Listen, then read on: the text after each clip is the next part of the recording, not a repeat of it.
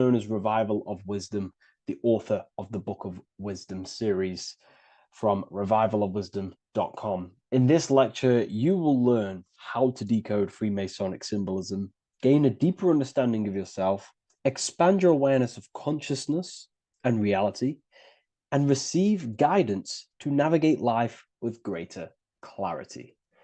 So today we're going to be breaking down this particular piece of artwork, this Freemasonic artwork, and how this relates to you and reaching a higher consciousness. Because ultimately, this is what it's about, okay?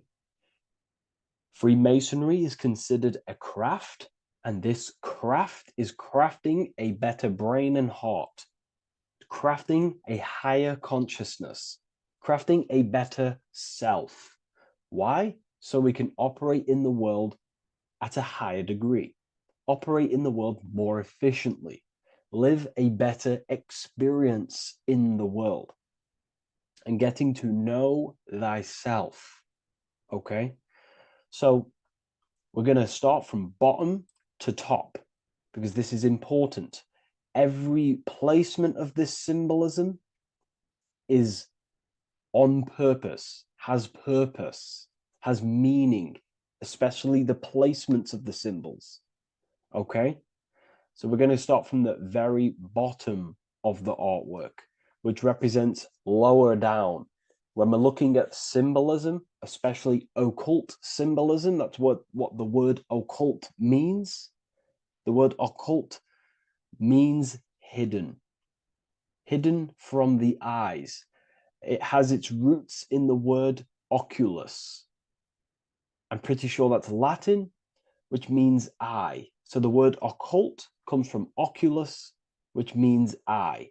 And the word occult means hidden, from the eye, the unseen, studying the unseen aspects of self. We're studying the brain. We're studying consciousness. We're studying the body, the heart. We're studying the self, the hidden aspects of the human psyche and the hidden aspects of self. Okay? Because ultimately, this is what gives you power in the world, depending on how you use that power, whether for good or bad, depending on the consciousness wielding that power. This is why we say knowledge is power. But I would actually say knowledge of self is power. Because when you know how you function, you gain power.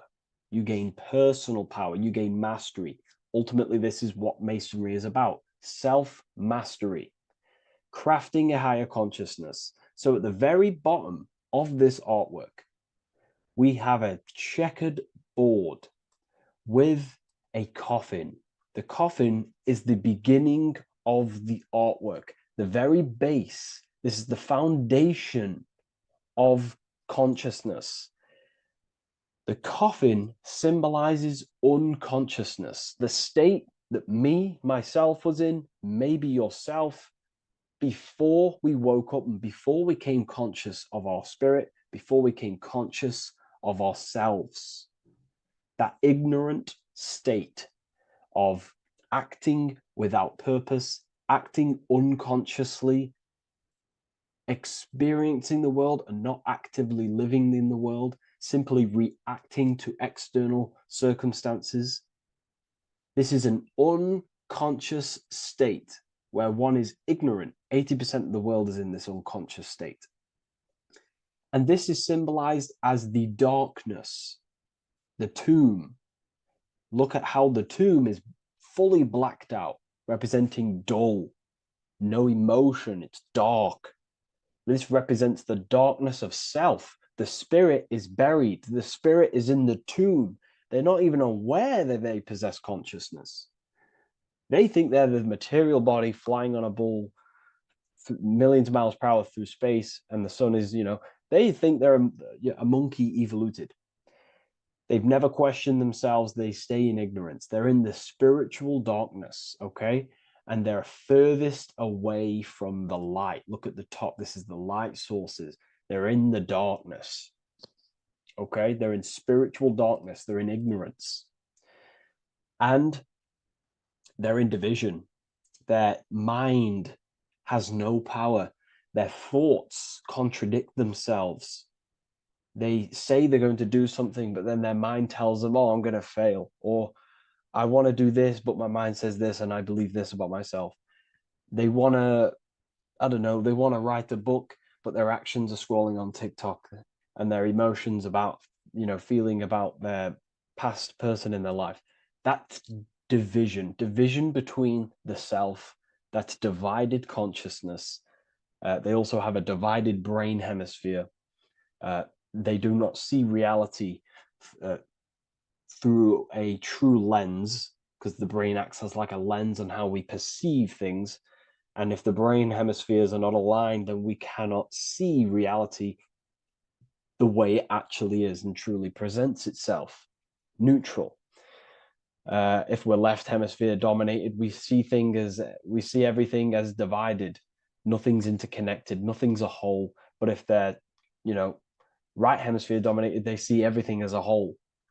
We need to look in the middle of that, okay? So we'll go into that a bit later. But ultimately, they're in a divided state of consciousness. They're in ignorance. But the tomb is symbolic of that. The tomb is, you're not even aware they are divided. They think everything's right in that state. I was like that. My family is like that. They're not even aware of themselves, and you try and say something to them, and they don't even know they're in division. They don't even recognize that they're in a bad, low earth base consciousness. Okay?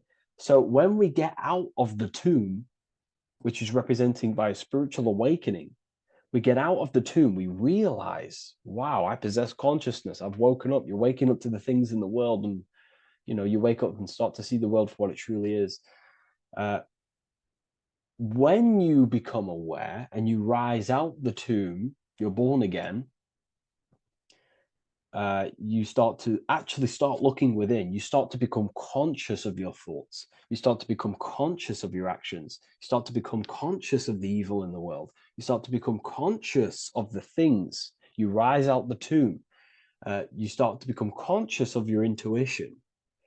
You then step on the checkered board. The checkered board is now you realizing you're in a divided state. Okay, so you're now putting down the ego, because remember, when you're in the tomb, the ego is fully in domination over consciousness, over your consciousness. It doesn't allow you to say that you are wrong. It doesn't allow you to think that there's evil in the world. It doesn't allow you to believe you have a spirit.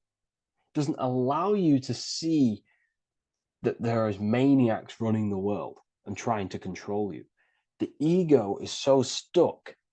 But when we start to realize this is part of our awakening, we start to realize that the ego is trying to keep us safe at all times and keep us locked in that state of thinking and believing that we were in before.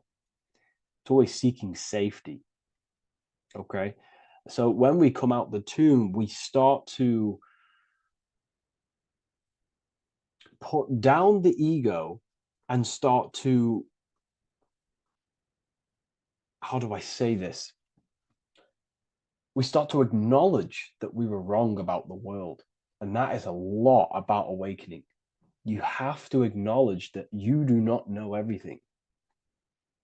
There are people with such higher knowledge. Okay? So when we come out the tomb, we put down the ego. We start to actually say, I was wrong about the world. I was a victim of mind control. I was in ignorance. I was in darkness. Spiritual dark. I'm divided. My thoughts, emotions, and actions are not aligned. My intuition and my action are not aligned. I'm not taking action on what I know is good. I'm taking actions against what I know is good. That's a sin. That's a sin against the spirit. Okay?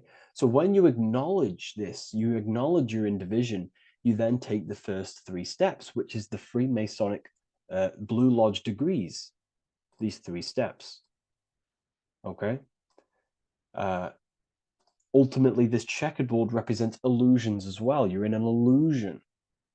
Okay, this is why we see it heavily used in the music industry. It represents base consciousness, base level awareness, 5 sense thinking. It represents you versus me thinking, walking down the street and thinking everyone's trying to hurt you, and it's always you versus me, judging people in your own mind. That's low thinking, lower thought. And not to notice squares. Squares are an unnatural state. They're an unnatural shape. We do not see squares or 90-degree angles in nature. It's the lower mind. So it represents base consciousness, base level awareness, only aware of the physical body, only aware of the 5 senses, never looked within. That is the base. And this is the foundation we have to rise up to the light from, up to higher consciousness.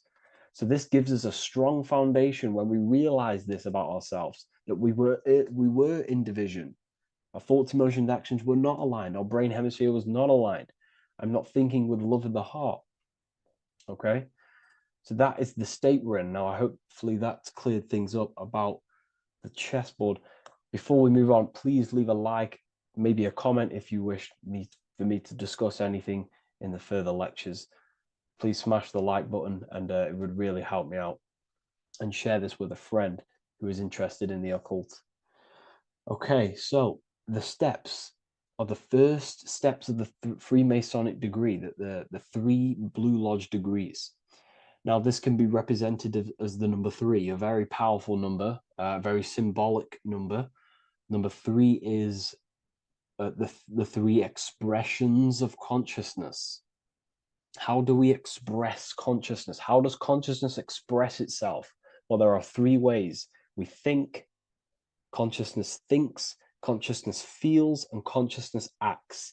They are the 3 expressions that we express our awareness and consciousness. So we're looking at thought, emotion, action. We're also looking at the 3 brains: the reptilian brainstem, the mammal limbic brain, and the neocortex.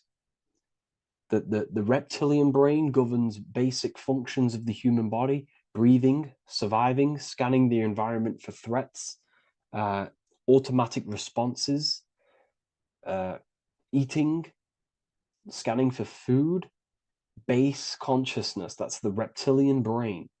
That's what most people operate their lives in, including myself before I woke up. I'm not trying to sound big-headed, but this is the truth.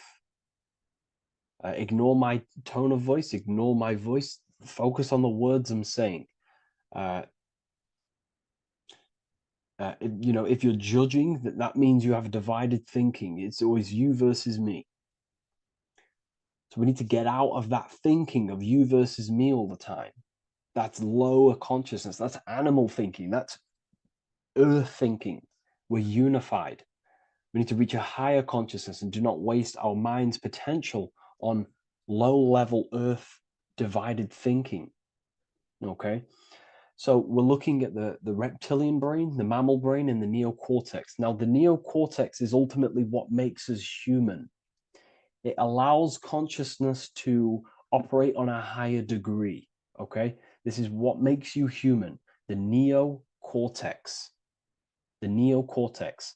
The reptilian brain, like I just said, governs natural survival instincts and the respiratory system, things along them lines of basic awareness, basic functions to operate and survive in the world, in the physical plane.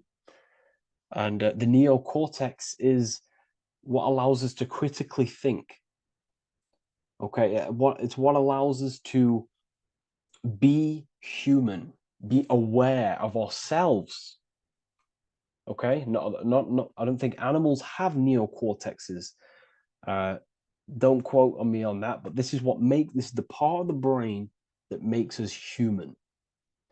And it allows us to think deeply, to create masterpieces like we can. Humans have massive potential in creation. Look at the world we live in. This is because of the neocortex. It allows us to critically think and self-reflect. Now, when we start to operate from higher thought, we start to think with higher thoughts, the higher parts of the mental dimension, we ultimately start using this brain more. We start functioning from the higher brain. Now, this is why Neo from the Matrix is called Neo, because he uses the he was in the reptilian brain.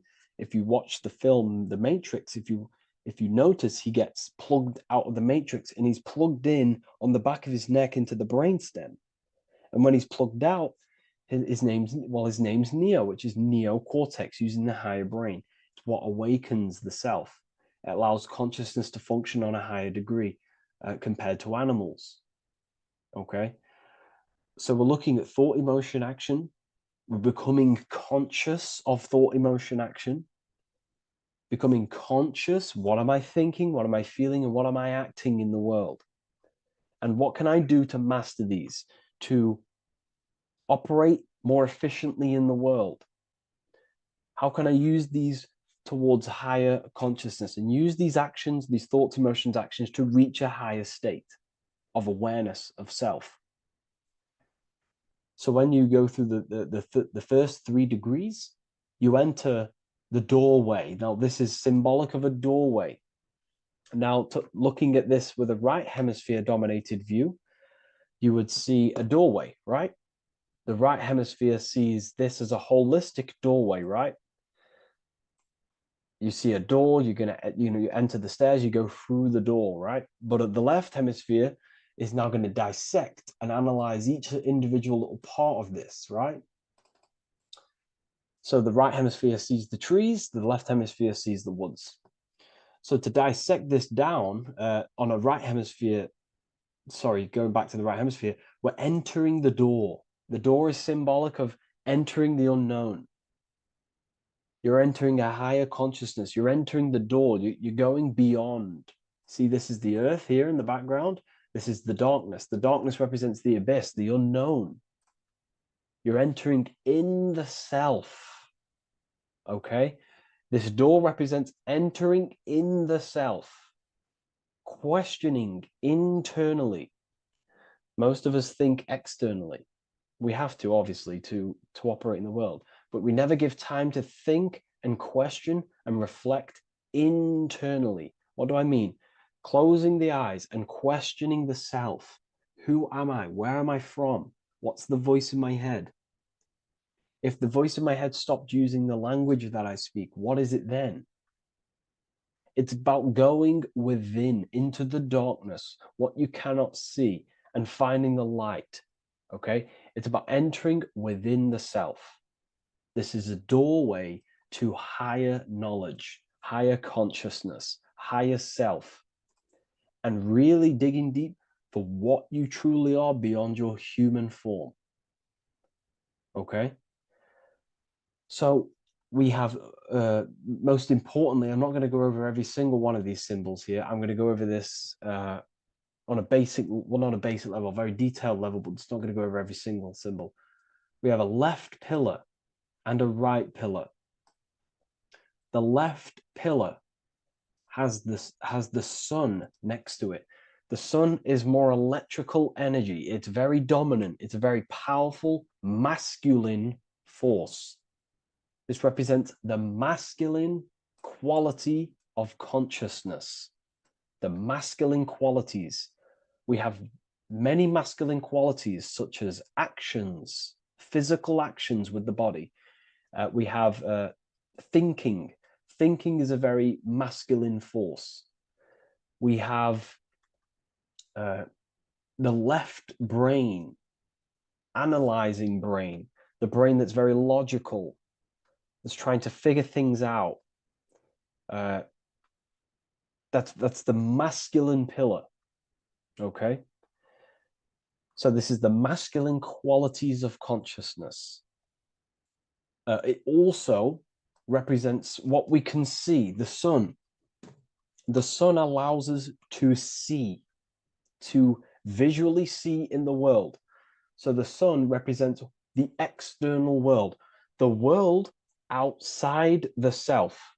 When we close our eyes, we have a self, an internal dialogue, an inner voice. We have an inner world, outer world. This represents the world we take physical action in, the material external world outside you. Okay? the world we can see. And then on the right pillar, we have the moon, which is associated with feminine qualities of consciousness. Now, the moon is in the night, what we cannot see. The moon is the nighttime.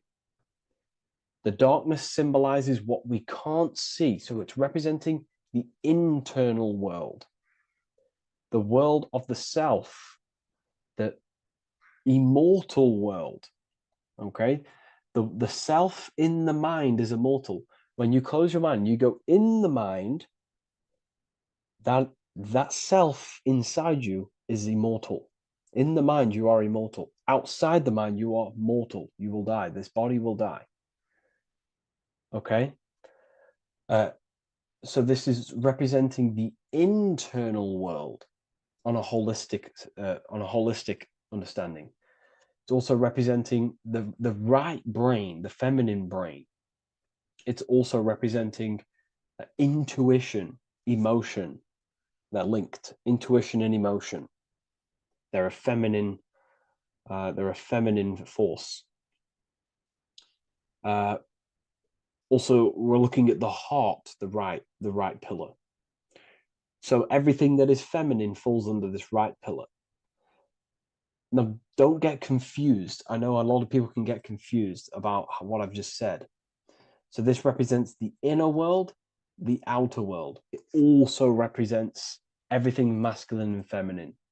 So thought is, although it's an internal quality, it would fall under the left pillar, because thought is a masculine force. It's a penetrating force.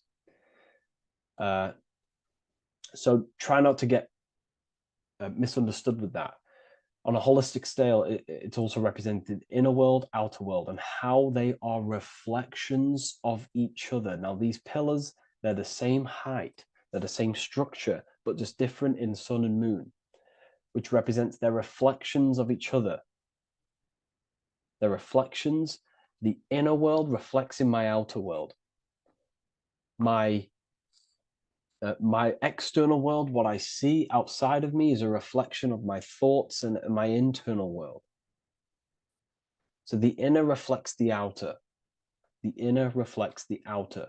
As within, so without. So we're also looking at the right and left brain. I've already gone over that. So what we need to do is build the bridge between the two to reach higher awareness of self. Because ultimately, remember, we're still divided. We came from the checkerboard, we entered up here, we've just entered within the self, started questioning the self. We're still divided. We need to build the bridge. And this is what they're crafting in Freemasonry. The bridge, the arc, the agreement, the great work. This is the crafting of aligning the left and right brain. We're also aligning intuition, feminine, with the actions. Because ultimately, the higher self is always guiding us. That's our true spirit guide. Our true spirit guide is our higher self. And the higher self ultimately exists in a higher dimension. This is going to sound crazy to some people, okay? But who you are is not your human body. And your higher self does not communicate through the language of the human material world. It doesn't communicate through English, doesn't communicate through thoughts. It communicates through intuition and communicates through dreams and symbolism. So it's all associated with the right pillar. This is the things we can't see. The higher self is always guiding us to awakening and to our purpose on the earth. Okay, so this left pillar also can symbolize what we're born into the world with, our circumstances, our external world. What are we born into? You know, our family, our current financial situation, where you're located in the world. So it's also symbolizing this. It's also symbolizing the qualities you bring here, the natural abilities you have when you're born, and what we need to do with our environment to ultimately reach a higher consciousness and reach our and transmute our environment we're born into to realize who we were and why we came here. Okay, so we need to build the bridge between intuition and action, and always take action on what we know and feeling is right at all times. That's unity consciousness. And when we do this, we gain the light. We gain more light, symbolic of more information of the self. Because the higher self is always guiding. It's always watching over. And it's always trying to give us knowledge of awakening, of why we came here. And when we take action on what we know and feel is right at all times, it's like a domino effect and a stepping stone that pushes you closer and closer towards your life purpose. Okay? We're also aligning the right and left brain to perceive the world in truth, to see the world in its true form, to see the world in what it actually is, instead of any distorted left or right hemisphere dominated beliefs or thoughts. We ultimately do that by acknowledging that, yes, you have a self, you have you know, the left brain is more ego, this like divided thinking, everything's separate, and the right hemisphere is more holistic. So we need to see the world in the middle of this, in the middle, acknowledging the self and acknowledging the collective consciousness, and how my thoughts, emotions, actions contributing towards myself and the collective. We always need to keep the collective in mind. Why? Because we are experiencing this world together. It's not just you. And your actions also have a ripple effect on the collective. We're experiencing the world as a whole as well. Yes, there's yourself and there's the collective. We need to think, feel, and act towards the collective and the self. So aligning our brain hemispheres allows us to do this. It allows us to think holistically and individually and see reality in this. And when we do align the left and right brain, what do? We gain higher insight, the eye. We build the bridge between the left and right pillars. We gain the eye. The eye is what? Insight. The eye requires light to perceive and see the material world. So this is symbolic. This is the inner eye, the inner self, consciousness. And when consciousness has light, which is symbolic of truth, knowledge, light is a massive symbol in Freemasonry. And light represents knowledge of self, information. And when we gain information and knowledge of self, when we align our left and right hemispheres, our actions take action on our intuition, we gain higher light, higher knowledge of self, ultimately. And this is why we also have the square and the compass. Okay?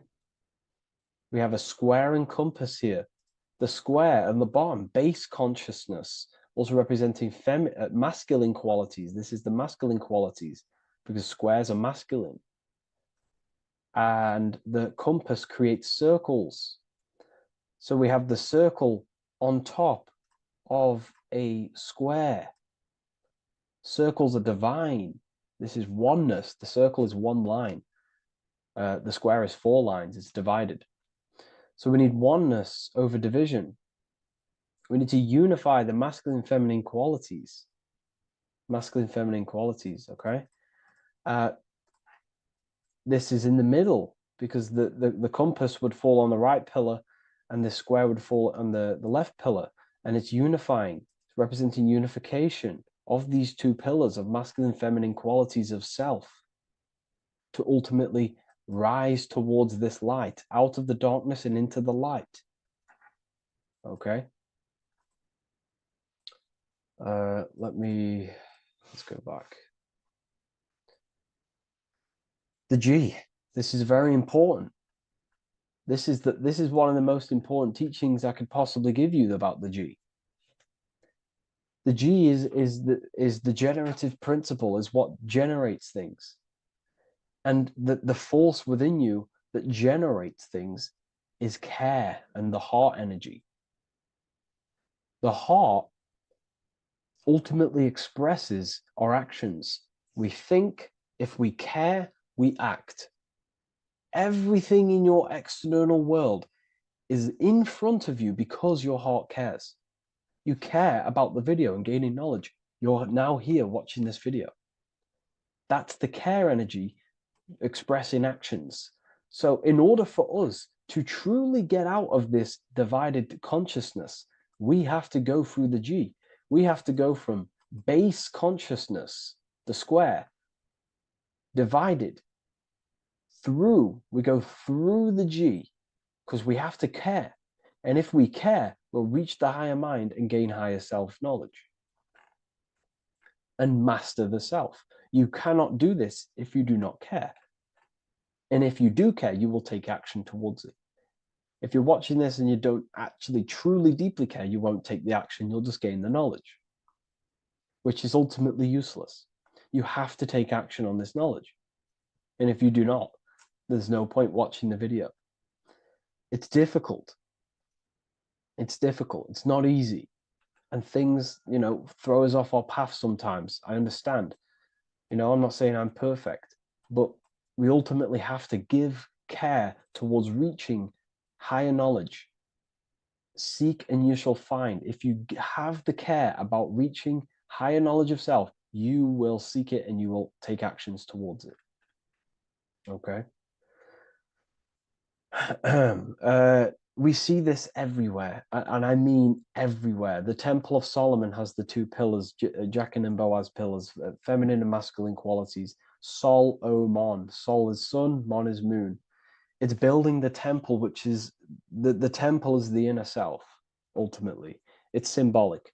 The temple's not a real place. The temple of self, building the Temple of Solomon and reconstructing the Temple of Solomon, is about reconstructing the self through masculine and feminine qualities. We see it everywhere.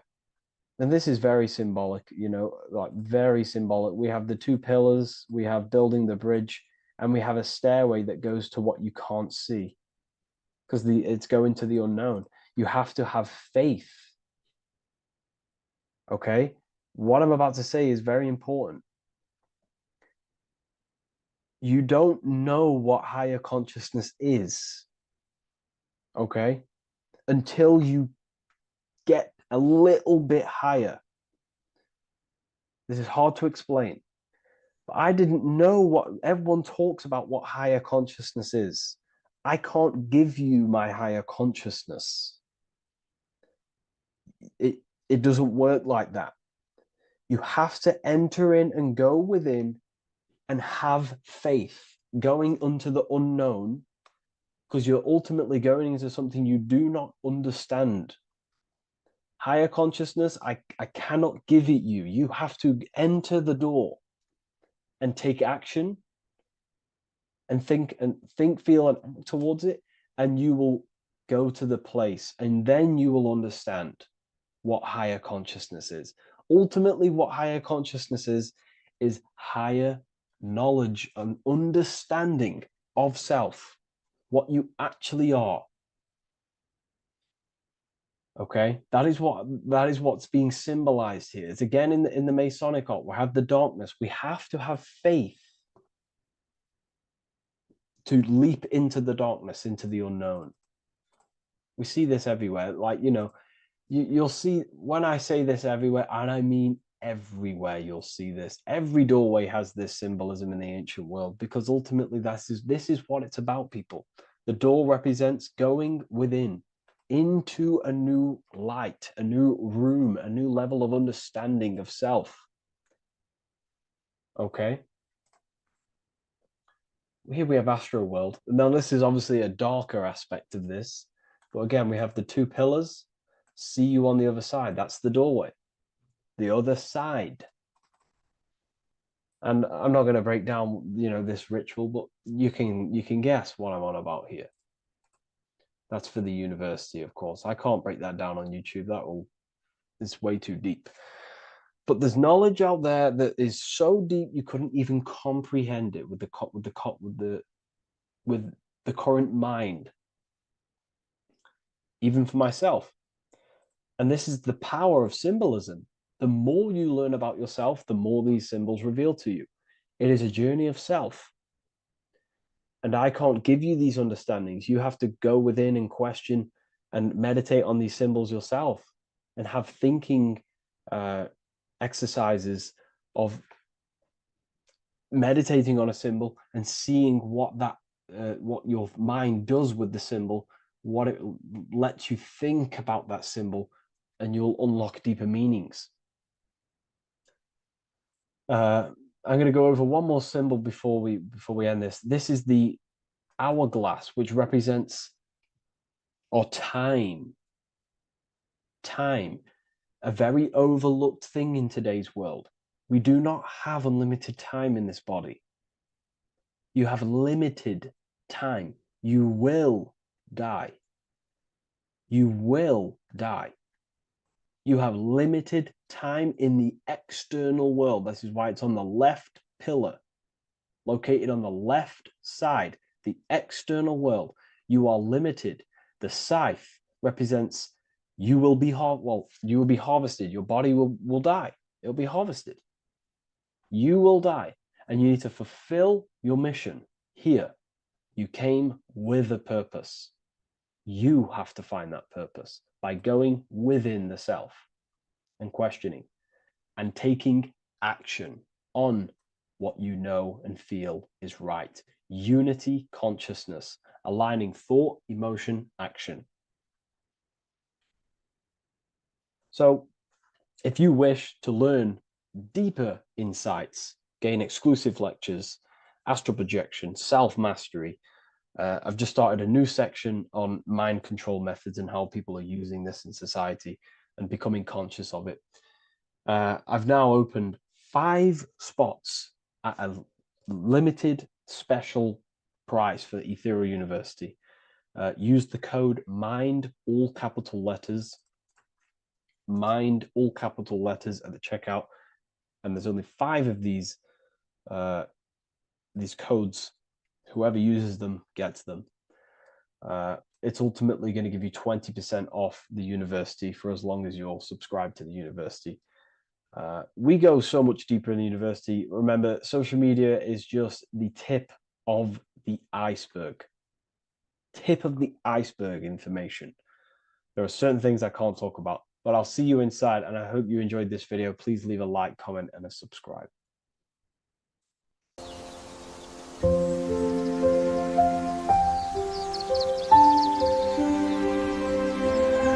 bookofwisdom.com. Visit today.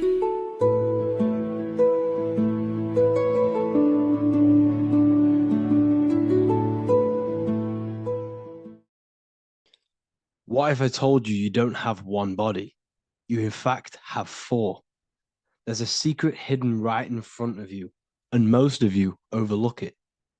And by learning these teachings today, this will change your perspective on life, on yourself, and completely change the conception of yourself. This is the key to your highest potential. If you stay with me today, you will find secrets about yourself that will change your life. But I warn you, once you step this path of esoteric knowledge, there's no going back. Once you see, you can't unsee. So stay with me, and we will discuss the 4 bodies of your soul and how you can master yourself to reach your highest potential. The first thing we must understand is that there is a sun. And just like the sun gives life to the earth, there is this life force within the sun that gives life to all matter. We must understand that that matter itself is dead. It has no life potential. It has no ability to create or destruct anything.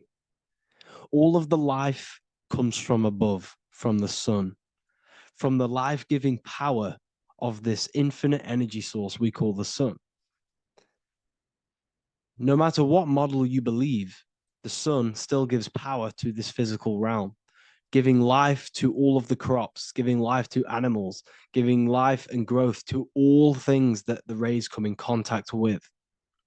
This is a macrocosm process. We must understand the teachings of as above, so below. This means that the macrocosm repeats itself in a microcosm form. Now, what do I mean? Humans are made in the image and likeness of God. You are a miniature version of God, a spark of the divine consciousness made in human form, in physical form. Just like the sun gives life to all physical matter and growth to all crops on the earth, your soul is a miniature sun. And your soul is giving life to the body. Your body is a miniature earth, which also goes through the cycles of the 4 seasons of the sun. We feel different in each one of these seasons. It's because our body does not only go through these cycles externally, but these cycles happen within ourselves, within consciousness. Your soul is the sun. The sun you see in the sky is an externalization of your soul. Your soul is the life force. You are the soul, not the body. And like the sun gives power to the earth, the soul gives power to your body. So first, let's look at the etymology of the word sun. The word sun comes from it's a Latin word solis or sol, which means the sun. Sol then became soul, sun, soul. And in fact, S-O-N and S-U-N in the old etymology dictionary mean the exact same thing. They are interchangeable. So when we look at the symbol of the sun, we look at a circle and a cross, which represent the 4 aspects of the sun, the 4 seasons of the sun: summer, winter, spring, and autumn. These are the 4 states of the sun. Like we said, this is why we get this symbol. You have the 4 states of the sun, which represent the 4 bodies of the soul. Now, this is where we get deep. Like I said, the sun you see in the sky is a macrocosm of your soul, an externalization of your soul. Just like your sun has 4 seasons, the 4 seasons within us are the 4 bodies. Our soul is incarnated and split into 4 sections. We have a mind, we have a physical body, emotions, and spirit. These are all interchangeable and they are all linked. In ancient alchemy, we have the exact same symbolism of the 4 stages of alchemy.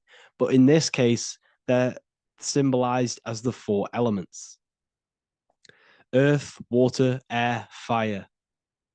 In this ancient alchemical symbol, we have the pentagram, with the top one representing the soul, ether. Our soul then has the 4 bodies, with the human here. We have the man, the eagle, the bull, and the lion. We see this on the tarot card, the Wheel of Fortune. The man, the eagle, the bull, the lion. We see this in Matthew, Mark, Luke, and John. The lion, the bull, the man, and the eagle. We see this with depictions of Jesus. Jesus, the man, the bull, the lion, and the eagle. These represent the 4 fixed signs of the zodiac: Taurus, the bull; Scorpio, the eagle. Scorpio was symbolized as an eagle. It's an ancient symbol. Now it's been changed to a scorpion, of course. Leo, the lion; Aquarius, the man. These represent the 4 fixed signs, which are 4 different elements. Taurus is an earth sign, Scorpio, a water sign, Leo, a fire sign, Aquarius, an air sign. Taurus is the earth, as above, so below. The earth is the physical body. Leo is fire. Fire is the spirit. Scorpio is water, which is the emotions. Aquarius is the mind, which is an air symbol. Air is the mind. That's why we call people airheads. Okay. So, what we're actually looking at here are the four aspects of our soul. We have the sun in the middle and the four bodies of the soul. This is what Jesus is symbolizing. Jesus represents you. God made flesh with the four aspects of the soul. The four gospels are all depicting Jesus in four different ways according to the different body of consciousness. The wheel of fortune are representing the four bodies of the soul. This represents the four bodies. Now, how are they four bodies? They are four dimensions of consciousness. The mind is not made of the same substance of the emotion. The emotion is not made of the same substance of the physical body. The spirit is not made of the same substance as the physical body also. They exist in four dimensions of consciousness. They are four bodies of our soul. And the most important teaching here is what I'm actually getting to, is the powerful one. This is what gives you power. Most of us live in chaos. Our mind is thinking of doing something. Our emotions are feeling something else. Our body is lusting and wanting to do something else. And our spirit's energy is completely off. Most people live in unbalance. None of these four bodies are working together. This is why we produce chaos in our lives. When these bodies are in balance, are not working together.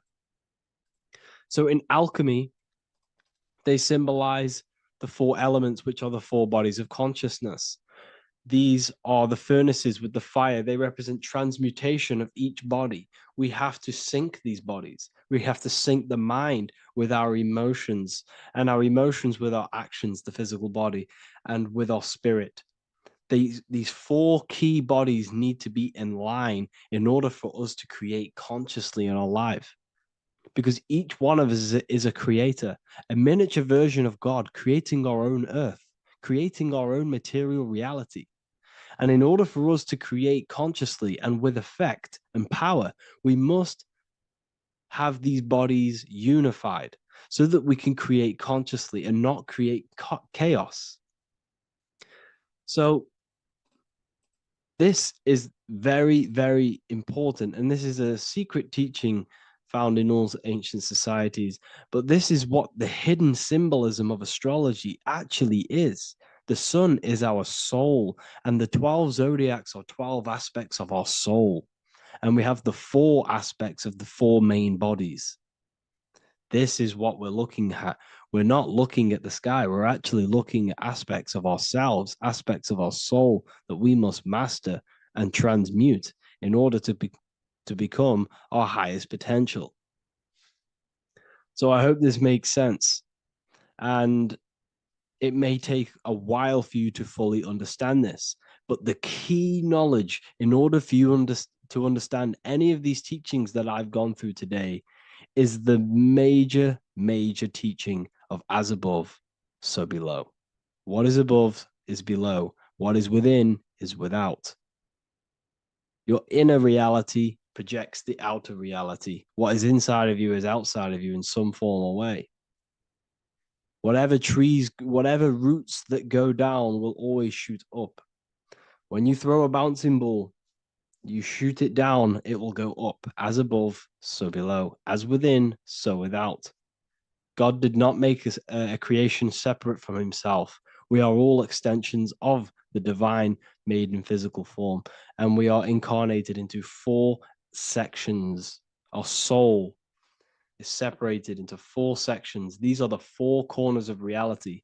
These are the four pillars of reality that we must control. So in order to access our soul in meditation, we must turn off these four things. turn off the mind, the emotion, the spirit, and the body. And then we access the soul. So I hope this video helps today.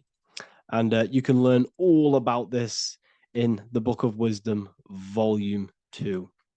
This book is a revolution in consciousness. I do not recommend everyone reads this book. This book is only for people who are serious and want to transform their lives. This book is a book that will change the scope you see reality. It will change your perspective on yourself because you will resonate with this. This book does not just give you information. It gives you a sense of well-being. It gives you truth, and you will find your power from this information. This information is not just information, it's a key to your path of enlightenment and transformation. So you can find this book in the description of this video. And if you are part of the university, I will see you on the live calls. Thank you, everyone. Please leave a like, subscribe, and a comment, and let me know whatever videos you want me to make next. Anything that you fail to understand or have any confusion with, I can make a video on it. So let me know in the comment section any reviews or anything I should do. Thank you all, people. Have a great day.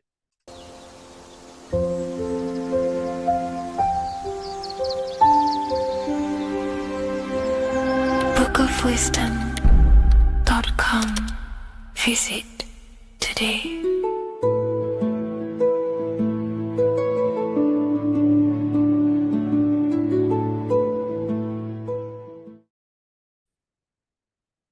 Hello and welcome to another video and another lecture from Ethereal University.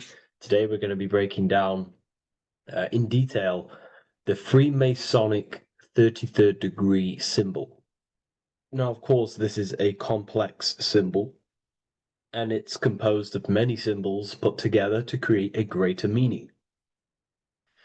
So, as you should know from my previous videos, a bit of context behind Freemasonry, what it particularly is, and I will give you a brief overview before we go into this. It's definitely important to know what Freemasonry is before we break down this symbol, okay? Because without the knowledge of Masonry and what it is, it's difficult to understand what the symbol truly means. So Freemasonry is all about building. The word Mason means to build. And we're either building with light or we're building with darkness. So that we have good Freemasonry, we have good Masons, people who want to spread the truth, people who want to help people awaken their mind and liberate them and bring them up to higher consciousness. Or we have Masons who want to divide, keep the knowledge to themselves, create walls, build walls in people's minds, construct illusions in people's minds for their own personal gain. Okay, so we're either building with light or you're building with darkness. You're either building with light or bricks, spirit or matter. God and the devil, same thing. You're either uplifting people or dividing people. Each and every single one of you is a Freemason. Well, a Mason. Not a Freemason, but a Mason. You are a builder. And you're either constructing division in you and other people, or you're either creating oneness. Everyone is doing this. Everyone is building. Everyone is contributing towards the world and building our reality. So Masonry is a craft, and that craft is to craft a better mind and heart, a higher consciousness, a higher understanding of the self, building a higher perception of yourself, getting to know who you actually are, why you are here. Every action, behind every single action, behind every single cause is choice. You chose to be here. Whether you know why you are here or whether you do not know. You chose to be here in this time, in this period of life on the earth. on this physical dimension. You chose, you, the mind of yours chose to be here in this body at this specific time. You are playing a role, you are building in this world at this specific time. So Masonry is all about getting to know the self, to know what you actually are through gnosis. Gnosis is direct knowledge obtained and extracted from direct experience. Knowledge extracted from direct experience. Knowingness. You know you have hands. You don't believe you have hands. You know you have hands. That's what knowing thyself truly means. To go within the self. To dwell in meditation for long periods of time. Not even meditation. To dwell, closing your eyes and thinking internally. Not thinking externally about anything outside you, but thinking and questioning internally, and you shall find answers. Seek and you shall find. If your heart is truly set on knowing, on getting to know true knowledge and knowing yourself, then you will find it. Okay, so because that's what the heart is. The heart is where we find our treasure. That's why it's inside of our chest. Our chest holds the treasure. What is your treasure? Your treasure is your physical manifestation. And whatever you act, whatever your heart cares about, your body follows. Your body takes action towards what you care about in life. This is why we say follow your heart, because your body follows the heart, what you care about. If you do not care about something, you do not take actions towards it. Whatever your heart loves and has that love energy for, the body follows. If you truly want to become enlightened and truly want to reach higher consciousness, then you will. You truly care for that, then you will find it. You have to go within. Okay, so this is what Masonry is about. It's about going within and finding out your true nature and constructing a higher consciousness by dissolving walls and blockages inside your mind and heart, purifying the self. Because you can care about sick and twisted things. Okay? We can see that in society. People like killing people. It's psychotic, but I know. So we can be corrupted. Okay, so going into this symbol, what does this symbol mean? What is it trying to portray? Okay. Before we go into this symbol, particularly, we're looking at the Scottish Rite Freemasonry. So we have the the first degree all the way up to the third degree is Blue Lodge Masonry. Then from the fourth degree of Freemasonry to the 32nd degree is what we call Red Lodge Freemasonry, the Red Lodge degrees. So again, that is that symbolism of that red and blue, the left and right, masculine, feminine, water, fire. It's that symbolism again of the two polar opposites of reality, of masculine and feminine qualities, solar and lunar, the left and right hemispheres of the brain, the inner and out world, inner and outer world, the brain and the heart. These are all polarities, okay? Spirit and matter. We have to unify these. But we're looking at the 33rd degree. This is the end of the Scottish Rite of Freemasonry, and it's considered the illuminated degrees. Illuminated. This is when one gets to know the true self, the true knowledge, when one has gone within, mastered the self, got rid of mental blockages, blockages in the heart, purified the self, and they know who they are. They have higher consciousness. And in this breakdown today, I'm going to show you how they have higher consciousness through this symbolism. Okay, so I was going to say something, but I totally forgot what it was. But anyways, we'll move forward with this symbol. Oh, that's what it was. Water melts. Well, ice melts at 33 degrees, symbolizing ice represents solid matter, ego, the physical body, left brain thinking, physical reality identification, identifying self with the ego, the name, the job, the reputation. That's the ice, that's solid, that's ego thinking, left brain thinking.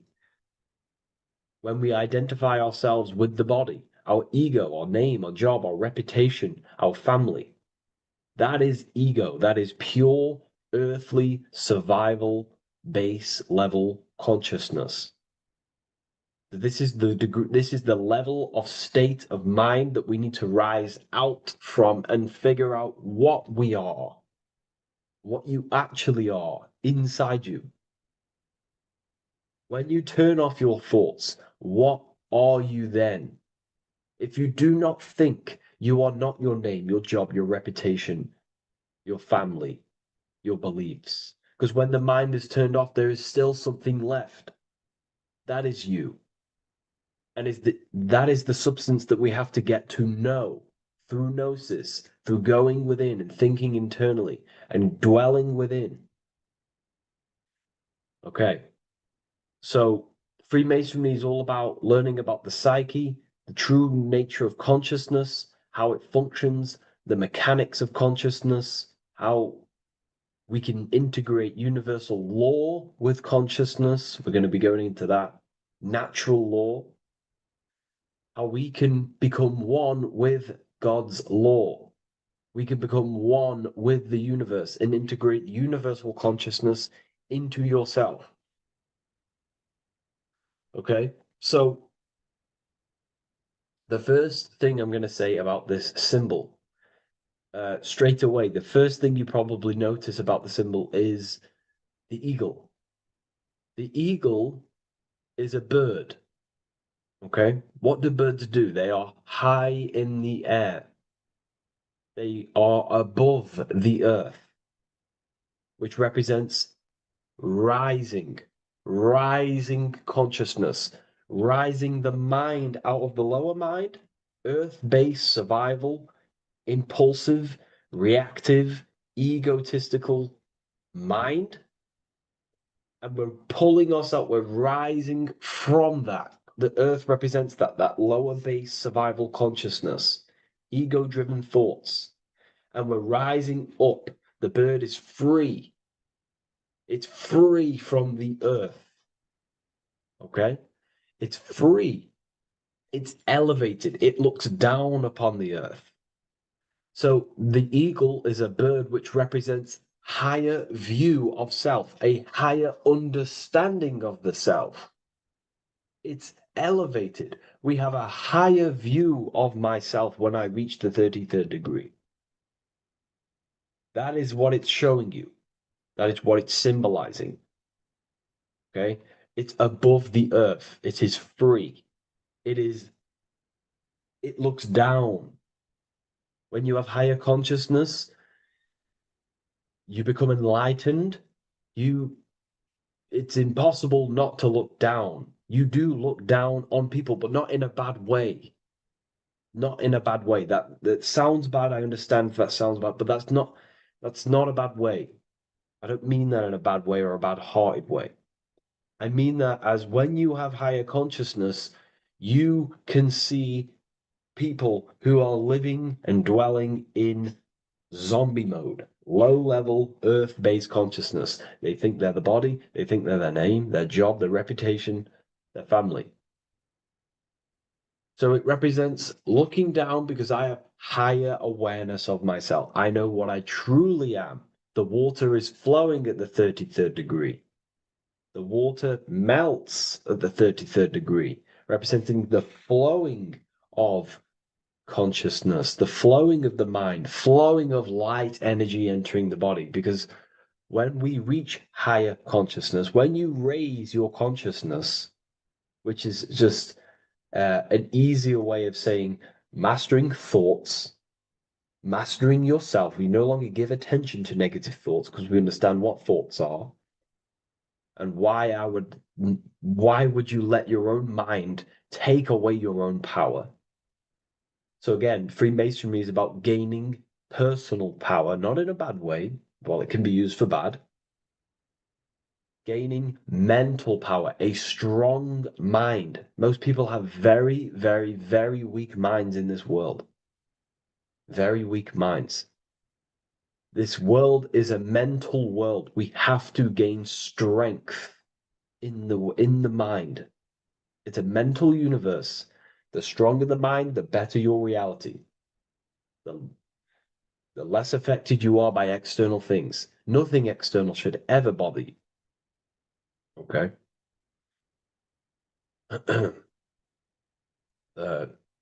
So it's about gaining mental strength, mental clarity. So again, the bird is elevated, it looks down, it has a higher awareness, it sees things from above, it sees the world for what it truly is. That's the eagle. Okay? It's the higher view. This is the illuminated degrees. So we're looking at now the sword. The bird, the eagle, the double-headed eagle is standing on the sword. Very symbolic. The sword is not above the eagle. The sword is below the eagle. The sword moves through the air. On a basic breakdown of the sword, it represents power. Power. Because if I have a sword, I hold the power over you. That's what it symbolizes. In war, you have a weapon bigger than someone else and more destructive than someone else, you hold the power. So it's a power symbol. To go even deeper on this, on its true meaning, the sword, I've already broke this down plenty of times. It moves through the air. It cuts the air. It's the mind. Air represents the mind. Water is emotion. Fire is the spirit. Earth is the body. So we're looking at the mind, the power of the mind. And the eagle is standing on top of this, representing, I am conquering my own mind.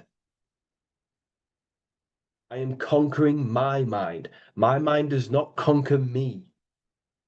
My mind is truly mine. I hold the power over it. I stand on top of my mind. The mind does not rule me. Thoughts do not enter my mind that take away my power. I think it, I feel it, I act towards it. It's unity. My mind is the monarch. It is the command center. It is mine. I'm above the mind. That's what it's showing here. I hold full control over this mind. I hold the power. Okay? And I have an elevated view of the mind. The eagle is elevated. It looks at the earth from above. It's the higher perception of the mind. The mind has a higher view of the self. It is conscious. Most people are not conscious. Okay? Most people walk around, they act unknowingly, they don't even know they exist. They don't realize they have consciousness. They think they grew from a monkey. They're born on a spinning ball in the middle of space, and they think they're the body. That is the level of earth-based consciousness. And it's saying, I hold the power. I hold my mind to what I want to direct the mind's forces to. I create with my mind. I carve reality. I shape my reality with my mind and thoughts and my intellect, my communication. Okay? That is what we're looking at here with the sword. It's on top, meaning I control it. When you stand on top of something, you are the top. You are on top of it. You hold the power. You rule over it. When you are the boss of your business, you rule the business. That's what we're looking at here. The sword needs sharpening. It always needs sharpening. You can't use a sword forever. You need to sharpen it. The mind will not stay powerful and strong and and aligned with what you actually want unless you continuously refine the sword. The mind needs to be refined or reminded. If you stop doing affirmations, the mind will fall back to old ways of thinking. If you constantly meditate, you constantly implant the messages into your subconscious mind, you constantly visualize, you are keeping the mind sharpened with what you want in life, what you are trying to create. And the mind will continue to think with that power, with them words, with them visualizations. If you fall off, if you stop meditating, you will lose control of your own mind. Okay, this is symbolizing you have to keep on top of the mind. You have to keep control. This is what the world is. The world is like Minecraft. You ever played Minecraft? You're a builder. Okay, what do? You control the man in the world. That's what you are. You need to control this body in the world. It's all about control. You are in a game. It's like Grand Theft Auto. You don't know how to use the buttons. You're going to create chaos, and you're not going to have that much fun in the world in GTA if you don't know how to work the buttons. Same with this world. You are in a world, and you need to learn the buttons of the body, the mind, the soul, the heart. How will these things function so you can actually live a better life and create what you want in the world? Aligned with natural law, of course, unless you want to walk down the path of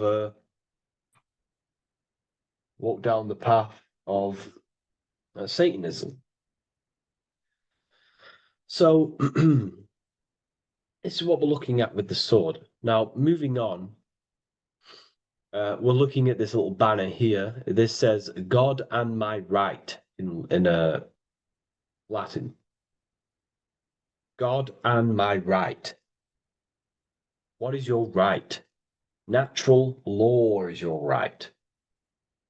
What is natural law? You already know the natural laws. We all intuitively know the natural law.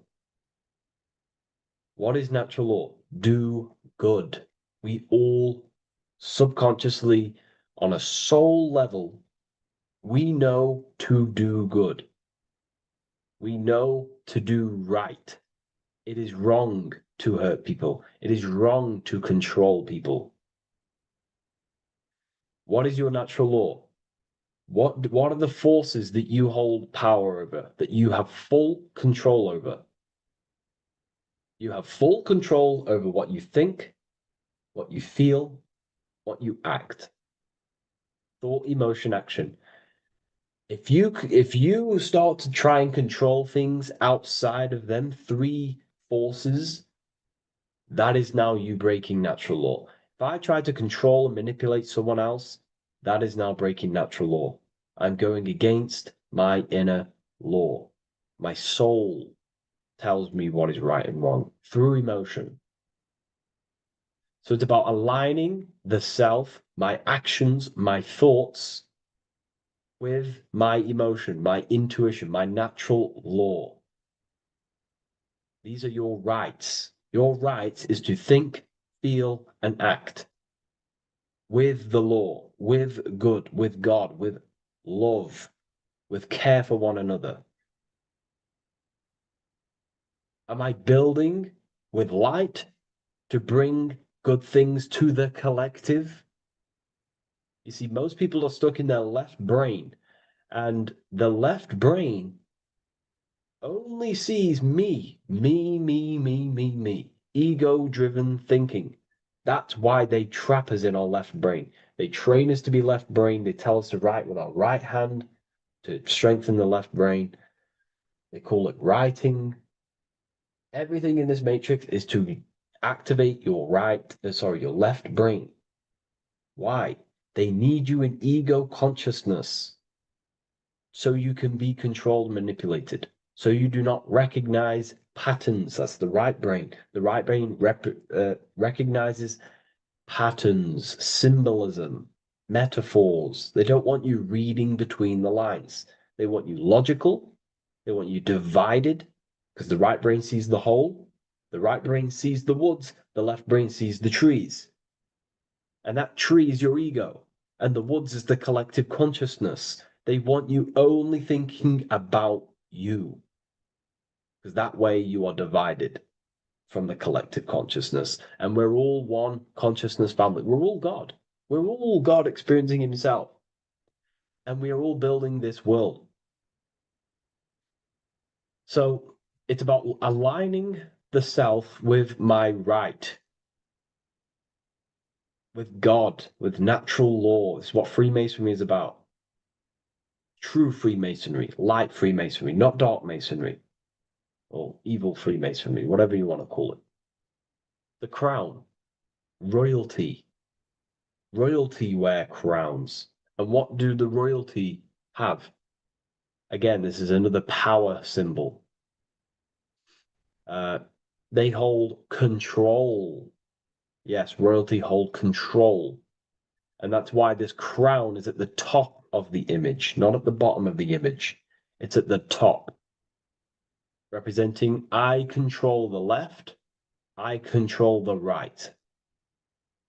I control my left brain and my right brain, the two eagle heads, the two views. The eagle has one eye on each side. It's looking, it's seeing. And that's symbolic of the left and right brain. We see, not physically see, but I mean perceive. We perceive reality with the left brain and we perceive reality with the right brain. And it's about unifying these two brains so we can see and perceive reality from a true lens. Because if we see reality only from the left brain, and a left brain dominated brain, we see everything as divided. But if we see everything from a right brain perspective, we see everything as whole. When everything is in the middle, you need to see reality from the middle. Yes, I have my own personal consciousness, and yes, there is a collective consciousness. So I need to balance between that. I need to see reality between the line, between the left and right brain, and align this worldview, and align my thoughts, align my actions with this. Because if you're left-brained dominated, you're only going to take action on ego. You're only going to take action on me. You're only going to think about me, me, me. But if you're right hemisphere brained, you're only going to take action for the collective, which is, yes, that's good, but you also need to think about yourself. Why did you come here? Your life has a meaning as well. It's not just about the collective, it's about you as well. But we need to balance this. You see? This is what we're looking at. The crown is in the middle, representing the balance, the power over the two. Okay?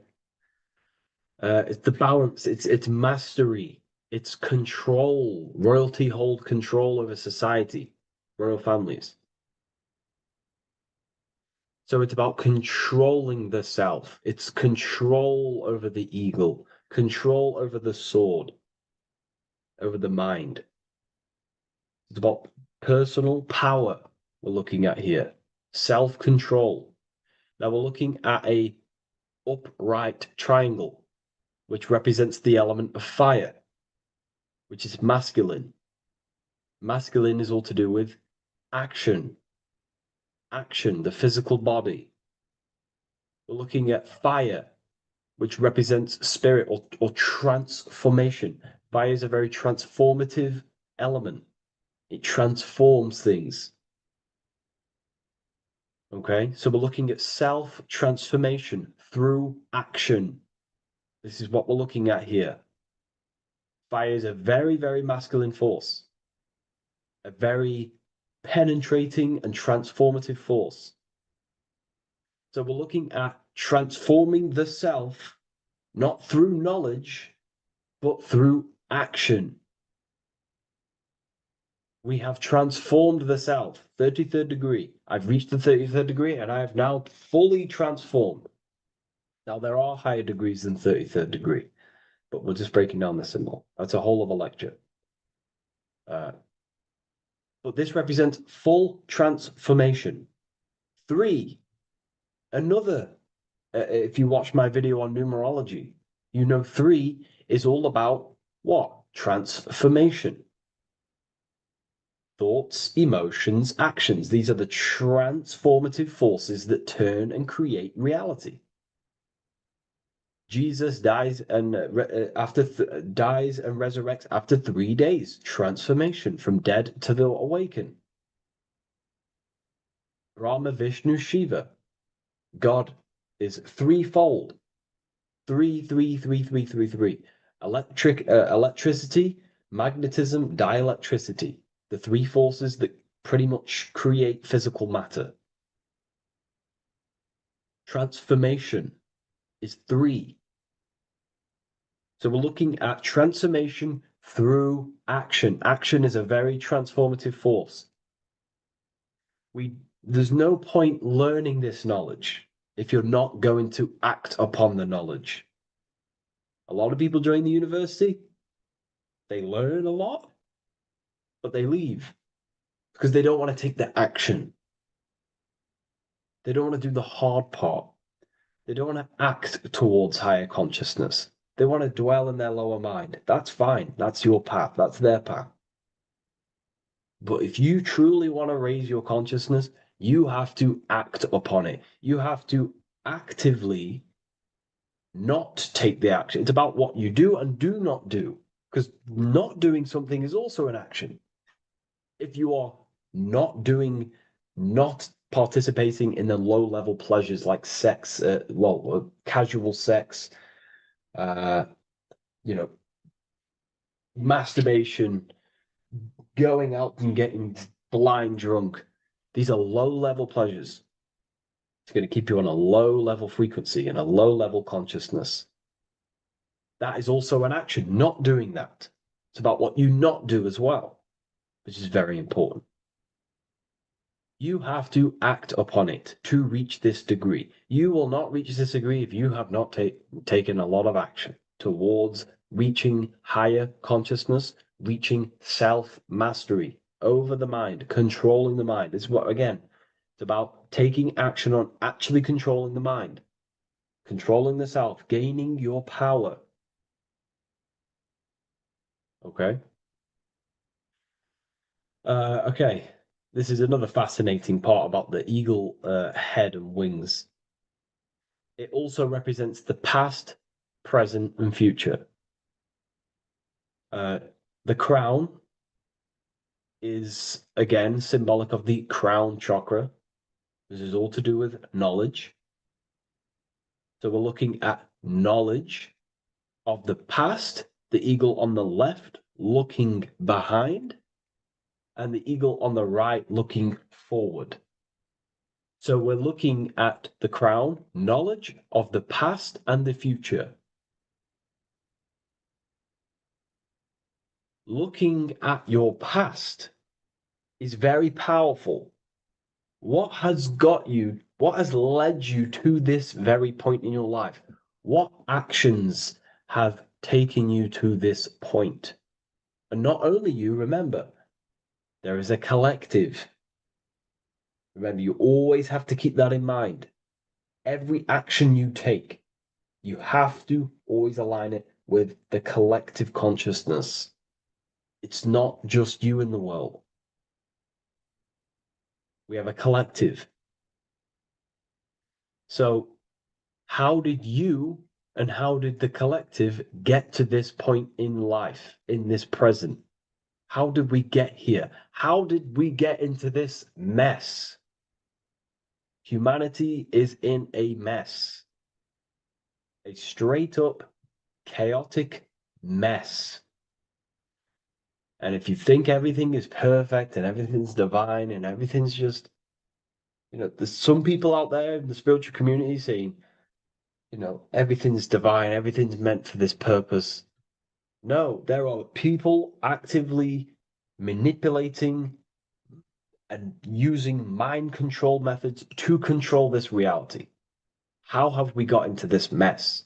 So we have to look into the past to analyze patterns so we can take action now in the present to change the future of the collective and your personal life. That's what we're looking at here. So the eagle looking left is looking in the past, representing analyzing the past, analyzing the actions in my life and the collective life. The actions that led to this mess now, to this state now. And what can I do now with my knowledge to change the future to a better future, aligned with, again, natural law, aligned with goodness, aligned with God, aligned with care and love for one another and the self. So it's all about knowledge of the past and knowledge of the future. And what I can do now to take action, the triangle pointing at the middle, which is the present, what can I do now to change the future? To create a better future, to transform the world. 33, transformation. To transform the future. Okay, this is what we're looking at here with the two double-headed eagles as well. Again, this is more art. This is a lot more complex symbolism here. But again, we have the Earth hemisphere here. And what? The eagle above.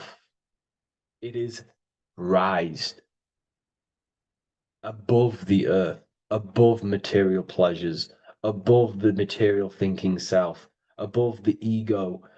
Not to say to get rid of the ego. We need the ego. But balancing, control, power over the ego, power over the two hemispheres of the brain, power over my past and my future, power over time. What am I using my time towards? Time is your spiritual currency. Okay? It's elevated. It sees things from a higher perspective. It is higher consciousness. We're also looking at the astral body. Birds on a deeper level represent the astral body. So symbols have layers of meaning. The deeper you get into the occult. So when you join the first degree, you get, a good interpretation, and the higher degree you go, the more deeper the symbol reveals. As the more deeper you know yourself. So we're looking also at the astral body, the light. What is the light? Light is a massive symbol in Freemasonry. It's knowledge, gnosis.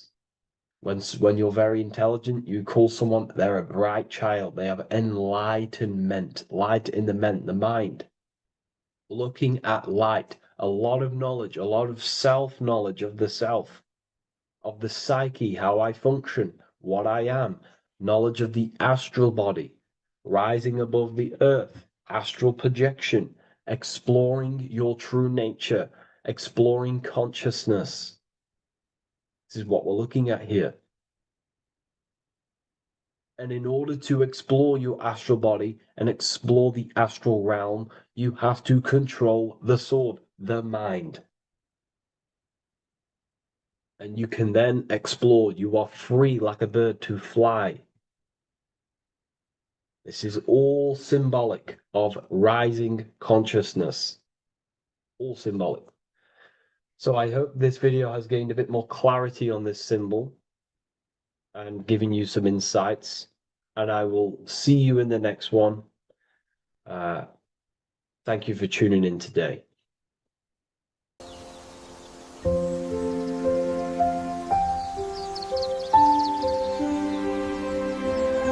Book of www.wisdom.com. Visit today.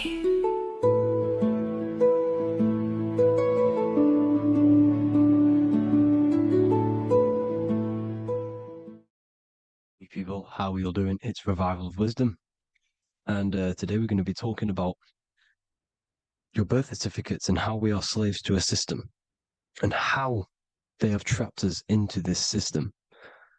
Okay, so the first thing you need to understand about this system is there are two types of laws. You have the law of water, which is admiralty law, and the law of the land. So the admiralty law is the law of water, and this is what money is. Money is water. This is why we say liquidity, currency, the current. A current is water, something moving through something. Cash flow. And this is why banks are called banks, because a river bank is on either side of the water and it directs the currency. You see? So money is water. And as you can see here, Ripple, the cryptocurrency, Ripple, water Ripple, and they're building a bridge over water, overseas, international banking with cryptocurrency.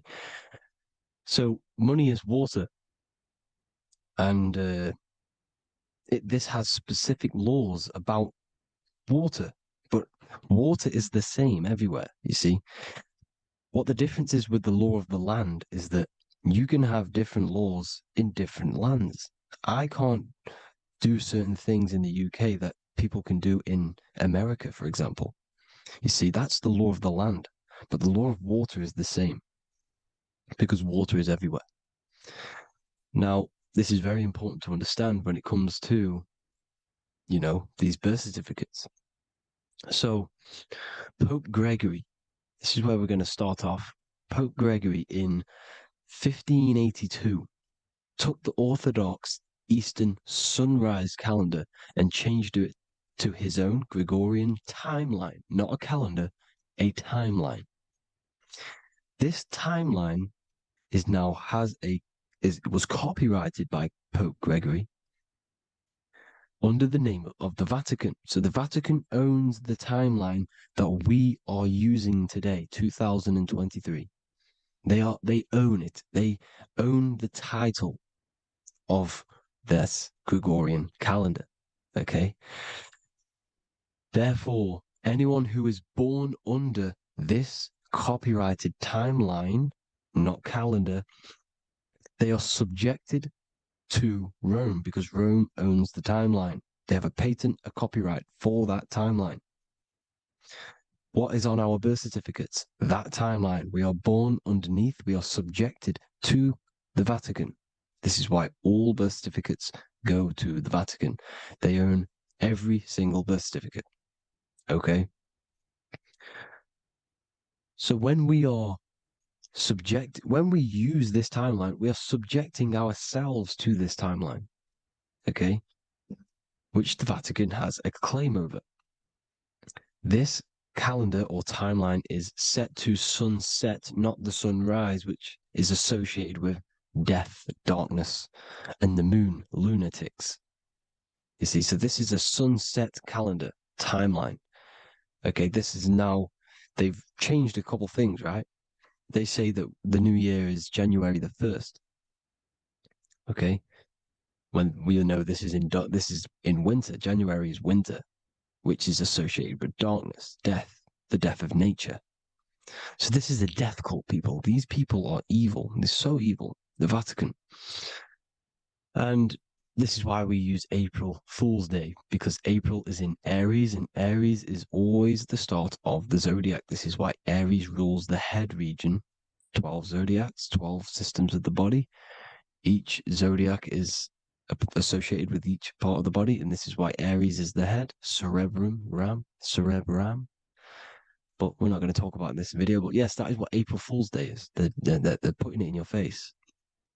April Fool's Day is the real start of the year, when the sun starts to rise again, when the risen Savior is resurrected, when it's born again. This is when the Jews celebrate the Passover. This is when the Christians celebrate the resurrection of Jesus, and they eat lamb. The Jews eat lamb because we're in Aries, the new year. The sun is now born again, our risen Savior, the light of the world. So yes, this is what April Fool's Day is. It's the first day of the year, which they changed. Pope Gregory changed. So you need to understand is that you are in the womb. You are inside of a ship, because every ship, literally a ship, every ship is female. This is why they say she delivers the product, because she does deliver the product, you, the baby. Same thing with a ship, they deliver products. They are a she. And when they pull up to the bay, like you can see on this picture, they're pulling up to the bay. This is now called the birth canal. The ship is now in birth on paper. Okay, this is law. And when they pull up, they tie up to the bay, and now they get a certificate of manifest certifying all of the products which are on the ship and what they are bringing into that nation. Okay, so you're bringing in this many of that, everything's on the certificate of manifest. And this certificate as manifest is also your birth certificate, because you are traveling through water when you are in the birth canal of your mother, because you are in water when you are in the womb. And you travel through the birth canal, and when you arrive, you get a certificate of manifest with the name, how many, the quantity, that's your birth certificate. Okay. And this is what it is. We are a well, we're not a corporation, but we represent a corporation, which is your name in full capital letters. That is your corporation. You cannot physically tax a body, but you can tax a corporation. This is why we get charged. This is why we get taxed, because it all goes down to the corporation, which our name represents, which we are subjecting ourselves to. We are my name. I am subjecting myself to this name, and that name has a corporation which I represent, which I subject myself to. You see, this is how we are attached to this straw man, this character that they have built on paper. So it's a character which is on paper. This is what we represent. So when the woman gives birth, she delivers the baby, and then she has another substance. Now I'm going to break down how they attach this name to us, how they do it. Okay. Our mother is carrying us the product in the womb, the water. And it goes, for example, from the United Kingdom into a state-owned, corporate, federal-owned hospital, which is government-owned. She does not declare the package when she enters the building. Aha, so keep that in mind. When she delivers the package in the federal territory, she does not declare the package either when she leaves. Therefore, there is no evidence that we exist when we arrive. On paper. On paper, there is no evidence that we came into the building or left the building. We have not been declared. So we do not exist on paper at this point. When the woman gives birth, she delivers the baby, and then she has another substance, which is called the afterbirth material. Okay? This afterbirth material has the same DNA as our physical body, with the body, mind, and spirit. Okay? This is how they get this corporation. Hold on. The afterbirth material does not get claimed by the mother nor anyone. Therefore, they salvage that substance, because we are under the Vatican. Every state is all Catholic. Your birth certificate is Catholic. No matter what religion you think you are, every single birth certificate is Catholic, because we are subjected to Rome. All roads lead to Rome. Rome runs all of this. Okay? We're still under the Roman Empire. Okay? So Rome are Catholic, and they believe in salvation. This is how religion comes into this. This is how they use religion to get this. So they salvage the afterbirth material, and they claim it, and they salvage it and give it and charge it to Rome. and they give it a name. Here's the legal term, born alive. Here's what it says. Each product of such birth is considered live, born, and fully recognized as a human person. So each product of such birth, so that could be anything, the afterbirth, the person who actually comes out, the baby. So your afterbirth, which we do not take with us, we take the baby with us, they keep that in the hospital, they collect the afterbirth, and they salvage it, and they give it the name, which, it is us. We are a representative to that afterbirth material, which they put the name on, they claimed, which is subject to Rome. So we are walking around our whole lives as a representative to that claimed salvaged afterbirth material, which the federal state have. Okay. We are under the Catholic Church, Vatican. Therefore, the afterbirth material is a child of God. See, on paper, therefore, they believe in salvation and salvage the afterbirth material. This material has no mother or father. The state pick it up. It becomes a war to the courts and gets charged to the state. So we are a representative to that character they salvaged because it is the exact same DNA as you. Subject is the name or the title, and the matter is the physical aspect left behind in the hospital, which represents us. You see? So now we're moving on to Unum Sanctum. Unum Sanctum was in 1302, a very, very important year. Very important year. Unum Sanctum says this is basically how they claim everyone in the world. So the Vatican had all this power, all this gold, all these people under them. They need to get a claim for them so then they can rule over them and make them slaves. So what they did, they created Unum Sanctum. Pope Boniface VIII did this. And it says, the spiritual man judges of all things, and he himself is judged by no man. The spiritual man, keep that in mind, unless he invent like Manichaeus, two beginnings, which is false and judged by heretical, since according to the testimony of Moses, it is not in the beginnings, but in the beginning that God created heaven and earth. Furthermore, we declare, we proclaim, we define that it is absolutely necessary for salvation that every human creature to be subjected to the Roman pontiff. So they are claiming us in Unum Sanctum, and it's in the vaults in the Vatican. They will put a spell on it because they are sorcerers, they are magicians. They put a spell on it, they lock it up, and whatever goes on that piece of paper goes. And this Unum Sanctum is claiming all of us. So what does it say in the beginning? The spiritual man judges of all things, and he himself is judged by no man. The spiritual man, the man with the body, mind, and soul, the first baby that comes out the birth canal.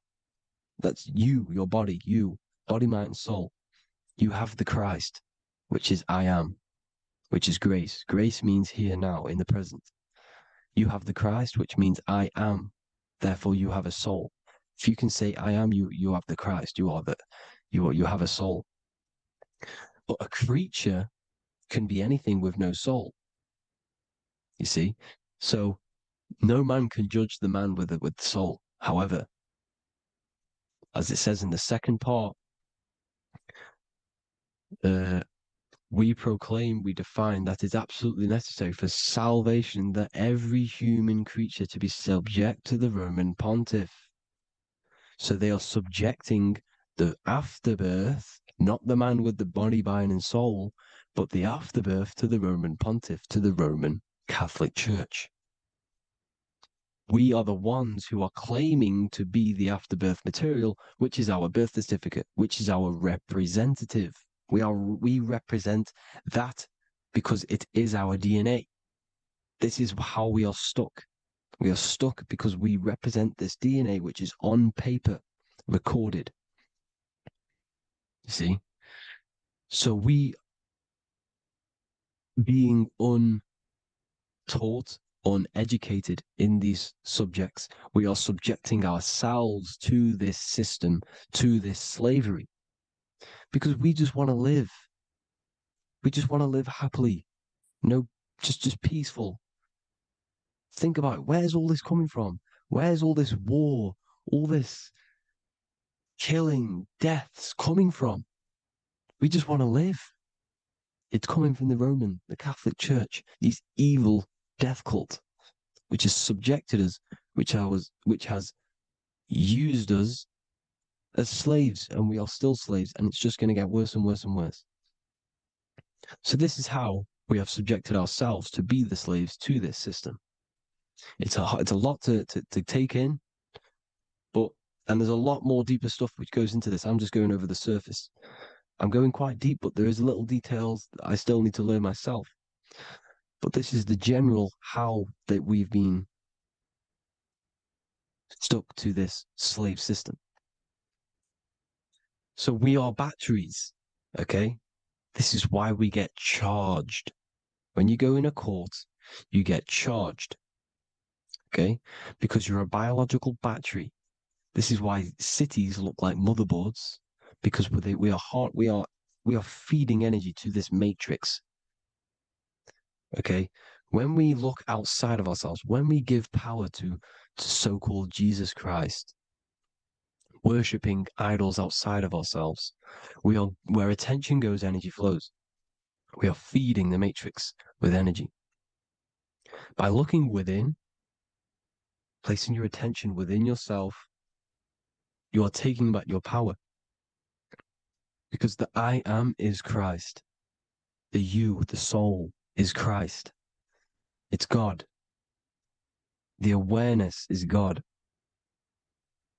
Okay? However, we are subjecting ourselves to this system. We're subjecting ourselves to this system and the feeding of our energy. So what we need to look for the future is that, think about it, with the end goal is to change our DNA, is to literally make us robots, transhumanism, slaves. This is why we have smart cars, smartphones, smart watches, smart meters, smart cities. And all of this is going to be connected by the smart grid, which is 5G. This is why 5G is rolling out. 5G is going to connect all of these technologies to one. It's like a big net system. And you know why they're doing this? It's because all of this is going to be connected through AI, through this 5G, and that 5G is going to be controlled by the elites.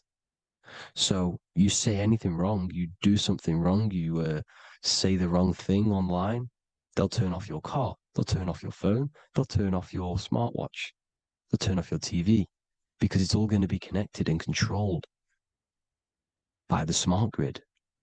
And this is what the Great Reset is, people. But they're going to trap us inside of these 15-minute smart cities, so we can't leave the area, because they're going to use climate change as a tool to enslave us to not travel because of so-called climate change and the fumes that we are putting into the air, which is all BS. They're doing this to push these new cities, to push all of it. But listen, they're trying to get inside of your body. The only way they can do that is to get you addicted and using this technology. First, they got on the body with the smartphone. Well, first of all, we use the technology. We get used to it with it in our hand. The next step for them was to get on the body, which is the Apple Watch, as you see down here. They have now successfully got onto the body. The next thing is to get inside of the body. This is the brain chip. You see how they've slowly lured their way in, slowly got you addicted to this technology, got you dependent on this technology. And what they're going to do is that they're going to mold society to be dependent on the brain chip. So in order, for example, if you want to go and pay for food, you're going to have to get a chip to pay for the food because it's all going to be digital money. And that digital money will be connected to the chip, and you'll need the chip to pay for things. You see? So this is how they're slowly transhumanizing us.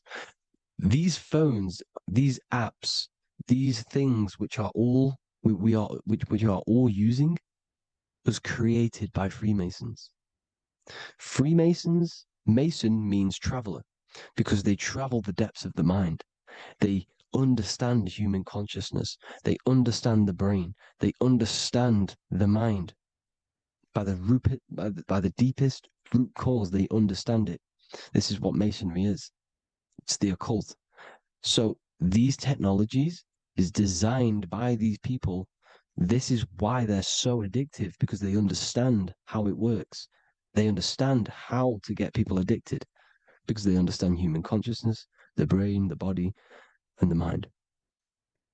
So this is the advantage Freemasons have over us. And these secret societies, which have gone through the orders of Freemasonry and progressed onto these secret societies, which are the evil side, because I'm not saying Freemasonry is evil, okay? But the societies which they go beyond Freemasonry, because you can go beyond the 33rd degree into these secret societies, and they use this knowledge for the bad, to enslave people. And this is what's going to happen. Transhumanism. So I hope you all learned some insight for today. Please do a bit more research on, the birth certificate and stuff like that, the straw man. And have an amazing day, people. Please like, comment, and subscribe. Peace.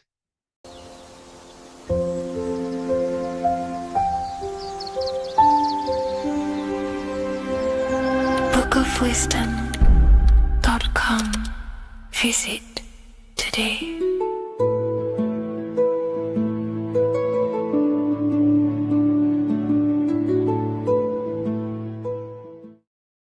In this video, we're going to be talking about the evolution of consciousness. You are born human, however, you possess consciousness, which is the awareness behind your being, the awareness behind your thoughts, the experiencer behind your five senses, the experiencer, the observer behind your thought, emotions, and senses. You are an eye, an invisible consciousness looking through a lens, which is your body. Your body produces this physical world that you experience. Your brain produces this world. Your brain and body is a technological computer. However, you are an infinite, ever-expanding consciousness behind this physical body. And there is an evolution of consciousness, a cosmic journey of expansion. And this is why we see so much pyramid symbolism in the occult and esoteric world, and especially within Freemasonry. Because the pyramid represents climbing, an evolution, a raising state of consciousness, a journey. Steps symbolize a journey upwards. This is the raising and the evolution of consciousness, our inner world. The transmutation of our inner selves, of our souls and consciousness and our minds. So when we see this pyramid, we're seeing a evolution, a way up to source consciousness. And the eye in the pyramid represents your source consciousness. It represents illumination. It represents divine guidance through this evolution of consciousness. This is why we see the ladder. Consciousness is ever expanding on an infinite journey of evolution. Each individual is a part of this cosmic process, contributing towards the ongoing expansion of both mind and awareness. As we evolve, we collectively explore deeper levels of existence, expanding the boundaries of thought and consciousness. The mind has the ability to expand infinitely into new realms of thought, into new dimensions of mind. The mind cannot be filled up. It is not a physical substance. The body can be filled up because it is a physical thing, but you cannot fill the mind. Therefore, the mind is constantly expanding, ever expanding into new fields of thought. So what we see in Freemasonry, the ladder, is again a journey, an elevation of consciousness. When we are born with an infant consciousness, and as we gain older, we gain an adult consciousness. Our inner world, our inner mind, and our emotional intellect changes and evolves. We are significantly different from when we were very young as an infant. It's because our consciousness evolutes, it changes, it alters like water. So just like this evolution of your own consciousness as growing up, there is consciousness of beings existing in cycles beyond our own. And their consciousness is unimaginably different from ours. They operate on a higher level of understanding and knowing, experiencing reality in ways that transcend our current comprehension. Our minds right now cannot comprehend the highest states of consciousness. There are entities, there are beings beyond our own, existing in higher dimensions of consciousness that we cannot comprehend because they have expanded. They are on a further way up the ladder of consciousness. However, we are all on the same journey. None of us can take the same journey. There is one ultimate goal, reaching source consciousness. However, this is always ever expanding. However, we are all on a different journey. There is one truth, one source, one goal. However, there are billions in different ways of reaching it, and we are all on these different paths to source consciousness, to this ladder, this evolution of universal evolution. Okay? Their awareness is attuned to new dimensions of existence, reflecting a more advanced stage in the cosmic journey of consciousness evolution. So when you take DMT, you are shot into these higher realms of consciousness where you meet these beings who look similar to these images. They are not speaking to you physically. They don't speak to you three-dimensionally through vibration and words. They speak to you mentally. If you have done DMT, then you know this. And if you have met these beings, then you know this. You might have even met some of these types of beings on mushrooms or any psychedelic drugs. Because ultimately, when you take these mind-altering substances, it's altering your consciousness. It's merging your consciousness with the spirit of that substance. And you are essentially attuning your mind to higher dimensions of consciousness. That's why we say we're getting high when we take these substances. Therefore, when you meet these beings on DMT, you are essentially meeting beings who are attuned to higher dimensions of consciousness, and they speak to you mentally. They speak to you telepathically through thought, because the universe is mental. Everything exists within the mind. The way you are now, your physical existence, is a state of mind. Mind, thought creates matter. Spirit and matter are two opposing ways of thinking. If we have a very spiritual mind, we have an expanded mind, we are a spiritual person through the mind. However, if we have a very low state of consciousness where we think about food, sex, lust, and all physical things, then we have a physical consciousness. Matter and spirit are two opposing forces, two ways of thinking. The mind attunes itself to different levels of understanding in different dimensions. So, essentially, this is what we're looking at. The body is a vessel for the fluidic, formless consciousness, a temple that houses the essence of our awareness. While the five senses are limited to perceiving only the physical plane, the mind transcends these limitations, capable of perceiving the full scope of reality. It is through the mind that we access deeper truths beyond the material, tapping into boundless nature of existence. Physical existence is a thin band, a thin layer of reality. It's like 0.001% of reality. And your five senses are only tuned into this layer of reality.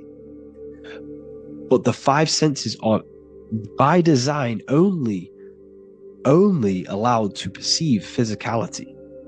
But the mind has the power to expand beyond this physical five sense state. The mind has the power to expand and evolute. It is a conscious decision whether you want to take this path or not. You can stay in a three-dimensional way of thinking, or you can expand your consciousness from within. It's not an external journey. There is no God going to save you. You must save yourself. Therefore, behind every single one of these eyes is the same source consciousness. However, we are all different cells in a different journey. The organs in your body, the cells in your body are all alive. They all possess same consciousness, universal consciousness. However, we are all on a different journey of evolution. As above, so below. As the baby is in the mother's womb, when the baby becomes conscious, there is a world outside of its mother. What does it do? It presses and seeks a way out to be born in the other world outside of its mother. It is the same with your consciousness, your mind. When your mind becomes aware that there is realities beyond the immediate surroundings, it seeks a way out. And this is exactly what I'm doing to you now. I am now expanding your mind and telling you there is other ways of reality. There's other dimensions of consciousness which you can access through inner transmutation, through different ways of thinking, spiritualism, and meditating and connecting with yourself and detaching from external things. We can upgrade our consciousness. Your body is a womb. Why Jesus says you must be born again to see the kingdom of God, because you are born physically and then you must be born again spiritually, awakening your inner consciousness. So like I said, as the baby is in the womb, it's the same principle. As above, so below. You were a baby, you were in your mother's womb, and you figured out there is a world outside of your mother, so you seek to weigh out your mother to be born in another world. It's the same now. You must do this now. This is your spiritual evolution. This is the evolution of consciousness. It's ever expanding. When you die, this is a transition. You must learn to not fear death. This is another part of your spiritual journey. You must master death. Therefore, like I said before, the mind has limitless capacity to expand into new realms of thought, continuously exploring uncharted ideas and concepts without boundaries. The mind can ever expand. It can never be filled. It can never ever know everything. There is infinite fields of knowledge, infinite fields of thought. Your current state is just one stage on an infinite pathway. You won't remain human forever. The human experience is a crucial phase where we learn to balance polarities, master the fundamental laws of the cosmos. It is a period of growth and transformation, preparing us for the next stages in our cosmic evolution. The goal is to strive for perfection, yet the true perfection is unattainable. It's like a tunnel, and there is a light at the end of the tunnel. And as you walk through this tunnel, the light is ever moving backwards. You should forever seek to meet that light, but you will never meet that light because consciousness is ever expanding. You should strive for perfection, yet knowing that perfection is forever unattainable. The journey is endless, with each step revealing deeper layers of understanding and experience. The pursuit of growth and expansion is itself the essence of our evolution. You can find all of this knowledge in the amazing book that I have read for years. I have read this book, The Emerald Tablets of Thoth, the Atlantean, by M. Dorial, translated by M. Dorial. I'm telling you now, this book, now that I've told you this, you have some context on the book. The whole book is about evolution of consciousness. He's talking about higher dimensions beings. He's talking about how you can transcend this physical plane. It is truly the most amazing book you will probably read. One of the best spiritual texts you'll see. It's hard to understand. So you must read it over and over again. And the more your mind progresses, like for me, I read this every couple months. And the more I learn about consciousness, the more I expand my own consciousness. And every time I read this book, I pick out something new that just completely blows my mind, because you can only understand this book to your level of consciousness, to your level of understanding. So now that I've told you all this information, go and read this book and it will absolutely blow your mind. And so will the Book of Wisdom Volume 2, which is now available. I released it the other day. I'm just going to read a page out now. This page is called Spirit and Matter. The Earth is not merely a dense, lifeless rock drifting through space. It possesses spirit, a living essence that animates its form. But what do we mean by spirit? Spirit in esoteric terms refers to the energy, the life force, animating the principles infused in matter. So essentially, what this page is talking about is how everything has spirit, consciousness within it. You are the middle, you are spirit and matter. You have the ability to expand your mind to the God self and raise above our animal instinct, our material self, and know the divine and expand. Animals cannot do this. Animals are not self-aware. Humans possess self-awareness. We can observe our consciousness. We can say, why do I exist? We can look in the mirror and know that we need growth. And this is what Anunnaki means. Anu means above. Anu was the supreme god of the sky, which is a metaphor. He represents spirit above, heaven. Anu came down to earth and married Ki, the goddess of the earth, which represents matter. It's a myth, it's an allegory. Anu married Ki and gave birth to the Anunnaki.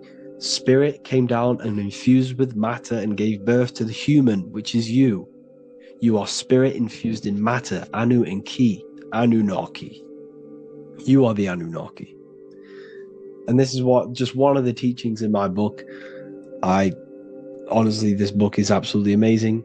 If you truly, truly want to expand your consciousness, give this book a read. And obviously, if you're inside the university, I give you this book for free. A paperback version. If you join the university, follow the steps inside of the general chat, you'll be able to download this book. Sorry, not download it. Order a paperback for free. All you have to do is pay for the shipping. You'll also gain amazing knowledge inside of my library, where your mind will just be overblown with the amount of esoteric books. There's over 45 rare occult books, plus you get a PDF of the Volume 1 and Human Health Guide. You get reoccurring updates where I expand on symbolism, occultism, where you will just feel absolutely amazing once you understand esotericism in yourself. You'll also learn how to create the dream reality that you want with the Manifestation Mastery course, where I teach you how your consciousness creates reality. You'll have a real lectures where I post lectures on symbolism, occultism, esotericism. There's a conscious community and live calls and Q&A where you can ask me questions and I'll answer your questions. I just want to say thank you to everyone who has joined the university. Thank you for even liking and watching this video. Any support I just appreciate every single one of you. Please, if you can, leave a comment and a like on this video and let me know any videos you want me to make in the future. And I will start uploading a lot more to the YouTube. So yeah, thank you all for tuning in today. Have an amazing day.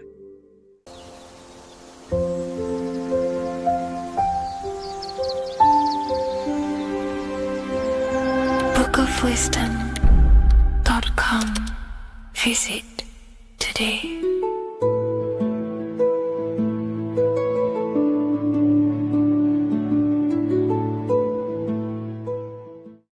What if I told you that the pentagram can unlock the secrets of creation and make you manifest any reality you want? Hence why the pentagram is used heavily in magic and witchcraft. We have to understand that the pentagram has been heavily demonized. Religions, churches claim that this symbol is associated with Satanism and witchcraft. I personally believe this was intentionally done so that people do not gain their personal power over reality and their life. The pentagram reveals so much about you and it is one of the most important symbols to understand inside the occult studies. It is one of the most common symbols that you will see across all occult esoteric orders and different occult traditions, such as Freemasonry, Kabbalah, Rosicrucianism, alchemy. You will see this symbol everywhere. And in fact, you even see this symbol, the pentagram, on old church buildings, statues of Jesus next to church buildings. You will see this symbol used by Christianity itself, which is very contradicting about the church. But I'm not here to tell you to think anything. You can simply take this information with a pinch of salt and see if it benefits you. The pentagram used by the early Christians was said to symbolize the 5 wounds of Jesus on the cross. But this goes much deeper in an esoteric explanation. The pentagram ultimately represents the 5 elements of creation. All creation falls within these 5 elements. We have spirit on the very top, then you have air, water, earth, fire. This is the correct placement and order of the elements. Air is always on the left, water is always on the top right, earth very bottom left, fire bottom right, and spirit placed on the tip point of the pentagram. It's a 5-pointed star drawn with one continuous line. But this actually reveals much deeper things, and we're going to be going into how to use this symbol for magic and creating your reality towards the end of this video. But now we're going to give you a basic understanding of the pentagram. It's showing you the 4 physical elements symbolized as triangles and spirit symbolized as a circle. The 4 physical elements are made out of the base element, spirit, or what the ancients call ether. Ether is the underlying base of all physical matter. This is the substance that animates physical matter with life force. All physical matter has its origin in the etheric substance, or spirit, what we want to call it. It is simply the life force that animates the physical thing.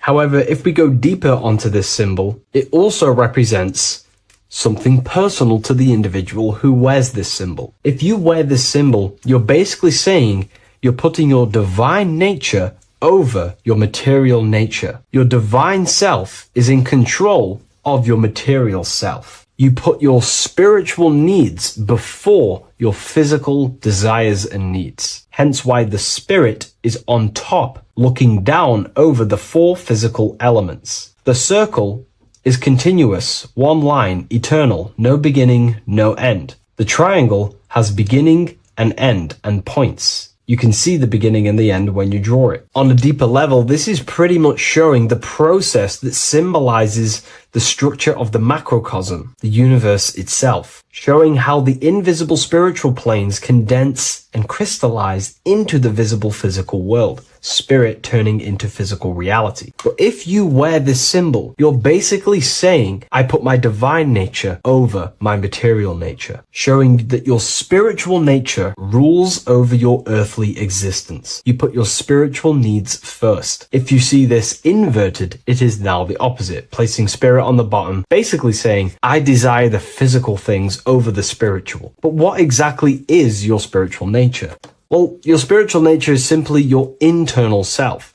You chase things that are immaterial, such as knowledge, love, experience, expansion, gnosis. These are the qualities of spiritual things that the spiritual person likes to chase and desire, instead of desiring the things that are temporary in the material world and never actually lead to fulfillment. True fulfillment is by chasing spiritual things. God, the nature of creation, the self, gnosis, knowledge. But if we go even deeper, this symbol ultimately represents how reality is created. Hence why this symbol is heavily used in Kabbalistic magic and so-called witchcraft. We are all magicians. Each one of us are creating reality. There are just certain ways you can actually create reality by becoming conscious of them. By becoming conscious of the elements and the qualities of the self that actually create your experience in your life in the present moment. If we look at the pentagram, we see that when you draw a pentagram, it is one continuous line. It is one expressed in 5. The order of the elements are very important. Spirit at the bottom, fire at the bottom right, and so on and so on. Because this is showing you the descent of the spiritual into the material, the invisible crystallizing into a material reality. As you can see when you start to draw the pentagram, you see spirit at the very top. You're descending down to fire. Fire is the closest element to spirit.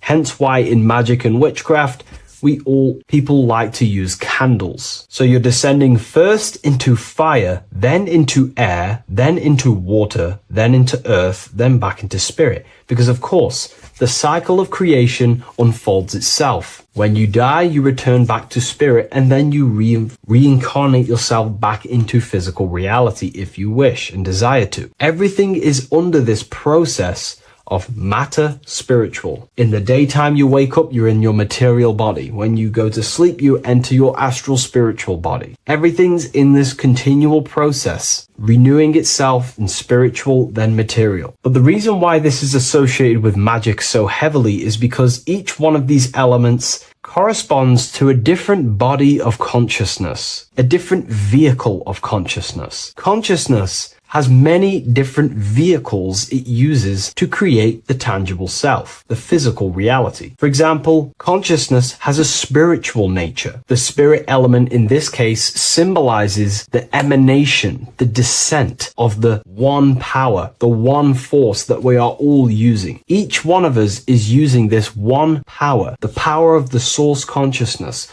unfolding its creation in the present moment. This represents the source, the emanation, the descent of this continuous flow of energy through us that we are tapped into, like a live stream in the present moment. This descends first, the force descends into fire. Fire symbolizes the willpower, will. In this aspect or vehicle of consciousness, the will is the being that directs intention, initiates action, shapes reality through focus, determination. It sets direction, holds intention, projects a desire into form, and aligns your inner world with the outer creation. The will comes out of the force, spirit. Then the will goes with intention to air. Air symbolizes the mental vehicle of consciousness, the mind, the psychic man. The psychic aspects of your consciousness is thinking, imagination, mental images, logic, using the thought or the mental vehicle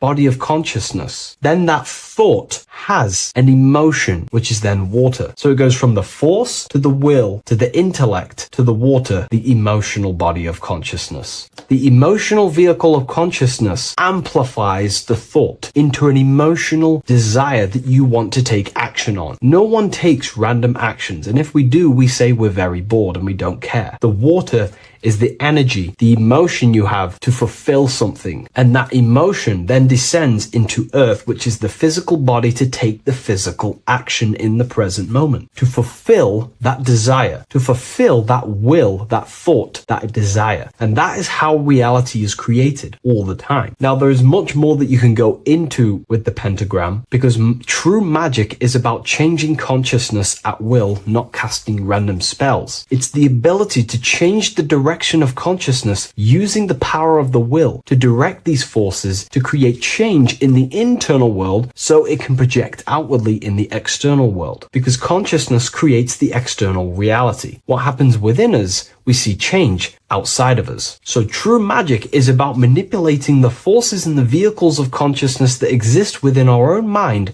to produce a change in the material world. There are other ways you can use magic, by purifying each body of consciousness or banishing each body of consciousness. Other forms of magic, you can dissect each body of consciousness and work with that specific body. If you think you're using your mind too much, you can start using banishing rituals to banish the power of the mind, to stop overthinking, for example. Or if you have lack of emotional connection with your emotional vehicle of consciousness, we can dissect this body, tap into this body, and invoke this body and strengthen it. We're dissecting each body and vehicle of consciousness so we can work with it to create a specific change inside ourselves, then to be mirrored outside of us. So pretty much this pentagram represents the descent of the spiritual turning into a material reality. Hence why sometimes we see a human figure standing in the point of a pentagram, because it ultimately represents the microcosm. You are the microcosm.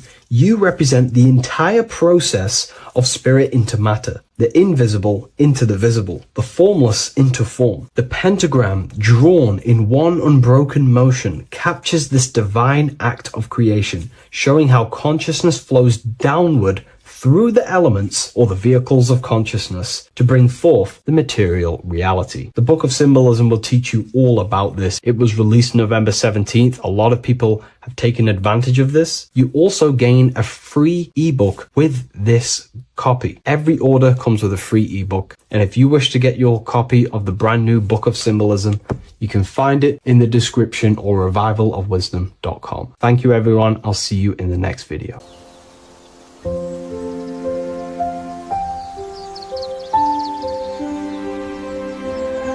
bookofwisdom.com.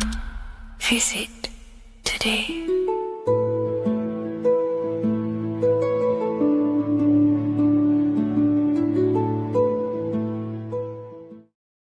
You're living in 4 planes of existence right now, but most people are only aware of one. And that's why they feel lost, disconnected, and stuck in cycles they can't explain. If you don't understand the blueprint of reality, you'll keep trying to fix the physical, while the real causes lie in the unseen dimensions that you have direct access to. You must understand is that the universe only exists in the mind. Everything is a projection of consciousness. Therefore, consciousness produces everything. Our internal world is consciousness. Our external world is this physical body, physical world. Everything is an externalization of consciousness. For example, this was a thought. Now it's made physical. But before this was invented, it was existing in someone's mind, in consciousness, invisible. Then it was made manifest, made physical. So everything in this physical plane is the effect. The cause is consciousness, mind, the mental plane. So now I'm going to explain these different dimensions of consciousness. You don't just exist in this physical plane. The physical plane, in fact, is the lowest plane there is. It's the illusionary plane. So first of all, we have the Buddhic plane. This is the nothingness. So think of it like this. Absolute nothingness. If you turn off thoughts, there is nothingness. This is the void. And out of the void springs infinite potential, which is the mental plane. Now, your mind has no limitation. It can think anything, be anywhere, anytime, any place. In the whole world, there is no limitation with the mind. This is the realm of infinite possibilities.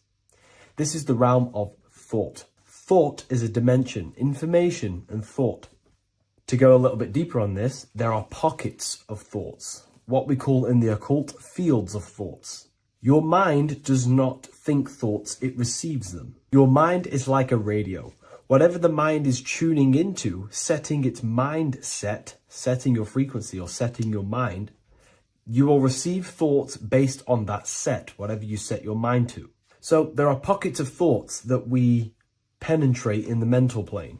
The mind is the mental plane, the infinite possibilities. This is the spark of creation. This is where all things begin to manifest as an idea in the mind as a thought. So if you want to gain certain information, you need to meditate or do thought exercises where you are penetrating that dimension of thought, that pocket of thought. For example, if you want to find a way on how to make financial wealth, you would use your mind, set your mind on wealth and money and think, close your eyes and think about that specific topic and see where your mind takes you. And you will expand your mind into different pockets of thought and gain information. So this is the mental plane. This is how you can use the mental plane. You can use the mental plane to do this. Then we have the astral plane. We have higher, middle, and lower astral plane. The astral plane is the body for thought. So every dimension, physical, etheric, astral, mental, Buddhic, is a body for a dimension above. Each dimension below is a product of the dimension above. So for example, the astral plane is imagination. This is the lucidic realm of imagination.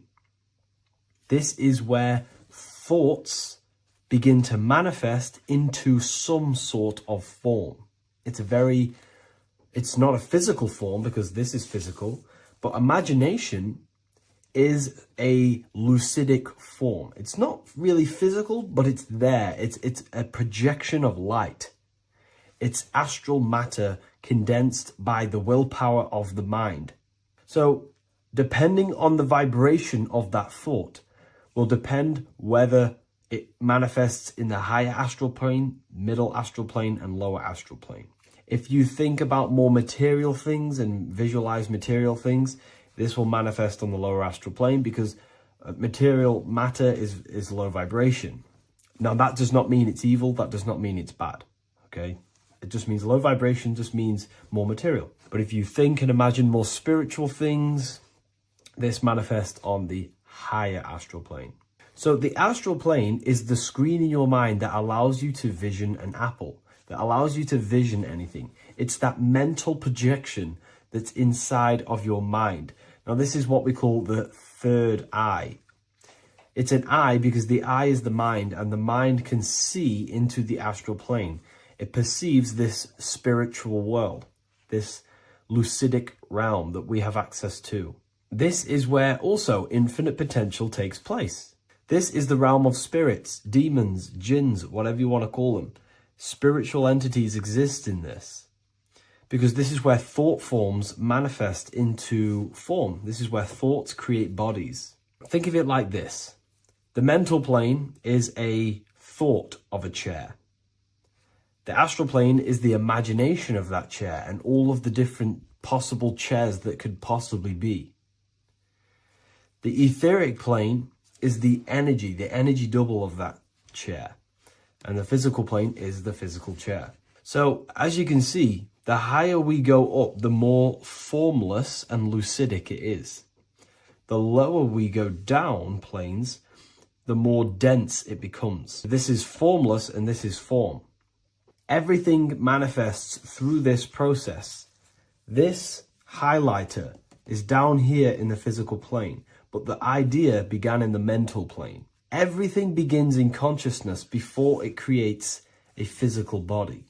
It goes through this process. Therefore, if you want to start to mold and create your own reality and create things in your world, you can use these planes to your advantage. You can use your mind to do mental thinking exercises by closing your eyes and expanding your mind into a different pocket of thought to gain wisdom, gain information, gain downloads.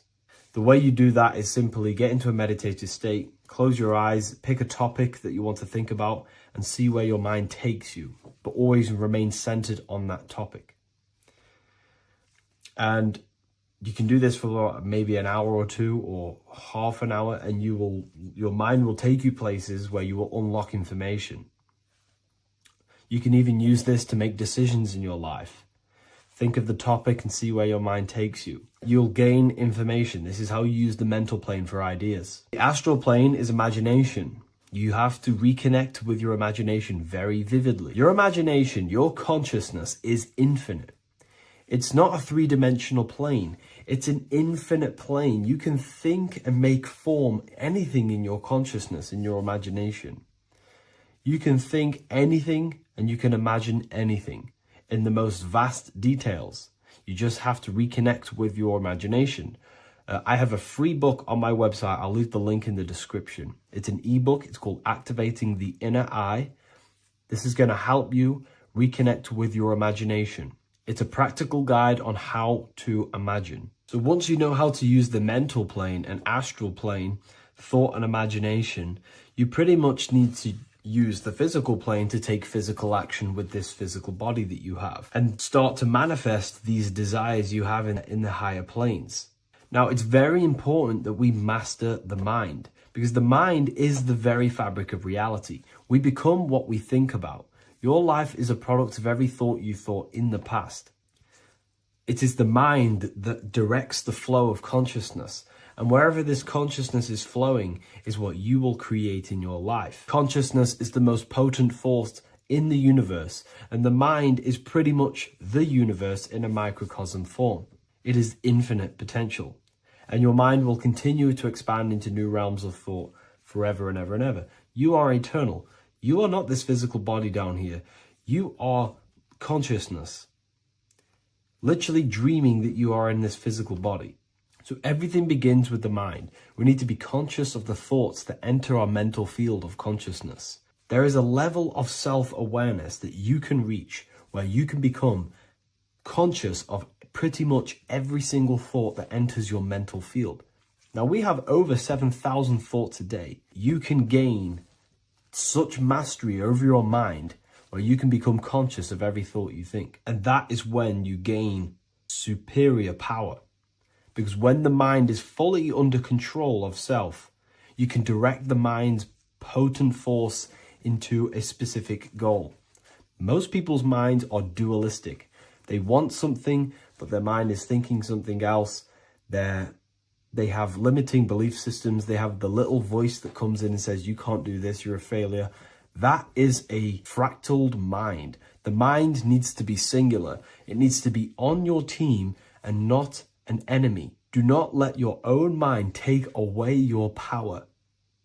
Your mind should be on your team, giving you power, giving you the best possible thoughts and the best possible beliefs. When the mind is in this condition and on your team and not taking away your power through the destructive thoughts, it becomes a potent, powerful force used for manifestation to create anything. And the way we get the mind on your team is through constant meditation to learn how to control the mind and turn it on and off.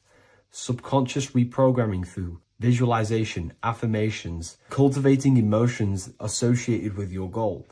All these three ways we can reprogram the mind slowly over time so that it becomes powerful and becomes on your team and doesn't give you negative contradicting thoughts. When the mind is fully aligned on one thing, it can create massive empires and things in your physical reality. So I hope this video helps, and I'll see you in the next one.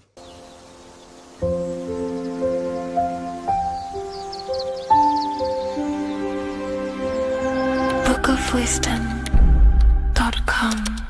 Visit today.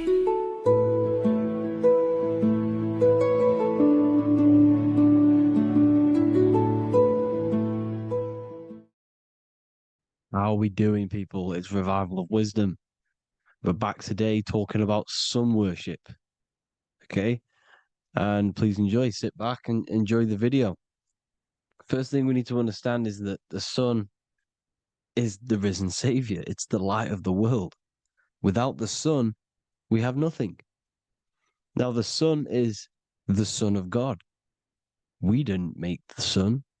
No one owns the sun. But who created the sun? Obviously, the Creator created the sun. Therefore, it is the Son of God. And that is what Jesus is symbolizing in the Bible. The Bible is a metaphorical story. That's why it's called the greatest story ever told. Because it is a story about the sun, the zodiac. It's about you, the systems in the body. It's about everything that is sacred in this creation. Now you can see the suns behind Jesus' head in all of the ancient portraits, even the ones that are more modern. You still see a sun on the back of his head because he is the sun. He's the light of the world, our risen savior. And this is what Christians are lost because they don't realize it's a symbolic story and they think Jesus was a historical person. He's not a historical person.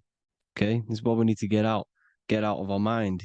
This wasn't a historical person. It's the Son, our risen Savior. The Son is the soul. It's the soul of this creation. Because what is a soul? A soul is pure life force, pure energy. Whatever a soul inhabits, it gives life to. Like our soul feeds our body. The sun feeds the earth because the sun is a soul, and that's why the ancients called it Sol. Because it's the soul and it's in you and it's the light of the world. It's the light of everything. It gives life to all things. Here's Jesus and his 12 disciples. The 12 disciples symbolize the 12 zodiac signs. Aries, it rules the head region because the 12 zodiac constellations rule specific regions of your body. Aries, the ram, you have a cerebrum in your head. This is Aries on the head of the table. His Gemini rules the arms and the lungs. The two twins, Gemini. He's holding up two hands for the two hands and arms. The twins. Cancer has a knife in his hand. It's not so clear, but he has a knife in his hand. Cancer is the crab. Crabs have claws. And he's pointing at Virgo's Adam's apple, saying there's no Adam's apple there. It's a woman. Who's the sixth sign? The sixth sign is Virgo, the Virgin, the only woman in the painting. Now notice how there are 3 people in 4 groups for the 4 seasons and for the 3 months and 3 zodiac signs in each season: spring, summer, fall, winter. Matthew, Mark, Luke, and John with the suns on the back of their heads, because it's the 4 states of the sun. The 4 states of the sun. Now, 6th sign, Virgo, the Virgin, the only woman in the painting with no Adam's apple. Then we have the sun, Jesus, red and blue, red shift, blue shift, electromagnetism. The ancients knew this. He's got one hand open, one hand down, because the sun gives and retrieves. The sun rises and it falls. It gives, then pulls away. That's what the sun does, and that's what he's doing. His arms are out, symbolizing the rays of the sun, casting down onto the earth, giving and then receiving. Libra, his 2 hands are equal, holding his arms out equally, because Libra is the 2 balanced scales. Libra is when the sun is balanced between the summer and the winter. It's being judged. The sun isn't balanced. That's what Libra is, the 2 scales. Capricorn is the goat. Goats have 2 horns, and you can see the 2 horns on his head here. See? So this is astrology. This what Leonardo da Vinci is depicting here. It's astrology. He knew the story of the Bible is all astrology. It's all based on astrology. The Son of God, the real sun. Now here are some Bible verses. I am the light of the world. Obviously, that's the sun. What other light is there that lights up the world? The moon can't do it. It's the sun, the one and only sun, our risen Savior. Because if the sun didn't rise, we'd all be dead. So it's our risen Savior. And it dies for our sins every night and then gets reborn every day. Now Jesus calms the storm. Mark 4:35-41. The disciples are all on a boat and there's a heavy storm. But Jesus is asleep. The disciple says, Jesus is asleep. We need to awake him. They wake up Jesus, and Jesus got up and rebuked the wind and said to the waves, quiet, be still. Then the wind died down and it was completely calm. Well, when Jesus was asleep, this is the sun not being risen. It's not risen yet. Because in the night times, that's when the storms happen on the sea and the ocean. And when they awake Jesus, Jesus rises because he's the sun. He rises and everything calms. Because when the sun comes, the storms go. You see? So it's the sun. It's all about the sun. Here's another, Luke 22:10. A disciple asked Jesus, when will we know it's the end times? And Jesus says, as you enter the city, a man carrying a jar of water will meet you. Follow him to the house that he enters. Well, this is clearly talking about astrology, the topic that Christians think is satanic, when they don't realize the whole thing's based on astrology. Because the end times is the end of Pisces, which is the 2 fish, which is the age we've just gone out of. And you can see all these ancient churches here with 2 fishes, because they knew it was the age of Pisces. There's an ancient photo, ancient artwork with the 2 fish, Pisces. And the end times, as it talks about in the Bible, when Christians think the world's going to end or something. But no, it's just the end of Pisces. As you enter the city, a man carrying a jar will meet you. Follow him to the house. The house is the zodiac sign that he enters. And the zodiac sign is Aquarius, because that's what it is, a man carrying the water. We know this is astrology because that is a woman's job in the ancient times. In the ancient times, the woman used to get the water. You would never see a man collecting water back then. That was the woman's job, whilst the man builds the houses, for example. You see, so we know it's talking about astrology because astrology is the man holding the bucket of water. It's the end of Pisces. Now we are in Aquarius. And of course, Luke 24:36, the risen Savior, the Son. Now, the Son is also born on the 25th of December, a virgin, just like Horus, Mithra, Buddha, Krishna, Hermes, and thousands of other gods, all born on the 25th of December. Well, it's because the sun moves 1 degree northward on the 25th of December. And on the 22nd to the 24th, it stays in the same degree because it's moving south. But then on the 22nd, it stays in the same degree on the Southern Crux constellation. And the ancients called this the sun dies on a cross because the cross is the Crux constellation, the Southern Cross. And it stays on that same degree for 3 days on the cross. The sun dies on a cross, and then on the 25th, moves 1 degree northward, bringing back the summer, the light, the warmth, the growth of crops. And this is the sun being reborn again, a virgin, because it's pure. And here's Mithra, another sun god before Jesus was around, before Christianity. It was Mithraism, and Mithra, Ra is Ra, the sun god, Egypt. It's all about Ra, the sun. You can see the crown of thorns on Jesus' head, symbolizing the rays of the sun. And here are the rays of the sun on the back of Mithra's head. Krishna, the sun. Buddha, the sun. Horus, horizon. All born virgins, all did miracles, all resurrected. Dead for 3 days. Well, here he is, dead for 3 days on the cross. And resurrected, because it's the most ancient religion ever been on the face of the earth, the worship of the sun. And we should worship the sun, because without the sun we are nothing.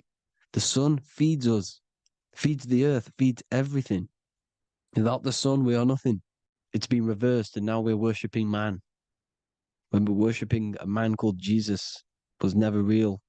It's all about the sun, the most high, the most powerful, potent, celestial body in the sky, the orb that feeds us every day. It dies for our sins and rises every day. It's the sun. Now on the Holy Communion Day, it's the worship of the sun. They give out mini suns.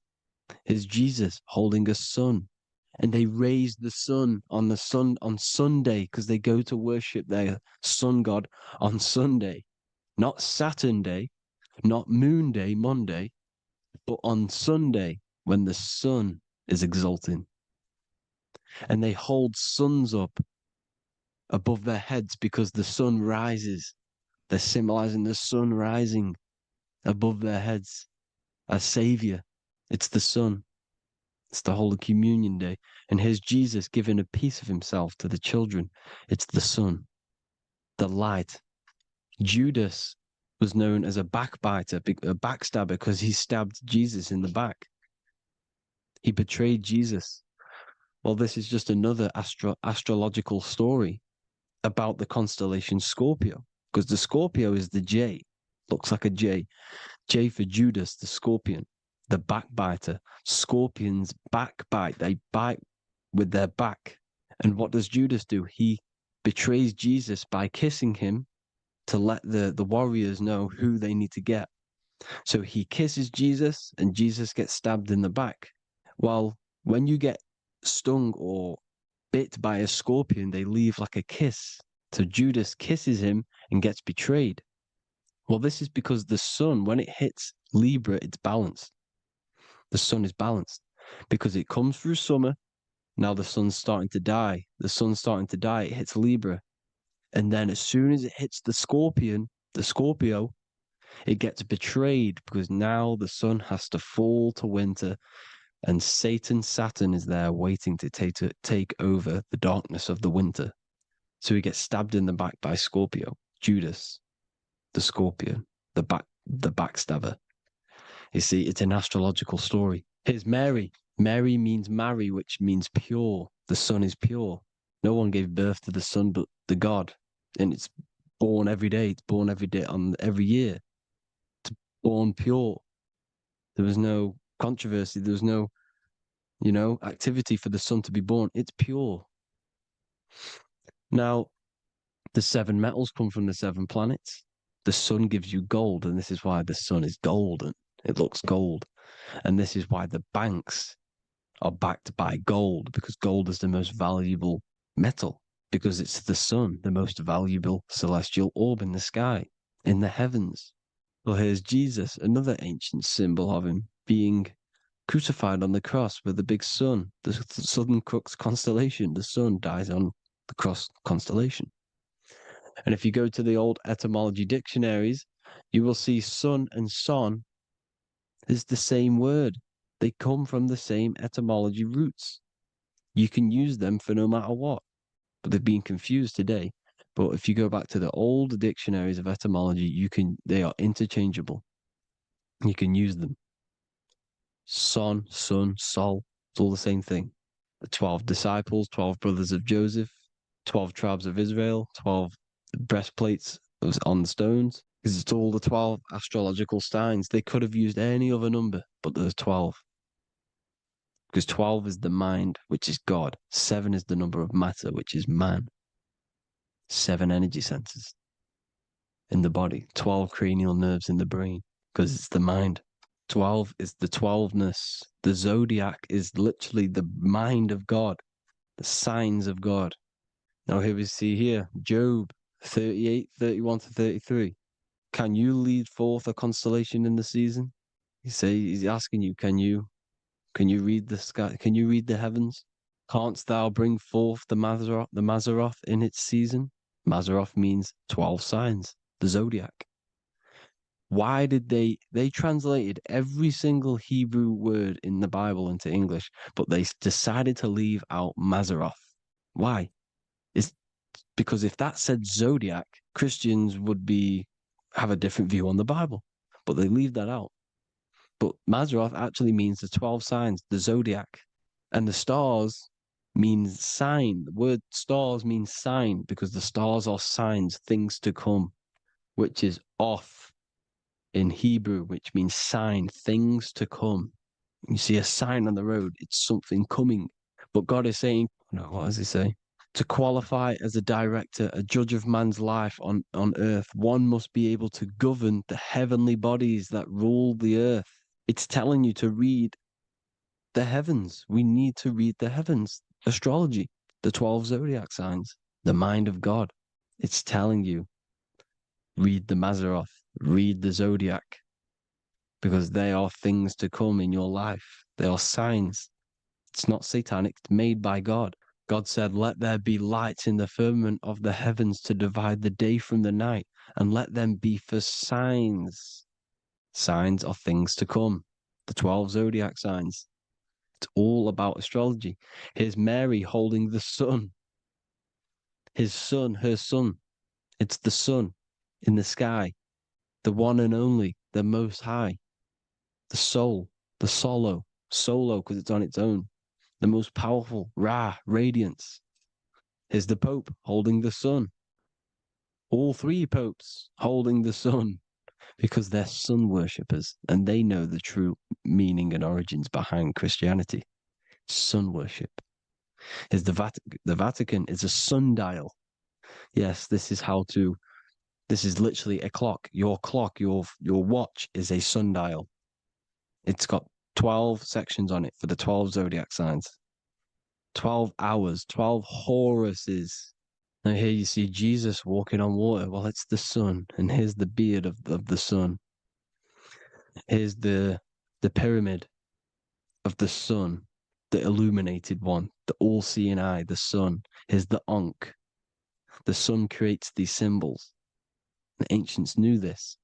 Now, when you see these headdresses, these are actually the days of procession of the sun. Aries, Cancer, Libra. It's all about the sun. Here's some more sun worship going back to Egypt. Ra, Horus, Osiris, and Set. Jesus and Satan is Horus and Set. The sun and Saturn. Saturn rules the winter, Satan. Jesus, the sun, the light of the world, rules the summer, rules the day. Satan's the night, Saturn's the night, the sun is the day. The evil brother, Satan. Well, Horus comes, well, this is where we get the word hours from. There are 12 Horuses. The sun moves in 12 Horuses, 12 hours. Where's Horus? What hour is it? Where's Horus? His Ra, 12 noon, Ra, radiates, powerful, the most high sun. That's why he has a sun on the top of his head. These are the 4 states of the sun. Set, sunset. This is why we say sunset, because the sun is setting. His sunset, his Horus, horizon, the Horus is rising, Ra radiating, and the sunset. Then midnight is Osiris. Here's another ancient symbol for the sun, the scarab. Ra, the sun, scarab.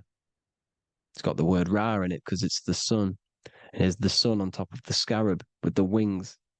Because scarabs roll dung up hills, and then they'll let it fall down the hill to gain more matter.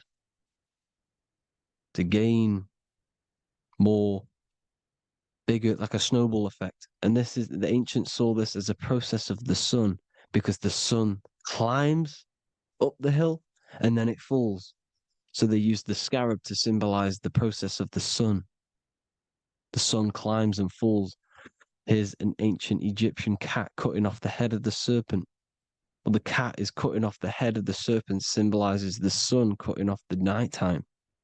When the sun rises, it cuts off the nighttime. It cuts off the serpent. The serpents represent darkness or evil. Oh, there's some more symbology of the sun and the heavens, the arch, the royal arch, the firmament, the sun inside the firmament. These are all ancient churches, and they all depict the firmament with the sun inside. Is the ancient cosmology, you see, because it's all about the sun. Everything's about the sun, because the sun is our orb made for us to sustain life in this, inside of this creation, inside of this firmament, the royal arch of heaven. Here's the Freemasons depicting it. Here's the Masonic royal arch, but you can even see the zodiac signs. Here's Cancer, the checkered board. It's the royal arch of the firmament. Obviously, they don't want to tell you that. You live in space, apparently. Some more sun worship. Here's the beard of the sun on the water. They all have this long beard. And why do they say amen? Amen at the end of every prayer. Amen is a sun god, a creator god. It's all about the sun. So thank you all, people. Hope you all enjoyed. Hope you all gained some knowledge and insight. Please give me a follow, drop a comment, drop a like. Have a good day. Love you all.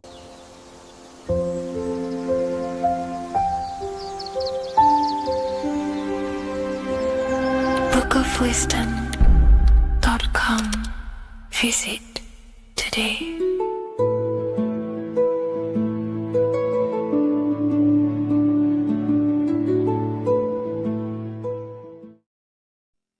What is good, people? How are we all doing? Today we're going to be talking about the different planes of existence, the occult side of the world, the things they don't teach you in school.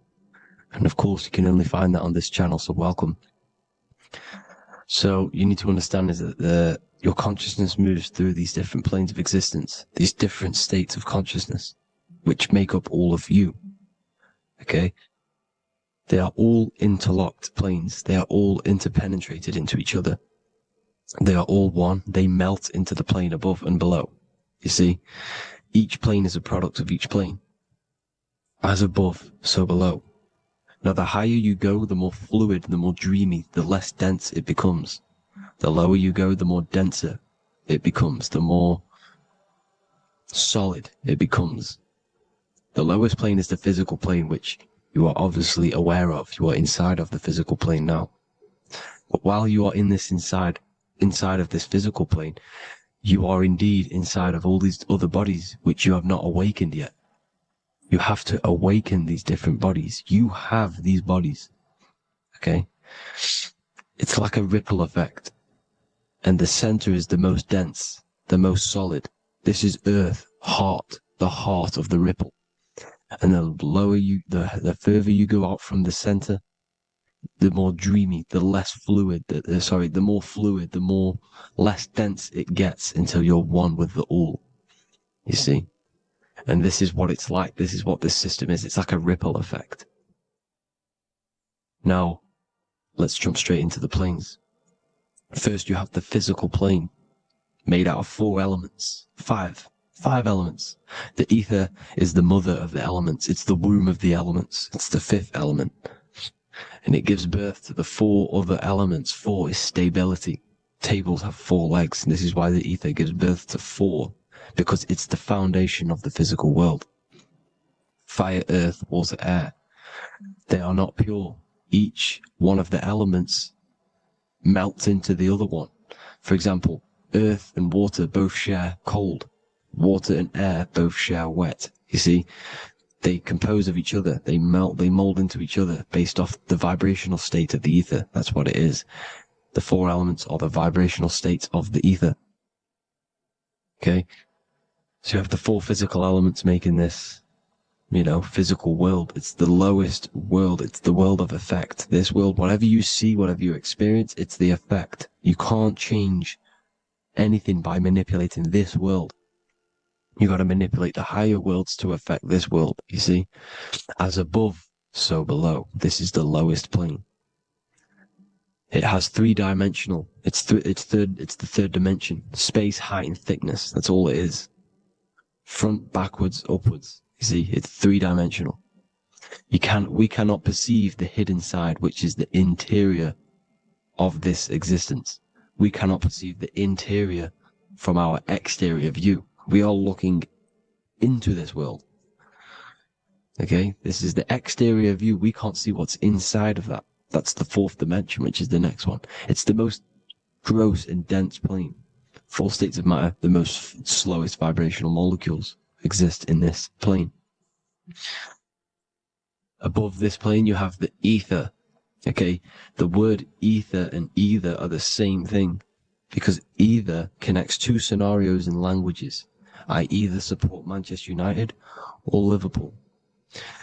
Either is connecting them 2 scenarios. The ether is doing the exact same, as you can see here on the planes of existence. It connects the astral world, which is very important, to the physical world. It's connecting these 2 worlds. So it's the ether. It's the ether. The ether is pure potential. Energy flows through the ether. It is pure energy, pure potential. Okay? The physical body is an exact copy of the etheric counterpart body. So every physical object has an etheric energy double. It's like a blueprint of that object. Every single object has an energy double, and that's the etheric double. Okay?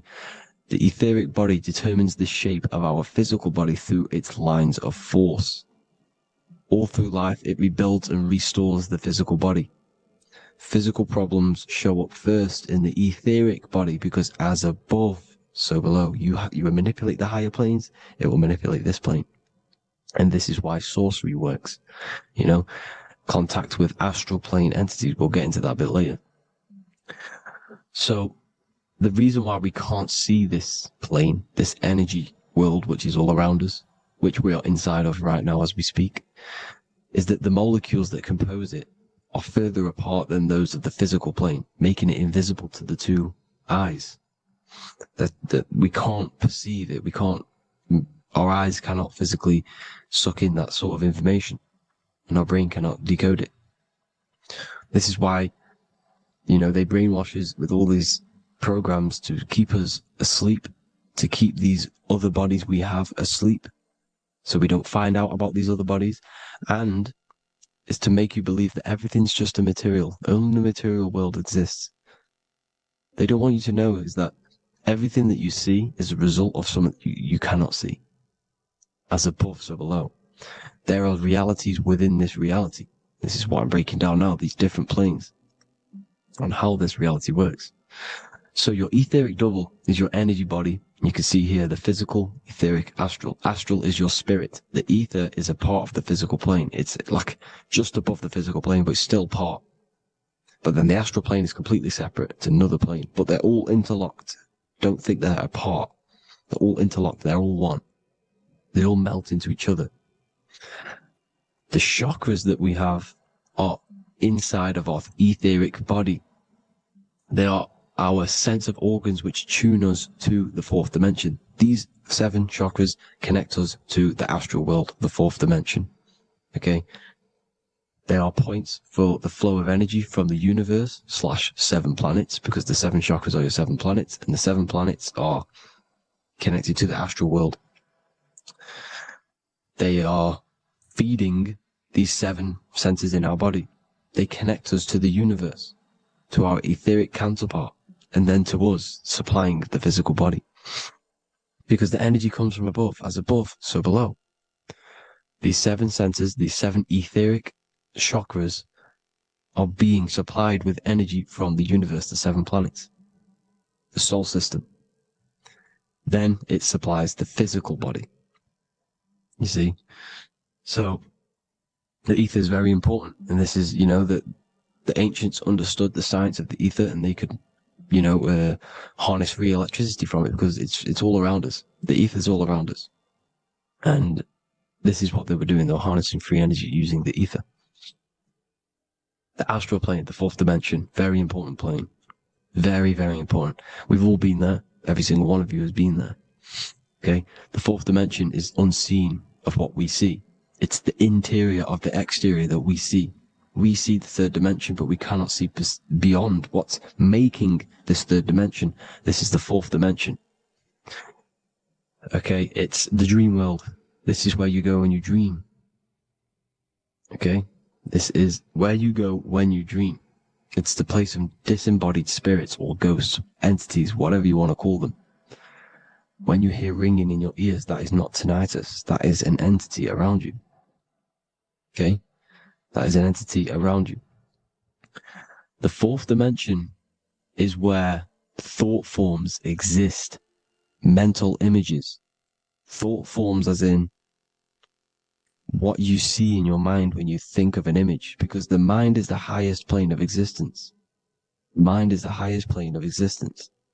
And it manipulates all of the planes below. So it goes the mental plane, then the astral plane. So the thought is in the mind, the mental plane. That just the thought alone, no image, but then the form depiction, the thought form exists. It manifests in the astral plane as a sort of image, an entity, a living conscious being. So this is why thoughts are things. You see, thought forms exist within the fourth dimension. So when you imagine something, when you are, for example, right now, look into your hand and imagine there's an apple in your hand. If you can see that, you are seeing into this fourth dimension.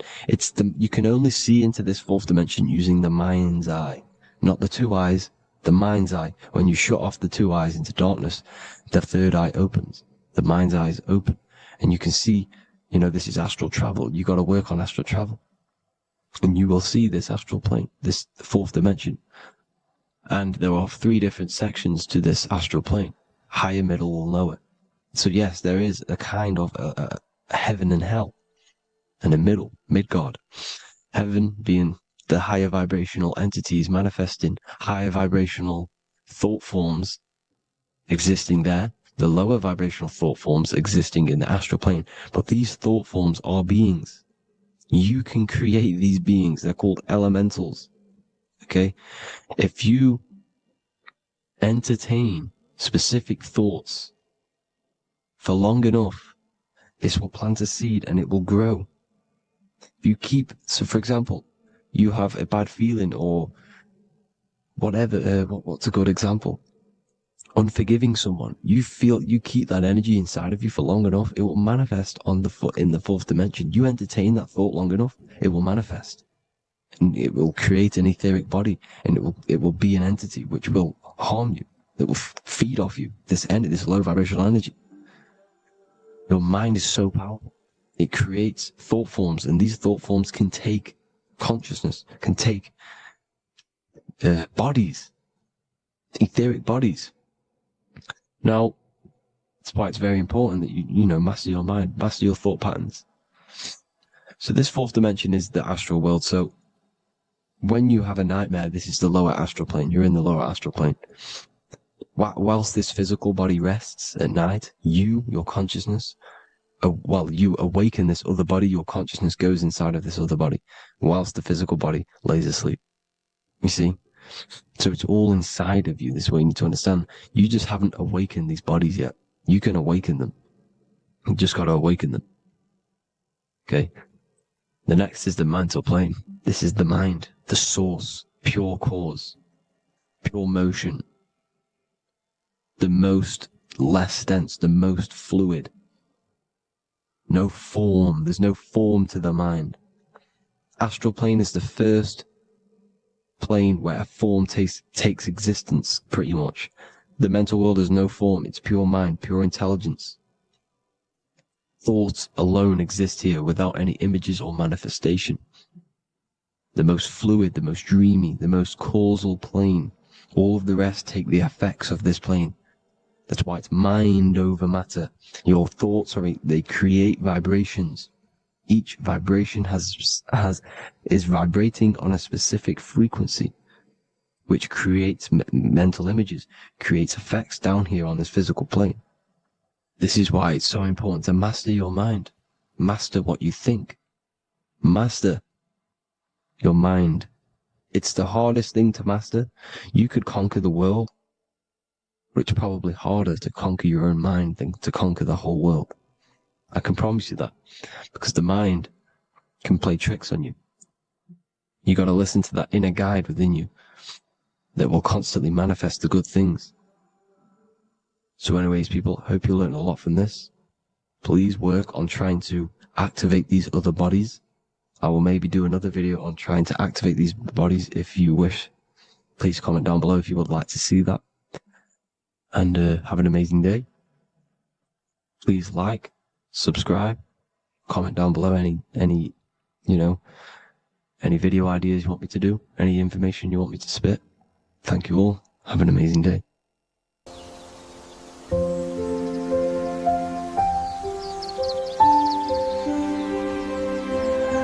bookofwisdom.com. Visit today.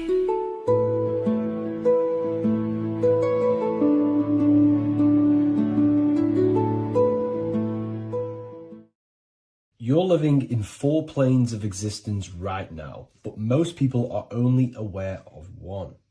And that's why they feel lost, disconnected, and stuck in cycles they can't explain. If you don't understand the blueprint of reality, you'll keep trying to fix the physical, while the real causes lie in the unseen dimensions that you have direct access to. You must understand is that the universe only exists in the mind. Everything is a projection of consciousness. Therefore, consciousness produces everything. Our internal world is consciousness. Our external world is this physical body, physical world. Everything is an externalization of consciousness. For example, this was a thought. Now it's made physical. But before this was invented, it was existing in someone's mind, in consciousness, invisible. Then it was made manifest, made physical. So everything in this physical plane is the effect. The cause is consciousness, mind, the mental plane. So now I'm going to explain these different dimensions of consciousness. You don't just exist in this physical plane. The physical plane, in fact, is the lowest plane there is. It's the illusionary plane. So first of all, we have the Buddhic plane.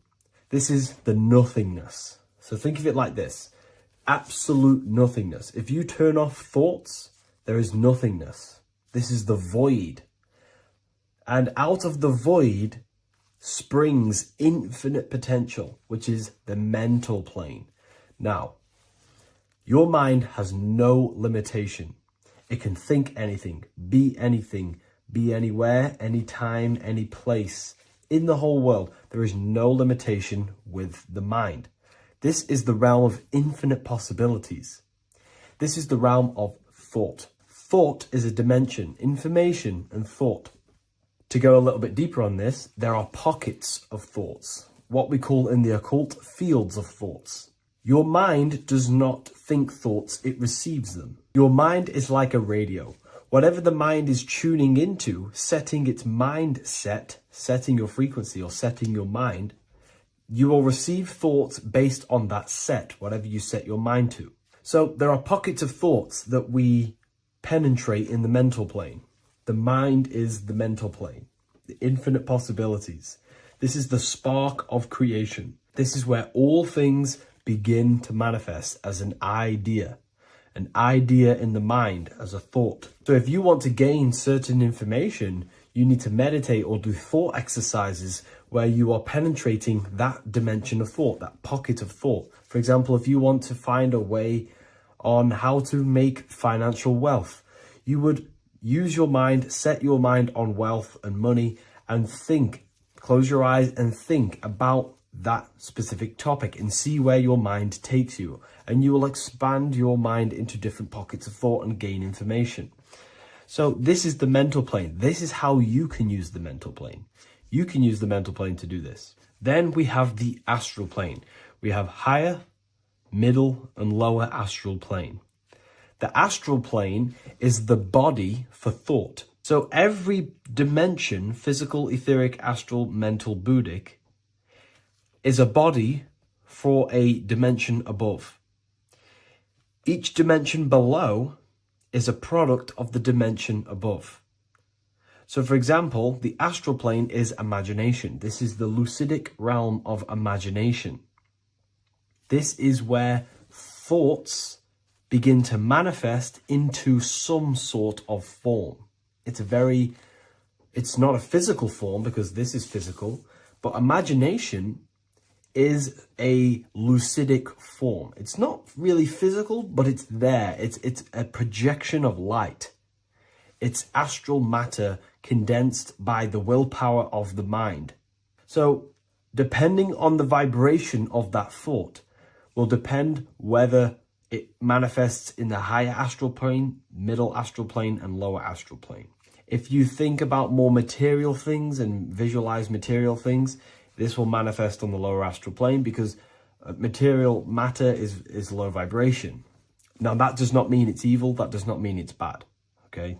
It just means low vibration just means more material. But if you think and imagine more spiritual things, this manifests on the higher astral plane. So the astral plane is the screen in your mind that allows you to vision an apple, that allows you to vision anything. It's that mental projection that's inside of your mind. Now, this is what we call the third eye. It's an eye because the eye is the mind, and the mind can see into the astral plane. It perceives this spiritual world, this lucidic realm that we have access to. This is where also infinite potential takes place. This is the realm of spirits, demons, jinns, whatever you want to call them. Spiritual entities exist in this because this is where thought forms manifest into form. This is where thoughts create bodies. Think of it like this. The mental plane is a thought of a chair. The astral plane is the imagination of that chair and all of the different possible chairs that could possibly be. The etheric plane is the energy double of that chair. And the physical plane is the physical chair. So as you can see, the higher we go up, the more formless and lucidic it is. The lower we go down planes, the more dense it becomes. This is formless and this is form. Everything manifests through this process. This highlighter is down here in the physical plane, but the idea began in the mental plane. Everything begins in consciousness before it creates a physical body. it goes through this process. Therefore, if you want to start to mold and create your own reality and create things in your world, you can use these planes to your advantage. You can use your mind to do mental thinking exercises by closing your eyes and expanding your mind into a different pocket of thought to gain wisdom, gain information, gain downloads.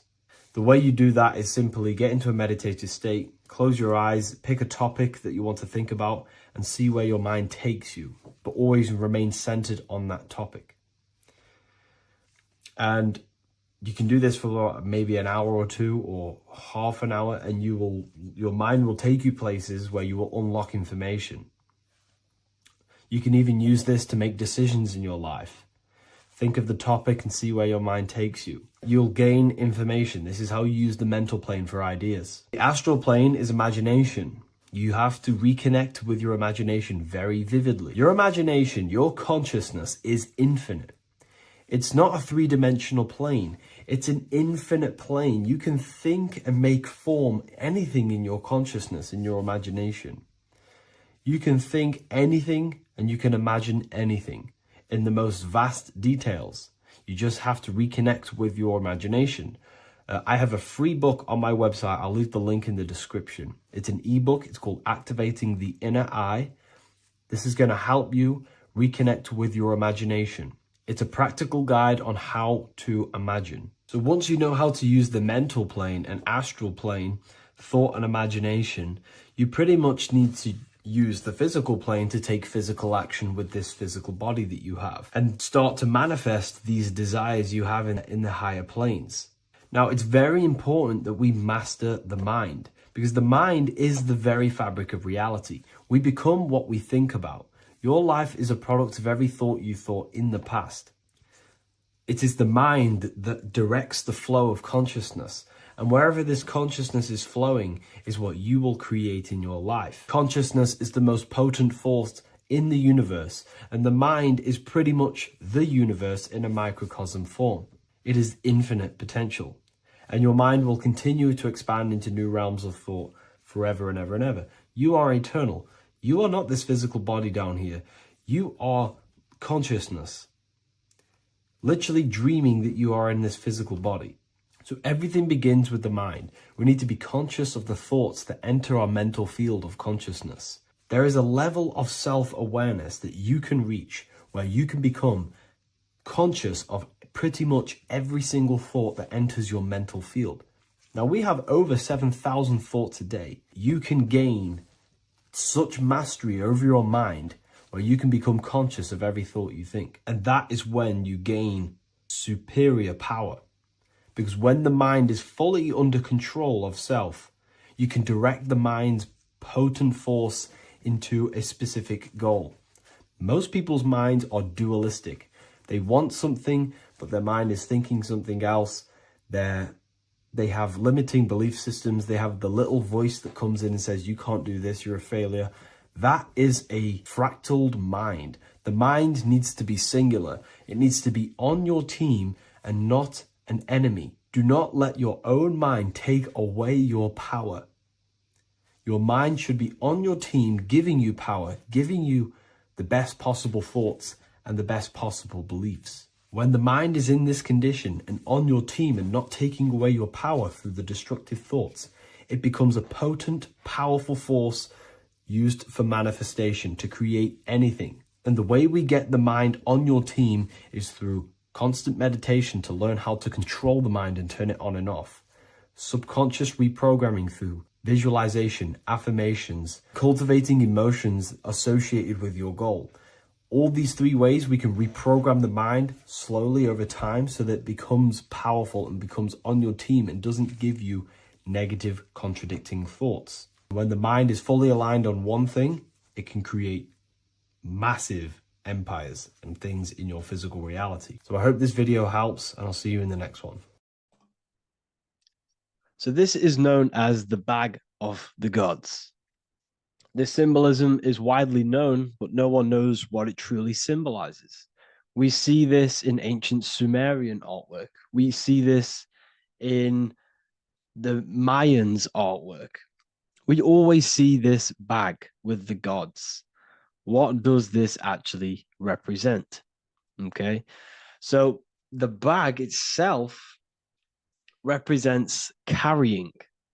Carrying what? It represents information, represents knowledge. Your mind is the carrier of the information. So this is why in his left hand, he carries the bag, and the right hand has the pine cone. This represents carrying of information. Why is it a bag? A bag can be passed on to someone else. The information can be taught to someone else. This is the information of activation of the pineal gland or higher consciousness of humans.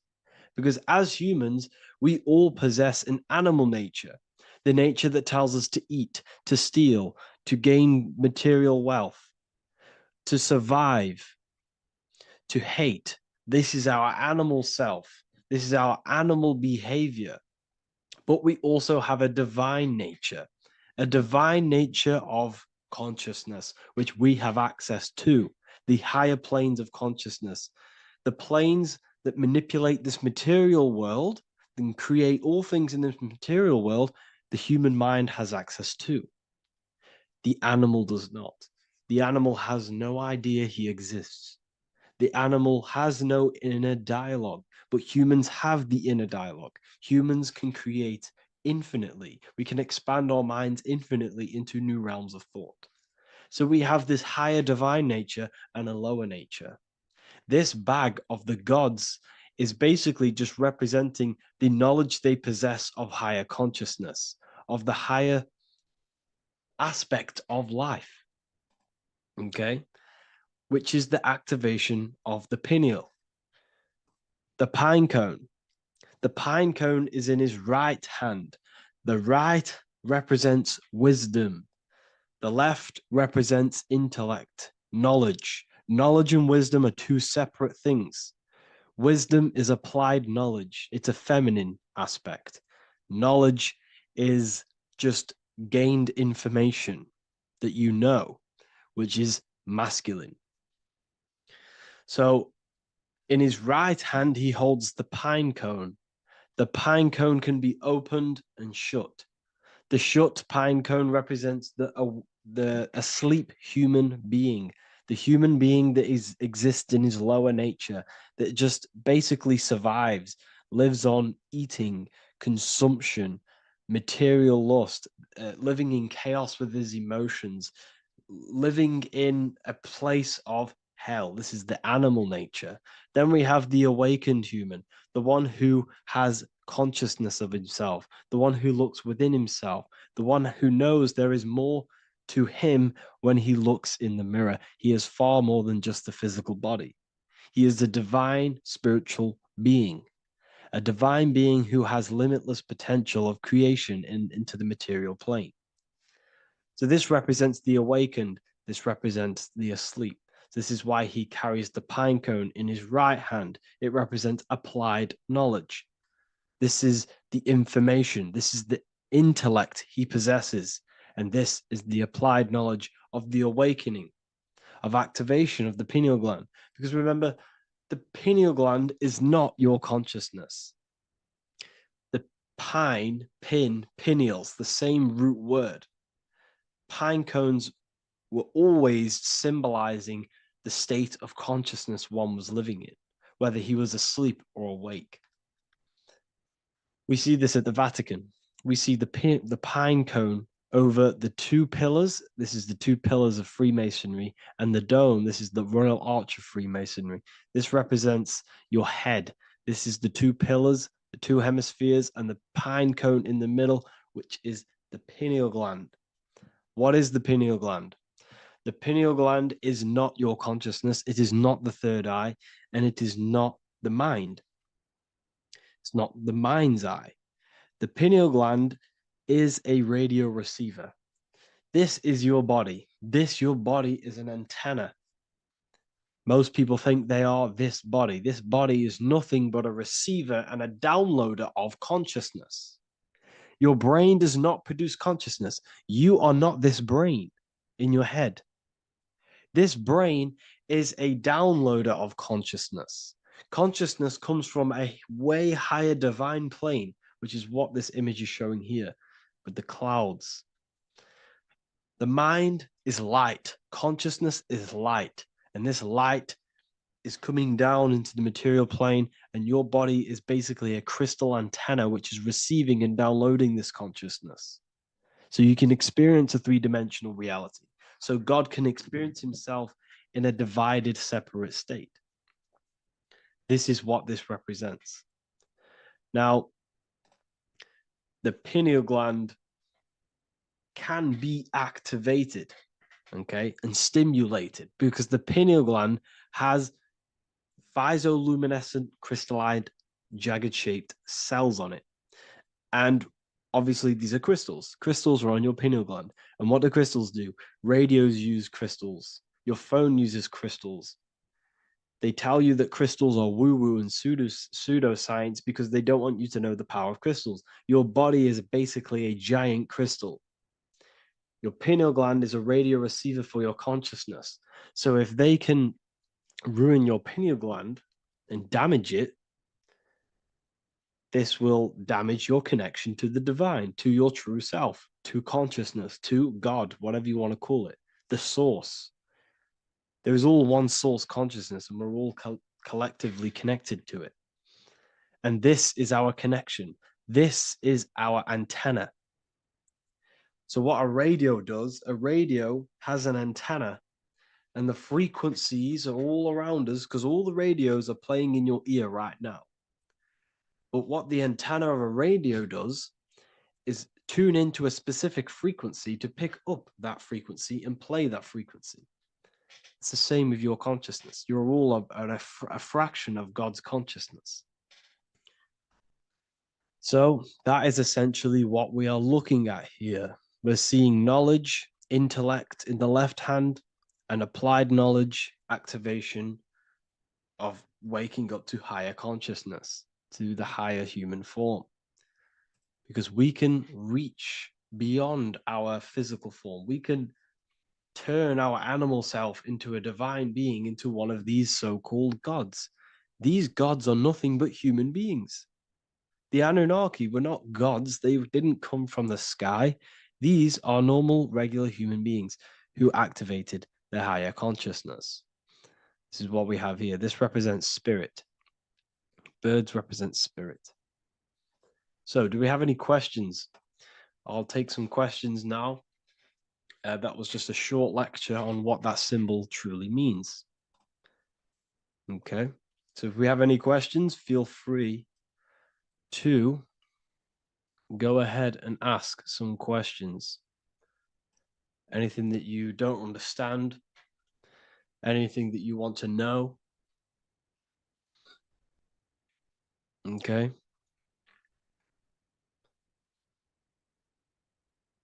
So base reality would be where source resides. Yes, the base reality is your consciousness.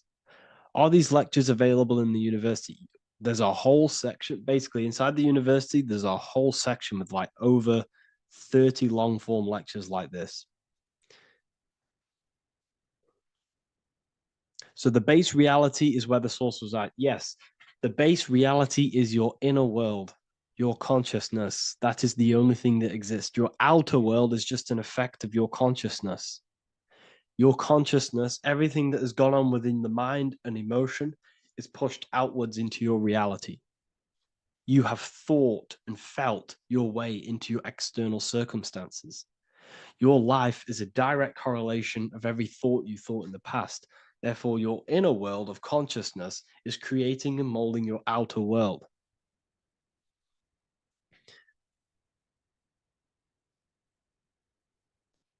The best way to keep connection consistent, the best way to keep your connection to the divine or the higher planes of consciousness is through meditation and through imagination. Imagination is the fourth dimension. It is the astral plane. That screen that you have in your mind is not a physical screen. That is the divine plane of the astral. And this is essentially where all objects of this material world comes from. The phone that you are holding, the laptop you're watching this on, whatever you're doing, every single object you see in your room that you are in right now began inside of the plane of imagination. This is not a physical plane. This is a metaphysical plane that you have access to. And you have the ability to bring down this plane into physical form. That's what we call manifestation. That's what the ancients called magic. This is what we now call in science metaphysics. It's all the same thing. So yes, you all have access to the divine planes. Unlike animals, this is why humans are so advanced.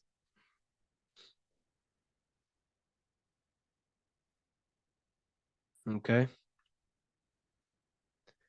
Is the pineal able to constantly activated, or is it just a temporary experience? I don't fully understand that question, unfortunately. Maybe you could word it in a different way. The real meditations on the university legit, y'all, yes. In order to connect to consciousness, you need to sit in meditation and turn off your feelings, and the feeling of unity will come. Do I understand correctly? Yes, that is correct. So when you sit in silence and in stillness, I highlight the word stillness because stillness, when you are still, no information from your nervous system is being decoded by the brain. So when your body is still and does not move, your nervous system starts to relax and comes to a balanced state. Your brain starts to relax, it comes to a balanced state. The left and the right brain stop working, the nervous system stops working.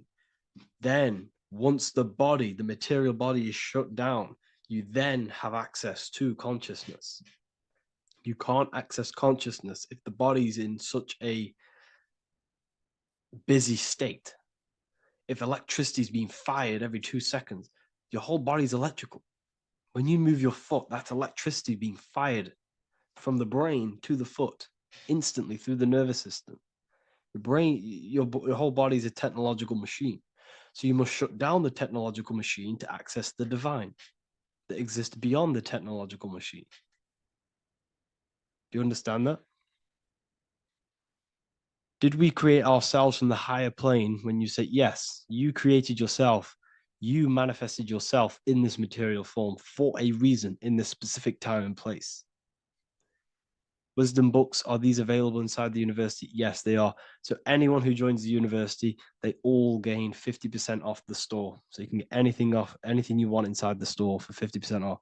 Plus, you get the Book of Wisdom Volume 1 PDF for free. You get the Human Health Guide. Plus, you get all of the library books. There's a loads of different books on occultism, symbolism, esotericism. Do you need to place your attention somewhere specific during meditation? You can do.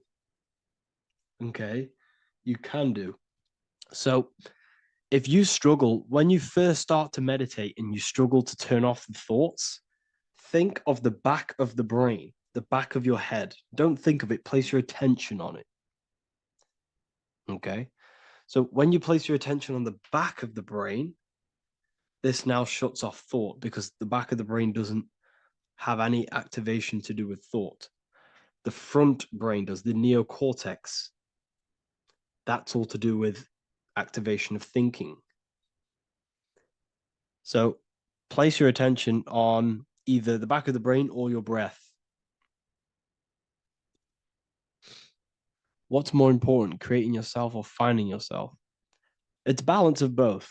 So in order for you to create fully, you must have awareness of self and awareness of thought and control over the mental dialogue, the inner voice inside of you. Okay.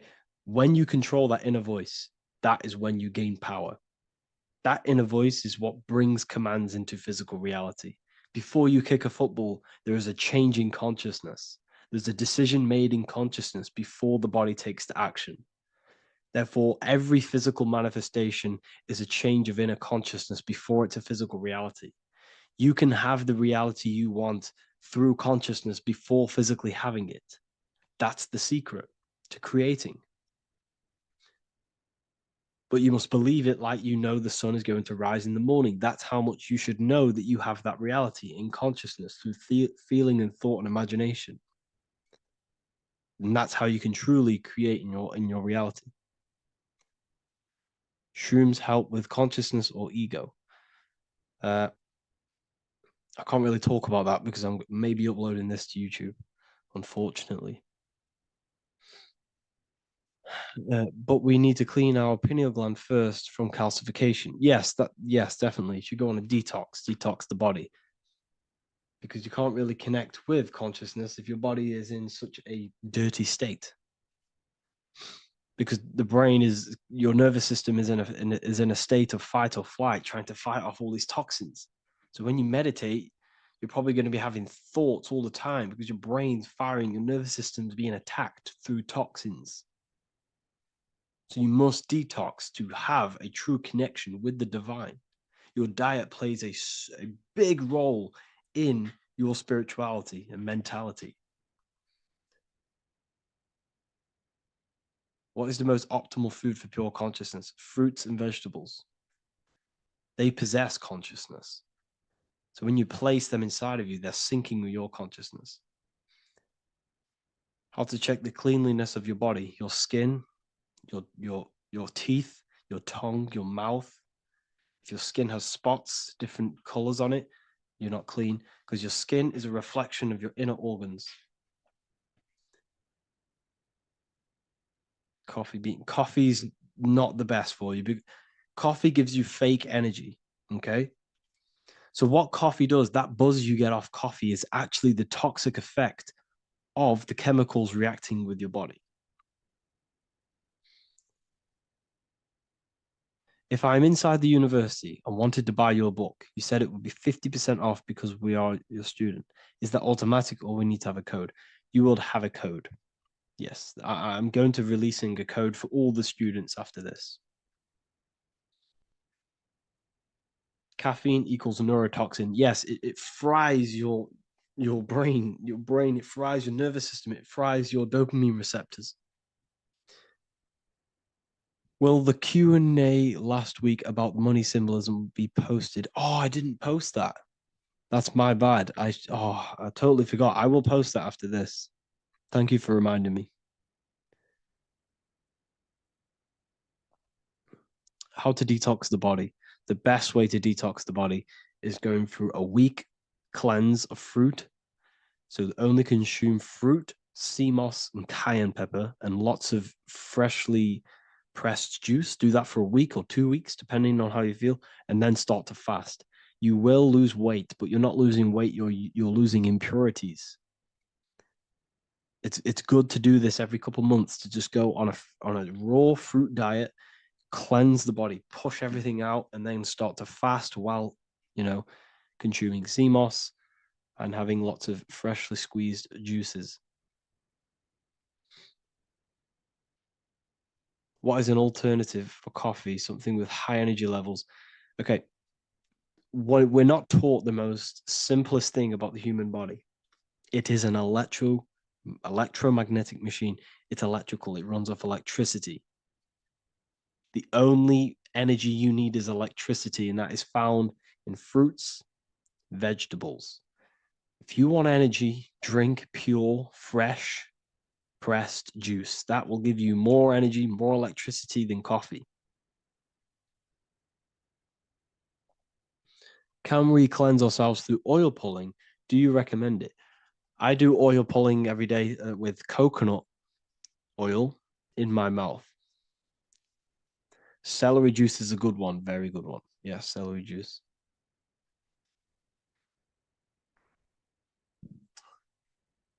Any more questions?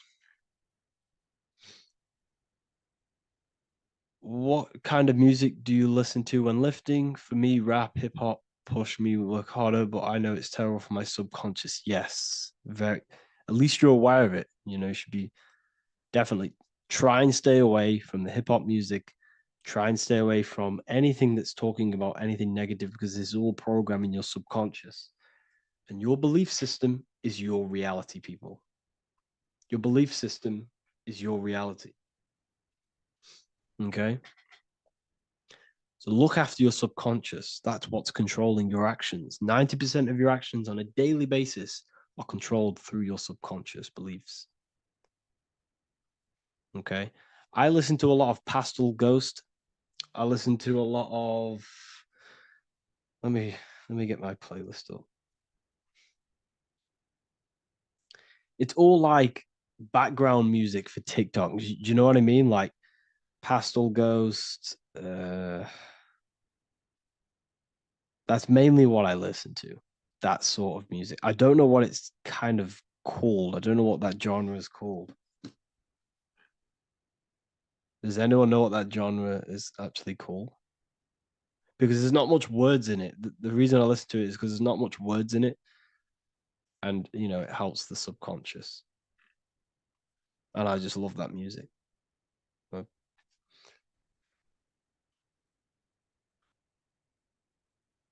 Like lo-fi, yeah, a bit of lo-fi.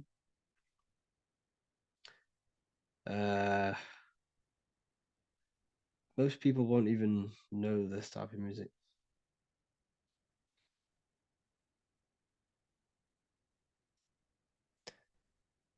Can you tell us how you use cayenne pepper? So I mix it with freshly squeezed orange juice every morning. So the first thing I have, empty stomach, I have a teaspoon of cayenne pepper, mix it in and just down it every morning. And sometimes at night. The feeling you get in your stomach after putting cayenne pepper on an empty stomach is absolutely amazing. It tingles in your stomach. It kills parasites. It kills all horrible organisms.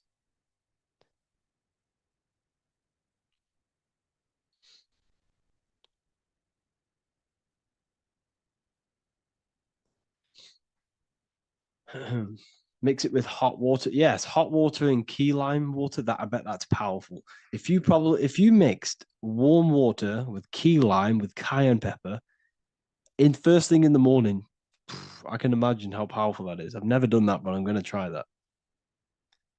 Do you use sea salt?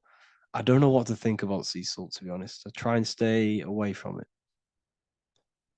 I don't know whether it's good, don't know whether it's bad. I'm kind of mixed on it. Mixed information.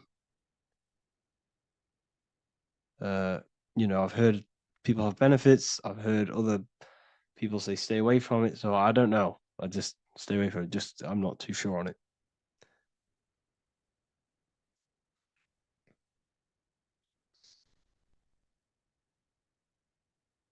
I drink fresh pressed celery juice every morning. Yeah, definitely. Is there any chance we could like feel free, move to like esoteric occult questions? The only reason I say that is because I might be posting this to YouTube, so it's like I don't want them. I don't want them thinking I'm giving health advice because I'm not. This is what I do. I'm not giving anyone medical advice. This is what I would do to myself. Because I can probably get in trouble for that. So the subconscious is the all-knowing. It is the all-seeing eye. The subconscious knows everything. Your conscious mind does not. Your subconscious knows every single cell in your body. Your subconscious is making your heart beat. It's talking to your heart. It's talking to every organ, every cell in your body is being connected and spoken to by your subconscious mind. It is the all-knowing. The subconscious has access to the astral plane, imagination, the fourth dimension. It has access to the mental plane, thoughts. It has access to the ethereal plane, energy. And has access to your physical body. It's the door. It's the portal. The subconscious is the portal to the divine. You must go through the subconscious in order to access the divine. Any coupon codes for book 2? Yes, inside the university, there will be a 50% off coupon code. Speaking of ancient civilizations, why did they use symbols to give us true knowledge? This is a very, very good question. Very good question indeed. The reason they use symbols is because symbols are their keys. They hide meanings. They hide things. For example, if it was written down, if all of this sacred knowledge that I'm speaking now was written down, it can be easily taken. It can be easily misused. Someone can take it, read it, and steal it and misuse it and abuse the world and create horrible things. The reason they use symbols is because they're hidden. They hide the teachings. Only the ones who possess the key, that possess the knowledge, can read the symbol. So the symbols act as a guard towards this higher wisdom, this higher knowledge, which gives you power. All of the knowledge I teach you gives you power. And you can misuse it. You can misuse your imagination. You have no clue, unless you've put this into action, how powerful your inner consciousness is. You can become a Okay, listen. If you hate your job, it's not the job that you hate. Think about it. It's not the job that you hate. The hate is coming from your inner consciousness. It's the state of consciousness that you hate. So what does that tell you? You can change that inner consciousness to another reality, the feeling of another reality. You can become that consciousness within before you actually externally have it. And by becoming and knowing that reality, that's what produces effect on shaping your outer world. When you really, truly know that reality inside of you, of being free, of being wealthy, of having abundance, your outer world has no other choice but to rearrange itself to your new inner state of consciousness. That's what magic is. It's manipulating your inner state of consciousness.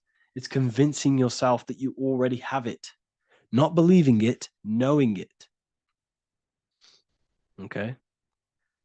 Knowing is different than believing. Believing is a lie. You should know thyself. Okay? So we can say that human overpopulation is intentional. There is no human overpopulation. We're all cramped in these cities. We're all cramped into one little place. We're not supposed to live like that. We're not supposed to live so cramped. This is why there's so many weirdos out in public. So many weird people doing weird things. This is when things start to go weird, and we shouldn't be living in this state, in this condensed state. We should be spread out. Okay.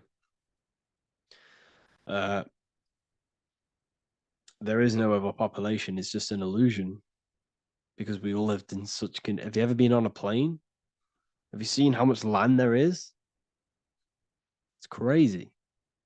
There's no overpopulation.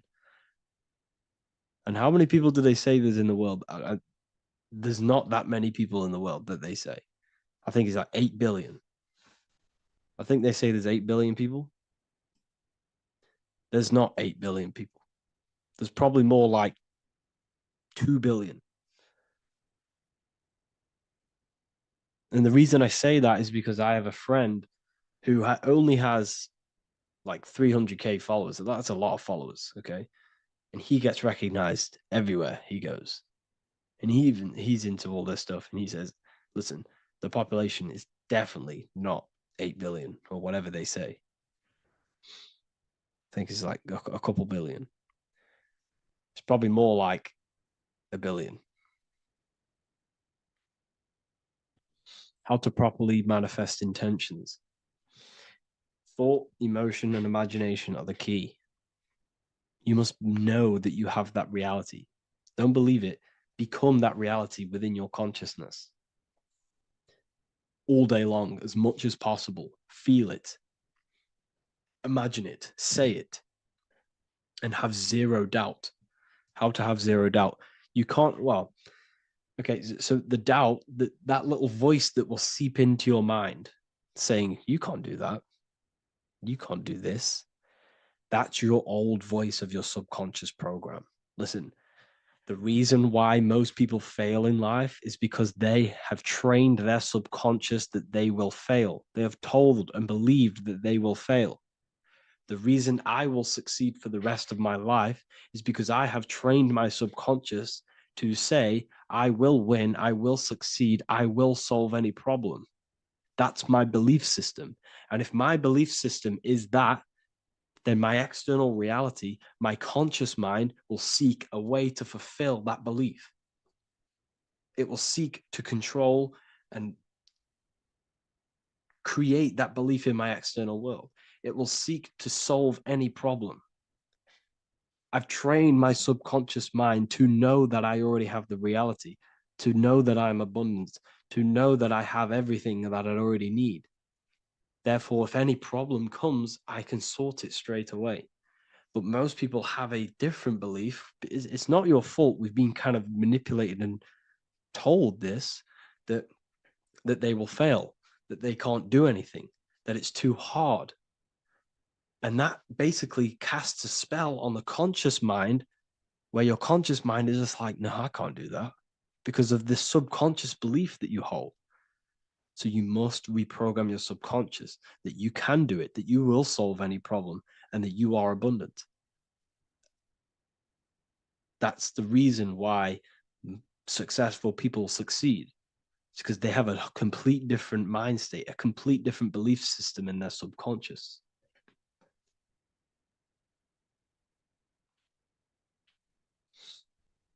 Do you offer mentoring? Yes, I do offer mentoring, but it's mainly for people who want to grow their online presence,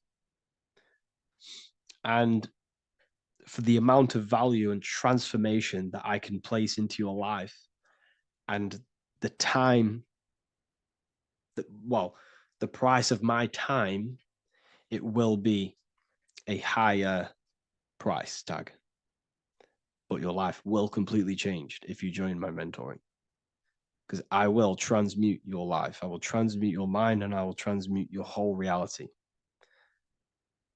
because I could tell you exactly what you need to do.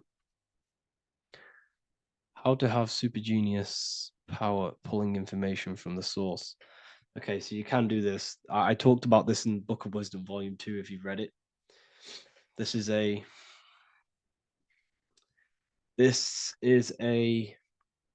technique that Albert Einstein used. This is a technique that Thomas Edison used. This is a technique that all of the ancient geniuses have used. So you get on a chair, you place metal below you or plates, and you hold a metal ball in your hand, and you fall asleep. And every time you fall asleep on the chair, you're going to drop the ball, because your body will become unconscious, and you will basically drop the ball, and it will wake you up, because it's going to hit and make a loud bang on the plate. And every time you go to sleep, basically what this is actually doing is shifting your consciousness from conscious into the subconscious. So from physical into the astral. Your consciousness is shifting between these two planes. And as you do this, you can bring down great ideas from these higher planes. So when you fall asleep, have an intention. And when you fall asleep, you'll drop the ball. And when you wake back up, you'll have an idea, and you got to write it down.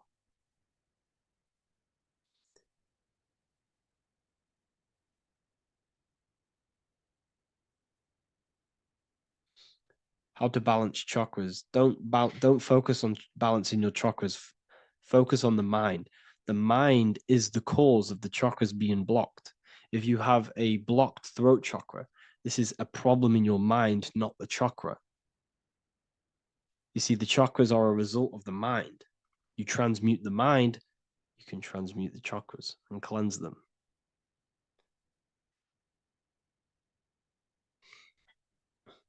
So was Jesus a real man that walked? Okay, so I'm going to tell you something. Like, some of the things that I say in my reels, they are to catch attention. So if I say the first thing on the reel, Jesus never existed, straight away, you see that, it's going to trigger you. It's going to trigger Christians. It's going to trigger people. So yes, I do say things to catch attention. The reason I do that is because I have to, in order to catch attention. Maybe there was a Jesus who walked. So in the past, I have said Jesus never existed. Yes, this is to catch attention, to boost the reels, views, and comments and stuff like that. Maybe there was a man who was called Jesus and walked the earth. But listen, he was not the Son of God. You are all the Son of God. Jesus represents an archetype. He represents morals. He represents a way of living that you should embody in your life, not to worship. We shouldn't be worshiping this man. We should be embodying his qualities into our lives so we can become Christ consciousness, so we can live in harmony with our mind, emotions, body, and spirit. Okay? He was not the Son of God. You are all the Son of God. We are all God experiencing himself in a three-dimensional divided form. God is oneness, and he created a divided world so he can experience himself. Why do you quote from the Freemasons oft times? I don't recall me looking at Freemason quotes and quote them. I just simply, when I post a quote, I literally just, whatever comes to my head, I just whack it into Telegram or Twitter. Are dreams tied to your subconscious, and how do you understand them? Okay. Dreams and astral projection are two different things. Astral projection is your soul leaving this plane into the collective consciousness, into the collective mind, the collective astral plane. But dreams are basically the astral plane, but it's your personal astral plane in your personal subconscious. So when you dream, you're entering your own consciousness, you're entering your own subconscious. Every character, every event that happens to you, everything that is said to you, everything that happens to you in your dream is yourself pushed outwards, and you're basically experiencing your own mind. If something scary comes up in your dream, this is your belief, this is something in the back of your mind materializing and coming to you and showing itself to you. So in order to understand your dreams, it's basically suppressed emotions, suppressed thoughts, all lingering in your subconscious materialized. Okay. A few months ago, I'd have concurrent dreams of getting in a car crash that lasted for months. Then one day out of nowhere, I got into a really bad accident, and that low-key bugged me out. I didn't know if my mind was trying to warn me or what. You can explain that. Okay.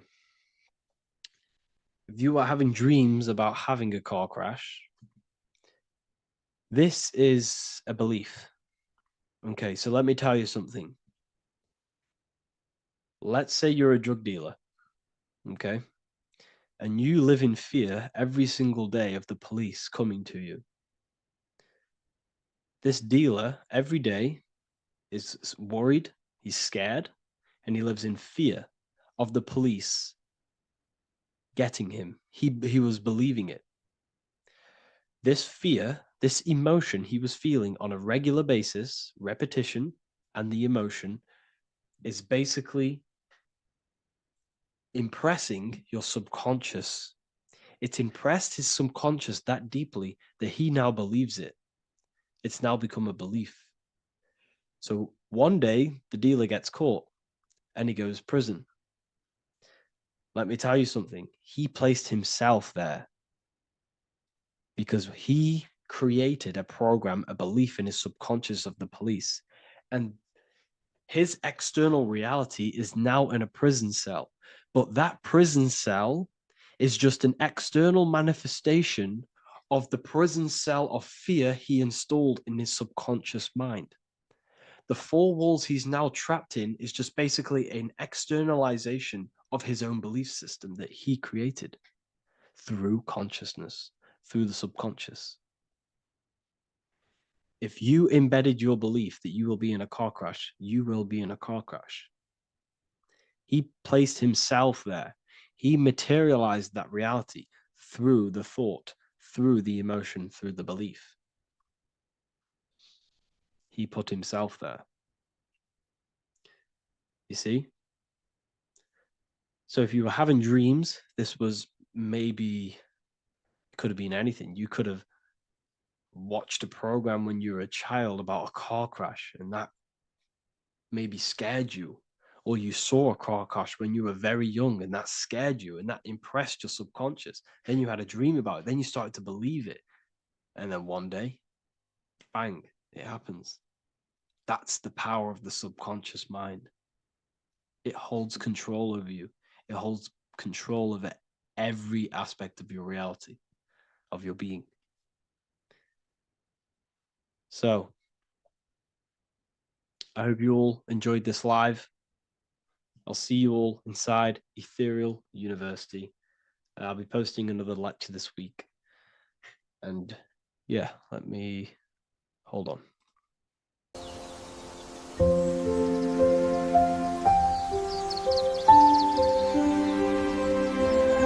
bookofwisdom.com. Visit today.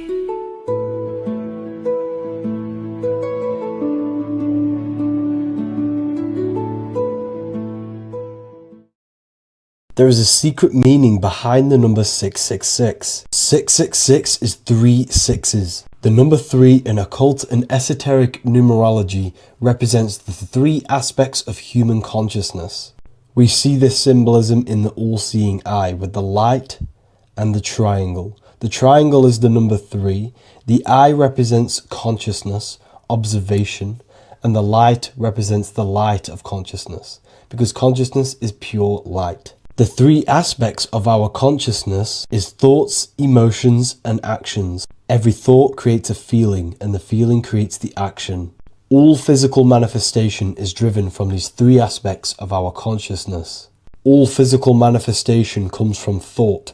Every object you see around you, this screen, the phone you're on, the laptop you're using, or the iPad, was a thought in the invisible realms of consciousness. Then it was brought into physicality through feeling and action. This is because man is made in the image and likeness of God. We are all mini creators. We are all extensions of God's creative consciousness. Therefore, the number 666 represents 3 sixes. 3 is thoughts, emotions, actions. The number 6 represents the cube, because cubes have 6 sides. This material world that we experience, everything has 6 sides. Everything's created by cubes. We can move forward, we can move backwards, we can move left, right, up and down. This is the cube that we are stuck in. Therefore, 666 represents our 3 aspects of our consciousness, thoughts, emotions, actions, all contributing towards our physical self, material world, material pleasures, completely cutting ourselves off from our spiritual, true, divine self, which means 666 is representing a state of consciousness. A state of consciousness where we only operate from a place of material needs and survival things.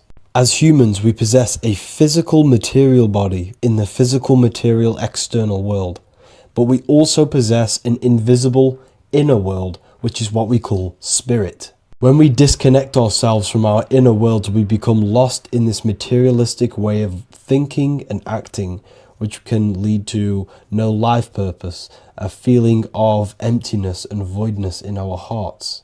Humans possess the ability to transcend our animal instinctual natures and turn to the divine mind, to the spiritual inner world.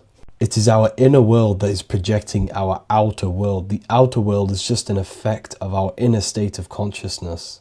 It's important as we go through this human life to not lose ourselves and look for our validations outside of ourselves. The external world is simply just a mirror, mirroring with mathematical precision what happens inside our consciousness.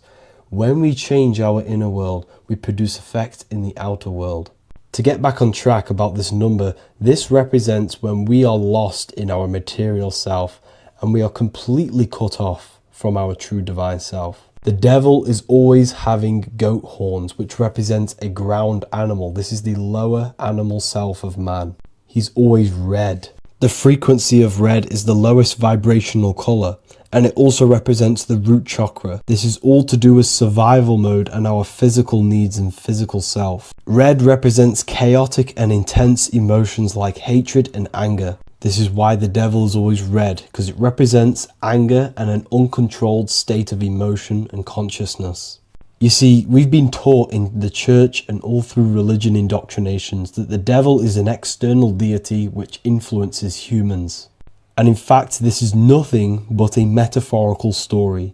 The devil is a character which represents an aspect of the human mind, the lower aspect of the human mind, a facet of our own consciousness and psyche. The voice that we have in our head that tells us to do these negative things is not an external deity pushing us to do something bad. This is an aspect of our own mind. Jesus and Satan are just two characters which represent the two voices that we have in our own consciousness. In fact, the word devil was never present in the early Gospels. Instead, what was mentioned was a spirit of evil. A term spirit of evil was not meant to denote a specific deity or being, but rather any force of negativity, whether it manifests as a destructive thought, emotion, or action.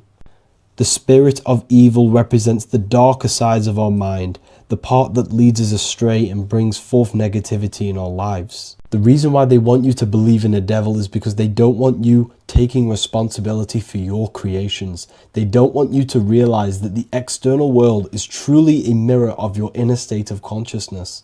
Instead, when something bad happens in your life, you blame it on some external devil or Satan who tempted you. Everything is your creation in your life. When you realize this, you take full control and you begin to reshape your external world by changing your inner state of consciousness.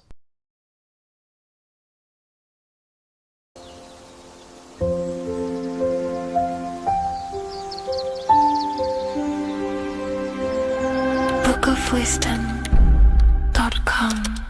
Visit today.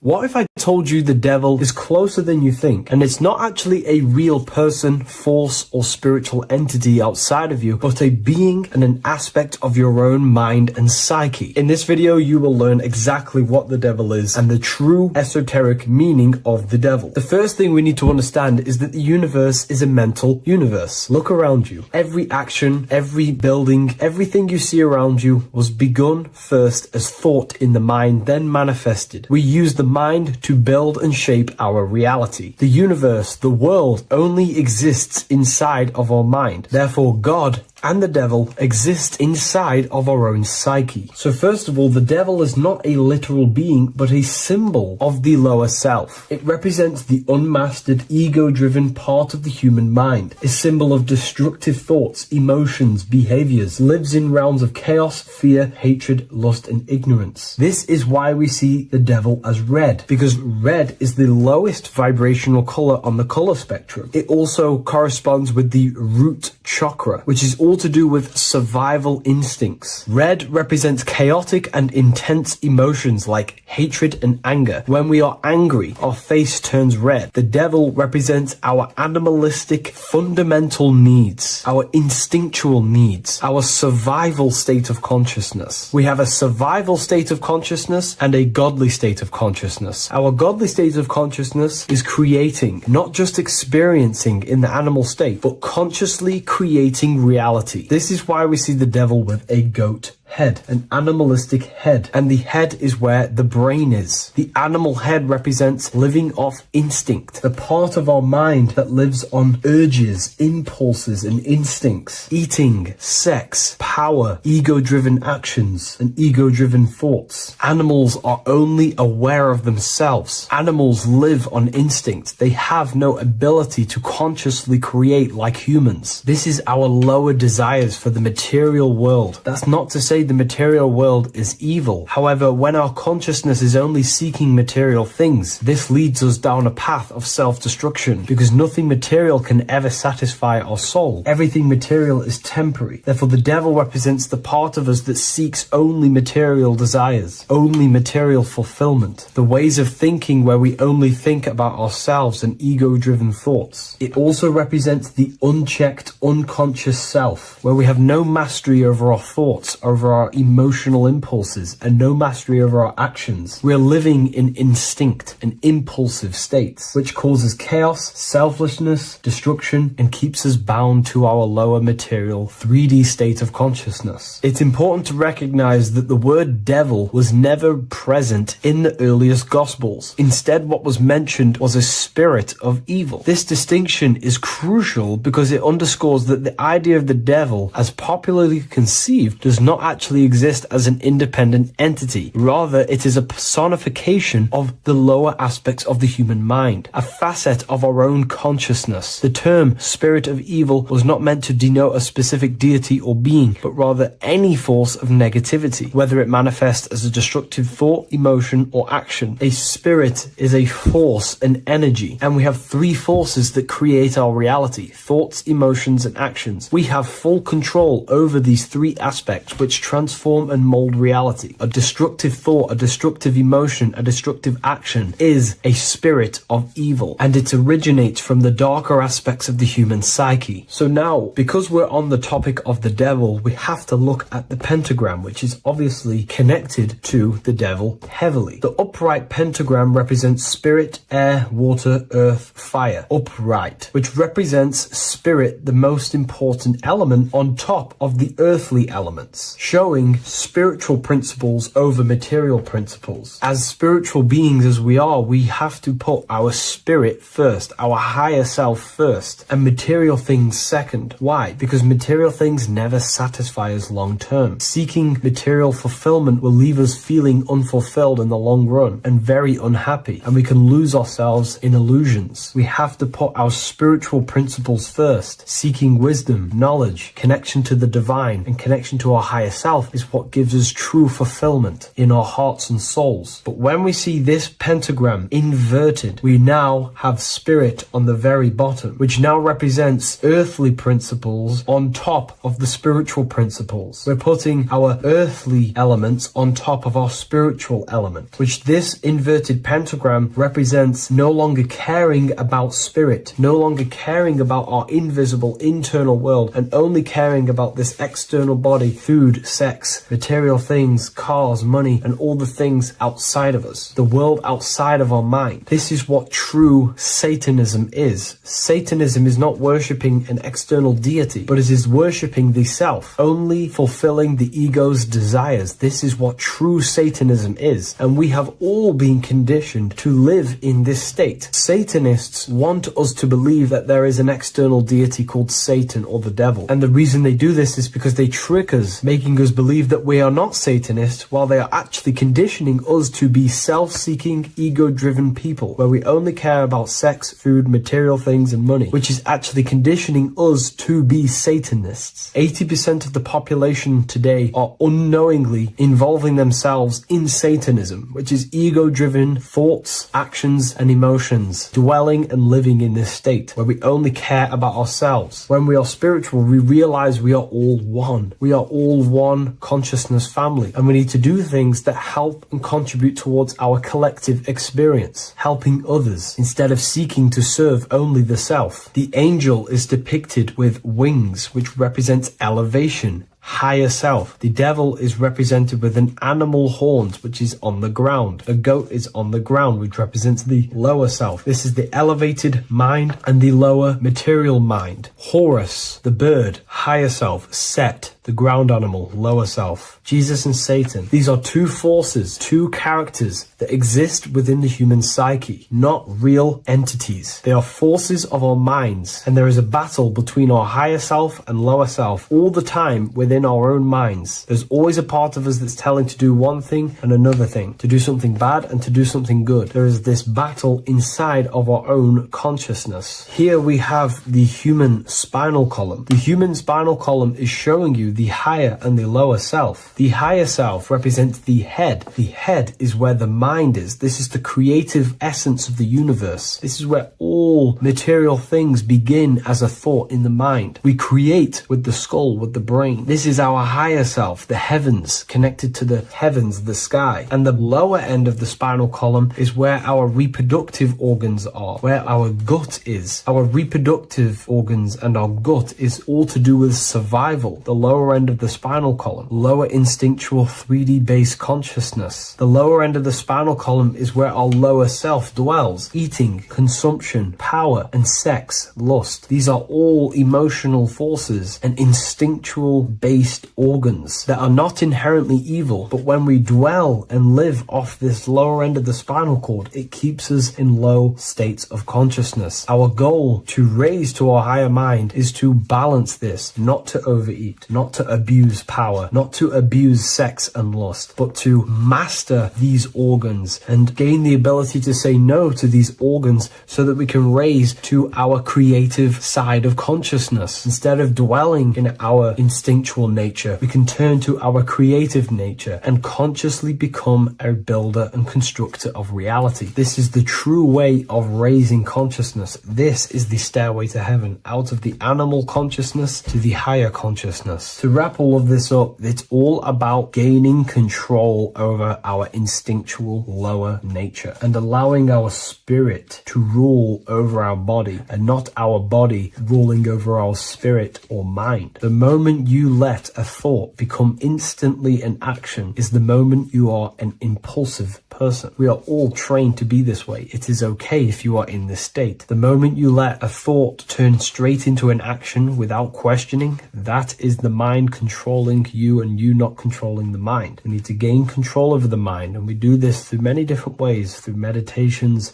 affirmations, and discipline. We slowly gain control over our minds. And once we gain control over our minds, we gain control over our thoughts, and we gain control over the attention that we give certain thoughts. We can then start to uplift our mind, our thoughts, out of our instinctual state to the higher mind. If you wish to learn more about consciousness, I'll leave a link in the description for the Book of Wisdom, Volume 2.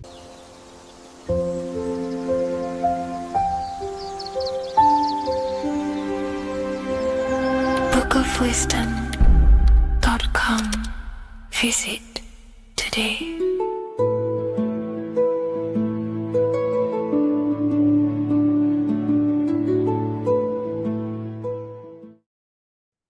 Left and right hemisphere, and what are they doing? How does it contribute towards your perception in this world? And this is what we're going to be talking about in today's video. We're going to be breaking down the two hemispheres of the brain and how they function in your life. So first, we have the left hemisphere. This is the logical hemisphere. This is the analytical, divided, scientific, or verbal hemisphere. The right hemisphere is creative, wholeness, artistic, symbolic, and metaphorical. The right hemisphere does with non-verbal things. It produces a holistic perception. It is more to do with creativity. Because what you must understand is that we are not in the external world. The world is produced by our brain. We see with our brain. Our eyes are a part of the brain. What we touch is the brain's interpretation of electrical signals on the nervous system. What we smell is the brain's interpretation of smell through the nose. What you taste is your brain's interpretation of chemical reactions on your taste buds. So what you are experiencing is the brain. The brain is a computer creating a simulation. And you have two hemispheres which breaks down this reality. So essentially the brain is the perception creator. It creates perception. So if the brain is creating this, who is the one experiencing the brain? Well, that is you, the consciousness, the mind, the all-seeing eye. You are the all-seeing eye experiencing the brain, the observer behind the brain, behind reality, behind the emotions. So if you're walking through a woods, this left brain sees individual trees. The right brain sees the whole woods. It sees the biome. It sees the bigger picture. So when you are walking through this woods, the right brain picks up a holistic perception of reality. It creates the woods as one unified woods. The left brain's job is to break this down and analyze it so that we can see individual things. And this is also necessary for humans to have the ability to break things down and manipulate things in this world. So without this left hemisphere, we could not manipulate things and break things down. So this right hemisphere is important because it sees the whole woods. It sees humanity as one unified consciousness. However, the left hemisphere sees individual egos. So the left hemisphere is the place of the ego because it only understands it sees the world very divided. Okay, so for example, here's another example of the left and right hemisphere. If someone pulls out in front of you in traffic, your left brain's going to start going crazy and analyzing them, calling them names. The right hemisphere, however, sees the bigger picture. Maybe he didn't see you. Maybe it's just a mistake. Maybe he's in a rush. You see how the two brains are very different. They do the same thing, but they function in different ways. The right hemisphere is feminine. The left hemisphere is masculine. So, like I said, this person pulls out in front of you. You start to think with the left. If you start to perceive that in the left brain, you're going to start analyzing them. You're going to start going crazy and calling them names because you're analyzing it. You're not seeing the bigger picture behind it. You're not seeing it from his perspective. So there is a crossover. So the left hemisphere of the brain controls the right side of the body, the right ear, the right eye. Everything to do with the right side of the body is connected to the left hemisphere, and the right hemisphere controls everything on the left side of the body, including your eyes, your arms, your legs. So everything is crossed over, and even your visual field is crossed over. So this is your visual field, as you can see here, and even the left side of your visual field goes to the right brain. There's a crossover. No one really knows. There's not really a reason for this. However, this is how the human body is designed. As we all know, the human body is the most advanced piece of technology on the face of the earth. They cannot replicate the human body. And they tell you it has no creator. This is crazy. People are that brainwashed, they can't even understand that their body is the most advanced piece of technology.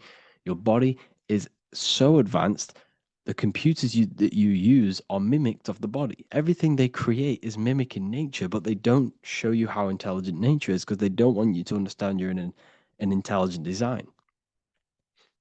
So anyways, let's get back on track. There is a crossover in the brain, and this is why they teach you to write with your right hand. And I was speaking to someone who's in a nunnery, or whatever you want to call it. They were a nun, or they knew someone who was a nun, and they forced these people, these nuns, to write with their right hand. You had to write with your right hand. This is why, I'd say at least 70% of the world, or 80%, is right-handed and right-legged, because they taught us this to activate the left hemisphere more because of this crossover that happens in the body. So when we are using this right side more, we are using that left hemisphere more. Why? Why are they doing this? Well, they also called it writing. Writing is a spell, to cast a spell on you, to use that right side of the body so that you use this left hemisphere, because they want you to see the world as a divided perception. They don't want you using the right hemisphere, using that left side of the body to activate the right hemisphere to see the bigger picture and see how everything is all one and everything is created. This left hemisphere domination keeps you from seeing the connections between everything, because that left hemisphere analyzes, it breaks things down. So when we are left hemisphere dominated by using the right side of the body, we are essentially seeing everything as divided. And this is why so many people will not understand my work, because my work connects dots and connects fields of knowledge, and makes you see the bigger picture. So people who are left hemisphere dominated will see my work and think this guy's crazy. But everything, it's all about activating that right hemisphere. So they called it writing because every word you say is molding your mind in some sort of way. The things you see is molding your mind. Everything you take in through the five senses is molding your mind. And language is a massive spell, especially the English language. They called it writing so that you use that right side. It's a spell because your subconscious mind picks up everything you say. And 90% of your daily basis behavior and thought patterns is produced by these subconscious programs within the subconscious mind. Essentially, your conscious mind is only the 10% of you.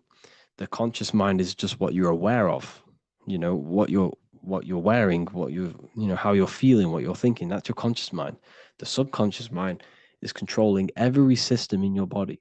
It's telling your heart to beat without you being conscious of it. So essentially, this is what they're programming. They're programming this system in the back of the mind, which is controlling everything through the words. And this is what spells are, because it's all about creating perception in the subconscious. So they want you to use that right side more. I truly believe the ancients, they were balanced. They used the left and the right side of the body. They didn't have a stronger side because they understood this science of the body and how the body works. So this is actually called phonetics. It's not etymology. Etymology is the study of root words. Phonetics is the study of how words sound similar. The way words are spoken. So phonetics, phone is why we call them a phone, because you speak into a phone. So this is write and writing, to use that right side to activate the left hemisphere more. So your hands are a manifestation of your brain. The left hand is the right brain, the right hand is the left brain. And as a child, we were always taught that when you place your hands together like this is the size of your brain, which is true because your hands are a part of your brain. They're an extension of your brain. Every part of your body other than your brain is an extension of the brain. Everything's working and feeding back information to the brain because you're experiencing the brain. So another trick that you can do, or another exercise, is looking in the mirror and closing one eye at a time. If you close your right eye, if you take your top off, for example, you'll analyze your body if you close your right eye because you're using that left hemisphere. Sorry, other way around. If you look at yourself through your right eye, you'll use that left hemisphere, which will analyze yourself. You'll see individual body parts. If you close the right eye and use the left eye, you'll see your body as a whole. You won't really analyze it. This is how you can analyze yourself using these two hemispheres. So this whole system is created to keep you thinking logically and to restrict you from creating and restrict you from understanding symbolism, allegories, metaphors, and teamwork. They want you stuck in a logical way of thinking and a logical way of seeing the world. This is why when you go to school, you are told exactly what to do. You're told to think this way and no other way. You're told to do orders, do this. It's a very left-brained system, because if we all started to open up this right hemisphere, we'd all see, wow, everything is all one, everything's all connected. And this is what my work is doing. I'm showing you everything is one. The physical world is an illusion of duality, but everything comes from the one source, the one mind. The universe is a giant mind. I am mind, you express mind. We all possess mind. Behind the physical body is the same mind consciousness.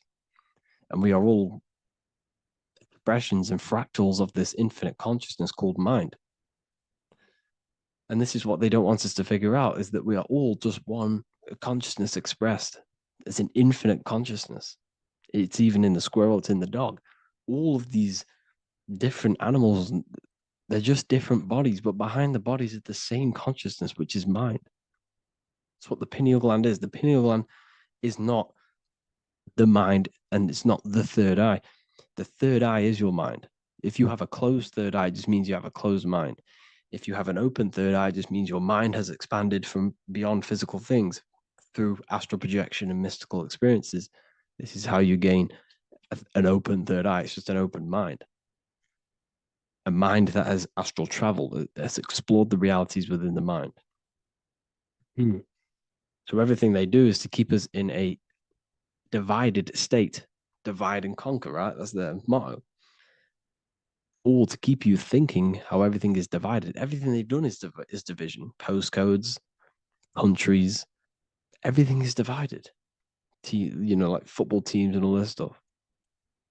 It's also a natural process when you grow up, because as you grow up, your brain is constantly analyzing the world. So this is sort of a natural process of how you become more left hemisphere dominated, because your brain is always analyzing.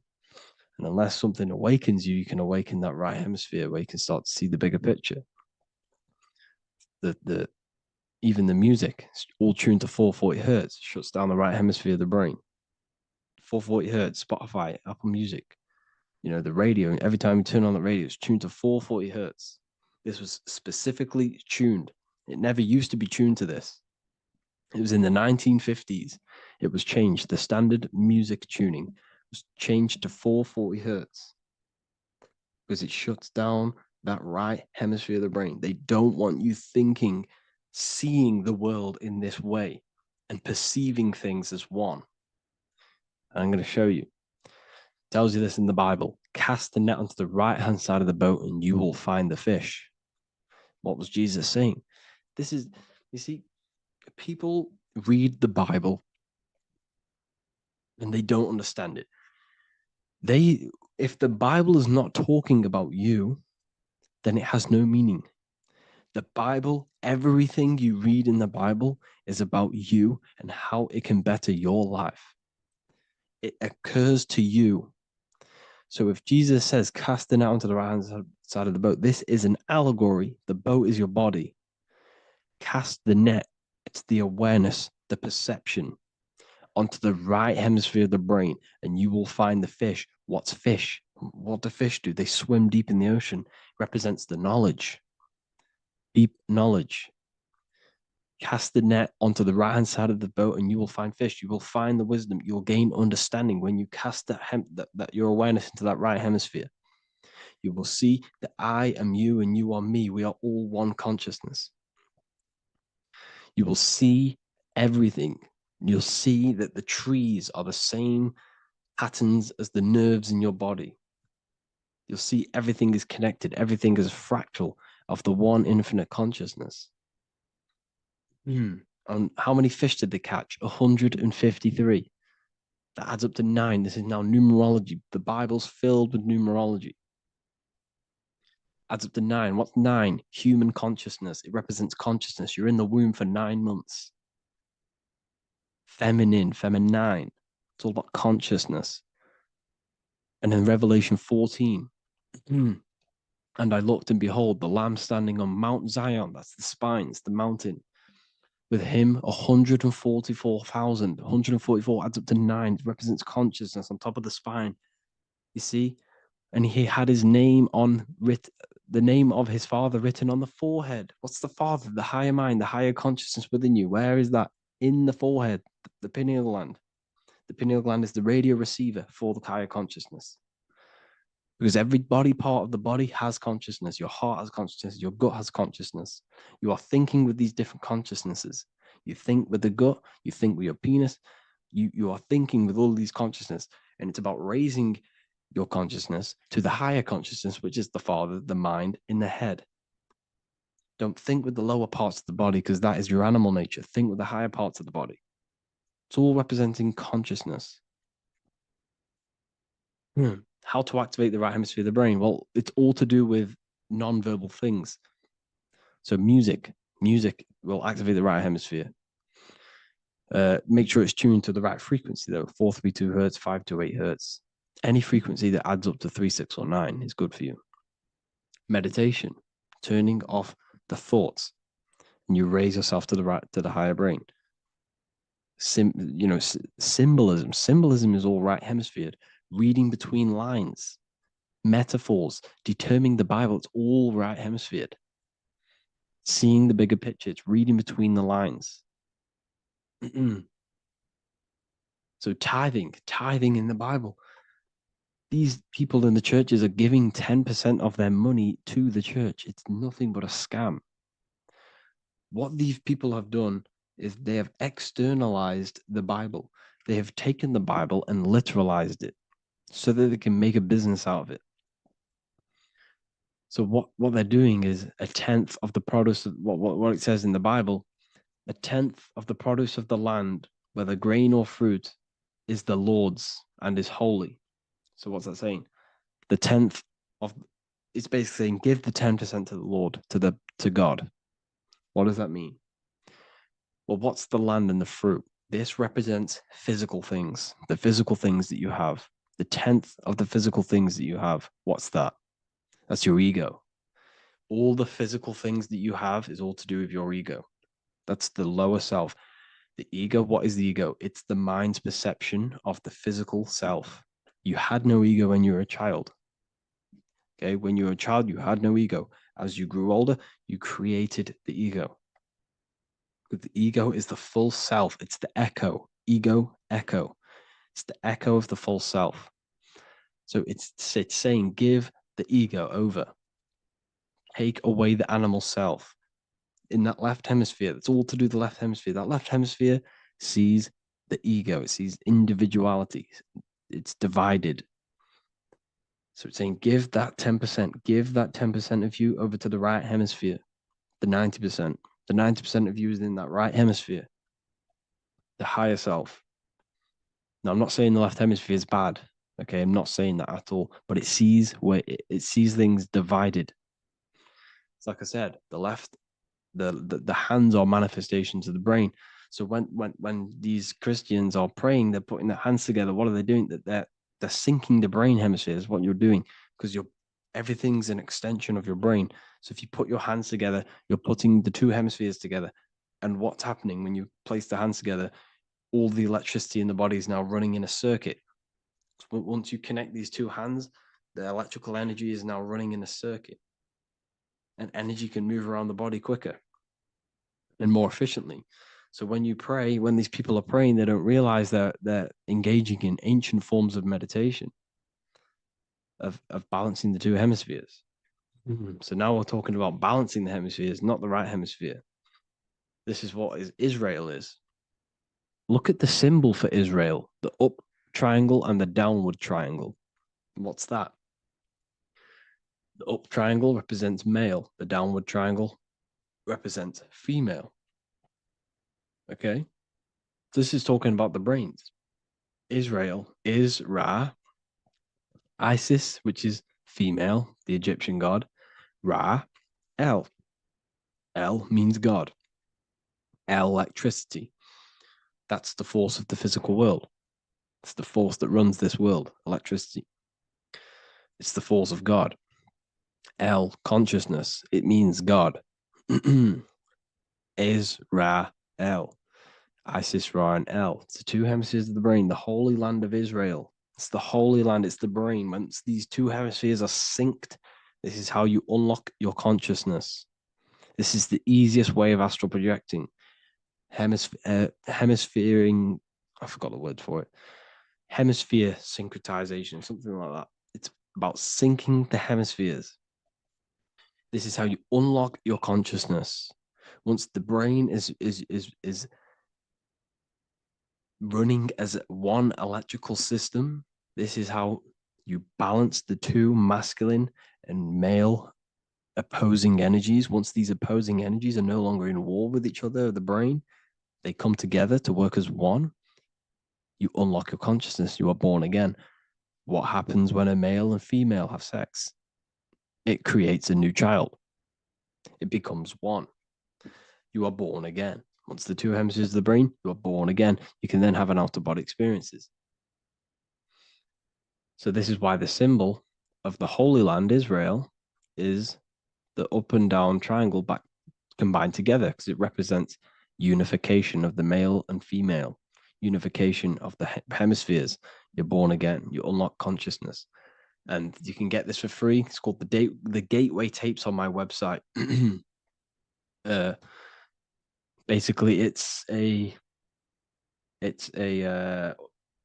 audio track from the government, and they did this in the Gateway Experience. It's a CIA document, And what they do is they're different forms of meditations. You go through, I think there's about 5 waves of meditations you do, half an hour each one.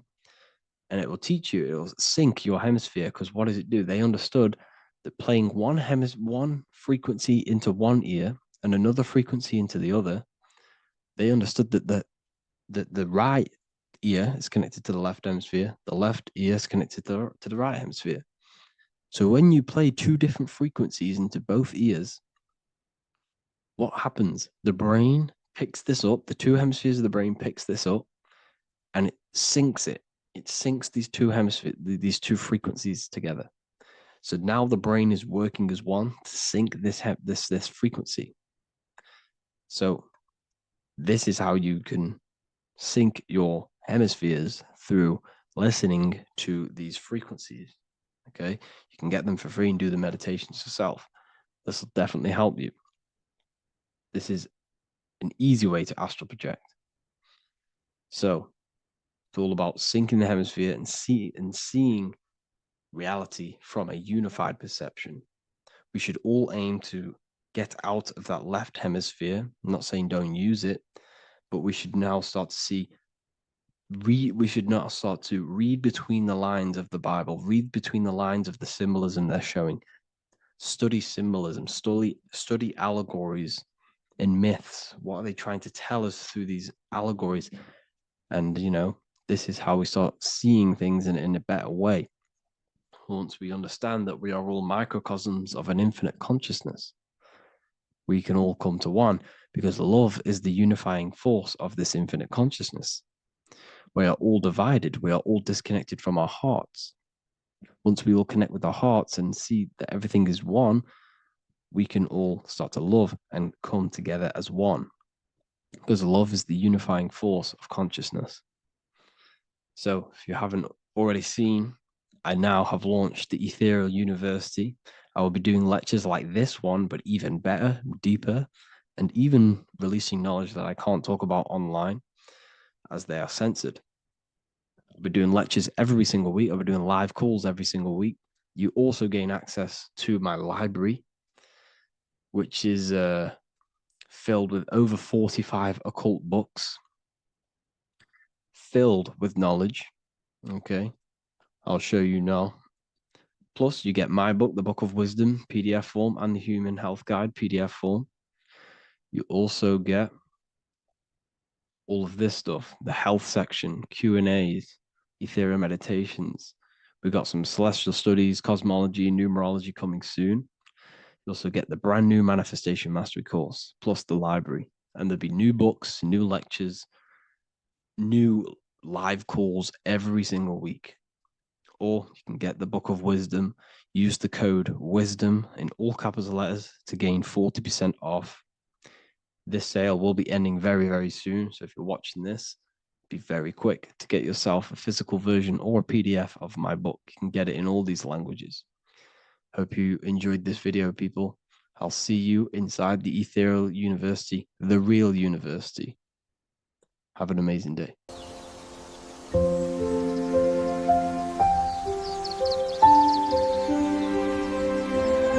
bookofwisdom.com. Visit today.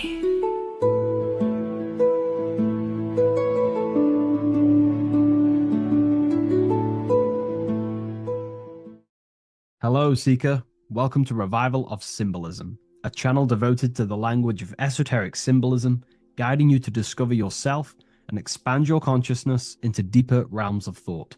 I'm Harry B. Joseph, also known as Revival of Wisdom, and today we're going to be discussing this particular piece of Freemasonic artwork, and in the context of force and form. This is a very important ideology to understand about life, your reality, and ultimately to gain your personal power. So if you want to gain your personal power, you have to understand force and form, which is one of the most basic understandings and teachings within the occult schools of thought. So if we look at this piece of artwork that we have here on this Freemasonic drawing or painting, whichever it is, we see in this context force and form. Now, there is a lot going on in this piece of symbolism. There's so much more than just force and form. However, in this video, we're just going to be breaking down the force and form aspects so you can gain an understanding. Here at the very top, we have light rays. This represents force. Here below, you have the physical manifested plane, form, force and form. All creation is force and form. It is the interplay of force and form. Force is the invisible energy that moves, and form is the pattern that contains and directs that movement. Force without form is chaos. Form without force is lifeless. So without any force, there would be no movement or manifestation. Without form, there would just be chaotic forces within the universe. So force and form are the opposites in duality, force and form, okay? So without any force, which is your spiritual life force, your consciousness, which is force, your body wouldn't even exist, because your body is the formation of the spiritual forces. Your life is a creation of your forces, such as thought, emotion, imagination, desire. We're going to be breaking that down in detail so you can use these forces in your life, okay? So we have light rays here. This is a force. This is light emanations coming down from above into the world of form. We have to understand, no physical action on the physical plane, there is no force. All force takes place within the astral and etheric realm. So that's what we must understand. Force takes place in a higher dimension. What you see in the material realm is the formation of that force. So every movement in the material is made manifest through the invisible forces. When you take an action, there is a reason why you are moving the body. And for me, for example, I've written the new book of Symbolism, and it's out November 17th.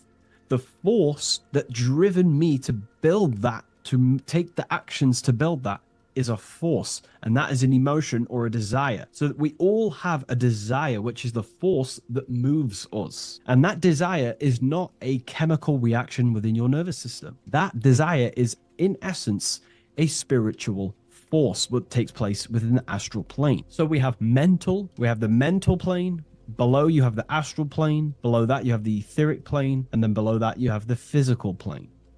All creation begins in the mental plane, what we think about. But then if we have a desire about a specific thought, we have a specific emotion towards a specific thought, such as, I don't know, making money. We all have a desire to make money, right? That desire then focuses down the mind, because you can think any thoughts you wish, but if you do not have a desire or an emotion towards it, the mind will not be narrowed down to one specific thought. So then that thought has an emotion or desire behind it, which then manifests itself. The thought descends into an astral form. The thought takes the body of an astral desire or imagination. That imagination and desire feeds the human heart. That human heart feeds the force through the physical brain, through the nervous system, and then allows the body to take physical actions. So each one of us has forces. So it's very, very important that these forces, such as desires, are not random and they are controlled. Because if you desire many different things, you are uncontrolled, you will have many issues in your life. You will have, if you have uncontrolled desires of lust, uncontrolled desires of vanity, uncontrolled desires of low pleasurable things of the flesh, your desire will not be controlled. Therefore, your force is scattered. So in order to gain self-mastery and to get what you want out of your reality, you have to control your desires, your force. So you have force and form. This is why down here you have people taking physical actions. You have, people running around taking action. And up here you have the forces. So it is the astral forces that is in constant rotation and interplay with the physical material realm, force and form. Force originates in the higher planes of consciousness and descends through the mental and astral into the physical. Within the mental plane, force takes the shape of thought. Thought is the first outline of form, the archetype that gives structure to creative currents. When one conceives an idea, the pure spiritual energy flowing through the consciousness becomes clothed in mental matter. This mental form is the mold through which all subsequent energies must pass. It defines the direction of movement and determines the quality of the outcome. Within the astral plane, the same force becomes emotion, desire, and vitality. Here, the mental pattern receives life. The astral body, being composed of the substance of feeling and magnetism, fills the thought form with motion and color. Force in the astral plane is dynamic, fluid, and responsive to rhythms. of desire. If desire is pure and unified, it directs energy faithfully into the form conceived by the mind. If desire is scattered or conflicted, the astral force distorts the form, producing confused results in the physical world, confused actions, chaotic actions, if you do not have your desires and your heart under control and your emotions under control. Thus, the quality of one's emotional life determines how effectively forces passes through the pattern of thought. So the emotional quality of life, of your life, is determining your actions, because we all take action on what we care about, on the force that is driving us. So we must unify our heart with the higher mind, with higher thought, thoughts that are not selfish, thoughts that are not egotistical. In the mental plane, there are three subplanes. We have higher mental plane, lower, middle mental plane, and lower mental plane. Higher mental plane is higher thought. This is what people call the higher mind. A lot of people say the higher mind, but they don't know truly what it is. You know, a lot of spiritual people will just throw these words around. The higher mind is simply the mind that exists within the higher mental plane where higher thoughts take place. Thoughts that are guided with love, that are guided with selfishness, without being selfless, you know, thinking with, you know, without being egotistical. If you, for example, if you think, how can I make money? How can I gain? How can I do all this stuff? And you're thinking how to make money for yourself, for personal gain. That's a selfish thought, and that will manifest in the lower mental plane. If you want to become more of a powerful mind and gain your personal power, you want to think in a different way to penetrate the higher mental plane, because the lower mental plane, most minds in the collective consciousness operate in the lower mental plane, because that most people think unconsciously. Therefore, their minds are not trained to think in the higher mental plane. So most people dwell in the lower mental plane. This is where all the lower thoughts are. There's not very good ideas because the collective consciousness is there. Once you start to raise your mind, you then start to learn to think differently. Instead of thinking, how can I make money? How can I gain? How can I, get this? Think differently. Think on a collective scale to penetrate the higher mental plane. Think, how can I benefit the world? How can I do something that's going to benefit people? Because money will come as a side effect of that. That's just one example. So when you shift your mindset to use the higher mental plane and train your mind, you're gaining willpower. You're also penetrating the higher mental plane where better thoughts are.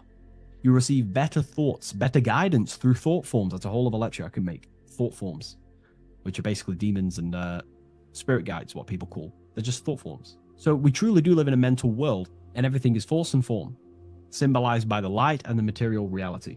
The individual who understands this relationship between force and form begins to work consciously with the descent of energy through the different planes of consciousness: mental, astral, etheric, physical.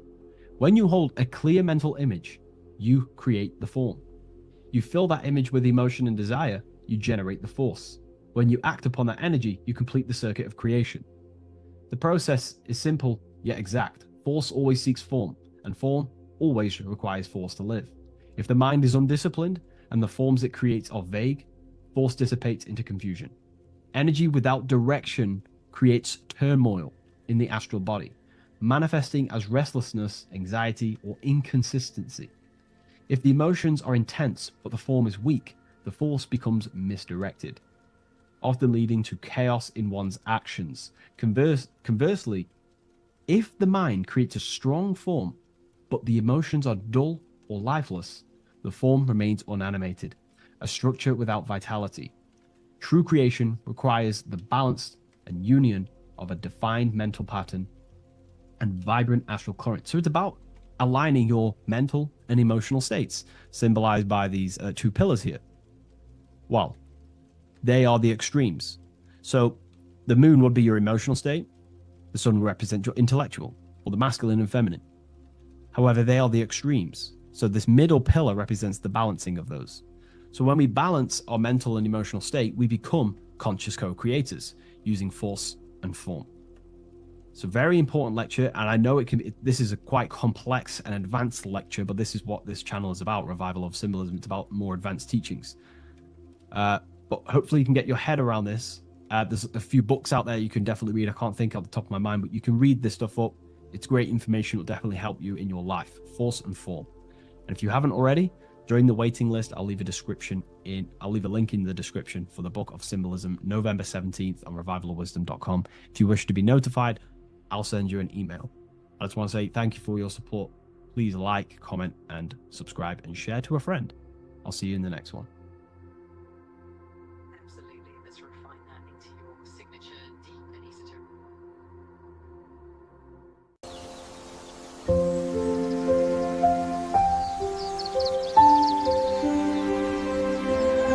bookofwisdom.com. Visit today.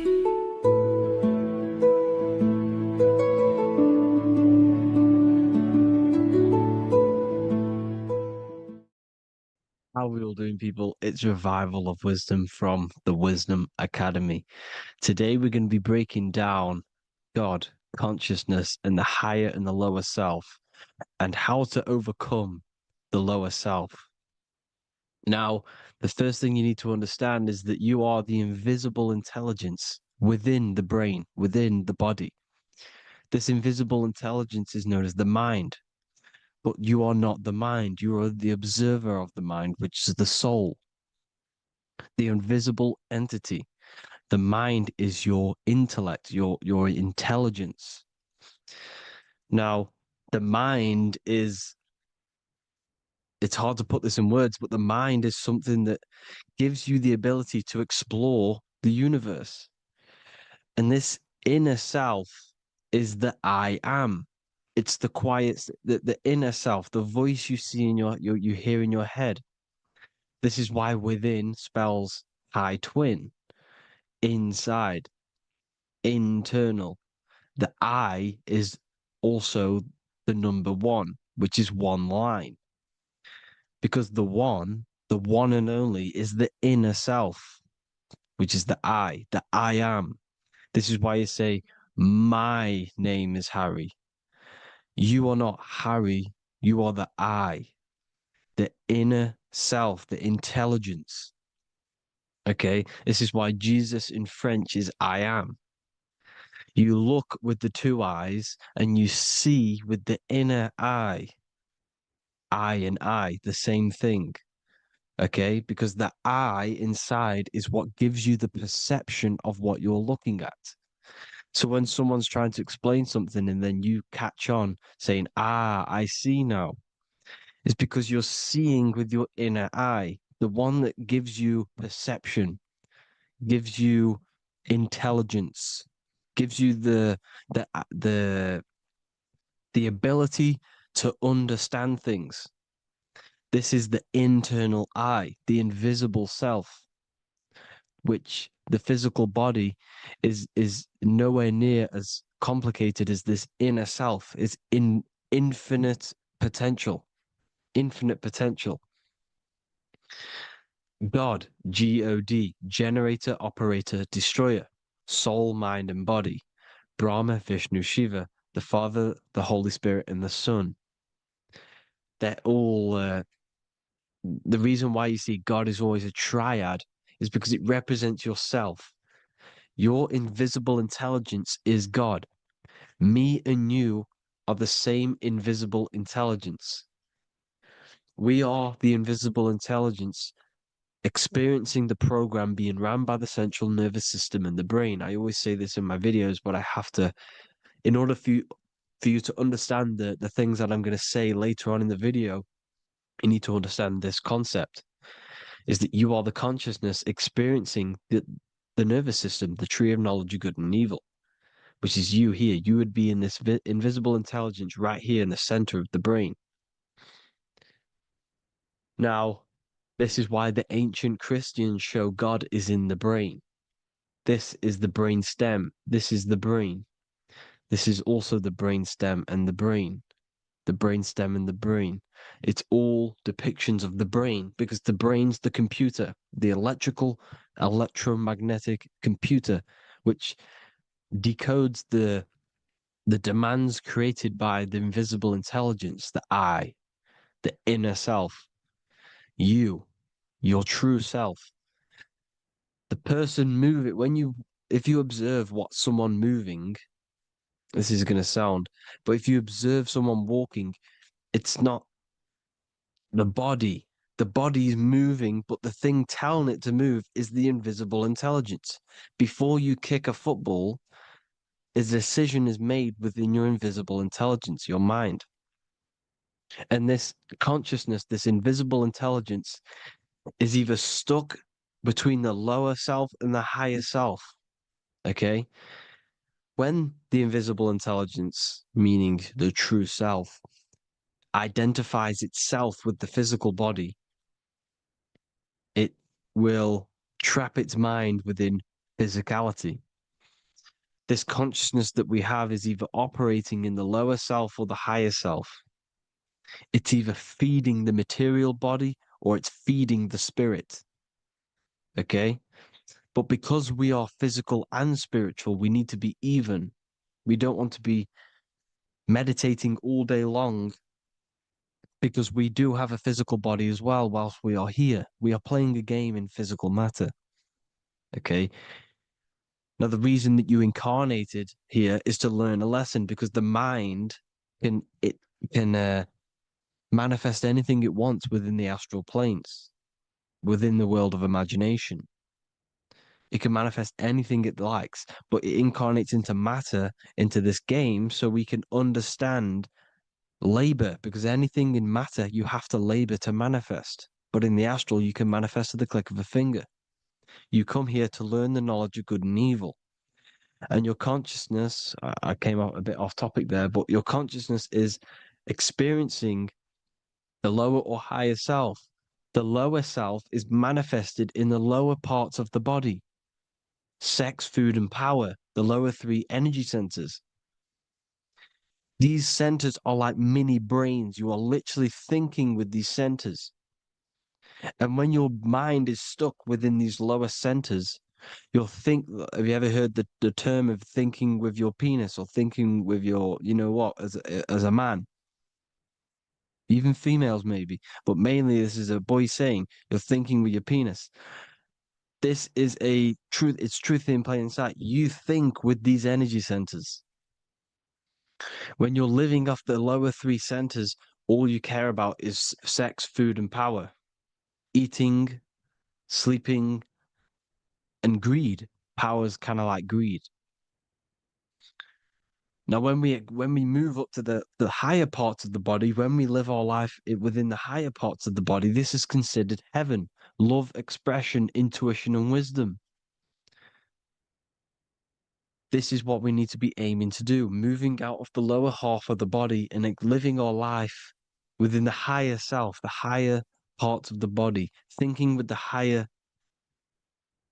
energy centers, thinking with love, expression, intuition, and wisdom, spreading love, expression, intuition, and wisdom to others. Heaven is even. This is why Jesus is pointing at the heart chakra, always pointing at the heart. Earth rearranged his heart because in earth you're manifested as a physical being. You're in the heart, good and bad. You need to be balanced between the good and bad. Because love can be a demon too. That's a whole nother video, but love can be a demon. Now, the seven chakras are known as the seven seals in the Bible. When the Lamb opened the seventh seal, there was silence in the heaven for about half an hour. This is a verse from the Bible. The Lamb is Aries, which is the higher brain, the cerebrum, Ram, Aries. Because when the Ram opens the seven seals, you enter the kingdom of heaven. Because these chakras seal your invisible intelligence. They seal your true self. You are behind these seven seals, your true invisible self, your true consciousness. Because behind these seven seals, you do not think about anything materialistic. Your intelligence is not material. It's not physical. It's not from the physical world. It does not desire the physical world. The body is the beast. The body's the animal, the lower self, which can corrupt our intelligence. It can corrupt the intelligence. Okay? Now, we need to balance these chakras so that we gain a deeper connection between this intelligence and the brain. Because when there's a strong connection between the brain and the intelligence, your body and the intelligence, you have a strong connection. Therefore, you can manifest what the intelligence is saying at all times. Meaning, when, for example, your higher self, this is intelligence, the higher intelligence is always speaking to you. It's always guiding you. It's always telling you the right thing to do. You can feel it when you're doing something wrong. You can feel that you're doing something wrong because this higher self, this intelligence knows what it needs to do here. And when there's no connection between the body and this our intelligence, our true self, when we strip away, when you close your eyes for long periods of time, you will figure out you are this invisible, infinite, creative being. There's no words that I can't describe what it is, but it's the voice inside of your head that you can feel when you close your eyes. You are this being inside of the heaven, because this is heaven, this intelligence. And when there's a strong connection between the body, you can manifest everything it's saying. When everything is balanced, when you're no longer thinking with the lower centers, when they're all balanced, you're not thinking in particular with every center, you balance them all, you can manifest everything it says. Your body will act out what the intelligence is always saying. This is God in the brain, the intelligence, trying to touch Adam, representing the lower self. This is why they're not touching. Notice how Adam is resting, but the intelligence is always reaching out, stretching, symbolizing metaphorically saying it's guiding. I'm always reaching out. The intelligence, your intelligence is always guiding you. It's always reaching out to you. But Adam is ignorant of it. The lower self is ignorant of it. And that's why he's so relaxed and God is so stretching out. Because at our highest self, that when you think of when you want to better your life, that highest true version of yourself is God. When you're manifesting this, your highest self, this is God. Your truest form, your most perfect form, that is God. Your highest version of yourself, that is God. Emotions are not what you've been taught. Emotions are not something that should be reactive, okay? You should not let the emotion be you, except that you should experience them instead of letting them become you. You need to understand there's a separation in our consciousness. You have the soul, which is the person who is observing your thoughts. When you think a thought, who's the one observing that thought? The soul, you, the I am, the I, the inner self, the one and only. And inside of every single body, inside of me, inside of you watching this video, there is this same intelligence that is inside of me, inside of you. And it's the exact same intelligence, experiencing a different body. And this is what we mean by the universe is mental. We all are all sharing the same ball of consciousness in a different body. The animals, the fish, the cells, all expressing this one consciousness. Me and you are the same. This is why the golden rule is treat others like others should be treated, because I am you and you are me in a different body. Now, going back, you need to identify that there's different levels of consciousness: soul, mind, emotion, and body. Okay? Your emotions are on a separate layer than the body, the mind, and the soul. So when you identify there's a difference between all of these, you do not let them become you. You do not let your mind rule you, because your mind can be corrupted. Your soul is the one that is pure good, pure love. But your mind can be corrupted. Okay?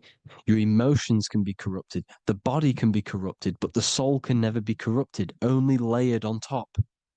You can only throw piles of programs within the subconscious, layering the soul down, but deep, deep down inside of every single one of you, there is a loving being.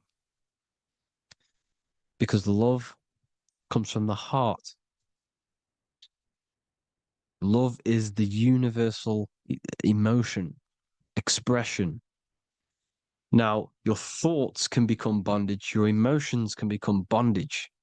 Now, what do I mean by bondage? By conquering the lower self, we need to conquer our own mind, because the mind is what's manifesting the lower self. When you're thinking with the lower half of the body, when you're becoming your emotions, you need to experience the emotion, not become the emotion. Do not let the emotion become you. Do not let your thoughts become you, because your thoughts are tools that you can manifest. Your thoughts are the idea. Your emotion is the energy that you can use to manifest that thought. Your emotion is energy in motion, emotion. You use emotion to manifest, to feel as if you already have the thought. Therefore, you become that vibration. Therefore, your emotions are actually a creational force that is given to you to manifest things, because you're a human, a manifester. You're here to manifest things. You're a creator. You are a god. Your inner self, your intelligence, your I am, the one and only inside of you, the inner self, the quiet one, the one that's deep, deep down, the invisible intelligence, is it's creating things all the time. All the time. Speak no evil, see no evil, hear no evil. This is the astronauts, they're Freemasons, but they understand this, because thinking, seeing, and hearing can corrupt your mind. And when you have a corrupted mind, you'll have a corrupted subconscious. The subconscious will manifest into the body, because 90% of your behavior comes from the subconscious mind. So you got to speak, see, and hear no evil. But sin, what is a sin?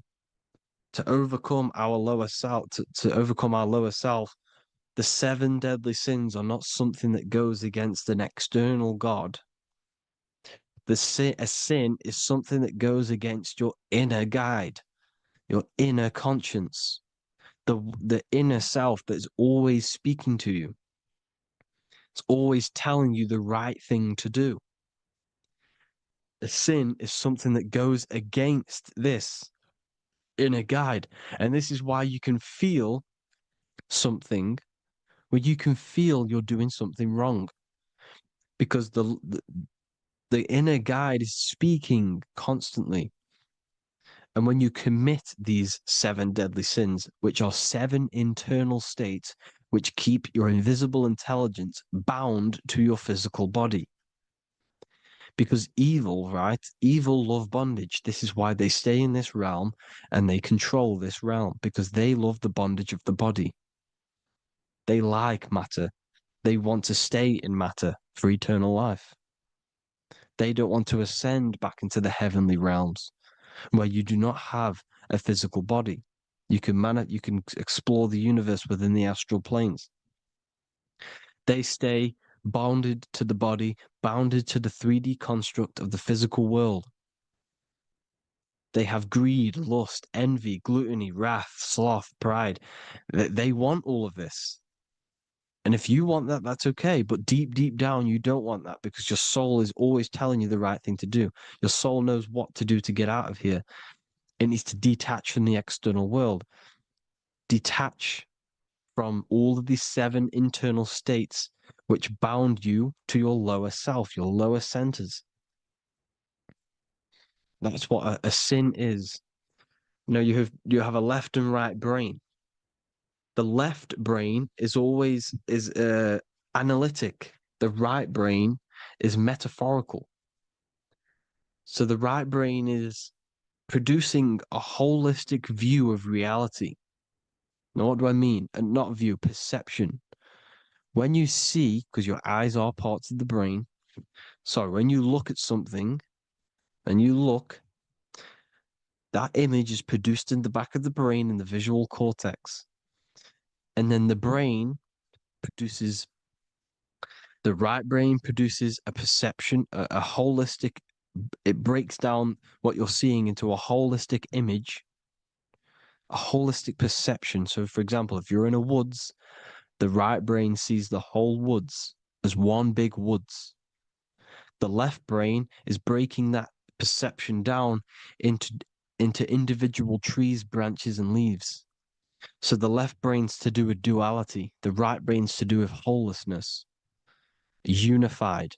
The left brain's dualistic, analytic. This is necessary so that we can pick things up and manipulate them and break things down. We need the left brain, we need the right brain. I'm not saying any of them's bad, but the left brain, sinister in Latin, means left.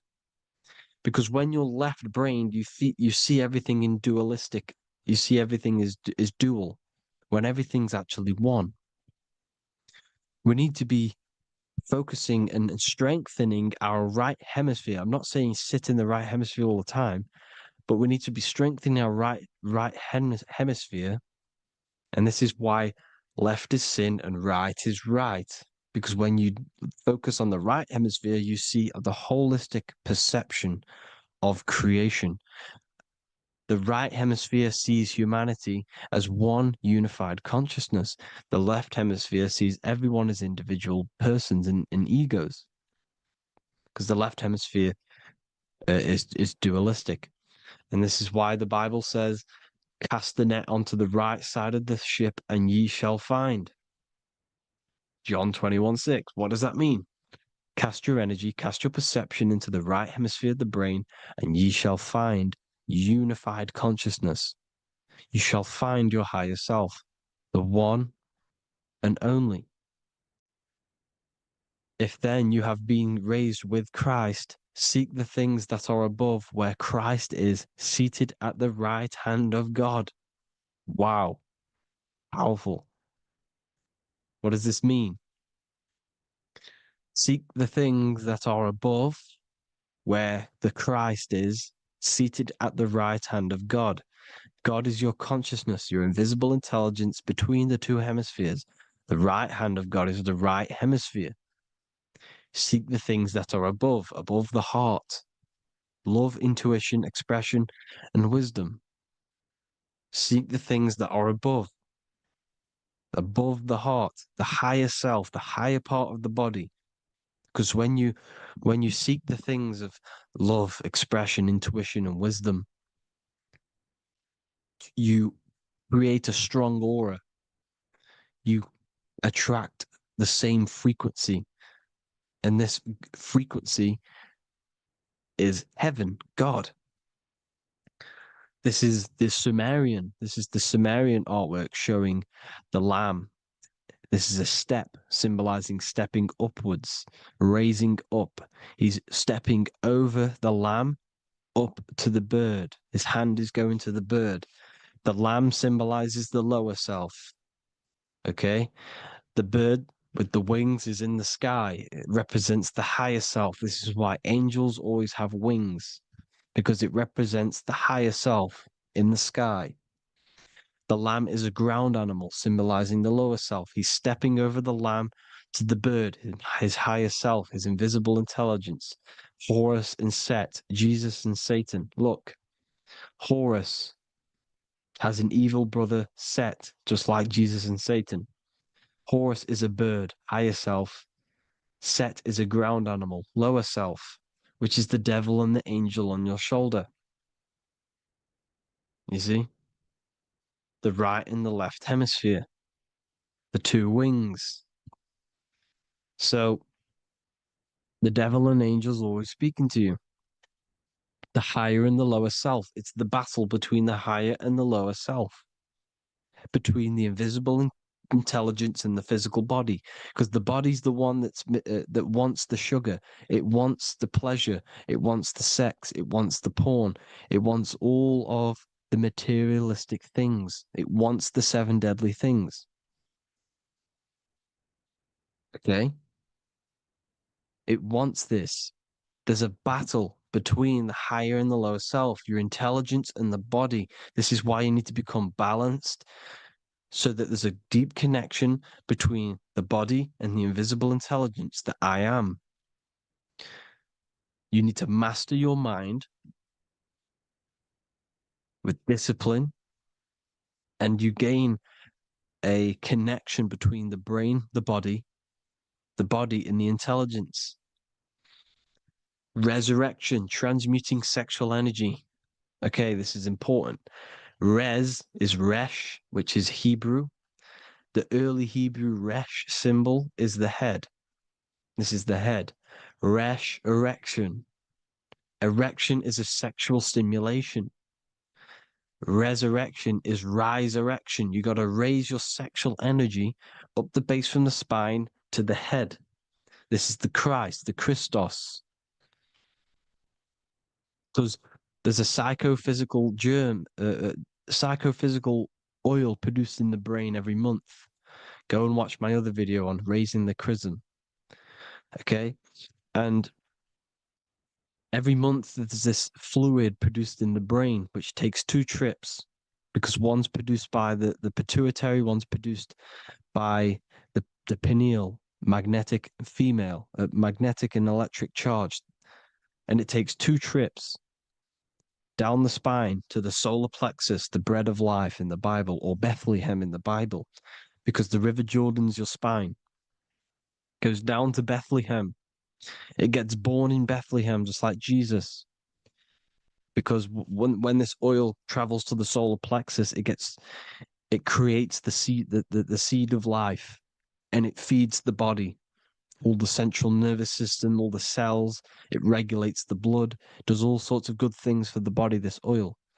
Now, when you save your sexual energy and you raise your resurrection, you awake the Christ, you raise it from the solar plexus or the sacrum bone up to the brain, you activate 100% of the brain, and this is the true resurrection of Christ. Instead of wasting the energy and giving away your sexual fluids, because behind the fluids is the energy. So when you release that fluid, the energy is out there. You've released the energy. Your sexual energy is the most potent emotional force a human could possibly feel. Same with any animal or anything. The sexual urge, the sexual emotion is the most powerful, potent emotion that you can feel. It takes over the whole body. When you feel sexually aroused, it takes over everything because it's so potent. And when you fight the serpent, when you fight the sexual energy, which is shown here in the Egyptians, the cat cutting off the head of the serpent, or Hercules fighting the serpent, or in the Greek mythology fighting the 7-headed dragon, the 7 chakras. The serpent is your sexual energy because it symbolizes your kundalini. When you fight it and you transmute this energy, instead of releasing it, instead of acting sexually on it, you can transmute the energy, transfer it from the solar plexus up to the brain. You can also do this with other tasks. Instead of releasing it, instead of raising it from the solar plexus to the brain, you can use it for other things. So, for example, you want to think critically. You can use it for critical thinking. You can use it for going to do exercise. You can transmute sexual energy into anything. But you can do this. You can raise the sexual energy, and you can use this energy to push the cerebrospinal fluid from the solar plexus up through the spine, up the 33 vertebrae to the brain, and it'll activate 100% of the brain. And this is the resurrection of Christ. Jesus was never dead. Jesus was never rose from the dead. It symbolizes the Christ, Jesus Christ. Christ is Christos, which means oil in Greek. The resurrection of the Christ, the Christos, the oil. And when it activates 100% of the brain when it's raised, and it can regulate all the systems, it can regulate all the blood, it can regenerate the body. And this is the true Antichrist. They don't want us doing this process. The Antichrist is not against Jesus, it's against the fluid in our body that makes us live hundreds and hundreds of years and makes us live as gods. This is the true resurrection. And when you fight the serpent, you fight your sexual urges, your sexual emotion, the most strong emotion that you could ever feel. You can do this process. And this is the true secret of transmuting sexual energy. Because when you transmute the sexual energy, you can become a god. And this is why Hercules is fighting the serpent. Notice how the serpent is low. He's reaching down to it. It represents the lower self. Because the lower self wants the lust. It desires sex. The body desires sex. There's a fight between the higher and the lower self. But when there's balance, there's even. Heaven is even. When there's evenness between these, this is the kingdom of heaven. This is when heaven is on earth. So at our highest levels of ourselves, the highest level of our intelligence, this is God. God is something that we manifest. We need to achieve Christ consciousness by battling the body. There is no battle outside of the physical body. It's an internal battle. Jesus and Satan have been externalized. Nothing exists outside of you, because I explained in the beginning how you are the consciousness experiencing the central nervous system. Therefore, there is nothing outside of you. It's all internal. Jesus and Satan have been externalized. Why? Because it's business. The church is a business. It's all a business. They've created these figures to be historical when they're not historical. The Bible's not historical. It's all externalized. It's called exoteric, when the truth is esoteric, internal teachings. So anyways, people, balance the chakras, balance the two hemispheres of the brain, balance the conscious and the subconscious. Balance is perfect, the yin and yang. You are spiritual and physical. You live in day and night. You need to be balanced. Oneness. Seek oneness. And this is the true kingdom of heaven. And when we all realize that we are all the same intelligence, the same consciousness expressed in different bodies, when we all realize this, we all realize we're all one. Doesn't matter what race you are. It doesn't matter what race you are, where you're from, your nationality, because none of you are actually from here. None of you are from the physical world. You're manipulating the physical world through the physical body. You are the I am. We all have a soul. Every single one of you has a soul. We all have souls. The reason why they say some people don't have souls is because they're trying to suppress your mind. They don't want you to know that you have a mind. That sounds crazy, I know. But a lot of people haven't realized that they have an infinite intelligence called a mind. And behind that mind, if you can observe your thoughts, the person who is observing the thoughts, you have a soul. Everyone has a soul. Don't listen to all these people saying some people don't have a soul, some people do. We all have a soul. Every single one of us. So anyway, you need to break the lower nature of yourself. At our highest levels, we are gods. Our intelligence, our universal intelligence, the I am, the intelligence that's inside of the brain, is God. Our minds are being corrupted within believing that you are the body, and the result of this is a society like today, because everyone thinks they're the body. and everyone's living in the lower nature of self, where everyone only cares about themselves.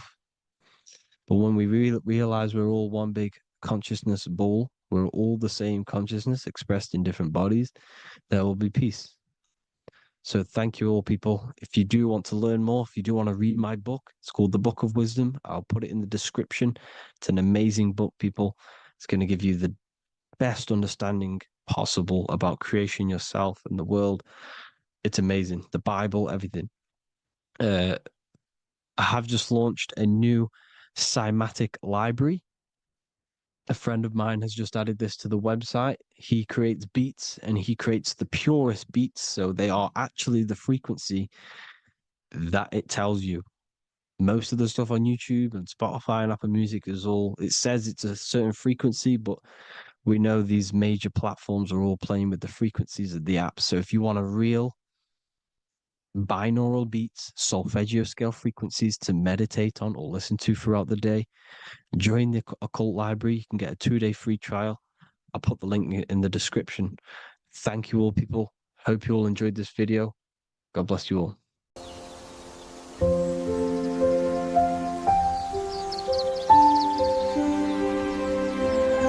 bookofwisdom.com. Visit today.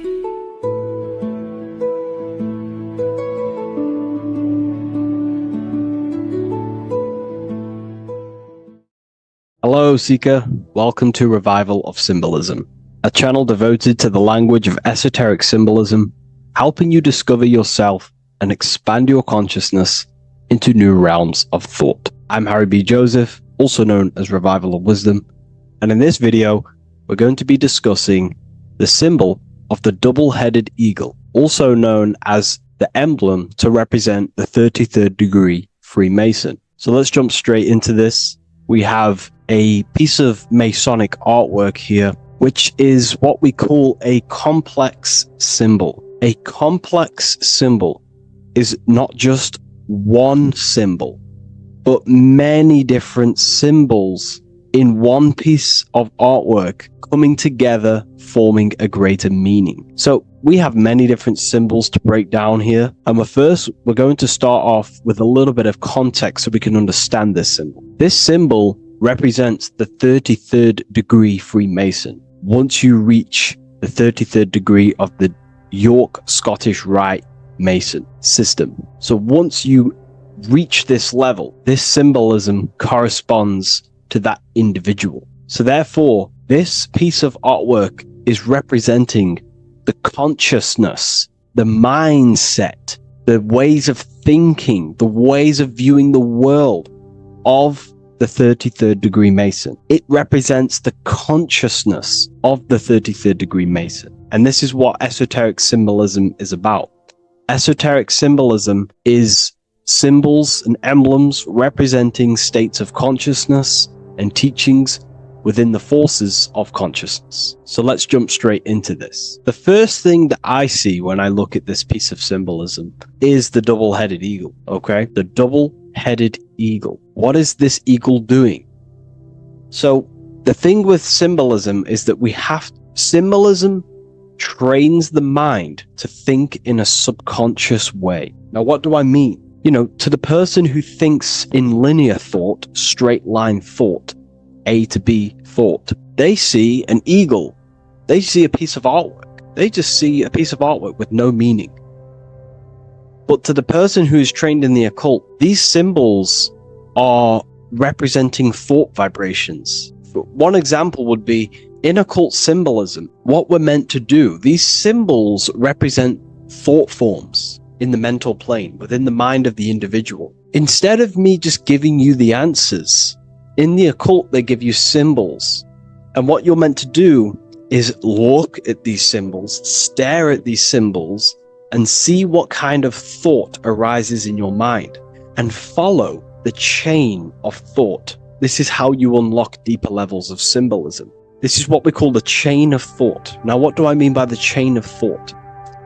If I look at the eagle, I see an eagle on a basic level thought. But then that thought leads to another connection, because this is how thought works. whatever the character of the thought we think is, or whatever the vibration of that thought. For example, the character of the thought right now would be an eagle. Then that leads to another thought. For example, flying. Then flying is connected like a chain to another thought, higher perspective. So we follow the chain of thoughts until we unlock the deeper levels of the meaning of the symbol. And this is what the occult seeks to do. Symbols make and force the individual to go inward. You look at the symbol, it's not a direct meaning, but you have to go inward and start to think and follow the chain of thought that this symbol is connected to until you find its deeper meaning that relates to the individual, to you, to a teaching or a force of consciousness or a state of consciousness. Okay? It's very difficult to explain in words because symbols transcend the barrier of words. Okay? So what we're looking at here is a eagle. And what does the eagle do? Well, the eagle has the ability to fly above the earth. It looks down upon the earth. In allegory and metaphor, this represents a higher perspective of reality, a higher perspective of the world, of the self. So this is representing the consciousness of the 33rd degree Mason. They have a higher perspective of themselves. Why? Because they studied the mysteries. They studied the Kabbalah. They understand consciousness. They understand the human psyche. They understand the origins of consciousness, the forces of consciousness. They understand how the material world is created through the forces of consciousness. So the eagle represents higher perspective because it can fly above the earth. And here you have the earth, this circle here, this sphere. So it's flying above, symbolizing a higher perspective of reality, a higher perspective of the physical world, the physical body, and the self. Because ultimately, this is what it's about. Freemasonry is about, of course, self-mastery, building a better self. That's what the craft is. But it's ultimately trying to figure out the mysteries of consciousness itself and the origins of reality. We gain this insight through Kabbalah, the study of the Kabbalah tree. So let's not get off track here. So the eagle ultimately represents a higher perspective of reality because it can fly. On a deeper level, it also represents the astral body because the astral body can fly above the material plane. It has no connection, no limitation to the physical plane. It does have a connection to the physical plane because all of the dimensions, the mental, the astral, the etheric, the physical, are all interwoven to each other. However, it also represents the activation of the light body, hence why we see this light rays around it. But that's a bit too deep for now. Let's go a little bit deeper into about the basics of this symbol. If you look at this eagle here, this eagle's looking backwards, and this eagle's looking forward.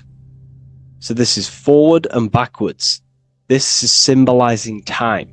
So we have an eagle looking into the past and an eagle looking into the future. This is called the mastery of time. This is how you master time. You have a crown in the middle of these two heads. A crown. A crown is something worn by royalty, and royalty has a lot of power. So this is symbolizing personal power and mastery. How do you gain your personal power and mastery over time, over the past and future? Well, it's very simple. In order to master time and master your future and master your past, you have to look at the forces in your past that have led you to this very moment. Here we have a triangle which represents the number 3. Remember, in this middle, which is the present. So you have to look into the past to see what thought, emotion, action, the number 3, the 3 expressions of consciousness. Consciousness expresses itself through thinking, feeling, and acting. That's how consciousness manifests itself in 3 different ways. You have to look into your past to see what thought, emotion, and action has led you to this very point in your life in the present moment. And what you can do now, which is your power, the present moment is your power, you can ultimately change your thought, emotions, and actions now to create a better future. You observe the past to see what thought, emotions, and actions created your present moment. You notice the mistakes and you change the now through thought, emotion, and action to generate a better future. This is how you master time. Now, keep in mind, this is always in the mind of a 33rd degree Mason. Someone who is highly, mastered, they keep this in mind. Just like they keep in mind what thoughts they are paying attention to. 33rd degree Mason has a lot of self-mastery power, and they hold conscious thought. Most people think unconsciously and without power. A 33rd degree Mason is trained, their mind is trained. Therefore, their mind thinks powerfully. They do not think randomly, because they understand thoughts are the seeds to physical creation. All physical creation is a crystallization of thought. So ultimately, this double-headed eagle representing left and right, and the crown in the middle represents mastery over time. That's how you master time. Again, here we have the eagle standing on top of a sword. The sword is, of course, on a basic level, the sword represents power. Because if I hold a sword to you, I hold the power over you, because you will more likely fear. But if we go even deeper, the sword cuts through the air. When you swing it, it moves through the air. Therefore, it's a symbol of the air. Because you can't really make a symbol of the air, because air is invisible. So the sword is a symbol of the air. And the air is one of the 4 physical elements in alchemy. We have water, symbolizing emotion. We have fire, representing the spirit. We have earth, symbolizing the physical body. Then we have air, symbolizing the mental body. The mental body. So the mental body is symbolized by this sword. A sword has to be continually sharpened. If you don't sharpen the sword over a long period of time after using it, it will become dull and it won't be very effective.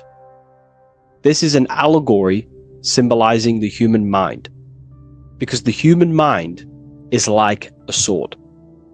If you do not sharpen your mind, you will lose control of your mind.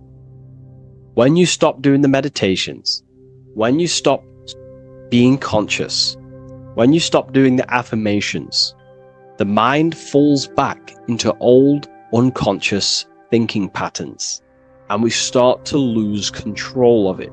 The mind is seen as a sword within the occult, because this is pretty much your tool. Your mind is your tool. This is just like the sword is a tool. Your mind is a tool to create reality. So we need to make sure this tool is always sharpened, that we stay on top of the mind, hence why the eagle is on top of the sword, symbolizing control over the sword, mastery over thought. This also goes into thought forms. In the occult, there's something called thought forms. Thought forms are basically taught to the individual and understood by the individual, who understands that the mind is not just in the brain. The mind is a part of a mental field. All around you, there is not just a field of energy. There's also a field of mind surrounding you. It's a mental universe. And this field of mind is what we call the mental plane. The field of mind is where all of the possible thoughts in the universe infinitely express itself. So each area has different thought forms. Each postcode, each place you go has different thought forms. This is why if you walk into a cathedral, for example, an ancient, amazing structure, your mind instantly becomes, you're amazed. You feel different when you walk into these areas, because all around you is a mental field. And there's something called thought forms. Thought forms are basically what religion call spirit guides or angels, helpers. This is what thought forms are. Thought forms are basically, if you dwell on the thought that you are going to lose your girlfriend, for example. Let's use a negative example here, because a lot of people can relate to this. Or your boyfriend. Let's keep it simple. Everyone can relate to this at some point in their life, hopefully. Or, if not, it's okay. No worries. It's just an example that most people can relate to.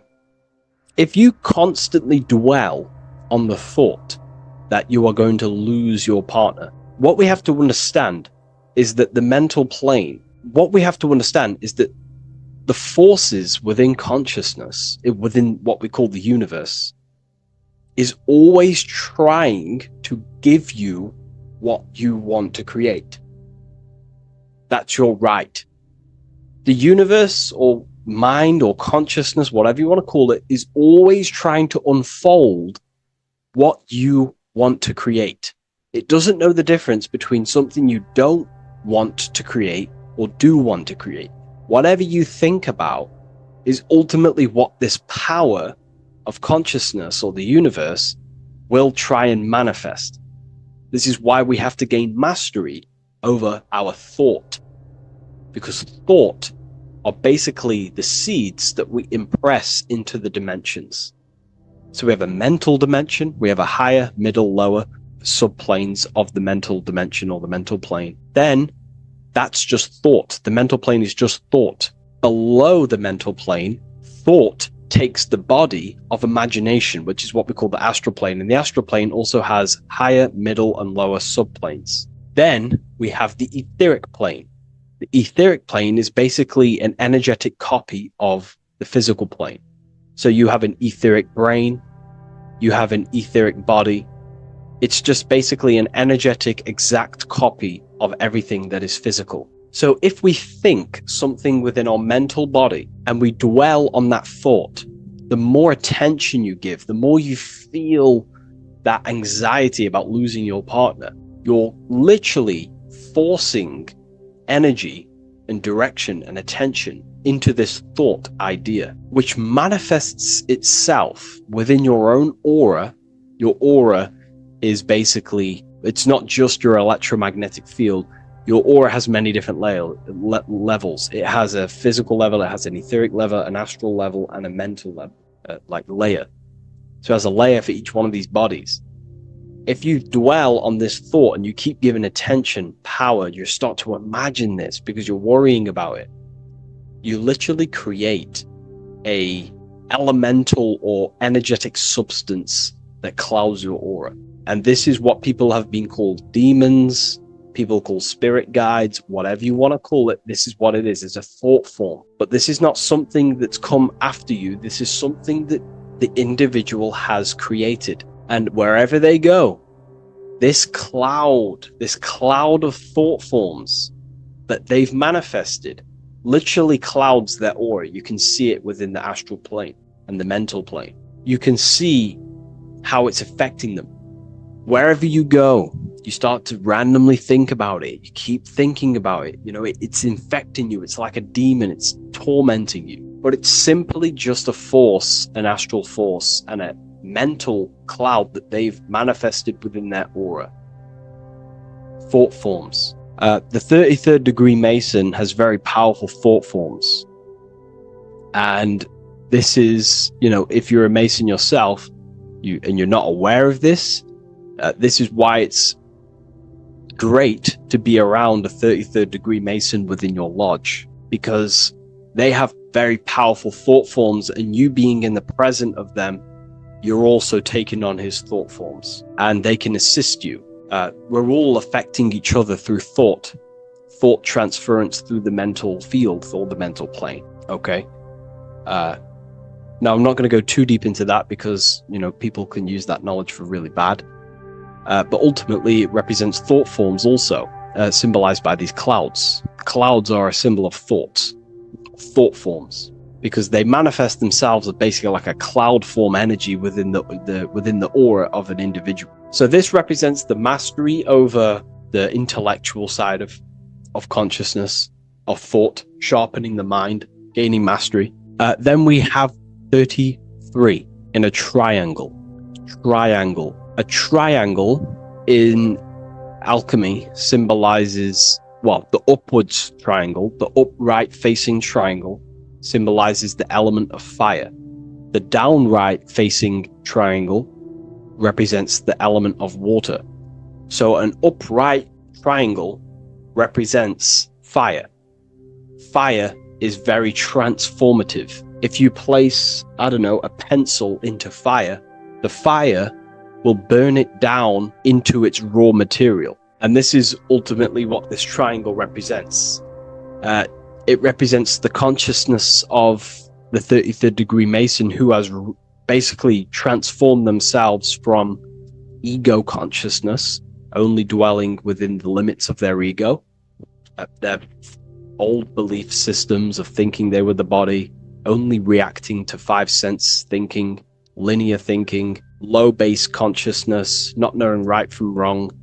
It's basically transforming themselves. They have burnt themselves down to their raw soul form, and they understand that they are a soul, and they've experienced this, by casting off all the attachments to consciousness. This is why there is the number 33 within this triangle, because 33 is the age that Jesus dies. It's also the number of the Kabbalah tree, because the Kabbalah tree has 10 Sephiroths, 22 pathways, and one hidden sphere called Dot, which all adds up to 33. And the Kabbalistic tree of life, just to give you a bit of context, basically is a blueprint of how God manifested the world, and you are an expression of God. So it's also representing how your soul fell into matter, how consciousness creates matter. And it's also a diagram of how reality is not fixed, but it's ever unfolding creation through these forces of consciousness. So the Kabbalah teaches a way back to source consciousness if you go from the bottom of the tree to the top. And in order to go to source consciousness, you have to die symbolically. It's the death of the self, the death of the ego, the death of the old self, the old belief systems that you had. That has to die. The old person has to die to give room to be spiritually reborn, so you can actually figure out who you actually are. Your ego has to die. Now, that's not saying ego death, but you have to basically give away all of your old belief systems to then be spiritually reborn. That's why Jesus dies at 33 and is resurrected. Ice melts from ice into water at 33rd degree. So it's symbolic of transforming. And again, the upright triangle is the fire element, symbolizing burning things to its base raw material. 33, which is again death and resurrection. So it's all about burning the old self and being spiritually reborn again. This is the teachings of Hermeticism, Christianity. It's in everything. You'll see this symbolism or this story of death and resurrection absolutely everywhere in the ancient myths, because it's all talking about the same thing. You have to symbolically die. You have to kill off the old self to be spiritually reborn, to be initiated into a mystery school. So the 33rd degree Masons basically saying, well, they have resurrected. They have resurrected the connection to their soul, because as we grow older in this life, we lose connection with our true authentic self as the ego develops as we get older. And if we don't stop developing the ego, we never actually connect with who we truly are, which is a divine, immortal, formless being who has the infinite power of creation. This is what you actually are. Okay, so it's also symbolizing the union of opposites, hence why we have a double-headed eagle here. It has opposites. Obviously, this is massive within the occult. You see this everywhere, union of opposites. Okay, so union of opposites goes from, basic teachings to the most advanced teachings that most minds are not ready for. Union of opposites is on a basic level, is union of the mind and the heart, going from mind consciousness, which is basically ego, the lower self. That's not to say the mind isn't powerful, but that is the house of the lower self. The ego. It's the house of the ego. So we have to learn how to use the mind for what its proper use. The mind's proper use is for the soul to create. However, we're not taught this in school, so we've basically developed a false personality within our minds, and our minds have become a vessel for a false identity. So what we need to do is integrate the heart, which is the soul self, the true self, with the true powers of the mind. And the mind is basically a powerhouse of creation, infinite possibility. And that's the mind's true usage is for creation, not a false identity. So it's about integrating the mind and heart. It's also symbolizing a balanced mind, and we do this by aligning the left and right hemispheres of the brain, which help you perceive reality for what it truly is. Because the two double-headed eagles, they're joined together, so it's union of opposites. So it's about reintegrating the female and male aspects of self, such as the left and right hemispheres of the brain, the mind and the heart, all working as one system. When we align the left and right brain, we see reality for what it truly is. Now, what do I mean? Most 90% of people, I'm not putting anyone down, if you relate with this, it's fine. We're all here to work on ourselves. I'm not putting anyone down. People with a left hemisphere dominated view on reality see things as a very logical. They see reality logically, basically. Now, what do I mean? They see things as this is science, that's mathematics, that's religion, that's metaphysics. They're all separate and divided because that's what the left hemisphere does. The left hemisphere basically dissects everything down. The way the brain works is truly magical. The right hemisphere of the brain allows us to basically see a bigger perception on reality. It sees the bigger picture. The bigger picture, for example, the woods. It sees the woods as a whole unified woods. But then the left hemisphere of the brain takes that view and perception of the woods, dissects it down and analyzes it into individual branches, trees, leaves, animals, insects. But in reality, it's all one, because all is manifested from the one God, the one source, the unmanifested consciousness, the unmanifested force. So it's union of this. We have to view the world as in, yes, everything is one, but I'm also living in my personal consciousness. Yes, there is a collective consciousness. We're all one consciousness, but I also have my personal consciousness. I need to think about both, making sure that my thought, emotion, and action is contributing towards the evolution of myself and the evolution of humanity. A person who is only left hemisphered only thinks about themselves mainly, 90% of the time.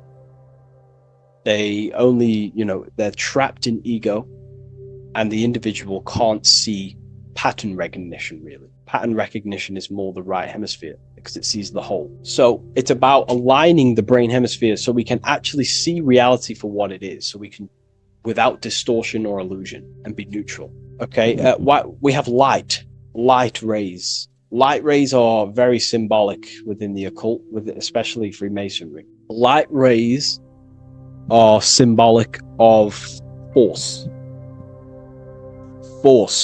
and form. These are the two dualities within the occult, force and form. The internal world is force, external world is form. Everything outside of you is a formation of force. No force ever takes place on the physical plane. All force takes place within mental, astral, or etheric. The physical world is formation. Therefore, what is the force that drives you? What is the desire that's a force? Emotion, force, thought, force. What are the forces driving you to take action in the physical world? And we need to gain mastery over these forces. Light is also a symbolic of knowledge, because knowledge is considered light. This is why Freemasons say going from darkness to light. Darkness is ignorance. People who are only aware of their five senses, they don't want to know anything else. Their minds are completely shut off. I have my belief system. That's it. I'm happy. I don't care. That's their ego limiting themselves and building their own prison. Light, on the other hand, is about going from a state of unconsciousness, not being aware, into a state of light. Light makes things reveal itself. If I shine light on you when it's dark, I reveal truth. You're there, you're manifested. If you're in a dark room and I shine a torch on you, you're revealed. The veil is lifted. The darkness is gone. So this is symbolic of light revealing higher truths to yourself as you walk the path of self-realization and gnosis. So light is symbolic of this also. They have high amounts of intelligence, a 33rd degree Mason. They have a lot of light. They have a lot of knowledge. They've researched a lot of things. They're intelligent in many different areas of life, within speech, within grammar, the way they portray thought, their mastery, their level of mastery, their understanding of themselves is very advanced. They also know a lot about physiology, about the brain, about the body, life, consciousness, astrology. They know a lot. They have a lot of light. 33rd degree Mason. Me, myself, I'm not a part of Freemasonry, and if I ever do become a part of Freemasonry or any order, I will openly share it to all of you. This information has come from following the chains of thought through self-study and self-realization, and studying Freemasonry from an external view. You can gain a lot of insight just by studying symbolism itself. Masonry is about being a builder. That's what the word Mason is. Mason is about building. The word Mason means builder, and it's about building the self. We're all building either our prison of our soul, or we're building our freedom of our soul. Every single one of you. Every time you reject something that if you did something wrong and you reject you being wrong, someone tells you were wrong, but you reject that, or they try to give you a piece of information and you reject it, you're building your mind's prison, stone by stone. But the person who has an open mind to all things is freeing their mind, freeing their soul. So we're all builders of our soul, and we're all builders of reality also. And we're all building Earth. This is the building project is Earth. We're all contributing towards it through our thoughts, emotions, and actions. These are our God-gifted powers: thought, emotion, action. These are our rights to operate in the world. These are your buttons to control the character in the game. So I hope this information has given you a lot of insight about this symbol. Please leave.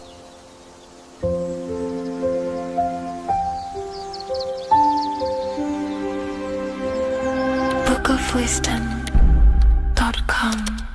Visit today.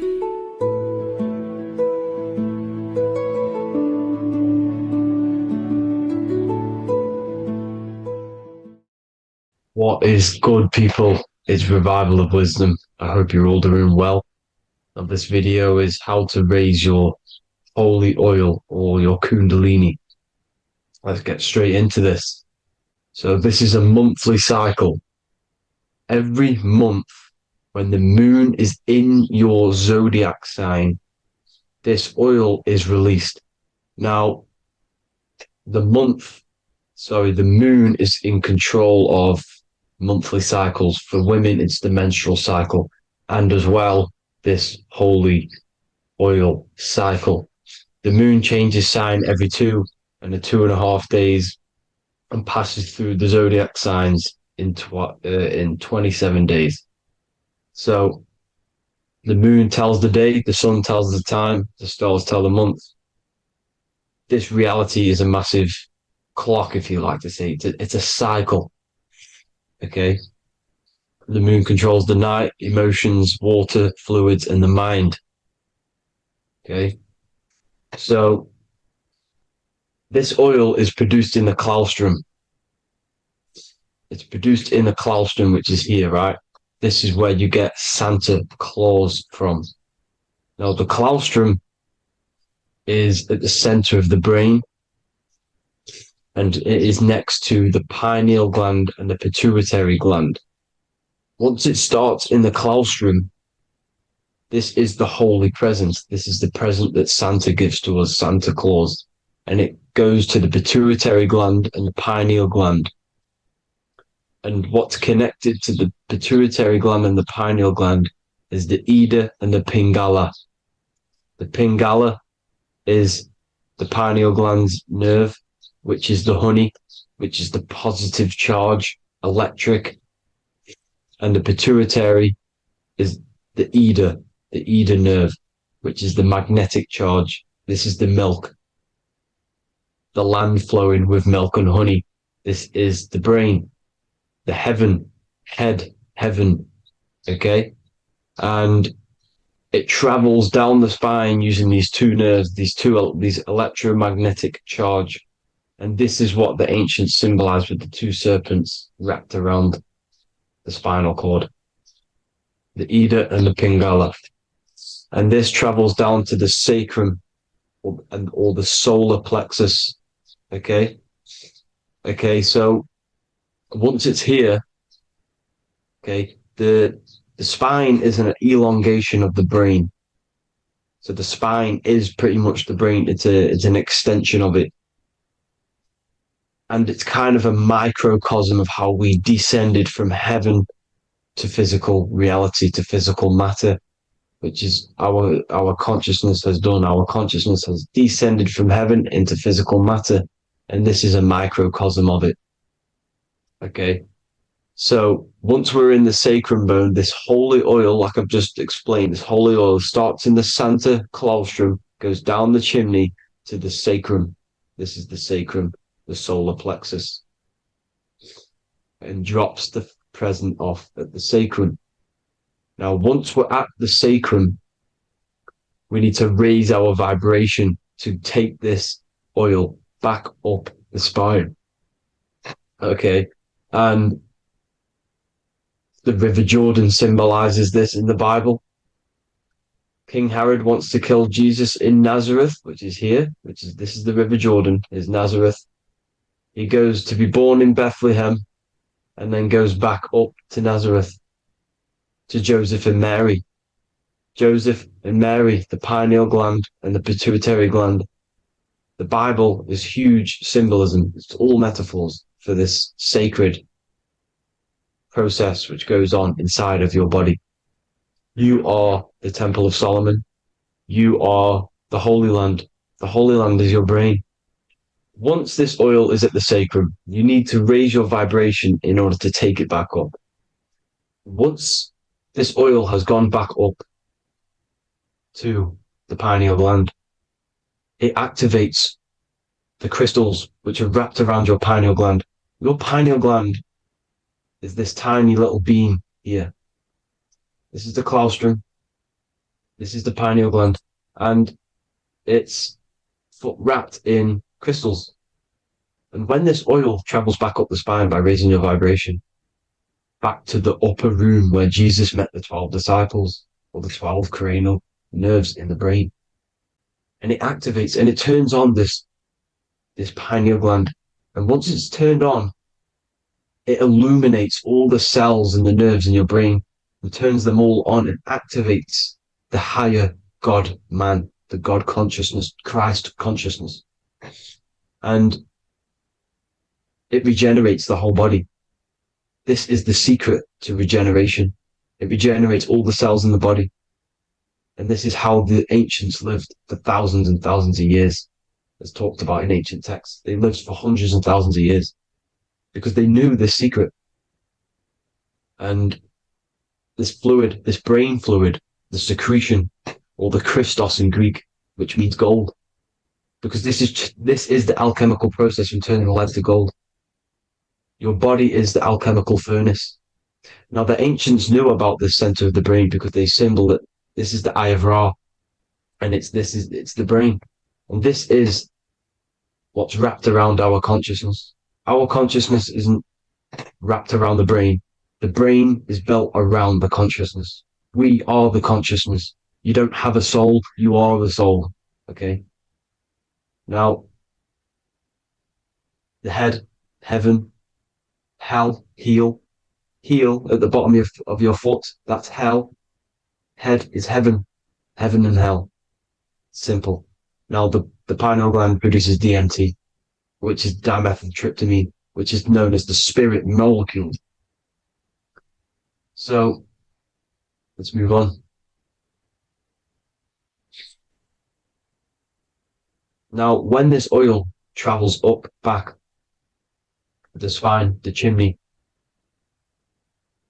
it crucifies at the top, which is called the vagus nerve. So when it reaches here, the optic thalamus, it crosses and crucifies once it's raised back up. And this is why Jesus dies at 33. He was crucified at 33. Because you have 33 vertebrae on the back of the spine. And then it's crucified by the cross of the vagus nerve. When this oil crosses the vagus nerve, this is the crucifixion at 33. And it symbolizes the death of the physical consciousness. You then become spirit. You then become God consciousness, activating the Kundalini, regenerating the body and the mind. Okay. The Garden of Eden. You are the Garden of Eden. The land of milk and honey is upstairs. The pituitary, which is the milk, the pineal gland, which is the honey, which is DMT. It even says this in the Bible. As he brought us into the place, and he has given us this land, a land flowing with milk and honey, which is also symbolized as the sun and the moon. The Bible also says, the light of the body is the eye, not the eyes, the eye. If therefore thine eye be single, thy whole body shall be full of light. This is the activation of the pineal gland by raising this oil back up to the pineal gland, to the center of the brain.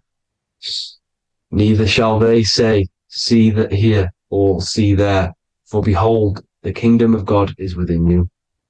So he's saying, don't look out there. Nothing is out there. It's all inside of you. Everything's inside of you. You're the universe. Now, how to raise this oil back up to the pineal gland? Every month, like I said. The moon controls the cycle. The moon controls monthly cycles. When the moon is going into your zodiac sign every month, this oil goes down the spine and you must raise your frequency to get it back up. You must retain your seed. This is the most important. Your fluid, your secret, your holy fluid, your life force. You can't let that go. That life force is the reason you're alive. This holy oil is the reason you're alive, because it feeds all of the systems in your body. It feeds all the systems in your body. You have to retain your seed, alkaline diet, positive thinking, and meditation. Okay? When you retain your seed, you will live longer. The moment you release it, you're killing yourself. You're killing a piece of yourself every time you release your seed. Every single time. You're killing a part of yourself. Okay? Now, this could be why this could be the illumination, the single eye on the Illuminati's symbol, the Freemasonic symbol, the illuminated eye, the triangle, which could symbolize the body, mind, and spirit, but the eye illuminated. Now, in the Bible, it talks about the two trees, the tree of knowledge and the tree of life. The tree of knowledge is the tree of good and evil, which is the most important system in your body, which is the nervous system. The nervous system, the most important. The tree of good and evil. And the tree of life, which is the cardiovascular system. Now, this oil, when it's released every month, feeds these two systems, and these two systems feed everything. Now, it's important you understand that. Okay? The ancients knew all of this knowledge. The Bible's telling you this knowledge. But it's in a metaphorical way. You have to understand the context behind it so you can read it properly. Now, eating of the tree of life, which is when it talks about in the Bible, eating from the tree of life is actually symbolizing a bad diet, ejaculation. Because you're eating from these two systems. You're killing yourself with a bad diet. You're killing yourself with an ejaculation. Okay? So, That's important to understand. Now, this is Jacob's ladder in the Freemasons. Jacob's ladder, which is the spinal cord, it's the stairway to heaven. And this is Jack and the Beanstalk when he goes up the beanstalk and finds the golden egg in the grey clouds. The grey clouds symbolize the grey matter in your brain. Now, the Garden of Eden talks about the 4 different rivers in Garden of Eden. As we see here, the North Pole map, the ancient North Pole map, because the center of the earth is the center of the torus field. Everything's the torus field. Atoms are torus fields. Everything's torus fields. You are the universe. Everything is within you. The North Pole is your spinal cord. This is why they say Santa Claustrum comes from the North Pole. This is the North Pole. And the Santa Claustrum is the center of your brain. Now, there's 4 rivers which come from the Garden of Eden. There's the blood, the Christ oil, which is the oil we're talking about, urine, and saliva. These are the 4 sacred oil, 4 sacred fluids in your body. And these are constantly abused in today's society. Also, these secret societies are targeting these fluids. Okay? This is why porn is free. They sexualize society through Disney. Go and look at some of the Disney movies. There's so many subliminal messages which sexualize these children because they want you sexualized. So you release your seed, which is one of the holy fluids in your body, especially your semen, your sexual energy. So important you retain this. So important because it's your life force. It keeps you alive. Okay. Now, let's recap on this. If you want to raise your oil every month, you can't just retain your seed for the month. You have to retain your seed forever. Don't just do it for a couple of days. Have to do it. It's a lifestyle. You want to become God consciousness, you got to do what it takes. It's hard in this society because this society is made around, it's designed to kill you pretty much. It's designed to keep you in these lower states of consciousness with all the bad food, the chemicals in the food, the chemicals in the water, the sexualized TV programs, sexualized adverts, sexualized TikTok and apps, videos, subliminally stimulating you because that is your weakness, sex. It's your weakness. Now, you have to retain your seed, meditation, and an alkaline diet. Why alkaline? Because acidic is low vibrational. This is the color spectrum. And what's the highest vibrational color? Violet. It's the lowest, red. You have to have an alkaline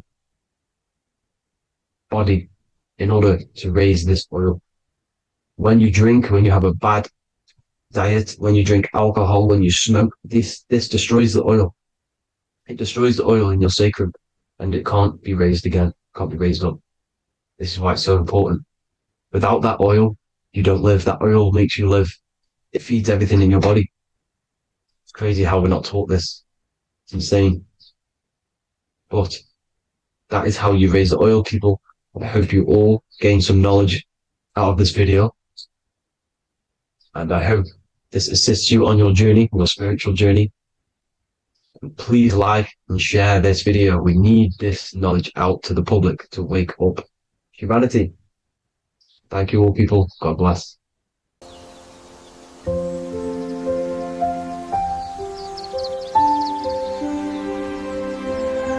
bookofwisdom.com. Visit today.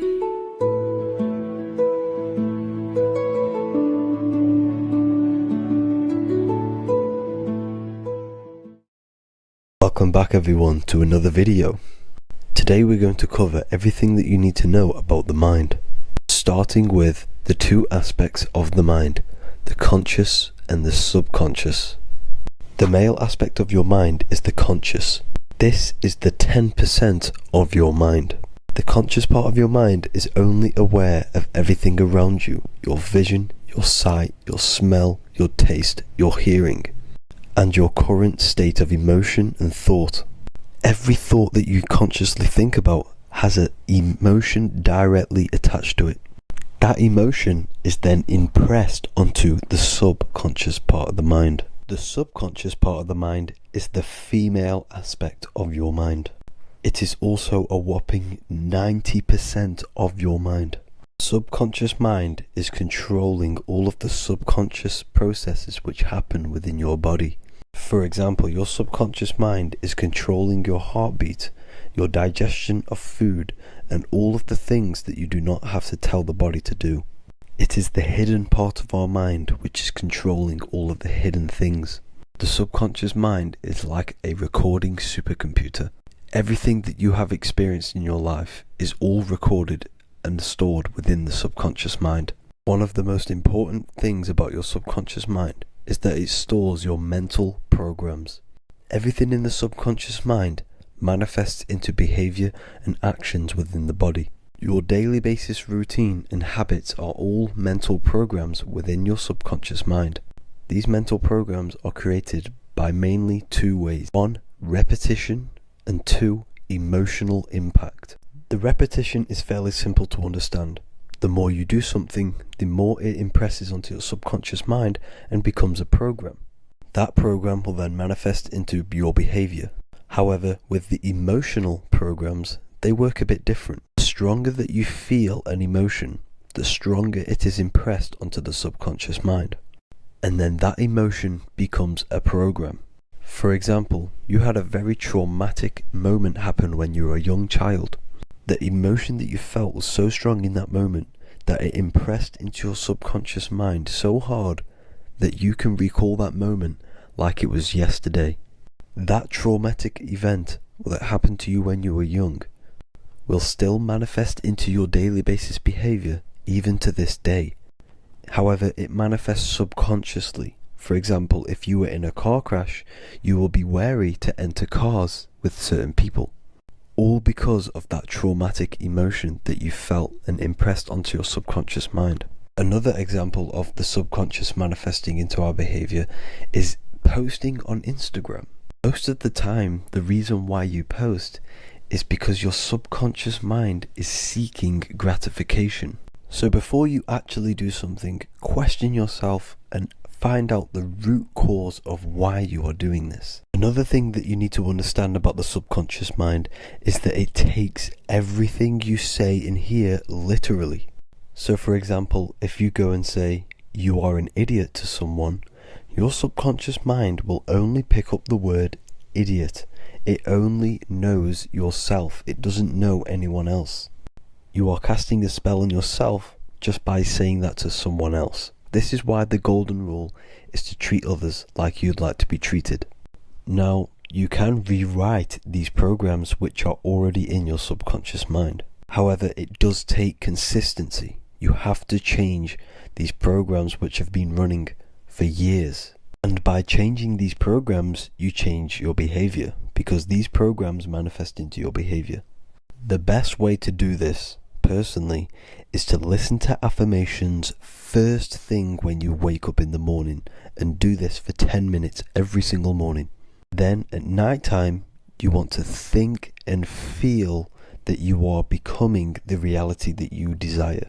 The more that you feel this reality, the more it will become a program and impress your subconscious mind. For example, you're trying to gain financial freedom.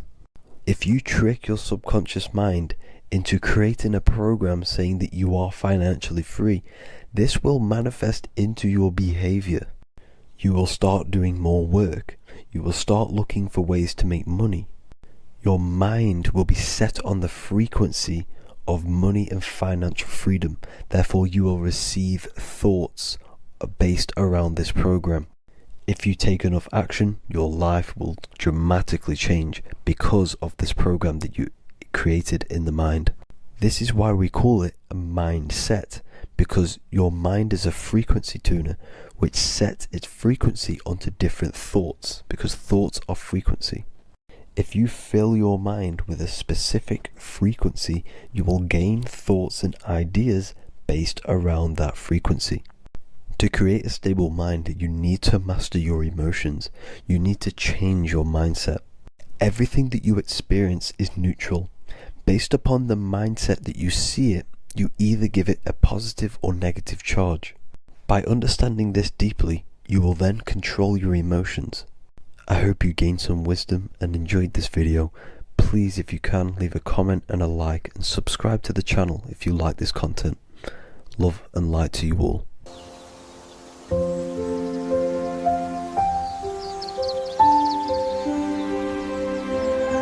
bookofwisdom.com. Visit today.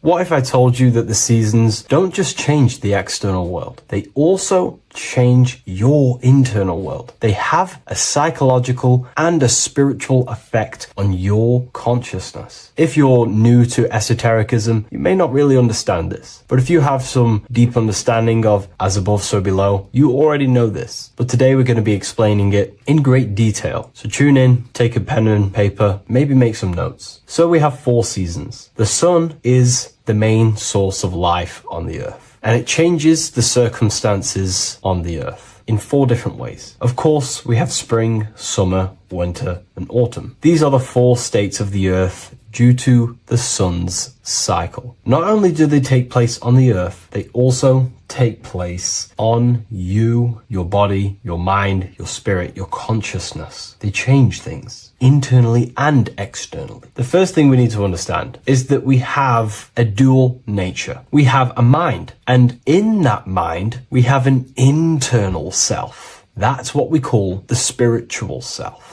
It is the individual that exists within their own mind, within their own consciousness. It is the self that imagines, thinks, feels. That's the spiritual self. And internally, that self is the true self. When it's detached from the false identifications, of course, such as the ego. But the true self dwells within the mind, and that's the immortal self. That's the self that will never die, never perish, that will always be there, and it always has been there. The internal self. But on the other side of the mind, the outside of the mind, we have this, what we call our physical human body. This is our external physical body. So outside of us is a physical reality, but inside of us is a spiritual, non-physical reality. Inside of us cannot be measured. Outside of us can be measured. So we have an internal world and an external world. I think this is the reason why the word individual has the word dual at the end. Dual meaning opposing or two. We have a dual nature. Inner world, in the mind, and a self out the mind. And the mind acts as some sort of doorway. It is a doorway into ourself. So in esotericism, this is what it's all about. It's about we work with the internal world. We try and figure out who we are from the inside out, not who we are outside of us. Because we realize that the external world is nothing but a crystallization of what's happening inside of us. Our lives are a result of every single thought that we thought in the past. So let's not get off track here. Let's carry on. As I was discussing the seasons, we have an internal world in the mind and a self outside the mind. And this is reflected even in the cycles of the heavens. This is how you know the universe is intelligently designed, and the law of correspondence corresponds with everything. The law of correspondence is as above, so below. It's not a hermetic principle. It's not a Freemasonic principle. The law of correspondence, as above, so below, is just the law of life of the universe. It is in everything. So the daytime, the sun, this is external impressions, or expressions, should I say. We express ourselves outside the mind, in the outside world, in the material body, taking actions outside of us during this daytime. The sun represents outward expression, the daytime. This is when we wake up, we're conscious, we do things outside of our mind. But then the nighttime comes around and it becomes dark and the moon rules over the nighttime, and we return back to our internal world. We return back to the darkness. We return back to the internal self, the self in the mind. Really is fascinating. And this is as above, so below. This follows the correspondence. This follows the law. Although that the outside world has a cycle of day and night, so does our own mind have this cycle. As above, so below. As within, so without.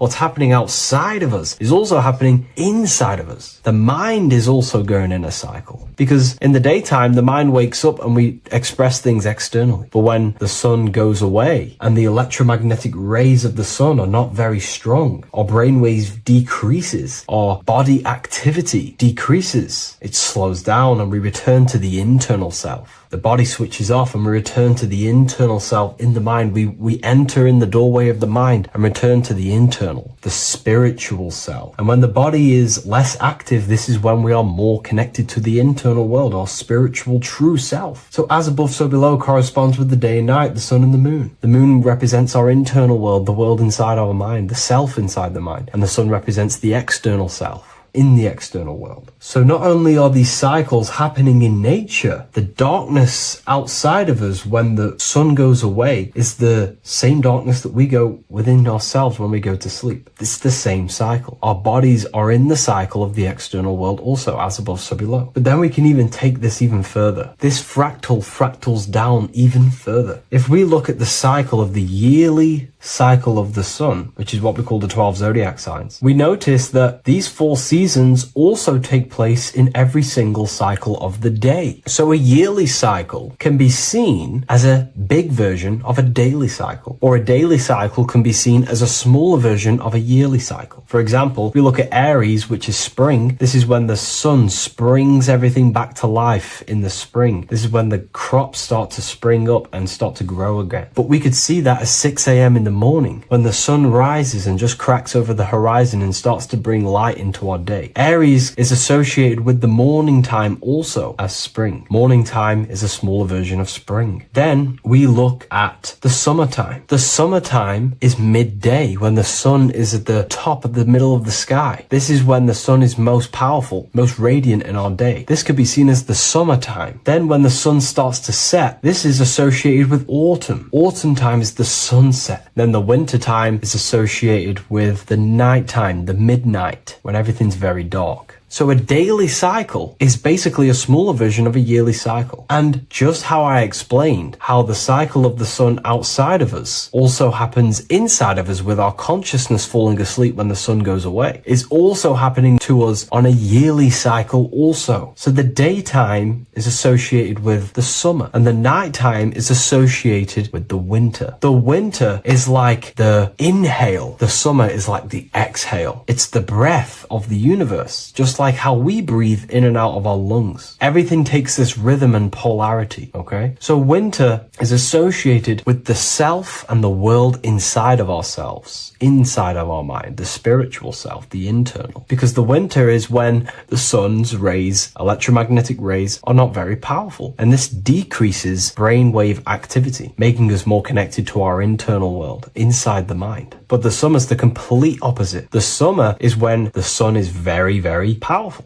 And the sun's powerful electromagnetic rays increase brain activity, making us more actionable in the physical world outside of our mind, in the external world. So summer is the daytime and winter is a big version of the nighttime. Vice versa. Just like how in the winter, we're more in the house. We're inside buildings because it's very cold outside. Animals hibernate. They go inside. They go into little places. They collect all their food and prepare for the winter. They go inside. They go in darkness to hibernate. So does our consciousness, our spirit, the self inside of our mind. We can use these cycles to our advantage, to evolve spiritually, to connect and be more balanced. You know, I've mentioned a lot of this inside the university to my members, to the family inside of there. We discussed this. We had a great discussion about this. And, you know, the live calls we have are priceless. The conversations you can have with someone when they're awake, you never forget them. You always have deep, meaningful conversations. And we discussed this deeply, and we were going into some interesting things about how we can use these types of changes in the seasons for our spiritual growth. We even discussed about spring and autumn and how they're associated with the different spiritual bodies that we have. But anyways, let's not get off track. Lucid dreaming,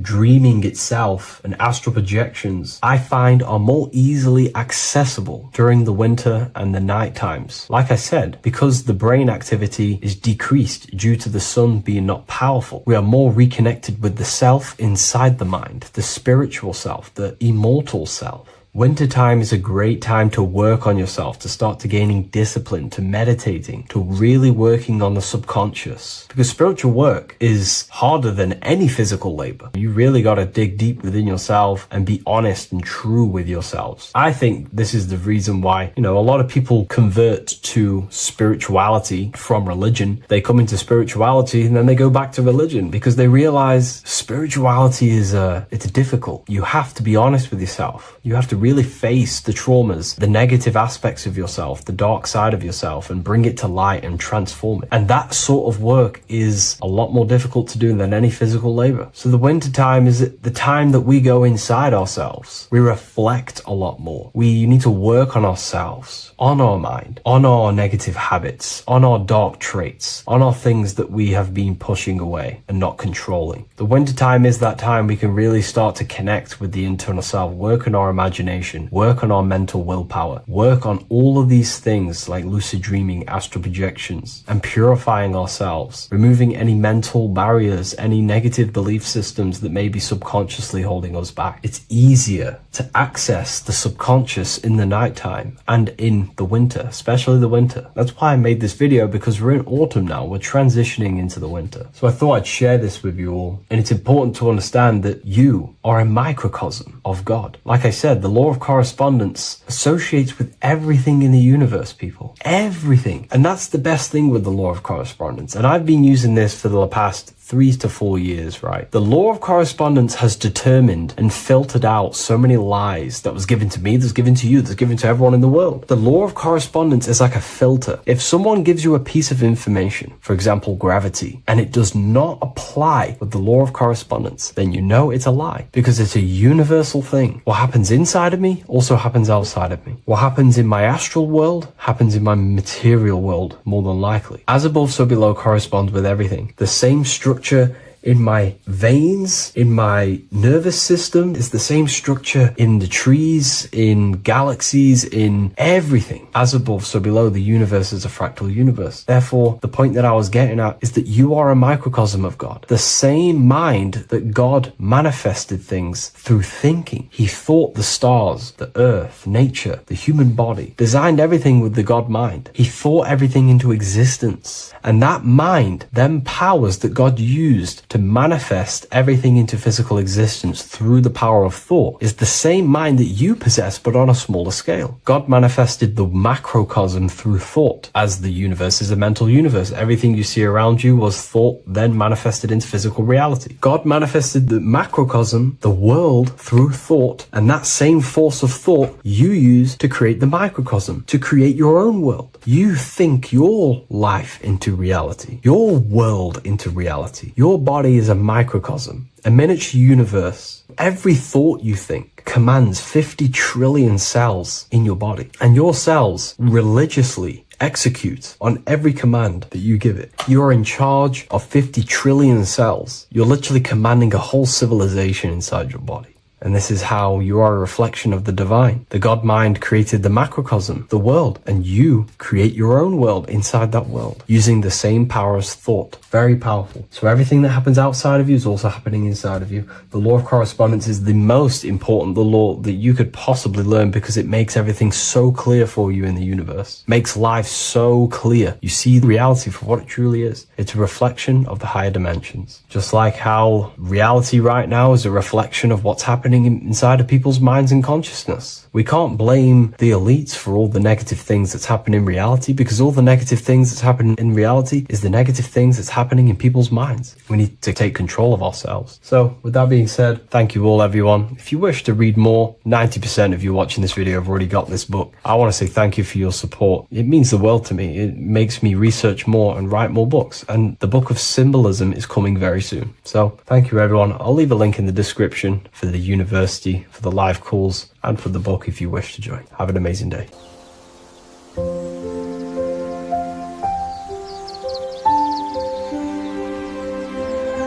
bookofwisdom.com. Visit today.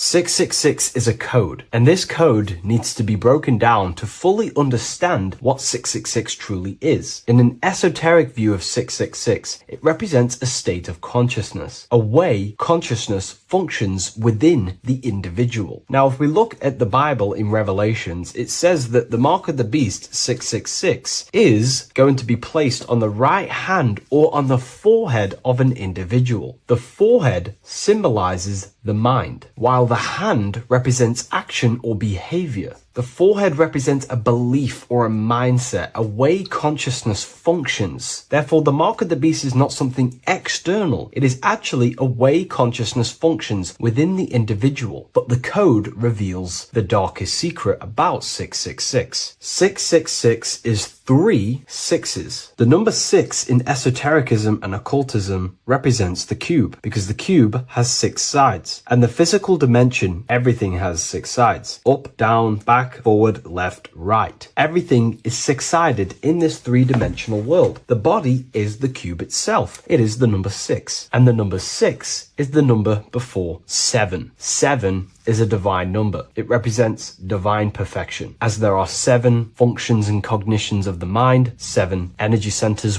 along the spinal column, 7 major planets for the 7 days of the week, 7 days of creation, 7 visible light spectrums, colors. The number 6, therefore, is often understood as imperfection, as the body is imperfect. The physical form is imperfect compared to our divine spiritual nature. But let's decode the 666 code properly so you can understand this. Now you understand that the number 6 represents the material 3-dimensional world, or the physical body of consciousness. We can then look at the number 3 because there are 3 sixes. The number 3 represents the 3 ways consciousness functions. Consciousness thinks, consciousness feels, consciousness acts. We have a mental body, an emotional body, and a physical body. Most people confuse these things to be all one. They think their mind is their emotions and their mind is their brain, and they interlock all of these, but these are actually 3 different bodies of consciousness. Consciousness has many vehicles or bodies it expresses itself in. So the 3 ways that we ultimately create our life, the 3 ways that shift our reality, and the 3 full things that we have full control over are our thoughts, emotions, and actions. If you try and control anything else other than these 3 aspects of life and consciousness, you are then breaking natural law. If you try and control someone else, you are then breaking their will, their natural rights. These are the 3 things you have full control over: your mind, emotions, and your body. Therefore, the number 3 represents the 3 ways that you express consciousness in this life or reality. And the number 6 represents the material body. 666 is the mark of the beast. Therefore, the mark of the beast could be a state of consciousness where your thoughts, emotions, and actions are all directed towards the physical, material 3-dimensional world, leaving no room for true spiritual connection with your higher self, no divine connection to the source or God, giving no attention to your true internal nature, to the self inside the mind. All of your thoughts, emotions, and actions are directed only for physical pleasures, for materialism, for status, for egoism, leaving no room for connection with the divine. And this is the mark of the beast. When people's minds become so obsessed with materialism, chasing desires for the material things, they disconnect themselves from their true internal nature. And we can see this today. People are becoming so obsessed with materialism, money, becoming rich, whatever it is, they're gradually losing connection with their internal self. They think that they are the body. They think that they are these 5 senses. But ask yourself, if I remove my thoughts, if I turn off my mind, who am I then? Because who most people think they are is a bunch of beliefs in their subconscious mind. Their name, their job, their reputation, their friends. If you remove the mind and no longer think, who are you then? The observer, the pure awareness, beyond the mind, the body, the emotions. That is your true nature. You are the internal thinker. And when that internal thinker becomes so attached to the external physical body and does everything in its power to think, feel, and act only towards the material things, you become disconnected to your true powers,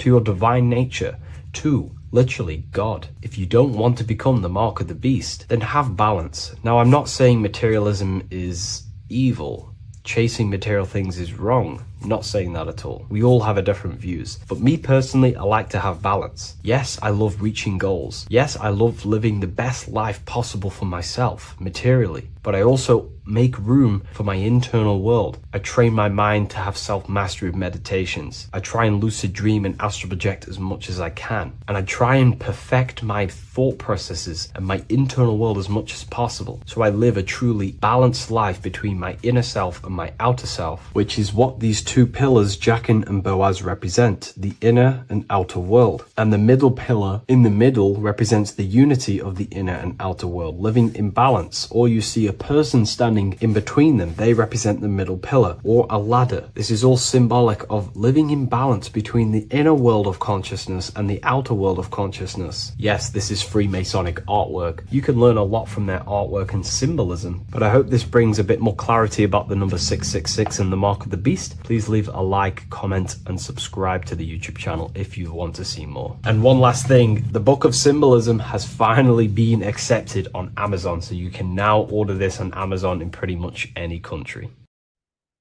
As above, so below. This is one of the most crucial teachings within esotericism, occultism, or what we like to call it today, spirituality. I don't like calling it spirituality because it's not spirituality. I teach human consciousness. I teach the science of you and your consciousness alone and your being. And in order to fully understand you and this world around you, you must understand this number one principle of as above, so below. There is many misconceptions of this, and there is many simple teachings of this. But I'm going to break it down today from the most simplest to the most complex, and you will see the connections between all things. This is the most important lesson you could ever learn, and I'm going to teach it you today. So what you must understand is with the term as above, so below, it applies with everything you see in this world and about yourself. We have something called the macro, which means the bigger scale. On the bigger scale, we have the whole earth. If we look down from the sky on top of rivers, this is what we see. We see this tree pattern. Then on a smaller scale, we see trees have the same pattern. Then we look even closer. We're going smaller and smaller into the leaves of the tree. We see the same pattern. Then we go even more micro into the human brain and look at the human brain cells, and we see the same pattern. This is proof this is a fractal universe, and everything is in the micro is reflected in the macro. As above, so below. As within, so without. On the macro is a reflection of the micro. So now that you understand this, we can go a bit further. A yearly cycle of spring, summer, fall, winter is a macro. A micro is a daily cycle. So a day is a mini year. The summer is the midday. Autumn is the evening. Night is the winter. And spring is the morning. This is a macro, a reflection. We have a miniature cycle of the zodiac every single day. And this cycle is also reflecting the cycle of life and death. We live, we are born, which is the spring. We live, which is the summer. We then age, which is the autumn. And then we die, which is the winter. And then we are reborn again. This is the cycle of life and death. And you do this every single day. You see, death is a macrocosm of sleep. This is why we say sleep is the cousin of death. Because you die every single night. You do this process of life and death every single day. As above, so below. What's in the micro is in the macro. So when you go to sleep, you are essentially dying. And then in the morning when you wake up, you are then born again. This is a fractal cycle that we live in. Everything in this whole world is fractal. Everything applies to as above, so below. We have the sun, we have the moon, we have the day, we have the night, we have the life, we have the death, we have the conscious, we have sleep. As above, so below. We have the conscious mind, because now we're diving into as within, so without.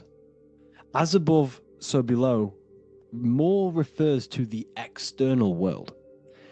As within, so without is referring to your inner world and the outer world.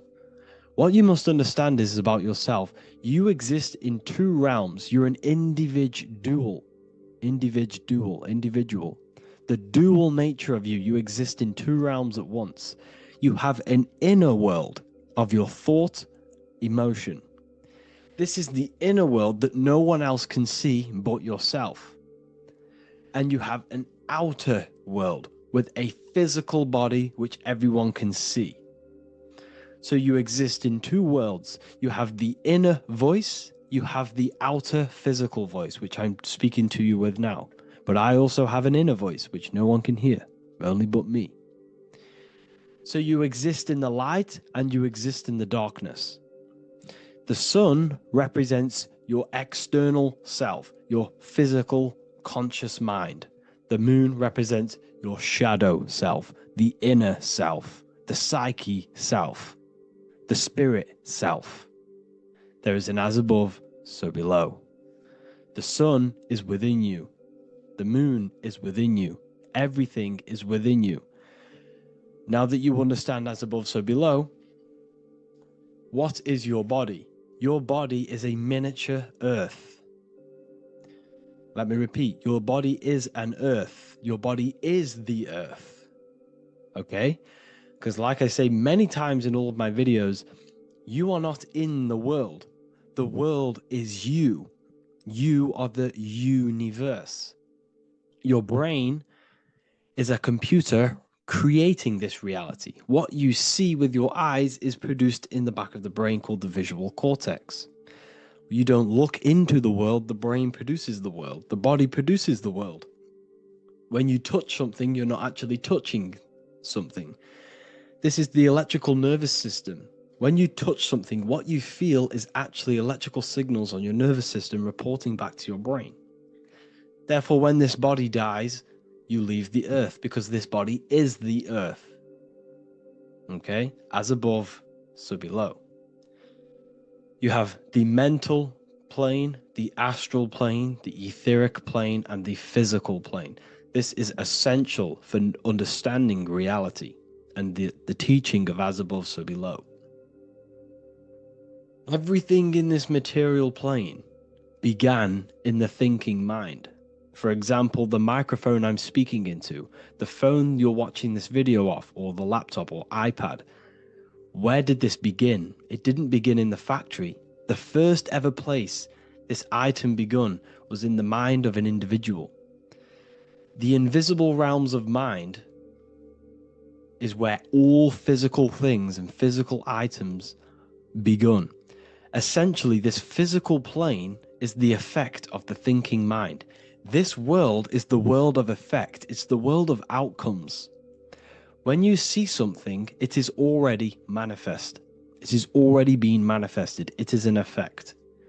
And in the effect of the cause, which is the thinking mind. Therefore, the mind creates thoughts, which is the mental plane. Then after thoughts creates imagination, which is the astral plane. These two are spiritual. They are non-physical. So spirit kind of means non-physical. Then you have the physical planes, the etheric and the physical plane. As above, so below. What happens in the mind is manifest on the physical plane. Like I said, the phone that you are holding, it was a thought, and then it brought down into a physical reality. As above, so below. You change the mind, you change your reality. Your environment, the word environment has ment in it because your environment is mental. So now that you understand this, so what is the world around you? The world around you was created by the mind of God. It was manifested through God's thought. So you are living in the mind of God. You are a thought in the mind of God. God thought you into existence. But like I said, we are all fractals. Everything is fractal. If God exists, this means that you are God, as above, so below. God created you through the thinking mind, and he gave you a thinking mind. So God created the macrocosm. God created the macro, the whole world. He designed the whole world, the sun, the stars, the moving. He designed this. But then he gave you the thinking mind to design your own life and create your own life in his world. You are a microcosm of God's macrocosm. Just like God thought you into existence and the whole world into existence, you are a microcosm thinking your world, your reality into existence. You see this now? Everything is a reflection. Everything is a mirror. Everything is fractal. So in order for you to change your reality, you must change these higher planes. Your thought and imagination are the two key aspects of creating physical reality. Every object you see around you was begun in these higher planes of the non-physical, and they were brought out of spirit into physical matter through the thinking mind and physical action. So now we're going to get a bit deeper. The brain is not the mind. Now that you understand, we have spirit and matter. As above, so below. You have a non-physical side of reality and a physical side of reality. The mind is the spiritual brain. The brain is a physical manifestation, a physical effect of the mind. The mind uses the brain to operate in the physical world. And it's the same with the heart. The soul manifests itself physically through the heart. The heart is a physical manifestation of the soul, of the emotion, thought and emotion, the mind and the soul, the brain and the heart, heaven and earth. So you have the inner world and the outer world, the spiritual, non-physical, and the physical. So we are all on this process of awakening, an expansion of our minds into new fields of thought, into new fields of awakening ourselves. Because essentially we are born into this world. But you are born many, many times. You can be born physically and you can be born spiritually. Like I said, everything is fractal. So just like when the baby finds out that there is a world outside of its mother, what does the baby do? The baby seeks a way out of its mother, and then the baby is now born into a new world, a world outside of its mother's womb. It's the same with you and your spiritual process. As your mind becomes aware that there are other realities beyond your physical body, it then seeks a way out. And this is why you are probably watching my YouTube, because you are now on the path. Something within you has guided you to this path of knowledge, truth, enlightenment, and expanding your consciousness. And it is your soul who brought you here. Your soul speaks through emotion, like guidance. Emotion is the language of the soul. When you feel very bad, this is your soul telling you you're not in the right place. You're doing the wrong things. Because the soul is always unfolding its purpose, which is expansion and learning. That is it. The mastery of the self and the learning of the mind is the only thing that counts in the end after this life. So you are on a journey of expansion, of learning, creating, and spiritual rebirth. As above, so below. What does this body tell you? When I see someone overweight, I don't see the overweight. I don't see the body. I see the mind. I see an undisciplined mind. I see a mind that lacks self-control. I see a mind that seeks external validation. That's what I see when I see an overweight person. I don't see his body. I see the result of his mind. Because what does the Bible tell you? You shall know them by their fruits. It's the same saying as above, so below. You shall know them by their fruit. The fruit is their manifestation.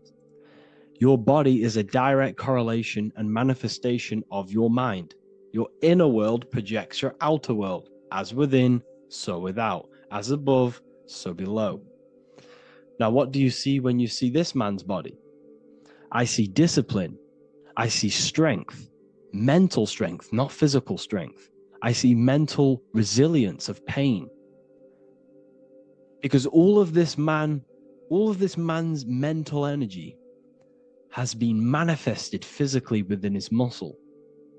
This body is a direct manifestation of this man's mind's pain and suffering.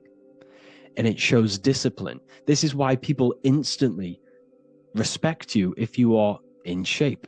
You walk into a room and you are in shape, people will instantly give you respect because they know that you are mentally disciplined. The body is a reflection of your inner world, and it's the same with your friends, your family, your connections with people. If you think about yourself very negatively all the time, and you don't have a good connection with yourself, you don't have a connection with your true self, this will manifest into every single relationship you have in your life. If you don't have a good relationship with your inner self, you don't have a good relationship with the people and the friends around you. Because as within, so without. If you think negative about yourself, you will only pick up the negative in other people.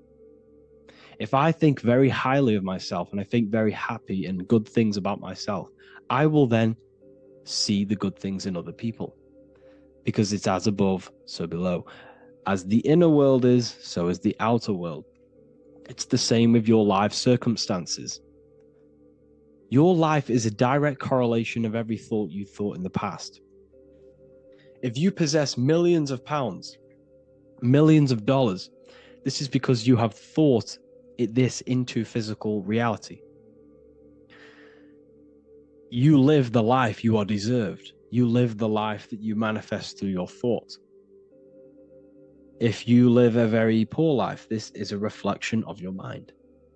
This is a reflection of what you have thought into physical existence. Because like I said, everything begins in the mind. As above, so below. And this is even present within the body. So where is the head? The head is at the very top of the body. And where does all manifestation begin? In the mind. That's where the mind is, in the head. And then the thoughts we think travel down the body into the heart, which is the emotion. Every thought we think is in the emotion. Every thought we think creates an emotion. This emotion then drives the action. Where does the action come from? The feet, because the feet move our body. We move with our feet to take action. Our hands. You see, so the body is even a reflection. I can't even say it. Reflection of the order of manifestation. This blew my mind when I figured this out. You see, the head, the thoughts begin here. This is the beginning of all manifestation. Then it comes down to the heart. This is the emotion. Then you take the action. The thought and emotion then sparks the action, which is taken with the hands and the feet. And where's the lowest point on the body? The feet, and that's touching the physical earth. So the head is where the thought is, the non-physical, and the lowest point on the body, which is touching the physical earth. So the head represents spirit, the feet represent matter, spirit and matter. Your room, if I walk into your room and I see a messy room, I don't see the room, I see a messy mind. The room is a reflection of the mind. If you have a messy room, this is your mind. It's an externalization of your unsorted mind, undisciplined mind. So like I said, we are all God. and we must find the God self within us. And I teach all of this inside the Book of Wisdom, Volume 2. This is not just a book, this is a revolution. This is the beginning of a new age with this book. If you have read it, I congratulate you. You should feel very proud of yourself if you have an open mind. You should feel proud of yourself for watching these videos, because not many people have an open mind. Remember this, people. You are special if you're watching these videos. You have the mind. You have the ability to see through the illusion. And I take my hat off to you. You want to take this to the next step? Read the book. Or if you want to take it to the serious levels, join the university. The university, you gain access to every piece of my material that I've ever done, all of my books, all of my lectures that are hidden from YouTube, that are hidden from everywhere else, the lectures that give you real power. And if you feel alone on this journey, we have a conscious community where you can connect with like-minded individuals, because I've been there. I've been there when you feel lonely, because you feel like no one else is thinking the way you are feeling. You can't talk to people about these things because people just think you're crazy. That's why I put together this, so we can connect, so we can unite, so you can connect with people, so you don't feel crazy about thinking about this stuff, learning about this stuff. And if you truly want to level up your life, people, and take your studies serious, this is for you. We do live calls, we do lectures. There's a whole library filled with books you can read. It's the perfect place for the truth seeker. I thank you all for joining. Please leave a like, a comment, a subscribe. Let me know any future videos you want me to make in the comments. Thank you all. Have an amazing day.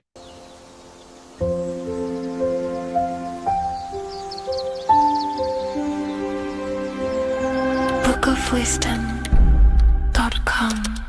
Visit today.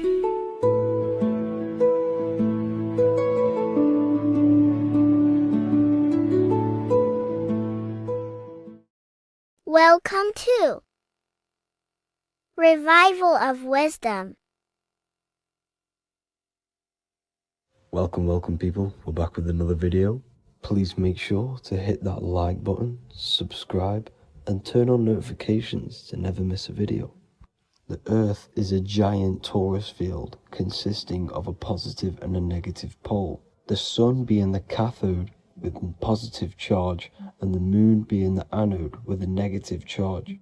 This is why the Sun rules over the day, giving you lots of energy, and the Moon taking your energy from you, making you go to sleep. Now, the plane that we live on is called the plane of inertia, and at the center of this plane of inertia is the North Pole.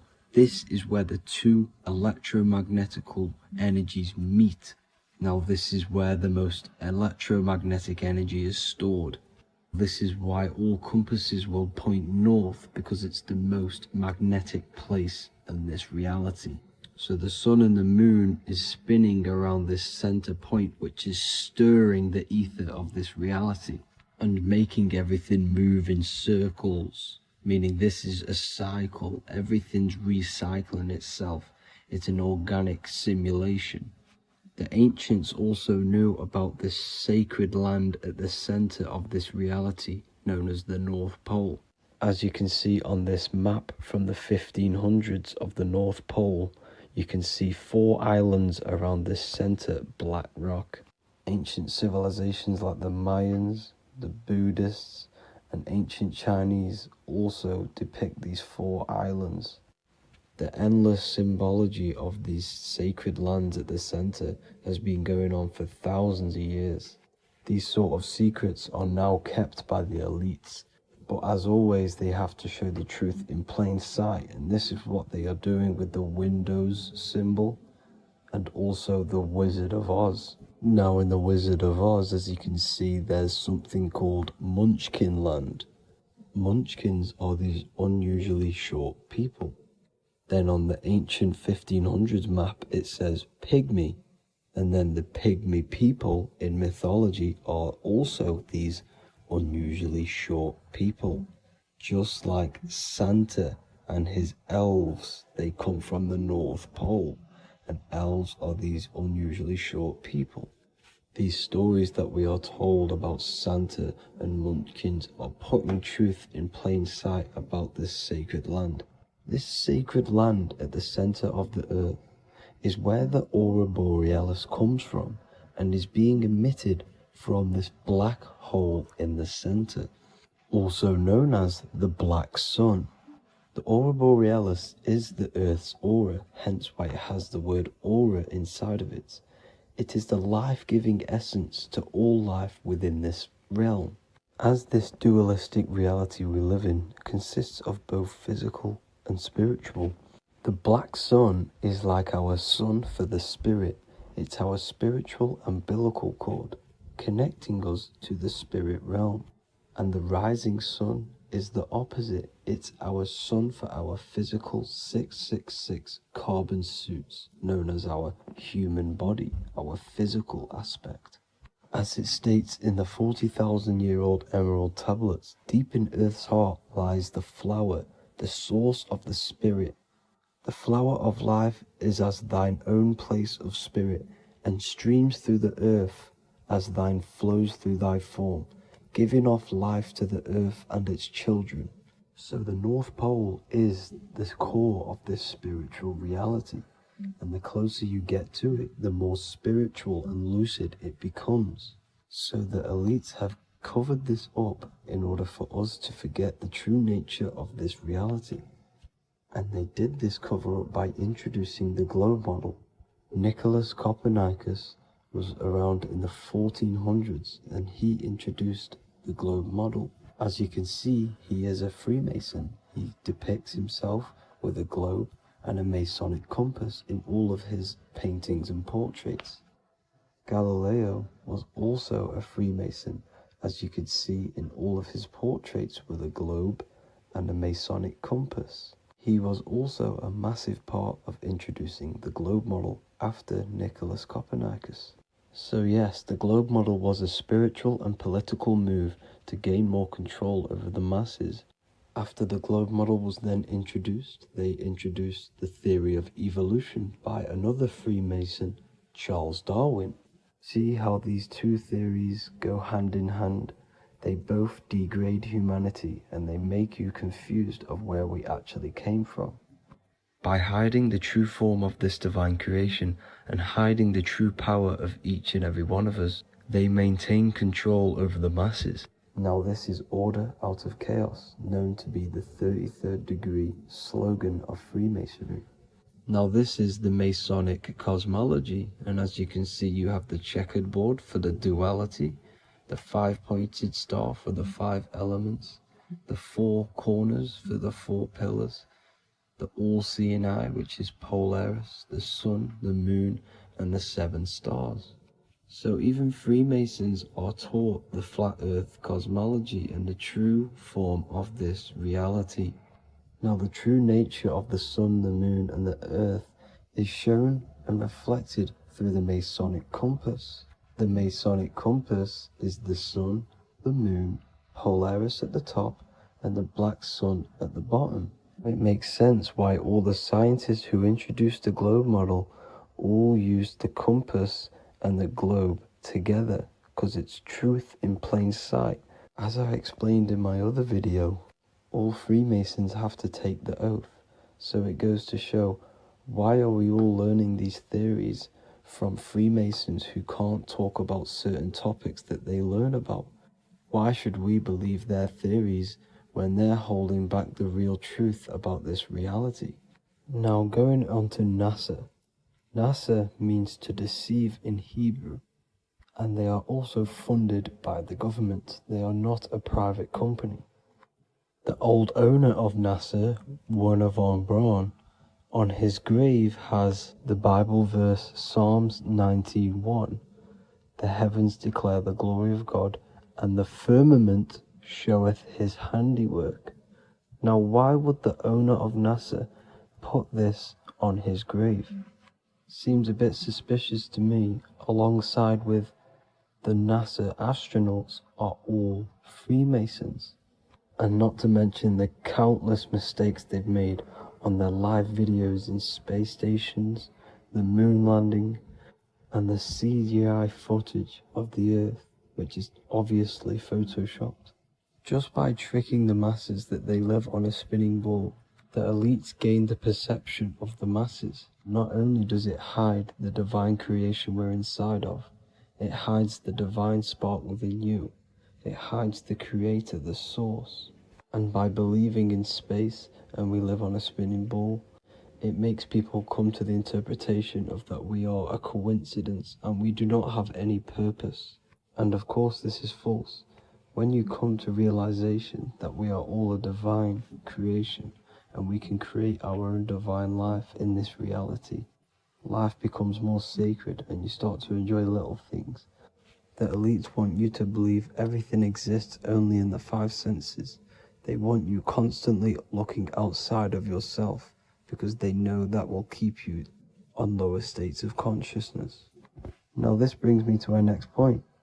By tricking the masses into the heliocentric model, the elites started to advertise aliens in the movies, in cartoons and magazines in the late 1940s.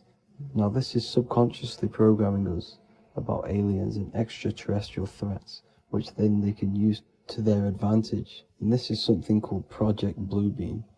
They are more than likely going to fake an alien invasion to push this 2040 agenda, which is for one government and one ruling currency. That's it for this video, guys and girls. Hope you all enjoyed. Please make sure to leave a like and a comment. God bless you all.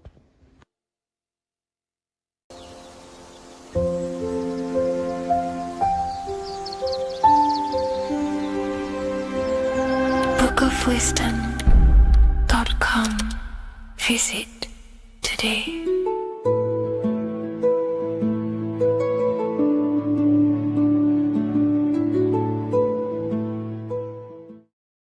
So depression doesn't actually exist, and in this video I'm going to show you how depression is actually a choice. And I'm going to give you some solutions on how to deal with it. And this is probably going to change your life forever just by doing this alone. Okay, so the first thing you need to understand about depression is that it exists in your conscious mind. It exists in your thinking mind. So what is inside your thinking mind? You have your body, your name, your reputation, your trauma, your memories, your family, your worries, your interests, your bills, your passion, dislikes, goals, right? Most people identify their lives with this. They identify their lives with their thinking mind. They think they're their name, their job, their reputation, their memories. But this is not who you actually are. Who you actually are is the observer of that. What happens if you stop thinking? What is left? You're left with unconditioned consciousness. You're left with the self, which is what we refer to as I. We are the consciousness, not the thinking consciousness. You are not these labels. You are not your thoughts. You are not your job, your name, your reputation. Okay? And the reason why I'm telling you this is because it's very important, is that we are something beyond this body, beyond this name, beyond our thoughts. We are the consciousness. So depression exists inside of the thinking mind, the conscious mind. Okay? So if you want to get rid of depression, you must learn how to escape the thinking mind. And not only just escape, but that's step one. In meditation, you do meditations, right? We sit still and we have to learn how to control the mind and turn off the thoughts. And when we turn off the thoughts, depression goes out the window because there's no thought present in your mental field of consciousness to be depressed. Okay? You must understand, who is the one suffering from the negative thoughts? Who is the one suffering? Your mind is not suffering because the mind is producing the thoughts. Your body's not suffering from the negative thoughts. You are suffering. And who is you? You are a soul. You are that feeling. You are that person beyond the thoughts, beyond the feelings, beyond that. You are the one experiencing. You are that. Meditation gives us the ability to turn off the thinking mind. This allows us to escape our thoughts, okay? And it gives us, over a long period of time after meditation, you'll be able to turn this switch, and this switch will be able to turn off your thoughts.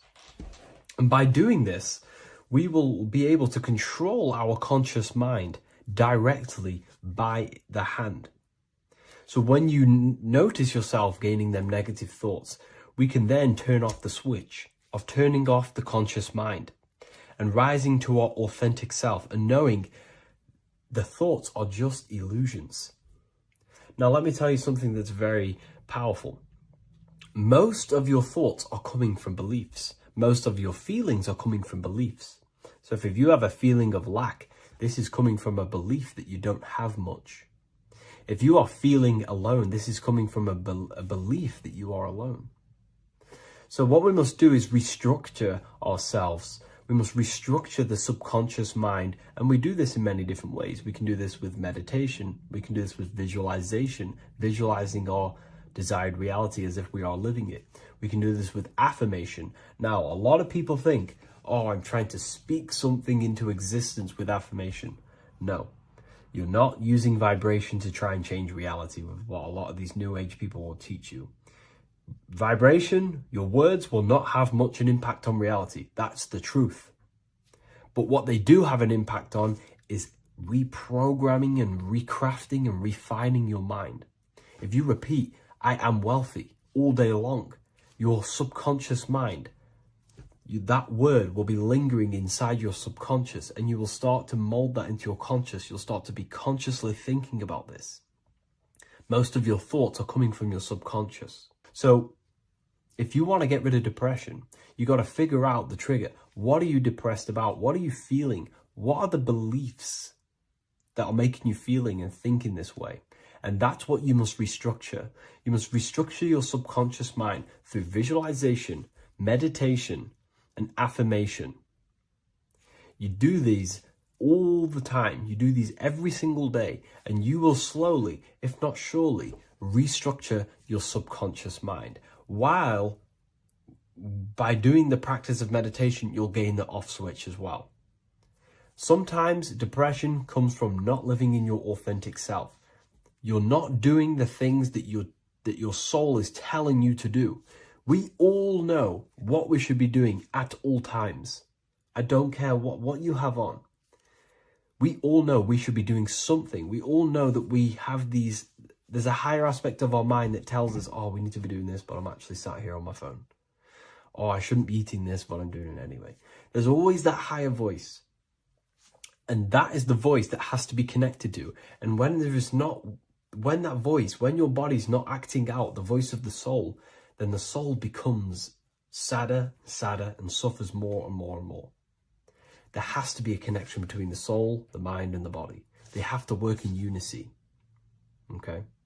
So I hope this video helps with depression, with whatever you're going through mentally.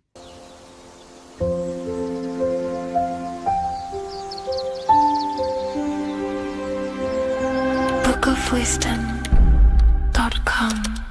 Visit today.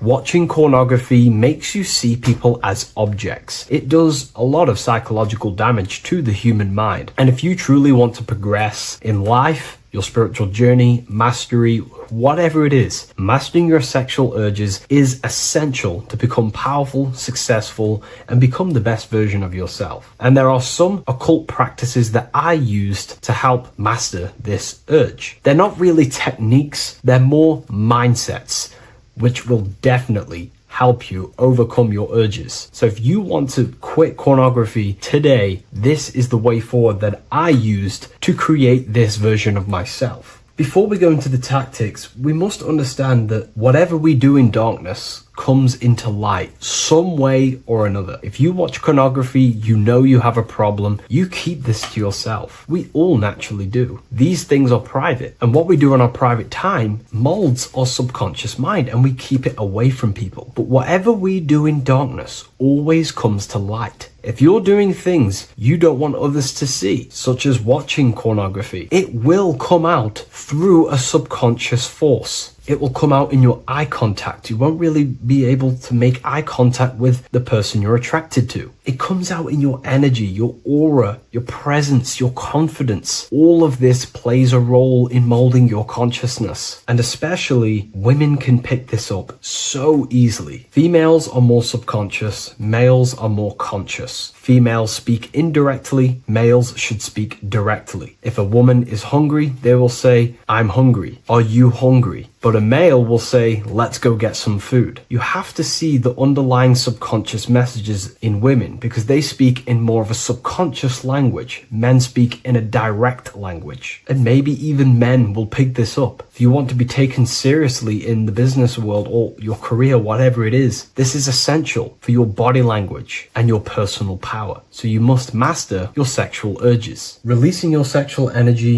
your sexual fluids, removes the life in your eyes. A lot of people get dark bags underneath their eyes. I used to have them years and years ago. My eyes were always half shut. There was no life in my eyes. But as you purify yourself, the life and the energy comes back into your glaring eyes. The first tactic on mastering your sexual urges is understanding that thoughts produce emotions. Whatever we think about inside of our mental body directly corresponds to what we feel in our emotional body. What we see here is a piece of alchemical artwork showing you the light of the mind shining down into the heart. This represents the mental body with the clouds. This represents the human heart, the emotional body of consciousness. What we think about, if we think about sex, or if we watch things that are stimulating to us on Instagram, TikTok, that thought goes into the mind and the feeling gets then produced in the heart and the body becomes aroused. What we think inside of our brain becomes emotional energy in our heart. As above, so below. And what becomes in our heart is what we take action on. We take action on emotion. Human action, human behavior pretty much comes down to what we feel. We only act on what we care about or what we love. If you love that feeling of watching pornography, that is the reason why you're taking the action. So keeping this in mind at all times is very important in your journey of self-mastery. What you think is what you feel, and what you feel is what you act upon. Remove stimulations that can possibly produce that thought of watching pornography. Unfollow the people. Purify your environment so these thoughts do not enter your mind. And if you do become stimulated, remember, thoughts produce emotions. Change your thoughts. Think about something else instantly. The more you think about it, the more you feel, and the easier it is to take action upon it. And the second tactic that I say to myself is that it's all mental. World, the universe, life is all mental. For example, unfortunately, my brother passed away recently. I've never gone through something like this in my life. It's tough. It's horrible. It's not nice losing a loved one. However, if I sit around and focus just on the negative side of that, yes, of course, I'm going to have my moments. But if I just sit there and focus on the negative, it will destroy my life. It will pull me down. The only thing that I can do to benefit from this situation is to become a better family person out of this. Become more loving. Spend more time with the people who mean a lot to you. You can always change and transmute the mindset of every situation in your reality. There's a famous saying I like to say, if you can change it, change it. But if you cannot change it, change the mental attitude towards it. Never just sit there focusing on the negative side of reality. This helped me with mastering myself watching pornography. It's all mental. You hold the power over the mind. And the next tactic is probably the best one ever. And I still use this today in everything in my life. Before I make any decision in life, I always say to myself, what is the effect of this cause? Is that effect going to push me towards who I want to be? Or is that effect going to pull me away of who I want to be and become and where I want to go in life? If the effect is not pushing me towards who I want to be, I will not take the action which is the cause. Consciousness cannot escape the law of cause and effect. It is an immutable, inchangeable law that is governing your consciousness and your mind. You have to keep this law in mind because it is the law that is creating and crystallizing your reality. Any decision you make, what is the effect of this cause? The law of cause and effect is a force that you cannot escape. So you have to work with this law and become conscious of the law. So before you do take the action, what is the effect? Is watching pornography going to push me towards who I want to be and where I want to go? If it's not, do not take the action. That's where willpower comes in. You can do little exercises for willpower, meditation for 30 minutes of not thinking. You can do rituals that strengthen the connection to your mind with your willpower. At the end of the day, the willpower is the most essential force in the consciousness. Another thing is remove any music that talks about it. Even the words will be producing thoughts in your mind. What you feed your consciousness is ultimately what you project back outwards. Don't listen to the rap music. Don't listen to any music that talks about it. Try and remove this from your environment. These tips that I've given you don't just work in quitting pornography. These work in every aspect of your life, and they will dramatically change your life if you become conscious of them and actively use your mind. Don't fall under the spell of becoming unconscious. Never act unconsciously. Never think unconsciously. Never feel unconsciously. Stay on top of your mind. Be the observing eye in your mind. Never fall unconscious. Of course, we all need to sleep, but I mean in the waking times. And this is why learning about yourself or consciousness is essential for every aspect of life. Business, your career, money, whatever it is. Whatever you're doing in your life comes down to understanding human consciousness. And that's why I wrote these books, so you understand yourself, so you gain your understanding of the functions of your own mind, body, emotions, and how you are creating reality. That's why I wrote the book of Symbolism, because symbols are not just symbols. These symbols represent forces and aspects of the human psyche themselves, and they are veils, they are keys that help you remember and become conscious of what has fallen unconscious in your mind. We're simply just becoming conscious of what we are unconscious of and becoming conscious of them and using these powers. You want to take your life to the next level? Feel free to get the book of Symbolism. I'll leave a link in the description. Take care, everyone.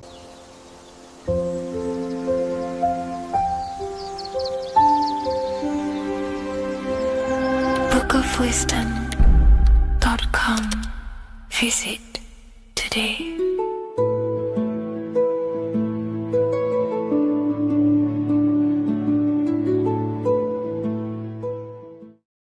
Ultimate goal is to be famous, then you're gonna do a lot to get there, like sign your name in blood in a contract with the devil.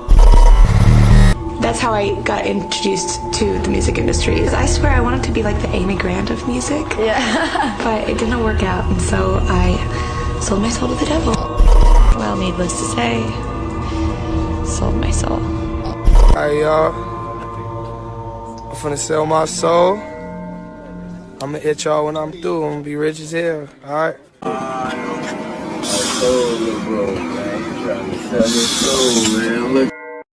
So what exactly is selling your soul? In order to understand this to its full potential, you have to understand the spirit world and the occult world which our eyes cannot visibly see. The physical world we see is nothing but an illusion and a product of the higher planes of existence. For example, you can see someone's physical body, but you can't see the complex structure of the consciousness and the thinking behind that being. With that being said, there are forces and entities not attached to physical bodies, which they exist on the astral and etheric plane behind the physical plane. Now, there are numerous videos and music with artists talking about this. For example, I sold my soul to the devil and the price was cheap. Why do you still do it? Why are you still out here? Well, it goes back to the destiny thing. I mean, I made a bargain with it, a long time ago, and I'm holding up my hand. What was your bargain? To get where I am now. Should I ask who you made the bargain with? with the chief commander. On this earth? And on this earth, and then in a world we can't see. So selling your soul is cutting a deal with an astral plane entity in exchange for wealth and fame on this physical plane. This is classed as black magic because you are bending reality against your intuition. Now, making deals with entities beyond the physical plane, you always have to give something in exchange. When it comes with demonic entities, it always involves some sort of sacrifice, bloodshed, or humiliation. Now, there are countless of rappers who someone close to them have died just before their career takes off to the next level.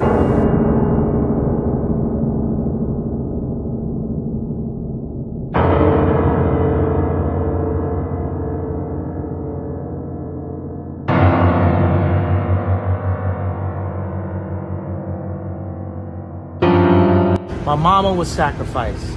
Me too. You understand? Yeah. I'm Christian. Michael Jordan, what about him? His daddy, right? Bill Cosby, his son, right? Dr. Dre, his son. You know, out in Hollywood, a lot of people come up missing.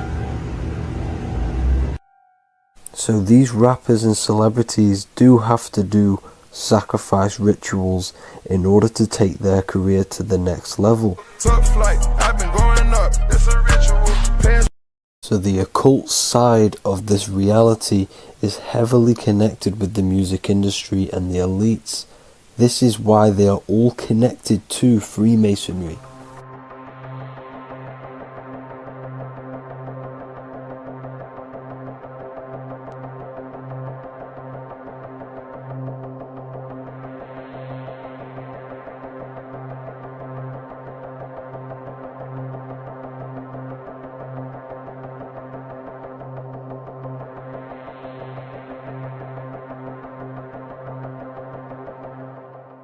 Now, this is why the music industry is one of the most important industries for the elites to stay in control and keeping the masses on low states of consciousness. Frequency is one of the most powerful things in reality because it's the only thing which can enter your soul and body without consent. The frequency on Spotify and all major platforms are all tuned to 440 Hz, which was set by the Rockefellers. 440 Hz turns off the whole right side of your brain, and the right side of your brain is to do with critical thinking, imagination, and your intuition. Music has the ability to influence your intent, your emotions, your thoughts, and your actions just by frequency itself. By controlling the music the celebrities put out and the things they talk about, they're actually molding society because of the celebrities' huge amount of influence over the younger generation and cultures within society. This is why the music industry is mainly talking about sex, guns, violence, and hating other people. These are all very low vibrational acts and things to do which destroys humanity and societies, keeping us all conquered and divided in order for them to stay in power. Music can actually reprogram your subconscious mind, and it is a form of MK Ultra, which is mind control. It's in my brain. Do you know that? It's living rent free. I can't get it out. You did that. Yeah, it's hypnosis. Yeah, it's hypnosis. You're so awesome and dope. You do need to be very careful with what you're listening to and what frequency it's playing at, because all of this has an effect on your electromagnetic field and your state of consciousness. Now let's go back to selling your soul. When these rappers and celebrities sell their soul, they now gain eternal life on this physical plane. When you do sell your soul, you are allowed to live forever. And these people that are called youngins, rookies, new booties, like I was, had no idea that these people still live. They will pray, haunt, kidnap anything to stay on top. This is their world. They have nothing but time, is what they believe. Now this explains why there's so much Saturn worship, because Saturn is the father time. He's the god of time and crystallization in the physical realm. If you want more information on that, go to my previous video. Now here is A$AP Rocky standing inside of a pentagram, but notice the way he's standing, it's an inverted pentagram. The pentagram is associated with magic, however, the upright pentagram is the 5 elements with spirit on the top. It's either called spirit or ether. It's at the top because it rules the other 4 elements, because it's the baseline of reality, which is spirit and matter. Spirit is behind the physical reality. However, when it comes to black magic, they invert the pentagram, so spirit is at the bottom because they worship the physical world. This is why the Baphomet is the inverted pentagram. These people are operating off their animal instincts. They do not want anything to do with spirit. These are antichrist. All of these celebrities know full well the effect that what they're doing on the rest of the world. They have sold themselves out, and the elites use them as puppets to push this new world order and mold society in the way they want it. This is why all the celebrities are linked to Freemasonry. Because in Freemasonry you have to take the oath of silence, where you can't speak on anything that they learn inside of Freemasonry. This is the symbol of silence.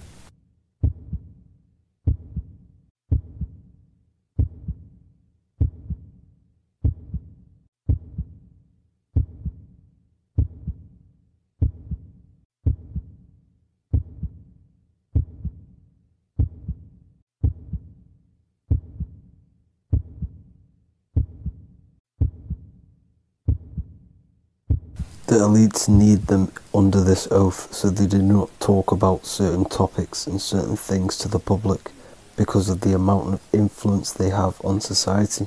Now, even the name Hollywood is an occult term, because back in the ancient days when they used to create wands, they used to create them out of holly wood, out of the holly tree, because each wood has certain attributes and virtues when it comes to magic.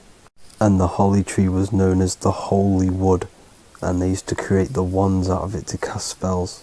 And Hollywood are still casting magic to this day through the films and through the music to the masses. That's it for this video, people. Hope you enjoyed. Please like and comment and subscribe. Peace and much love.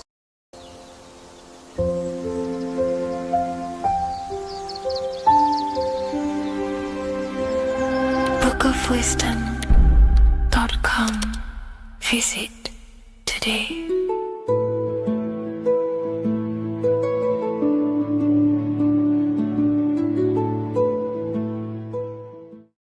What if dreams aren't random at all, but messages from a deeper part of yourself, trying to show you things? In this video, you're going to learn exactly what dreams are from an esoteric view, how to control dreams, and how to dream more frequently. Dreams are not nonsense. They are expressions of the subconscious mind. In the daytime, we're using our conscious mind, what we are aware of. This represents the daytime, the sun, the external world. We're operating in the external, outside the body in the day. But when we go to sleep, we return inward. Everything does this breath. We breathe in through the nose and out through the nose. Everything does this in and out process in the universe. We live, we die every single day. We wake up, we express things in the external. Then at nighttime, we return back to darkness, back to the internal. This is the breath of the universe. We have summer, we have winter. This is the breath of the sun and the seasons with the earth. You have an internal world and an external world. External is physical, the internal is spiritual. Like I said, when we go to sleep, we are returning back to the internal world of your own consciousness and subconscious mind. Your subconscious mind holds everything about you,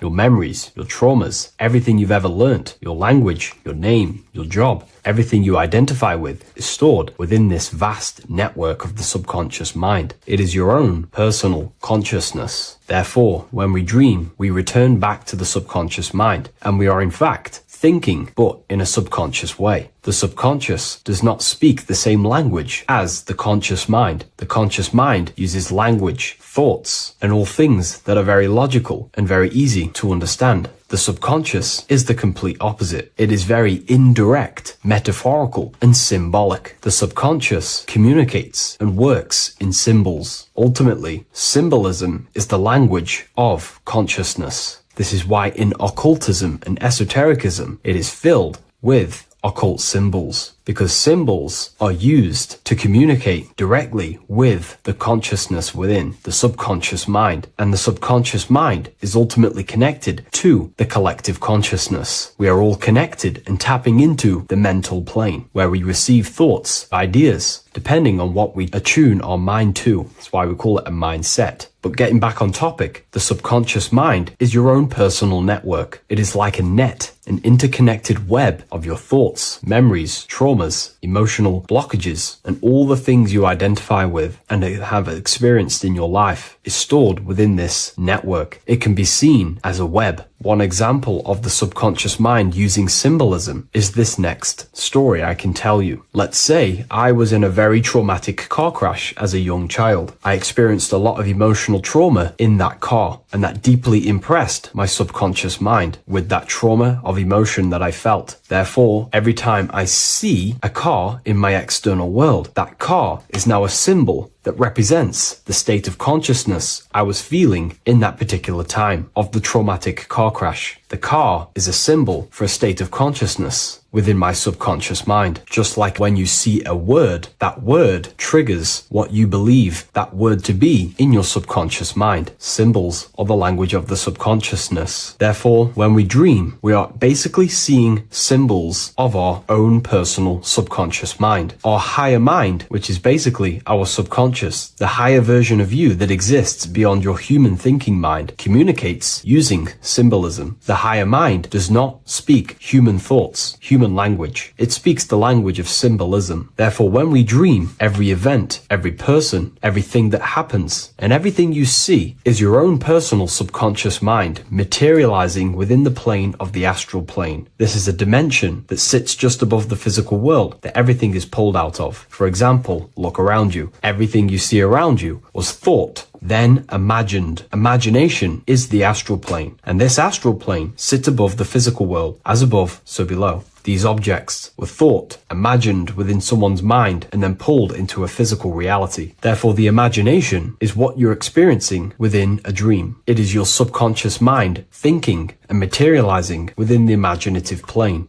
For example, let's say you are a Christian, you believe in Jesus your whole life, you have lots of emotion towards Jesus. This deeply impresses your subconscious mind. You believe in him so much, you go to sleep, you have a dream that you meet Jesus. You did not meet directly with Jesus. You met with your own belief. It was your own belief materializing within the imaginative plane and revealing itself to you. Dreams are materializations of your memories, your subconscious beliefs, traumas, and anything that could be inside the subconscious mind. It is your subconsciousness revealing itself to you in a material form. Let's say you have a nightmare. There is a big dark figure chasing you and you are running away in fear, away from this dark figure chasing you. That dark figure is not an external entity. It is not a spirit or a jinn or a demon. It is in fact an aspect of your own mind. It is a symbol that represents maybe a fear, a trauma, or something you are running away from internally, inside your subconscious mind. Something that you are not addressing, but something that is fearful, something that can be controlling you on a subconscious level. Let's say you have a fear to address something in your personal life. You want to address someone who is getting on your nerves at work. You continuously put this off and you fear doing that situation. Over a long period of time, this can slowly control you subconsciously. You start to avoid the person, avoid any contact. It is subconsciously controlling you. This is not the best example, but you can see what I mean. Hidden fears and traumas in the subconscious mind can subconsciously control your actions and ultimately lead you to low states of consciousness, keep you from reaching your higher potential, and ultimately create blockages within your own consciousness. That figure in the dream is a materialization of something that you are fearing and running away from and not addressing. This is why people always have dreams of traumas that they have experienced as a child or when they were younger, or maybe from a year ago or two. It's because that emotion is deeply impressed in the subconscious, and the subconscious is always trying to reveal things to you, communicate to you that you need to change, purify, and maybe heal within your own consciousness. This is how the higher self communicates to you, through the language of symbolism. Once you understand this, dreams can become a very powerful tool, not just entertainment at night time. Your consciousness never rests. Your consciousness is eternal. It is the very spark of the divine. Your body needs rest. Your consciousness is not physical. It does not need rest. So this is a way you can identify what your dreams are trying to show you, is by writing them down. A dream journal. Every single dream that you have a book placed near your bed. Every time you wake up, first thing you should do is pick up the book and write every single detail that you can remember about the dream. The people that you met are all symbols or aspects of yourself. Maybe it is a friend you saw in your dream. That friend represents a state of consciousness that is within you and is trying to reveal something to you. It's about making the subconscious into the conscious, to become conscious of the unknown. Write down every detail, everything you saw, every event that played out, even the details of the clothes that they were wearing. Everything is symbolic within dreams. Write everything down and then analyze the dream. Don't analyze it from a logical mind. Analyze it with the right hemisphere of the brain, which allows you to see metaphors, read between the line. Try and gain the message that it's trying to show you. What does this overall mean to you? And what could this reveal about aspects of yourself that you need to heal or maybe take action in your life and world? Because your higher self is always guiding you towards awakening and fulfilling your mission in the manifested physical world. Dreams speak in symbols, not logic. Ask about your dreams. What is this trying to tell me? Don't take things literally. Look for an emotional tone and symbolic resonance. With practice, you'll begin to understand the personal language of your subconscious mind. Now that you understand that, again, please leave a like or a comment on this video. This is now a technique for lucid dreaming and dreaming more often. This is not going to happen overnight. This is not an easy method. It simply takes practice and dedication. Every morning, choose 3 time slots. For me, I choose 4:30, 5 a.m. and 6 a.m. 3 alarms that are going to go off at these 3 times, half an hour apart from each other. Each time you wake up, stay awake for 5 to 10 minutes. Turn off the alarm. Try and keep your conscious mind awake, but drift back into sleep. There's no other better way for me to explain that. It's very difficult, but try and keep the mind awake, but the body falling back asleep. More than likely, you will drift off back to sleep. Then the next alarm will go off half an hour after. This will wake you up again, guaranteed. You will probably drift back to sleep by repeating this process. After the 3 alarms go off, each one of them times, you're either going to have a dream or a lucid dream, but definitely you will have a dream. And if it doesn't work one time, keep trying it. I've been using this method for a very long time, and I can tell you 70-80% of the time it triggers a dream, and a very vivid dream. And it's ideal for lucid dreaming because keeping the conscious mind awake while letting the body fall asleep, you can become conscious within these subconscious realms of your mind. But when you are conscious inside the dream world, you can do what you want, but you also want to let the dream naturally unfold. If you try and take too much control, then you will wake back up. If you feel any fear in your dream, you will wake back up into the material world. Another tip to dream more often is to meditate before bed. Simply close your eyes and think about nothing for 5 to 30 minutes. Detach from everything outside you, your name, your job, work, thoughts. Mentally detach from the world and the physical pleasures and become pure awareness before you try and go to sleep. This will help you become conscious while being within the self. If you wish to learn more about consciousness, yourself, the Book of Wisdom Volume 2 can definitely help you. I'll leave a link in the description. Thank you for watching this video, and I'll see you in the next one.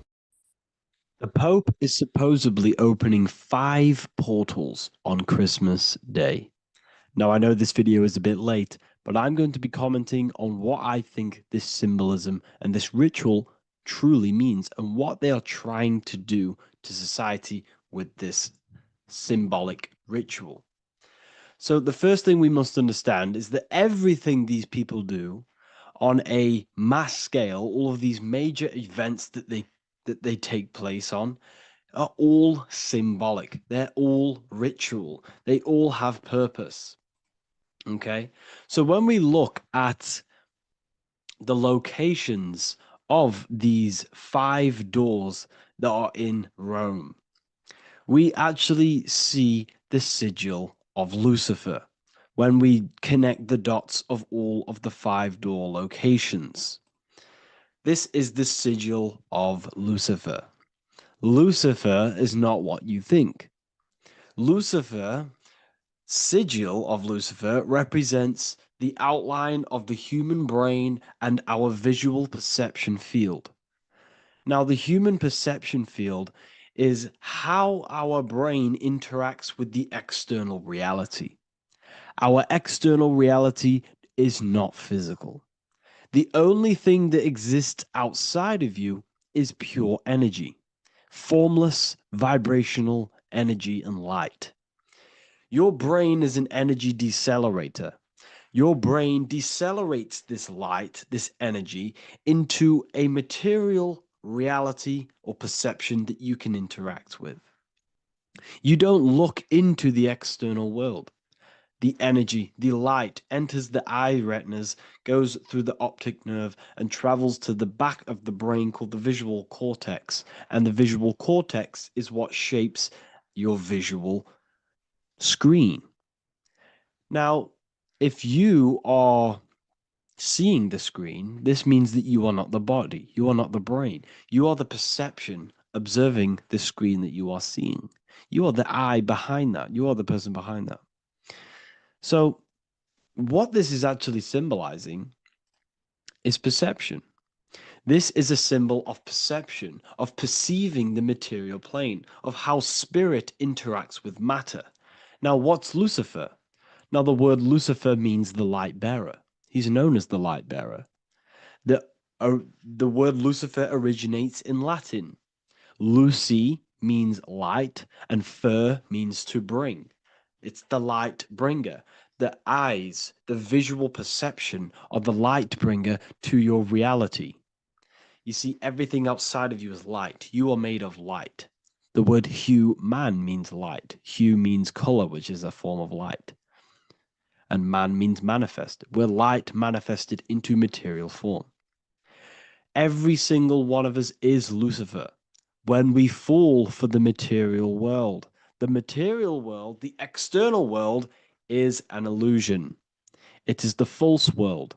It can elude you. It can make you fall in love with the material things, material pleasures, lust, money, fame. These things make you fall. This is the fall of Lucifer. This is the mythological story. This is the symbolism behind Lucifer.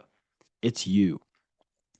Are you falling for material pleasure because you are a divine spiritual being from the higher planes, not from this plane? Now, if you let your divine being fall for this material plane and fall for the evil that can take place in this plane, then you are Lucifer. It represents the false light, the false reality. This symbol, the sigil of Lucifer, it symbolizes the interplay between light, consciousness, and the perceptual experience of the physical reality. The external world is truly internal. What we visually perceive is essentially light waves carrying information, which then gets processed by our brain, the central computer of our nervous system. Okay? So, how many doors are open? 5 doors. So 5 is the number of perception as well. 5 fingers on each hand, 5 points on the human body, 5 toes on each foot. We have 5 senses. 1, 2, 3, and 4, they're spiritual numbers. 6, 7, 8, and 9, they're material numbers. 5's the gateway. 5 is the middle bridge of how our spiritual self interacts with the physical self, how spirit interacts with matter. So this ritual is symbolic of perception. This is maybe bringing in a new perception. A new event will happen after this, a new perception of the world. Or personally, I think this ritual was to obviously shape the collective consciousness, because your reality is an externalization of your inner consciousness. It's simply just a mirror. Your material life, your material world outside of you is simply a mirror reflecting with mathematical and geometric precision of your internal consciousness. Your consciousness is creating and causing the effect called reality, physical reality. Your life is a result of every thought you thought in the past.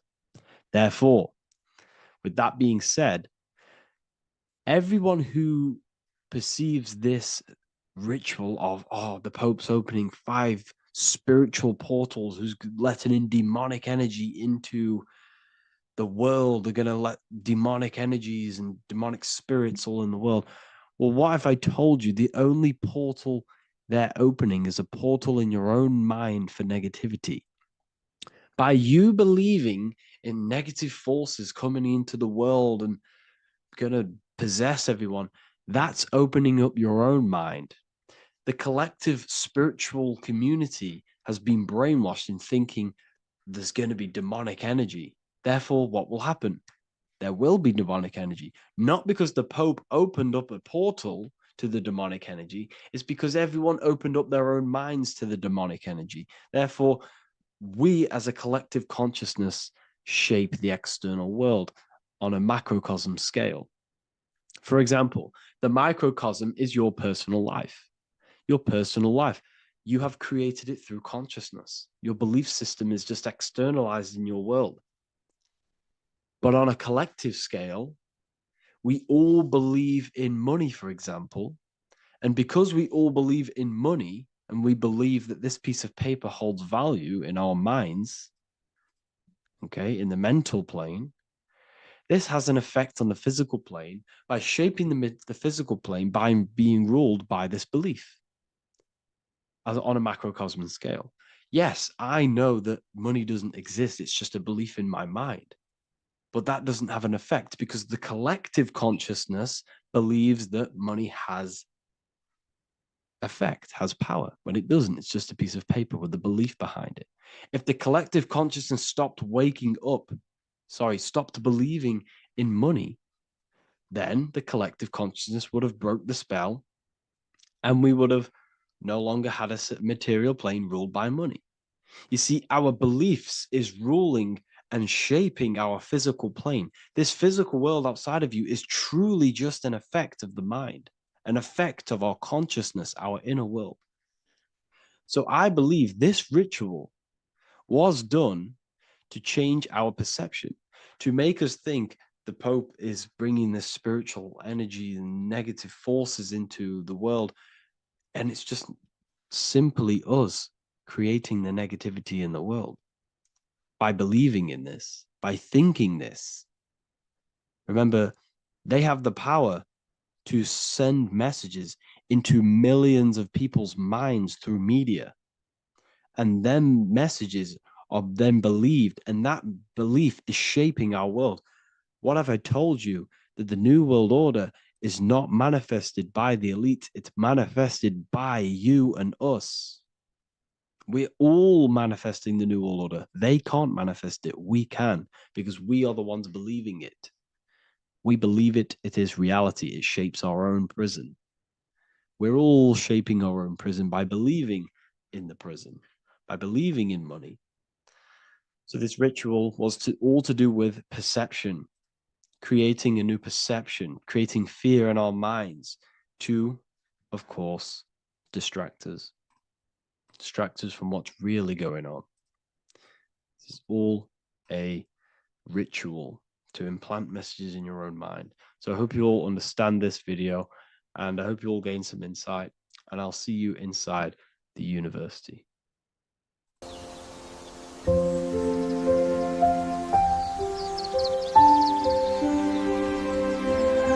bookofwisdom.com. Visit today.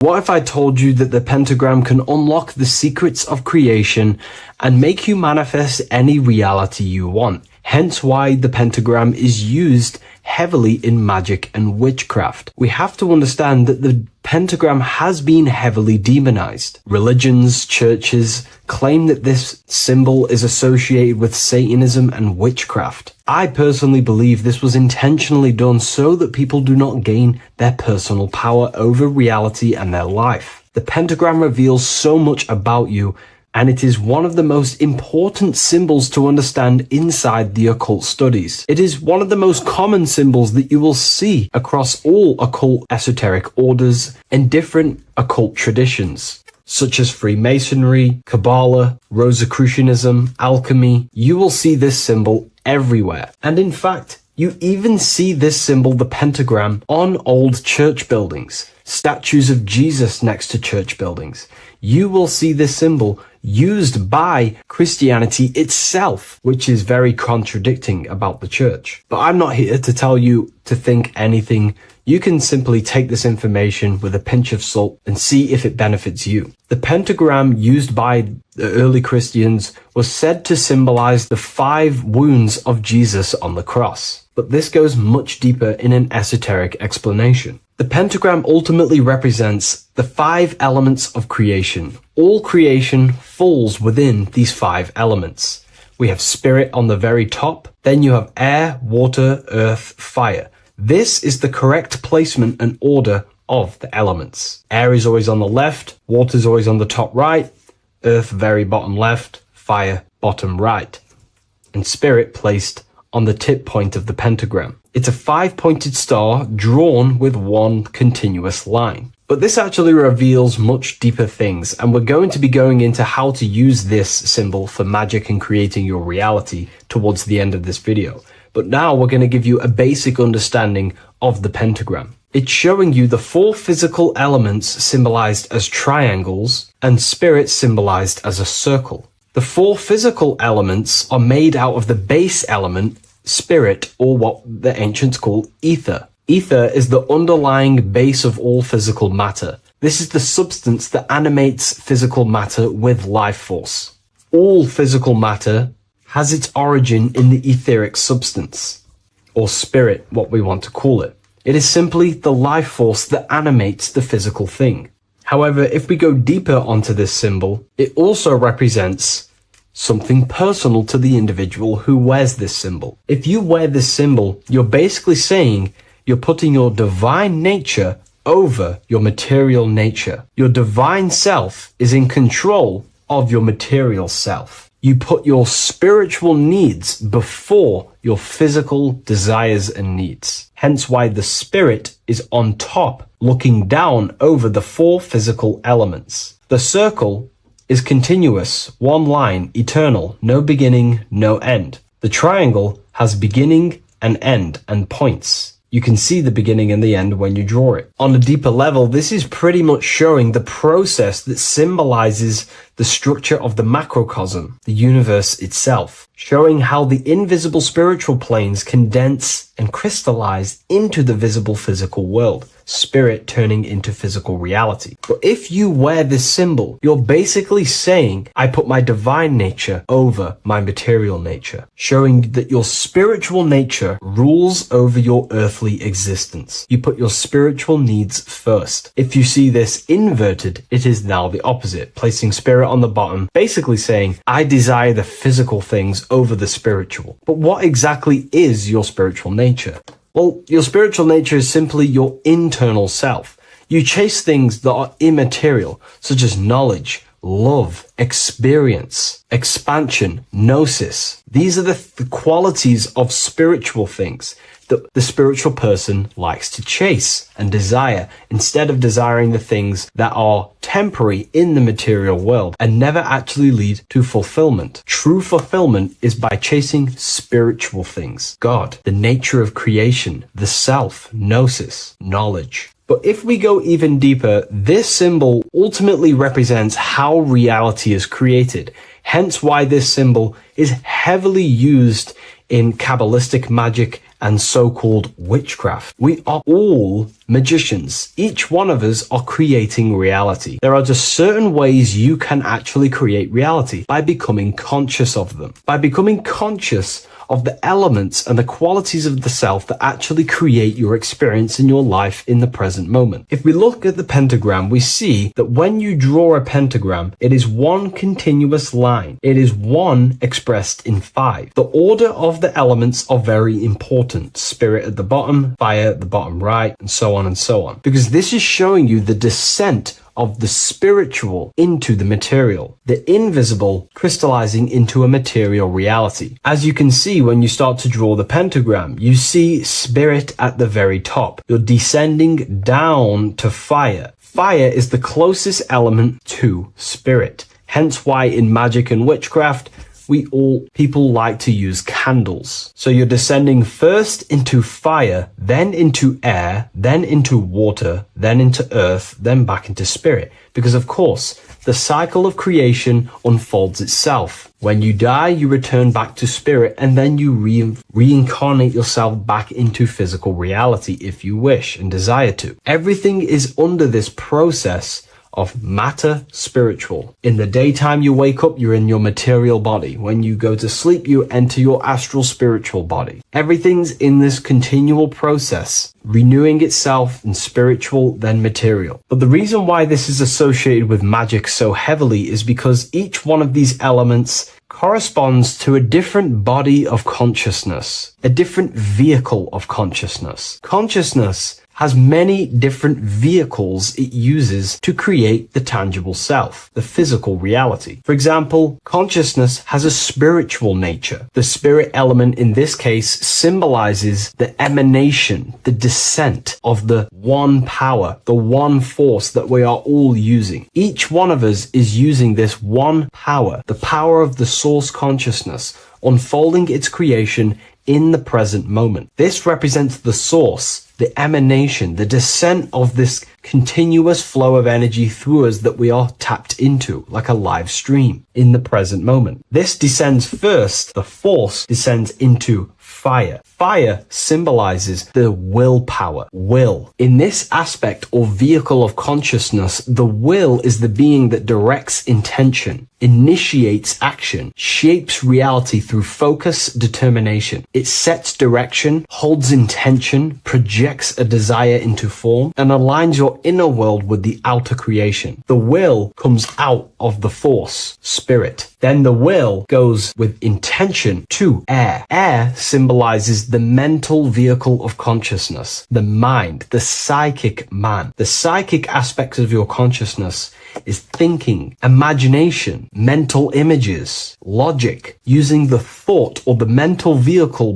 body of consciousness. Then that thought has an emotion, which is then water. So it goes from the force to the will to the intellect to the water, the emotional body of consciousness. The emotional vehicle of consciousness amplifies the thought into an emotional desire that you want to take action on. No one takes random actions, and if we do, we say we're very bored and we don't care. The water is the energy, the emotion you have to fulfill something. And that emotion then descends into earth, which is the physical body to take the physical action in the present moment, to fulfill that desire, to fulfill that will, that thought, that desire. And that is how reality is created all the time. Now, there is much more that you can go into with the pentagram, because true magic is about changing consciousness at will, not casting random spells. It's the ability to change the direction of consciousness using the power of the will to direct these forces to create change in the internal world so it can project outwardly in the external world. Because consciousness creates the external reality. What happens within us, we see change outside of us. So true magic is about manipulating the forces and the vehicles of consciousness that exist within our own mind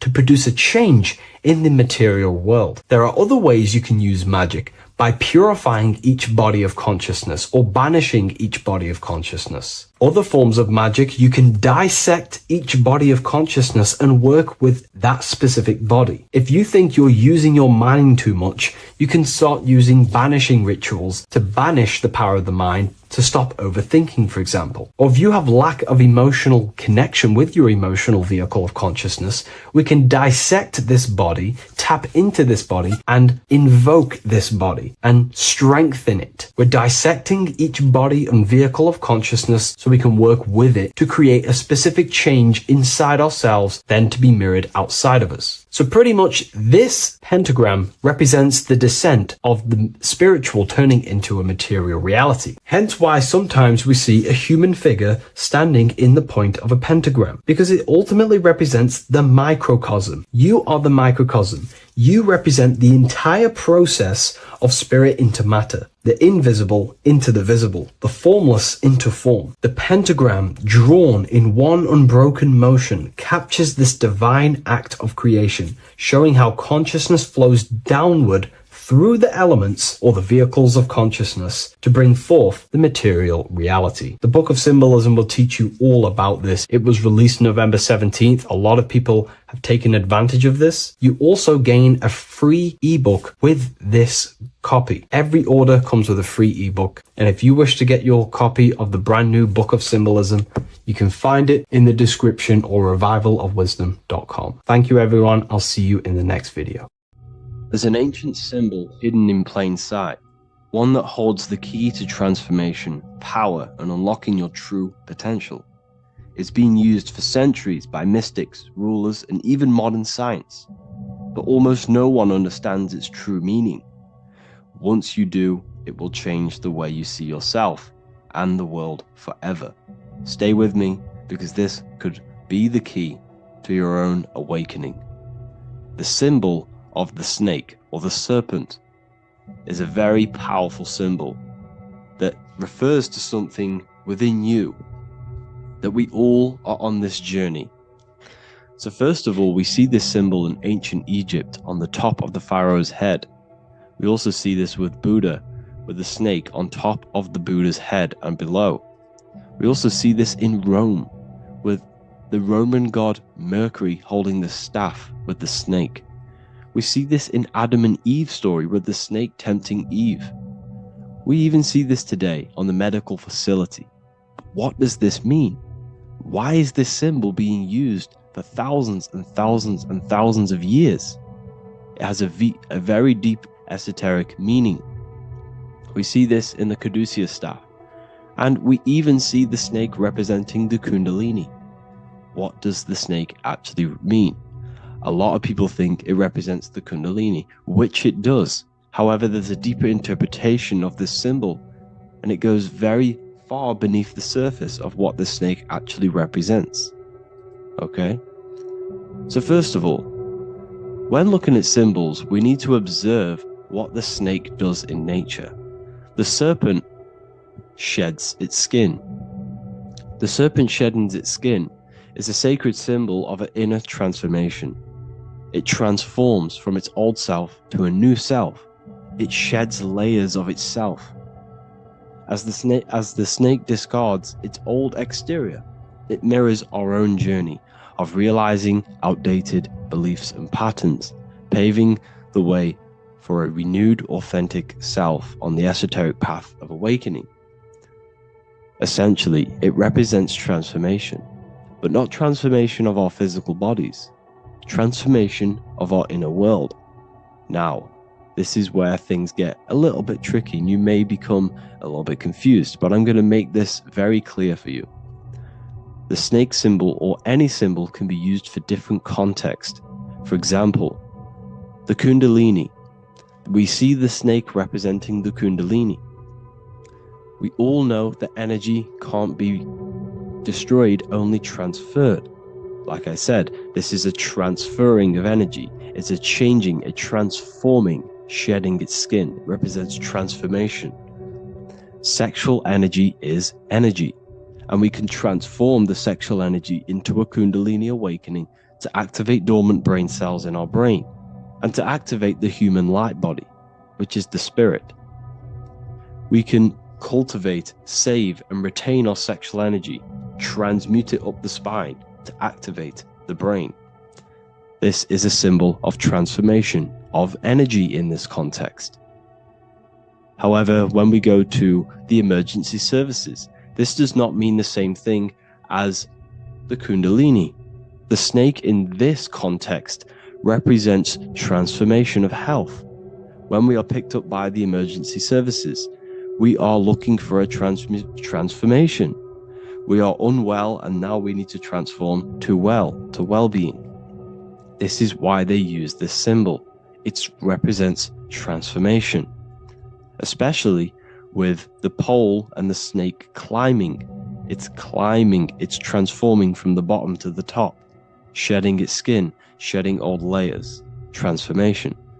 We see this in the Bible with the snake tempting Eve to eat the apple of the tree of knowledge of good and evil. Well, what does this mean? Where's the transformation in this? Well, this is a very hidden one. The transformation takes place in Adam and Eve's consciousness and their mind.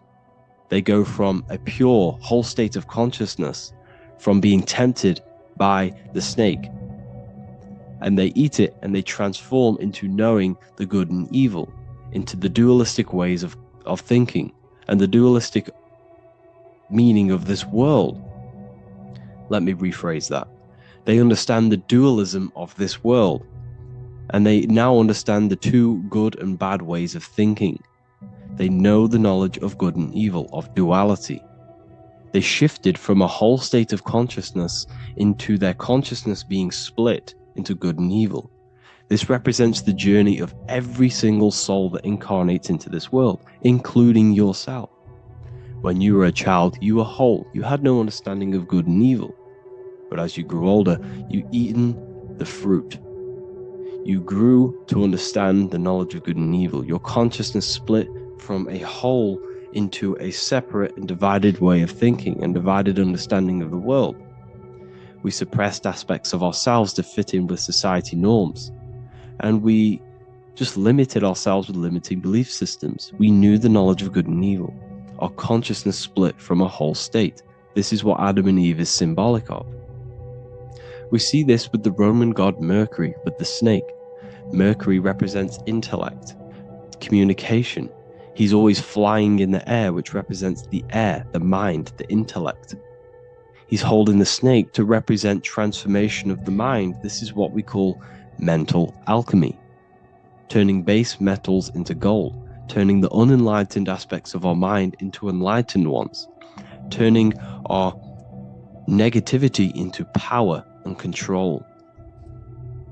We see this with Buddha, and Buddha is all to do with transformation of the inner world, transformation of the mind and the soul and the emotions. And it also represents the Kundalini. We see this in ancient Egypt. We always see the snake on the head, representing the place where the third eye is, representing the intellect or the mind, the mind's eye, the third eye, whatever you want to call it. This is the place of the invisible intelligence within us. This is our mind or intellect. And this is the transmutation of the mind. This is why the snake is on the head, representing the transformation of the mind, going from the unenlightened into the enlightened, going from the uncontrolled to the controlled mind, so that we can control the very fabric of reality. I've kind of just given that away. Why is this important? Humans are creators.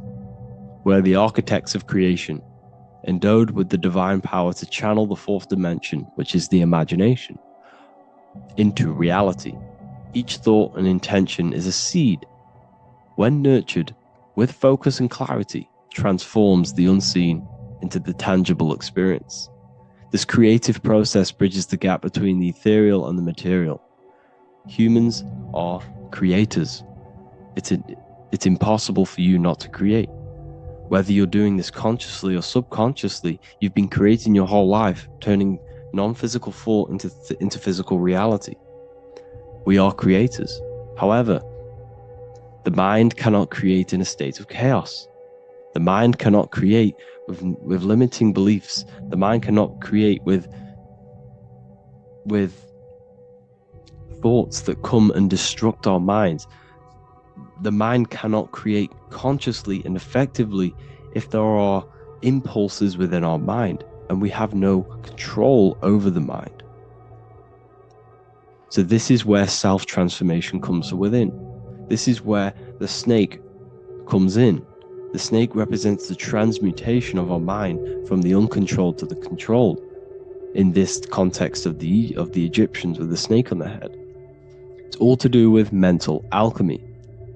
In the occult tradition, the mind is seen as a delicate instrument that demands constant vigilance. Left unchecked, it reverts to archaic and destructive thinking patterns. Like a finely honed blade, it must be continually sharpened through discipline and self-refinement. In this unending process of unveiling and mastery, we learn to shape reality, harnessing the power of our thoughts to manifest the highest potential. It's all to do with mental alchemy, and this is how the snake is connected to you, and what the snake represents to you. It represents the transmutation, the changing of ourselves, of our consciousness, so we can gain control in this 3D world. If we lack control, then we'll constantly be manifesting chaos. Now, there are 3 ways that we can transform our world, and we can slowly transform our mind. Now, this is not an overnight process. It takes periods of time of purification. And number 1 is affirmation. Let's say we have this dirty cup of water, and we have a tap of water. And in this tap, it's pouring in more water, clear water. Over time, if I keep pouring clear water into this cup, it's going to slowly purify this cup. And then in the end, it will look like the cup on the right. It's the same with your mind. The cup represents the limiting beliefs, the negative thoughts, the negative mind, the uncontrolled mind. But if we keep repeating affirmations over and over and over again, such as I am disciplined, I am powerful, I am limitless. Over time, this can purify our subconscious, and we can gain control over the mind, and we will become conscious of the thoughts that we are giving attention to. The second way is meditation. Meditation allows one to develop an off switch for the mind, providing a sense of control over it. Over time, we gain the ability to filter our thoughts and become more conscious of the ones we choose to engage with. Meditation, over a period of time, will give you this button that allows you to filter out negative thoughts. If you have a negative thought in your mind, you'll be able to become conscious of this and redirect your mind's attention. This is all about self-control, because remember, we become what we think about. The snake represents the transmutation of the self. And another way is visualization. Visualization allows your subconscious mind to experience the reality you desire, accepting it as truth. As the subconscious becomes more immersed in this imagined reality, it works to manifest it into your conscious experience. Your visual eye, visual eye. You're using the mind's eye to see and mold your future. That's what imagination is for, to create in your future. You can become your future now in your imagination. And this can slowly purify your consciousness, slowly purify your mind, which will then, if you do all 3 of these over periods of time, you will see great transformation from the inside out. And your outer world will start to mirror your inner transformation, because it's as within, so without.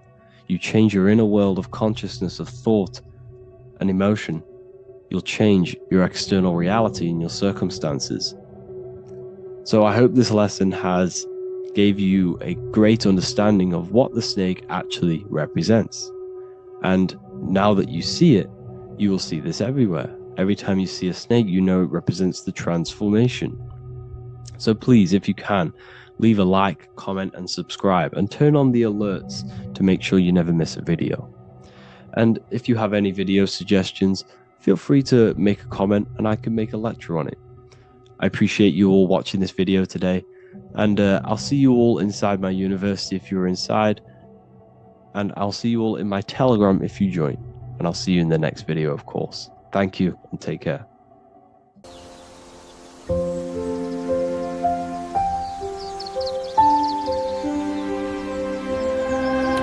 www.wisdom.com. Visit today.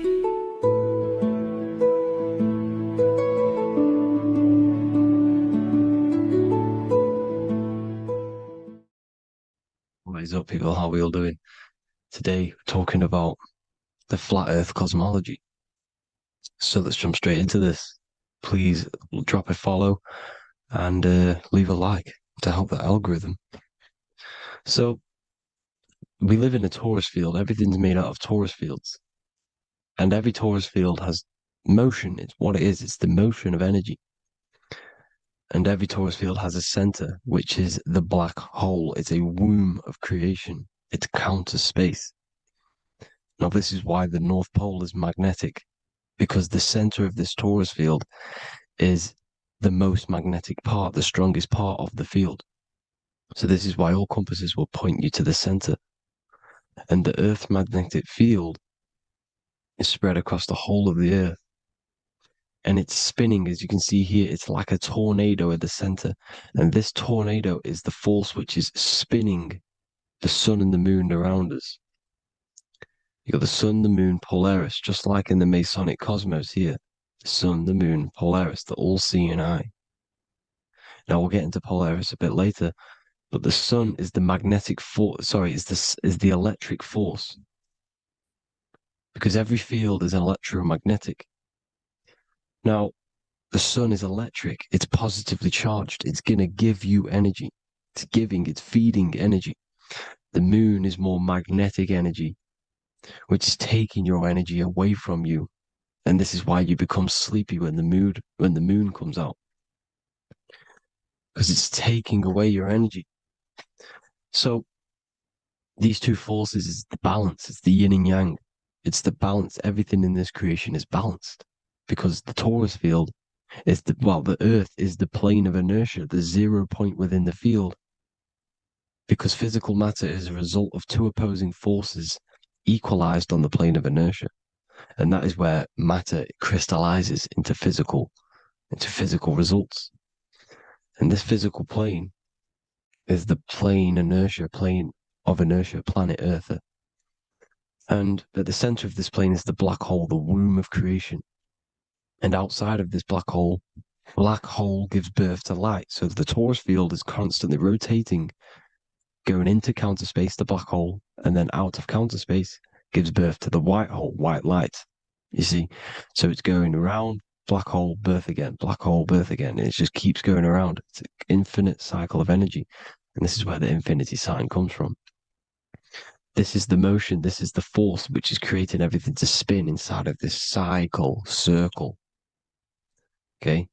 And it's making the stars spin. It's making the sun and moon spin around us, around this center point.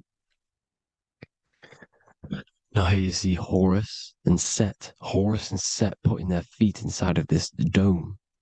This is the royal arch, the arch of the dome above us, which is like you see in the Masonic cosmos, the royal arch of Freemasonry. This is the dome above us, the firmament that the Bible talks about. You see, they're putting their feet in because Set symbolizes the moon and Horus is the sun. Horizon, Horus. Horus is rising, the sun. So they're both putting their feet around this center magnetic pole, which is the pole, North Pole. And above the North Pole, you have Polaris, the pole of electromagnetic energy. You see? And this is how we get the sun and the seasons. Because the sun, for us, when it becomes summer, it's on the Tropic of Cancer. Then it spirals outwards, going out and out and out, then goes to the Tropic of Capricorn. That's winter for us. Then it comes back in and creates summer again. So it's constantly spiraling around this center magnetic North Pole. You see? So this roof above our heads is the firmament. And this is what they've taken off of us. They haven't physically taken it, but mentally they have taken this away from you. It's a female energy. And this is what the Egyptians called Nut, the sky god Nut. And this is the womb. We are inside God's creation, God's womb. And the woman's womb, when she has a baby, is a microcosm of this because everything inside of this creation is micro, macro. It's a reflection of the bigger things, as above, so below. So the dome above our heads is the dome we are in when we are a baby. And you can see the sacred geometry of it is the exact same. It's the dome. And when we are inside of the womb, the woman, the sacred maker, which is the M, the Masonic M, this is the G male symbol. The Masonic M is maker, mason, matter, male. She delivers the male, you see. She delivers the male because it's the maker, the female, the magnetic. The woman is magnetic in nature. The male is electric in nature. So when we are in this womb, the female, we are being fed by the center umbilical cord, by the center of the mother's stomach. We're connected to the center of the woman's stomach, just like we are when we are in the earth. The center is where the aurora borealis is being emitted from, the electromagnetic aurora borealis, the northern lights. This is our spiritual umbilical cord, connecting us to counter space, connecting us to the realms beyond this world. Because at the center of every torus field is counter space. And at the center of the earth is our spiritual umbilical cord. And this is the earth's belly button, as you see. As above, so below. We had a physical umbilical cord. We have a spiritual umbilical cord. And this gets cut when we die, when we're cut away from the physical reality. You see, here's the ancient Egyptian tablet showing this female. You can see the hair, it's a female above us, because the female energy is nurturing, helping, looking after. And that's exactly what the dome is. It's protecting us. It's the Ark of the Covenant, the Ark covering us, you see? And this is what they've taken away from us. By you believing in space, it completely destroys the idea of this being a sacred creation. They've taken the roof off your head, whether if you believe in space, you believe that there's chaos, there's planets, there's asteroids about that could kill us at any moment. But this isn't true. They've made you fear your own creation that you're inside of. They've made you fear what's above you. You see, and it's to hide the power of astrology, the power of the lights in the firmament, which are constantly flowing through the ether. These powers which are above us are sending rays down to the earth, which are influencing our psychology and how we behave. And this is what astrology is. It affects human consciousness. It interacts with our consciousness. And there's a different energy every day because the planets are in different houses, different alignments. And this is, we'll go into this a bit deeper later on. So the world tree, this magnetic north pole, the pole of electromagnetic energy, was symbolized as a tree, the great tree at the center of the earth. You see? And this tree is symbolized everywhere. You can see here how the center person, this Egyptian person, is holding up the sky. This is the North Pole, the hyperboloid, at the center of every torus field. And this tree was in the Mayan cosmology. This is an ancient depiction. This is the torus field. There's the plane of inertia. Here's the center tree. Here's the tree in the center, the magnetic North Pole, the woman holding the stars. Here's the Hindu with the two birds symbolizing the sun and the moon revolving around this center tree. The Mayan tree, his Horus and Set around the North Pole. They all knew this flat earth cosmology. They knew these secrets. It's so sacred you understand the creation that you're inside of. Because if you don't, you'll be led astray. You don't know where you are. You're lost. You see? And here's the Masonic art with the rays of the stars coming down with the tree in the center. So it was personified as a tree. And we are in Asgard, Midgard, the middle garden, where there's good and evil. So the 7 layers of heaven, which is talked about in the Quran. Each planet has a different layer of the firmament, and this is the 7 layers of heaven, and these are our 7 layers of the energy centers in our body. So we start in the stars, so we are stars in a physical body. And this is why we say Mr., Sister, fraudster, sinister. Stir is star, and we are in the stars, and our star descends into the soul system, not solar system. And as we descend into the soul system, we enter Satan's kingdom, Satan's world. As it says in the Bible, Satan is the god of this world. Well, if you've been into my research for a while, you know Satan is Saturn. Saturn's world, because Saturn's the outermost ring. He's the Lord of the Rings. And you enter his kingdom, the kingdom of time. And this is why Saturn's the time god. As soon as you go past the rings of Saturn, you're now in the soul system. You're now in time. You're now bound by space and time.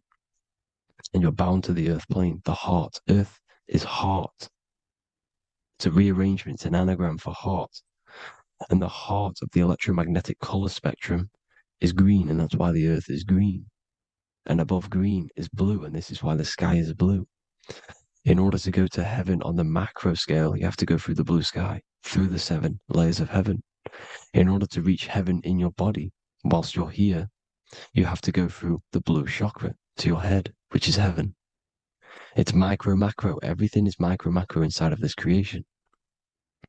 It's an ancient, I think this is a French image, piece of art from the ancient French, with obviously the 7 layers of heaven, which they all depict. And notice how it's like a dome. We'll go into this dome symbolization, the Royal Arch of Masonry, which is next. But these 7 layers of heaven give us the 7 metals, the 7 days of the week, the 7 diatonic tones, the 7 chakras, the 7 everything. It's God's favorite number. And this is why the Masons use the G inside of the compass, because the G is the 7th letter, and God starts with G. You see? So it's 7. God is 7. Here's another depiction of the heart, the soul system, the 7 layers of heaven. La fermenta. You see, la firmament, with the stars on the outermost layer. Here are the 7 planets: Jupiter, Mars, la Sophie, the sun, la luna, the moon. So Saturn. So we are in the heart of this soul system. In order to ascend, we need to ascend up our chakra system, reach 144,000 hertz. God consciousness, the God man. You have to unfold God man, master of the mind, mastery of the mind. So what are the stars? The stars make everything unique. The stars are constantly rotating around the center, magnetic North Pole, the tornado at the center, which is stirring everything. It's stirring the ether. The center is the ether, and the 4 elements are born out of this ether. There's 5 elements: ether, spirit, water, air, and earth. The ether gives birth to the 4 other physical elements, which the whole of creation are made out of. About them 4 elements. 4 is the number of stability. You know, a chair, a table has 4 legs. It stables things. It's a foundation, and these 4 elements are the foundation of this creation. You see, and this magnetic North Pole is stirring this, and the 4 vibrational states of the ether are the 4 elements. Now let me get back to the stars. I just wanted to give you that. The stars are being stirred around this center point, center. It's stirring everything, and they're always in different alignments. Every millisecond, they're moving in different placements of the stars. And the planets are called the 7 wanderers because they're not fixed. The stars are fixed, but the planets are called the 7 wanderers, the 7 layers of heaven, because they move faster and slower than each other. Each planet is slower and faster, has a different rate of speed it's moving. So these alignments are mixing in with the energies of the different 12 constellations. And this is why you have a unique characteristic. You have a unique look, a unique energy, a unique personality. This is because when you were born and you took your first breath, that energy which was in the ether, because the ether is all around you, and energy travels through the ether. The energy that the stars were casting down and the energy that the planets was mixing in with the 12 constellations was in the ether. So when you came out of the womb and your first breath, because breath is spirit, Okay, so that first breath you took, that is the energy that is imprinted within your DNA, your soul. And you reflect that energy, you emit that energy. That's the energy that is with you forever until you die, till this physical body dies off. And that's what the stars are. The stars are giving a unique energy, characteristic, personality to every living thing.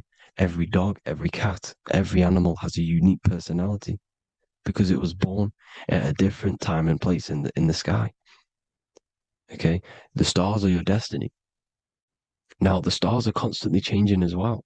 If you look at stars through a telescope, they're constantly changing and forming different forms. You can see here, it looks like water. It looks like light through water because it's the ether above us, a sea of ether.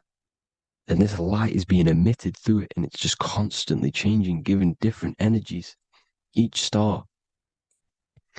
So this is why this is what the zodiac is. It's the expression of energy. It's the expression of the stars. And each constellation has many different personality, different energies, different traits. Each planet has different traits, depending where your planets are, depending what energies you hold. No two person have the same energy. There's no one. It could be similar, but no one's the exact same. It's because of the stars. The stars are never in the exact same split place. The planet's always in different houses. So here's some Royal Arch symbolism. Here's the Royal Arch of Masonry, as it says here. The sun and the moon, the constellations. Here's Cancer, the 7 planets, the 7 stars. Here's the Royal Arch. This is the firmament. Here's the duality. Black and white, duality, good and evil, rest and motion, dielectricity, magnetism. See? So this is what the Royal Arch is. It's symbolizing the cosmic dome above us. The womb we're in. We're inside God's womb. And here's George Washington, the Freemason, inside of the Royal Arch. See? With the G, the Masonic G, God, 7. Here you see another depiction of George Washington with the stars in the dome above his head, his Polaris, the sky vault, Polaris. We'll get into that later. Go inside of all of your ancient churches, you will see the dome. Go to the Vatican, you'll see the dome. All of your ancient churches have this dome because it's the dome above your head. The ancients knew this. This was known. We did not live in space. It was known back then. They all knew. This is Crown Court, which is one of the most important courts in the UK. You can see it's clearly so much Masonic symbolism. You've got the 4 pillars of Masonry. The Royal Arch is like an arrow pointing upwards to Polaris. His Disney World is under a dome. In his Polaris, the sky vault. You see? And also 666 in the symbol. Here's more 7 layers of heaven. Here's an ancient depiction. The firmament. Here's the astral plane outside of the firmament. The Royal Arch. You see? It's everywhere. Here's Polaris, the 8-pointed star. Polaris is in between the sun and the moon. It's at the center of the Taurus field. And Polaris corresponds with the pineal gland as well because it's the all-seeing eye. See? So, is Polaris, the 8-pointed star, which is at the very top. It's the very center. It's on top of the North Pole. And it's an 8-pointed star that's always symbolized as an 8-pointed star. Here you see the Vatican. The Vatican is a giant key with an 8-pointed star. See, it's a key. Here's the dome. Here's the Space Delta, the USA Space Delta logos. Here you see the Egyptian god looking from the center of the North Pole, looking upward to an 8-pointed star, Polaris. An arrow pointing up to Polaris. Here's another, the bear holding a key with an arrow up to Polaris, 7. Holds the key to Polaris. Here's an eagle holding a key above the North Pole to Polaris. Polaris, and here's another one. There's another bird, like a dragon, holding a key to Polaris. Because Polaris is definitely something to do with leaving this creation. Okay, maybe, I can't say for sure, but maybe it's to do with ascension, and this is why the Vatican hold the key to the 8-pointed star. And this is why the space, well, we all know space is a lie, but they're showing Polaris and its sacred symbology. Maybe it's to do with something leaving this creation, going to another. It's some North Pole symbolism. As above, so below. You see the four seasons of the Big Dipper constellation going around Polaris. This is Polaris, this is the Big Dipper constellation, and this is the swastika. This image gives us the swastika, because all the symbols we use are created in nature. They're created somehow in nature. This is how we get them. As above, so below. This is the map of the North Pole with the 4 rivers looking like the Big Dipper constellation. It's the Masonic, there's the ancient cosmology with the 4, you see the 4 islands, Mayan cosmology, 4 islands. This is the alchemical symbol for Earth, 4 sections. The windows, because the center at the North Pole is a window to another dimension. The 4 lucky 4-leaf clover, which is supposed to be lucky. It's just, it's truth in plain sight. And here's Hitler looking at 2 flat Earth maps. So this swastika has been used for thousands of years, thousands and thousands of years. And it's symbolic for the most sacred land on this plane, the North Pole. Shambhala. Do some research on Shambhala, people. It's a it's a Hindu mythology about the sacred lands at the center of the earth. And it's known to be full of enlightened beings. And it's all symbolized at the center. You can see their paintings of Shambhala. It's all at the center, the North Pole. And it's known to be the most godly place ever, because it takes you to a portal to the higher places. And maybe this is something to do with Polaris, connecting you to this sacred land at the very center. But anyways, people, thank you all for tapping in. Hope you all learned something. Have an amazing day. Please follow, subscribe, like, all the links in the description for the courses, the PDF. Please have an amazing day. God bless.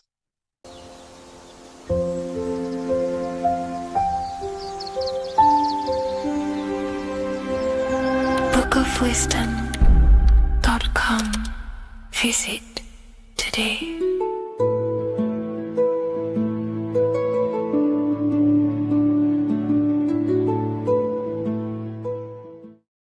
This isn't just spiritual fluff. Your words are vibrational commands that teach your subconscious what to believe and what to create in your reality. Now, I'm not going to sit here and tell you how words are these vibrational things that create reality. In fact, they are.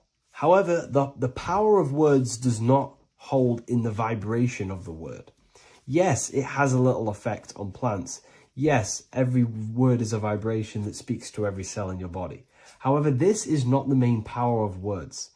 The main power of words is restructuring your consciousness and invoking energy inside of your own consciousness. I'm going to go over these two in detail for you. Your life is an externalization of your consciousness. Your belief system, your internal world, are building blocks to create your external world. What you believe in is how you see reality. It is the filter that you see to see reality. If you want to change reality, you have to change your consciousness first. There's no point trying to create a change, a manipulation in the external world, because it won't last very long. You have to restructure your inner temple, your inside world of thought and emotion. For example, your external reality is an externalization of every thought you thought in the past. Your life circumstances are just a result of every thought you thought in the past. You become what you think about. So if we can control what we think about, we will control who we become. Words are a powerful way to restructure your subconscious mind, which will then restructure what you think about. For example, if I said the word chicken all day long, I'm going to be thinking about chicken all day long. The words we repeat enter our subconscious mind, and our subconscious mind molds our conscious mind of what we are consciously giving attention to and thinking about. and that becomes our emotion. Our emotion becomes the energy, the charge behind our action. And all of this creates who you are and your reality. If you want to create a change in your external world, you need to repeat the end result as in an affirmation. I am abundant. I am disciplined. For example, if you're trying to stop a certain addiction, don't say, I am going to stop smoking. Say, I am disciplined. By saying discipline, the subconscious mind accepts the word discipline and not the word smoking. If you repeat smoking, I am not smoking, your subconscious mind will just pick up smoking and then do more smoking. So if you are trying to create discipline in your life and trying to stop something, say, I am disciplined. The reason for this is powerful because you're conditioning your consciousness. You're conditioning your subconscious mind and filling it with the word discipline. And I'm not going to say do this a certain amount of times a day or do this in the mornings. I want you to do this as much as possible. I did this as much as possible. Whenever I had free time, whenever I had a free minute, I would say these words either physically or mentally, just to condition your consciousness. Words are the most powerful way to restructure your belief system and restructure your inner world, which will then mirror in your outer world. Words are also a powerful way to invoke energy. This is why when you see these magic occult rituals, you see people chanting and doing these things. It's because if you slowly chant a word, you can actually invoke the emotion. There are three aspects of creation: thought, emotion, action. Emotion is energy in motion. By repeating a word over and over again, you can actually begin to invoke that energy, that emotion inside your heart. And you can start to feel the reality as if you are already living it. And this is just another powerful way to condition your consciousness to become a certain thing before you have it. This is what magic is. Magic is all to do with reprogramming the subconscious mind, aligning the subconscious with a certain belief or reality, which will then produce an effect in our thoughts, our emotions, and our actions, which will then create that reality. So if you want to create something in your life, literally just repeat, I am something. I am is referring to your consciousness. I am is the highest aspect of you. It is the true self. Whatever you condition your consciousness will be mirrored in your external reality. I am abundant will condition your consciousness to feel and believe you are abundant, which will then seep into your thinking. And then you will start to act more on this because you are thinking about it, which will then change your external reality. Words are vibration, and vibration is powerful. However, if you truly want to change your reality, you have to change your inner world of consciousness. And words are the best way to invoke feelings to become the reality you want. And words are the best way to condition your consciousness to a certain belief or a thought. And by doing this, you're actually creating a root cause. The cause is your consciousness, your mind, and you have to restructure the mind to create that reality. Words are a great way to restructure your consciousness and create reality.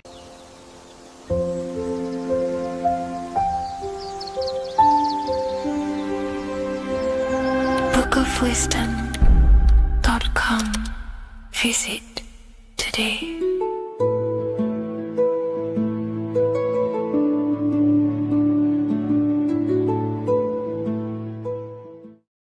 There is a massive mystery around the Freemasonic G, and in this video we're going to be discussing it. Some people call it geometry, God, gnosis, genesis, generation, but in fact it's all of these things, and all of these things relate back to one concept that links them all. And in this video, you will be discovering this secret force, which pretty much creates everything in your reality in your life, and has done unconsciously, whether you are aware of it or not. The Freemasonic G is the 7th letter in the English alphabet. This is important because the number 7 has many mysteries inside the esoteric and occult traditions. Some people say the number 7 represents the 7 colors of light, the 7 major planets, or the 7 musical tones, 7 days of creation. The number 7 is a massive mystery. But what we have to understand is that in the context of Masonry, Freemasonry is all about building the self. Every day we wake up, we are either building our prison of our mind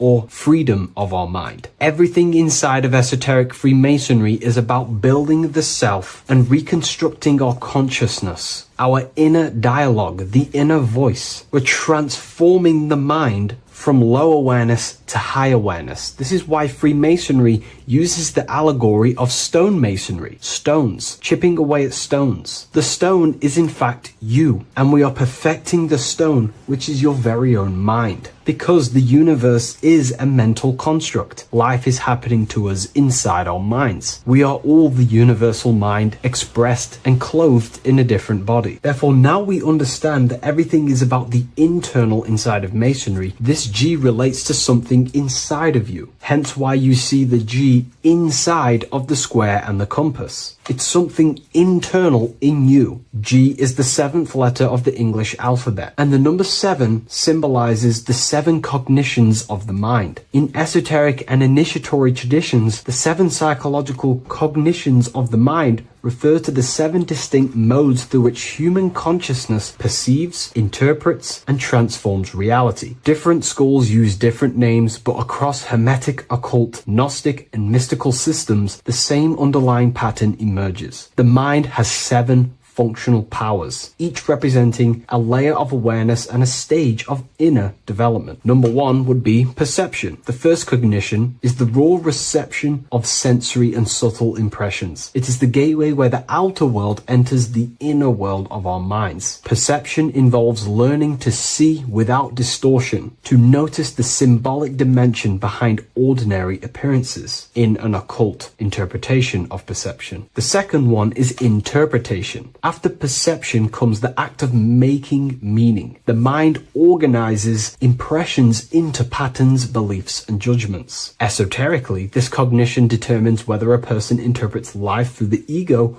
or through the higher insight of their higher consciousness. The goal is to purify interpretations so that the intuition can speak through it, to clear our minds of the clutter, master it, and let our higher consciousness shine through it. Number 3 is the imagination. This is the creative faculty that produces images, symbols, and visions in the mind's eye. This is associated with the astral plane. We live in a mental universe of thought. Thought wraps itself inside of imagination. The thought alone has no true form, but then the thought wraps itself in a vehicle of consciousness, what we call imagination, and we give form to the thought. Imagination becomes active. Imagination becomes active imagination, the foundation for rituals, alchemy, meditation, and visionary insights inside of occult traditions. Working on your imagination is a key part on developing your consciousness, as it is literally the sight into the astral plane, your internal vision of the mind. The 4th cognition of the mind is emotion. Emotion is energetic response that gives intensity, direction, and magnetism to thoughts. Emotion fuels the magical will. Unrefined emotion binds us to lower impulses. Refined emotions become devotion, compassion, and the inner fire to transform thought into a tangible reality, to become a conscious creator. The 5th cognition is will, the faculty of intention, decision, and directed energy. Will is the power that aligns personality with the higher self. It is the driver of discipline, transformation, and the capacity to act consciously rather than react unconsciously. Most people walk through life as an unconscious zombie, living day to day, running off subconscious programmings, never actually using their conscious mind. We develop our will and try to align our will with the highest will possible so we can align our will with our higher mind. So the higher mind can manifest through us in the material plane. The 6th cognition of the mind is memory, the storehouse of experience, impressions, and archetypes. It shapes identity, determines how one repeats and transcends past patterns. Memory includes not only personal memory, but also a deep strata of the subconscious and the collective subconscious field, what we call the Akashic records. Memory is a massive quality that you must work on inside the Masonic system. You are required to remember certain rituals and certain things so that you can regurgitate them to pass on along the degrees. based off my research. I myself, personally, am not a Mason. The seventh cognition of the mind is intuition, the highest cognition possible. It's direct knowing. It bypasses the linear reasoning and reveals truth as the inner illumination. Intuition is the voice of the soul. It is the guiding force, guiding our physical vehicle of consciousness through this physical experience, providing revelations, insights, and even sometimes gnosis and higher understandings. They are the seven principles and cognitions of the mind that we should work on. Sometimes they're symbolized as seven luminary planets, because lumen is light. The planets are light. Light is consciousness. Consciousness is light. Now moving on to the true understanding of the G, the higher understanding of the G, as I mentioned previously. This is what we call the generative principle, the care principle, the human heart principle, the female aspect of consciousness within yourself. All creation is built upon a care. All action is built upon a care. You only act on what you care about. You care about paying the bills and staying inside your house and looking after your family, for example. Therefore, you take the action to generate the reality and generate money to pay the bills. Them actions are driven by the force of care. If you care about a plant, you take the action to water the plant and it grows. If you care about your partner or relationship, you give them attention and care and love, and you grow the relationship. As soon as you stop providing care, watch the relationship crumble and the reality destroys itself. Care is the generative force of reality. This is the generative principle that generates your experience in this world. We are in a continual state of becoming. Each cause gives birth to an effect, and that effect gives birth to a new cause. The G is the generative principle that drives creation in the present moment. Reality is creating, unfolding in the present moment, and the G is the force inside of you that generates your experience. You're watching this YouTube video right now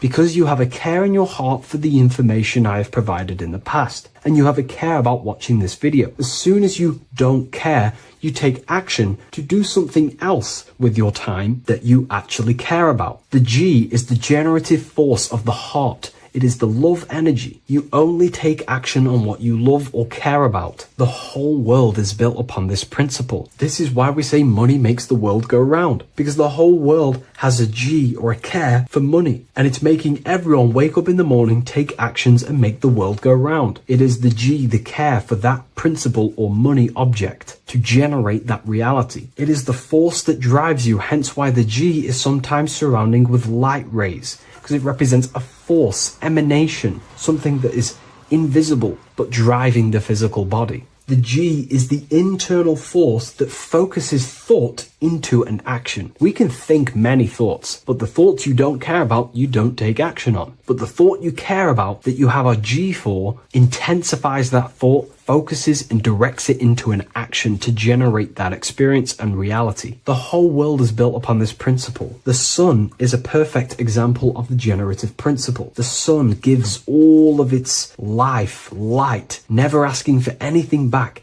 making everything grow and generate on the earth. Everything in your life is built upon this principle, and gaining control over your care gives you control over your actions and your reality and what you generate. Once you see this, it is truly beautiful that the world is actually built upon love. This is why they say love is the force of God. It is. Truly. This is the reason why God begins with a G. It's about Genesis. Genesis means creation. G, generation. Anything that generates and creates is all to do with a care or a love energy. But don't get me wrong, people can love sick and twisted things, and they act upon them sick and twisted things. This is why purification of ourself is important by understanding this principle, as it is a very powerful principle to understand. This is the reason why the word gift begins with a G. You're giving something. I care. I'm going to give you something, a gift. Or guidance. This is what guides you into becoming something,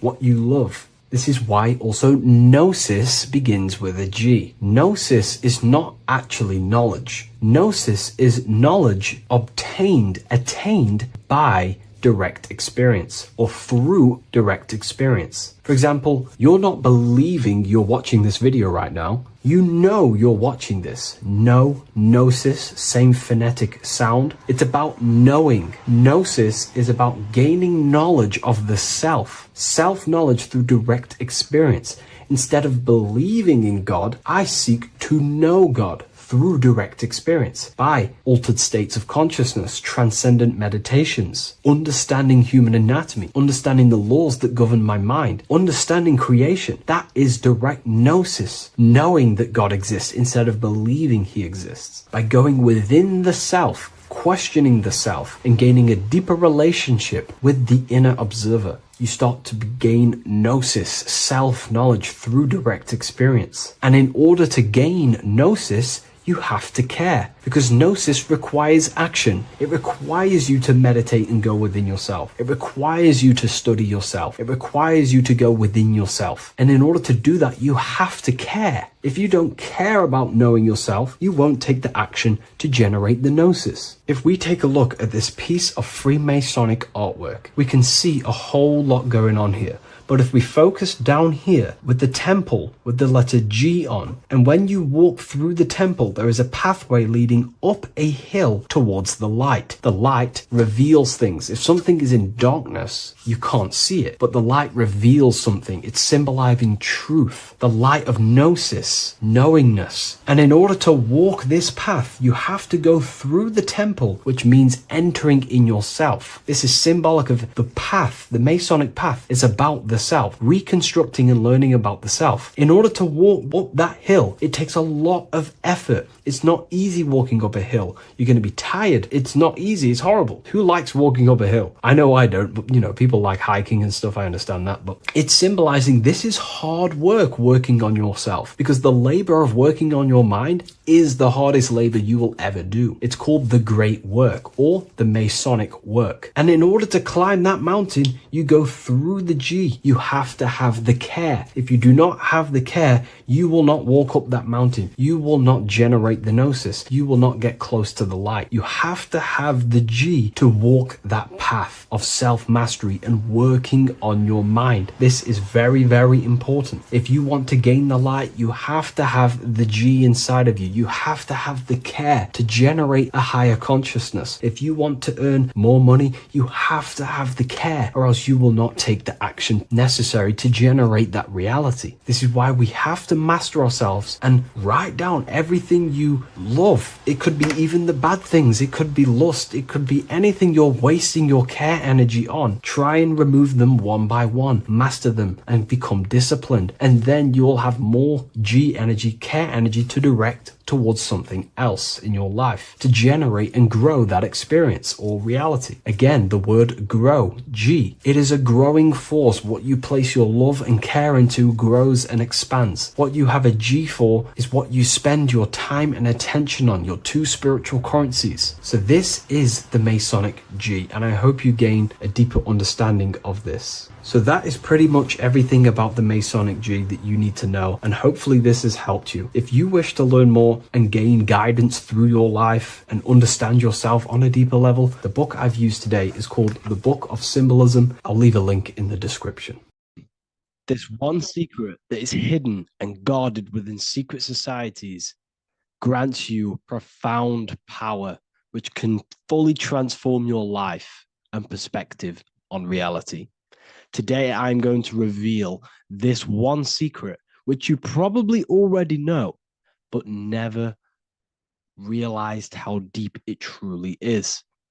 This has the power to change your life. It is the key to your potential. And if you stay with me, this power may be yours, and you could transform your life with this hidden secret that is guarded within secret societies and esoteric orders. And this secret is not really a secret, but something people overlook, that the universe is mental. Everything we experience and interact with and perceive originates within the mind. The universe is a boundless field of consciousness, a mental construct molded and shaped by thought. We do not just live in a physical world, as they want you to believe. There are hidden forces that mold the material world. They want you to believe that you are only a physical being inside of a physical universe. But this is completely wrong. You are the architecture of the universe. Your consciousness is the very fabric of reality, and you create your own universe. The universe is an infinite field of consciousness, a vast and limitless mental construct, intricately woven and shaped by the power of thought. It is a dynamic and ever-evolving field where the interplay of awareness and attention gives form to existence. Within the boundless realm, every idea, perception, and belief contributes to the creation and transformation of reality itself. Each thought holds the power to transform reality. Your consciousness is the very fabric of reality. And this is shown in the symbol of the flower of life. The flower of life is a symbol. It symbolizes the interconnectedness of all existence, illustrating how every thought is not merely a fleeting moment, but a ripple that reverberates across every layer of reality. Each action, like the intricate overlapping circles of this pattern in the symbol, extends its influence far beyond its origin, weaving a web of interdependence where every choice impacts the whole. It serves as a profound reminder that everything is connected, bound by an unseen field of consciousness. This symbol represents how one action, one thought is a ripple in the whole vastness of the ether of consciousness.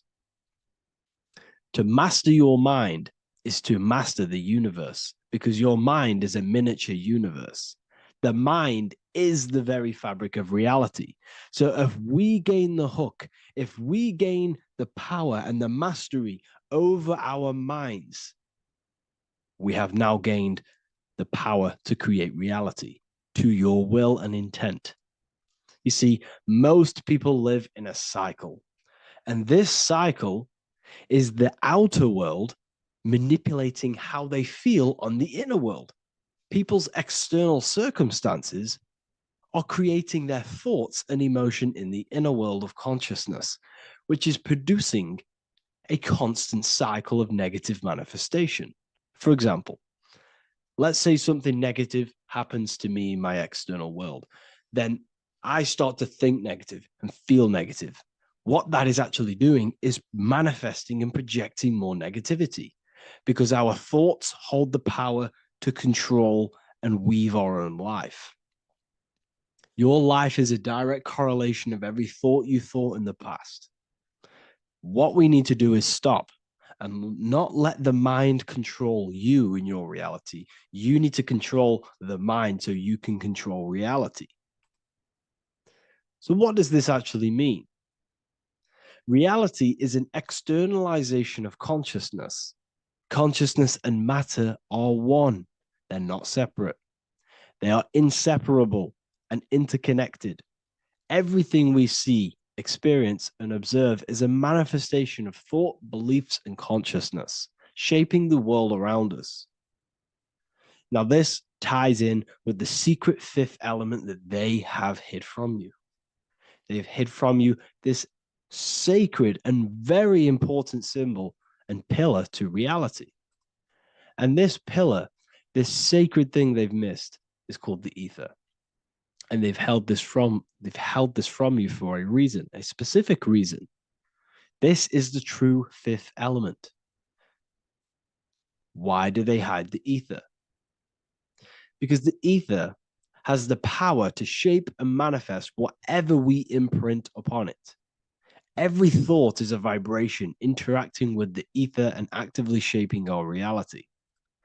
The ether, you could see it as the codes to physical reality. It's like an energetic blueprint which surrounds all physical objects. It is the life force that gives life to all things. All energy comes out of the ether and returns back to the ether. Energy, it's 0 point energy, and it is infinite source of energy. So this is why they hide the ether, because whatever our mind can imprint onto the ether, we can create into a reality. And we imprint the ether through thought and imagination. The mind holds the power. The mind is the very source of reality. The material realm is not separate from the mental realm. Rather, it is intricately shaped and influenced by it through the ether. This subtle, all-pervasive medium bridges thought and matter, allowing consciousness to mold and manifest the physical reality. To transform our lives, we must first transform our minds. True change begins within, as our thoughts, beliefs, and perceptions shape the reality we experience. By shifting our mindset, we unlock the power to reshape our world and recreate the life we desire. This is the power of the mind, and this is the power that's been hidden from you. We're not taught these things in schools for a reason, because they don't want us all to be conscious creators. Instead, they feed you your beliefs. They feed you your thoughts through the music, through the entertainment, through the movies, through the news. They're controlling your thoughts with this information. They're installing beliefs and information into your mind. So you are producing their reality. But this is what we need to stop. We need to take control. We need to stop consuming their music, their movies, their information, their news, because all of this is contributing towards your reality. They have the collective consciousness at the tip of their fingers. They do not create the world. We create the world by believing their beliefs and their thoughts and installing their information into our minds. You see, it's mind over matter, and most people live in matter over their mind. Most people let matter, the external circumstances, dictate their mind, when it should be the other way around. It should be mind over matter. This is the mental plane. This is the astral. This is the etheric. This is the physical. The mind holds power over the emotions, over the imagination, over the physical, and over our spirit. It holds power over everything. It's mind over matter. It's the mental body that we must transmute and change. Most of us live in a chaotic state of mind, and this is what we must change. Turn chaos into order. So we need to be mind over matter. We need to install this belief into our subconscious. I, Harry B. Joseph, have created the ultimate esoteric school on the earth. As a member, you'll gain access to live mentoring calls twice a week, along with new lectures, books, and exclusive content released every week. Additionally, you'll have a full access to all my life-changing programs. If you're ready to transform your life and start your journey today with me, join Ethereal University. These are the campuses. We have the real lecture sections filled with lectures that you can watch. Manifestation Mastery, which teach you exactly how to reprogram your subconscious mind so you can live that reality. Sexual Alchemy, the path to empowerment of how you can transmute your sexual energy. The Real Library, where you gain access to powerful esoteric books, PDFs. Symbols of Secrets, an amazing course. The course that allows you to see beyond the veil that has been pulled over your eyes, the language of symbolism that secretly rules the world. I teach you how to read symbolism. Esoteric Exchange, live calls. You get to rewatch all of the old live calls. Mindwave Hub, this is a place of binaural beats where you can listen to infinite amounts of binaural beats. So you can meditate to them. Meditation section, numerology, health section, and electromagnetism. This is a life-changing place. And if you are serious, we only accept serious about changing your life and studying the occult and esoteric, this is the place for you. I've been there. I've been on YouTube, looking around for valuable information, trying to find good accounts, good channels, it's very hard. I had to go through years of trying to find good information on YouTube. But what I've done is, instead of you searching around everywhere for bits of information and connecting the dots, I've put it all into one big place. You get your binaural beats, you get all the programs you need to walk the path of enlightenment to transform your life. I will connect with you on the inside, and I hope this lesson, this lecture, you gained some information, you gained some power from it. Please like and comment, or don't. It's up to you. If you have any reviews, if you have any ideas of lectures that you know, if you don't understand certain things, make sure to leave a comment and I can make a lecture about it. I can make a video about it for sure. I don't mind taking recommendations for videos. So I thank you all, people. Have an amazing day.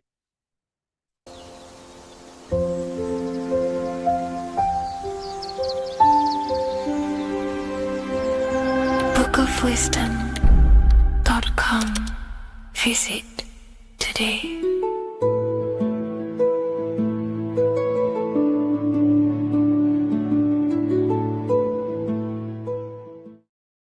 So depression doesn't actually exist, and in this video I'm going to show you how depression is actually a choice.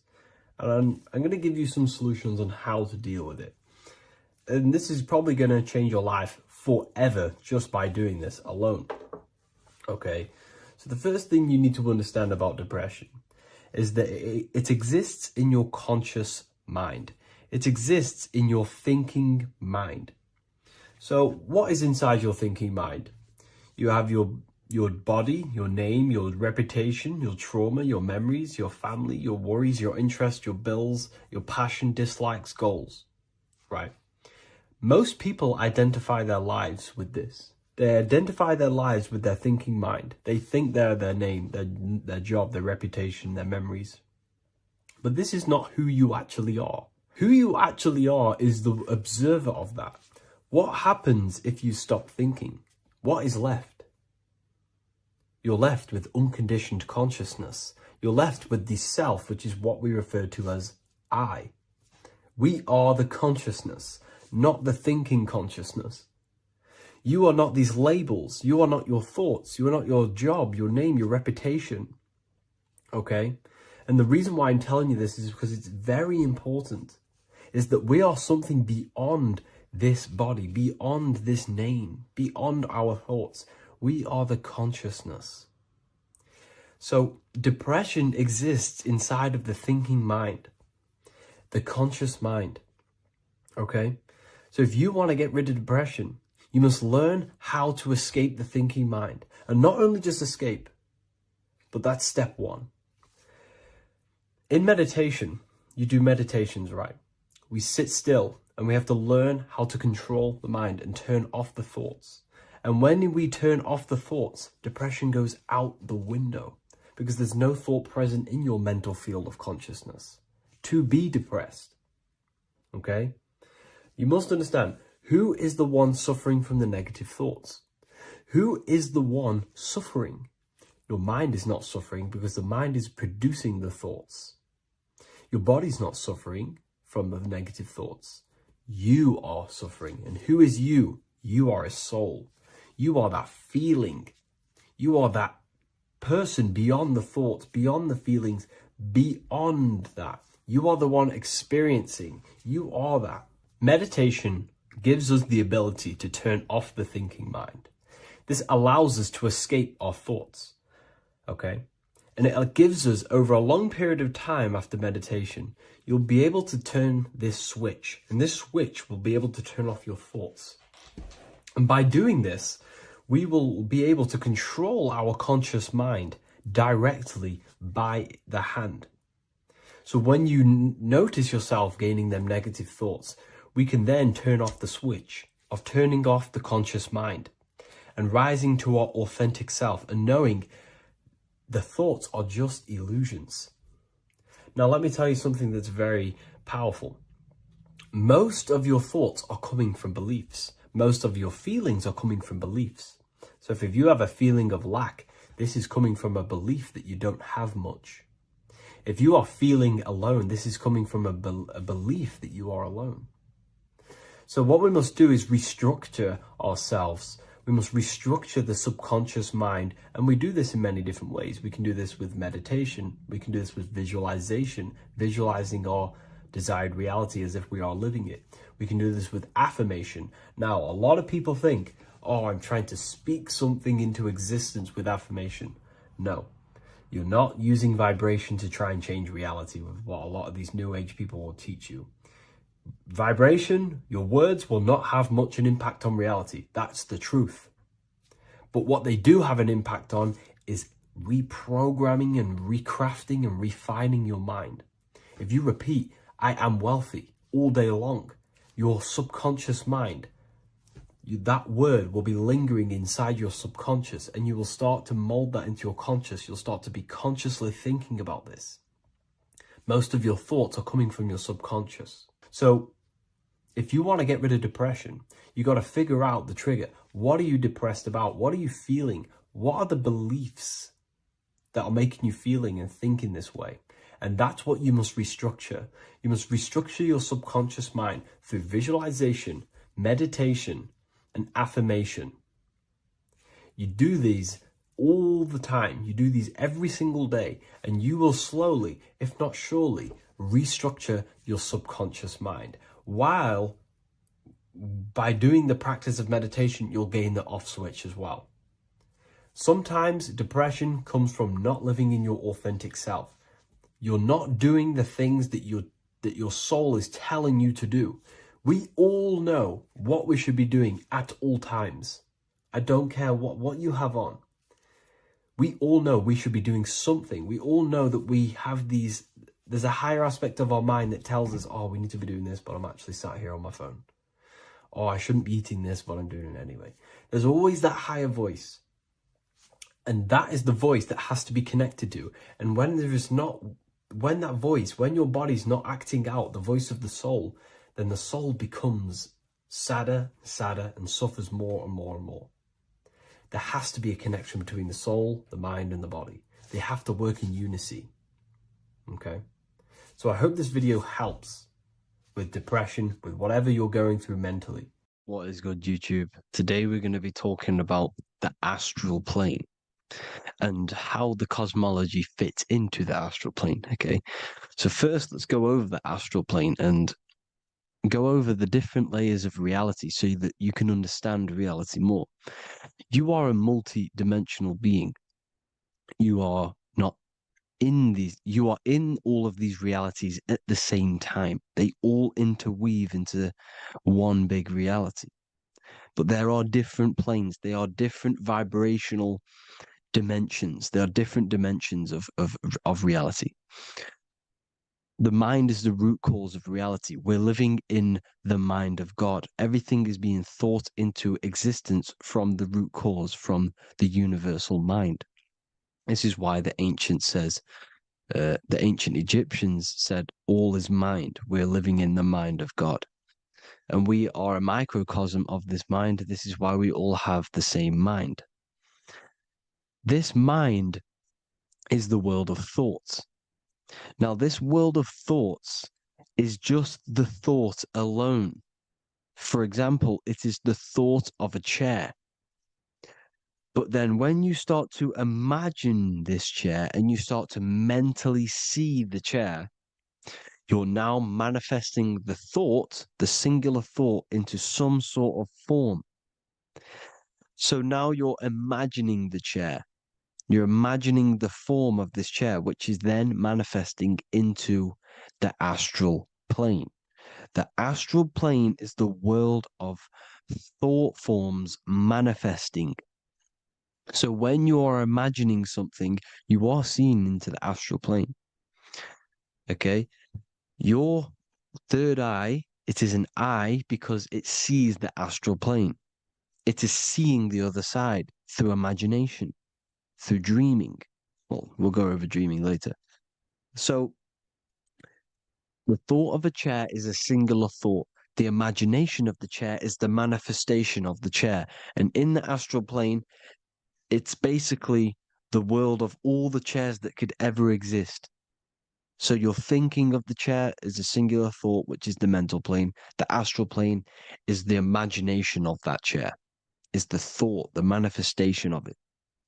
Depending on the vibrational state of the thought will depend what level of the astral plane it will go to. For example, if you're thinking about a chair to torture someone on it, it's going to go on the lower astral plane. Or if you're thinking and imagining happy things, it's going to go to the higher astral plane. So wherever your mindset is, that we call it a mindset because your mind is setting frequencies to certain things. Thoughts are frequencies. And a mindset is setting your frequency, setting your mind to a certain frequency. So when you set your mind to a certain frequency and you imagine something in that frequency, you're going to match everything in the astral plane that are on that similar frequency, just like you would in the physical world. Because we're all in these worlds right now as we speak, but we can't see them with the two physical eyes. We can feel it though. When you're around someone and you've just met a new person, for example, you can feel their vibration, and if you're not on a similar vibrational match, you will not get along with that person, or you just won't not get along, but you won't connect with that person because you're on two opposing frequencies, not matching. And this is something you can't see, you can only feel, because it's the astral plane. It exists within the astral plane. Everything in the astral plane is made out of vibrations. So if you do astral project, and if you already know how to astral project, you will see beings and people and things that are on the same frequency as you. This is why before you astral project, you need to sort your vibration out before you astral project, because you are projecting your consciousness into this. It's the mind. The mind is the bridge. It can move between realities. You are a observer. You are a observing soul which observes different realities. And the mind is the bridge between all of these different realities. The mind can choose. If you want to project into the astral, you set your mind to it, you can. Okay? So let's not get off track. The lower astral plane is where demons are. The higher astral plane is where heavenly beings are. Heaven and hell are kind of a real thing. The etheric plane is a powerful substance, the ether, the fifth element that they don't tell us about. If you type in on Google the 5 elements, they will try to remove it with wood or metal, because they don't want you knowing about the ether.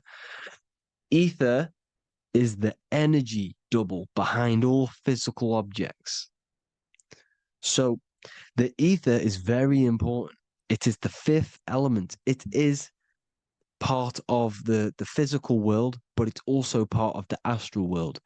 It is on either side. You see how they're showing you the truth in the language? Ether and either are the same word. The ether has 1 foot in the astral and 1 foot in the physical world. It's a substance that connects the physical to the astral world. It is the either. It's on either side of reality. It's on the other side. Other, either, same word. Ether is connecting the physical to the astral plane. It's the world of frequency. Frequencies, EMFs, torus fields are in the etheric plane. It is the energy plane. It's where energy moves through the ether. Okay? So then you have the physical world, the world of effect. Everything you see in the physical world is the effect of the higher planes. Each plane is a product of the plane above.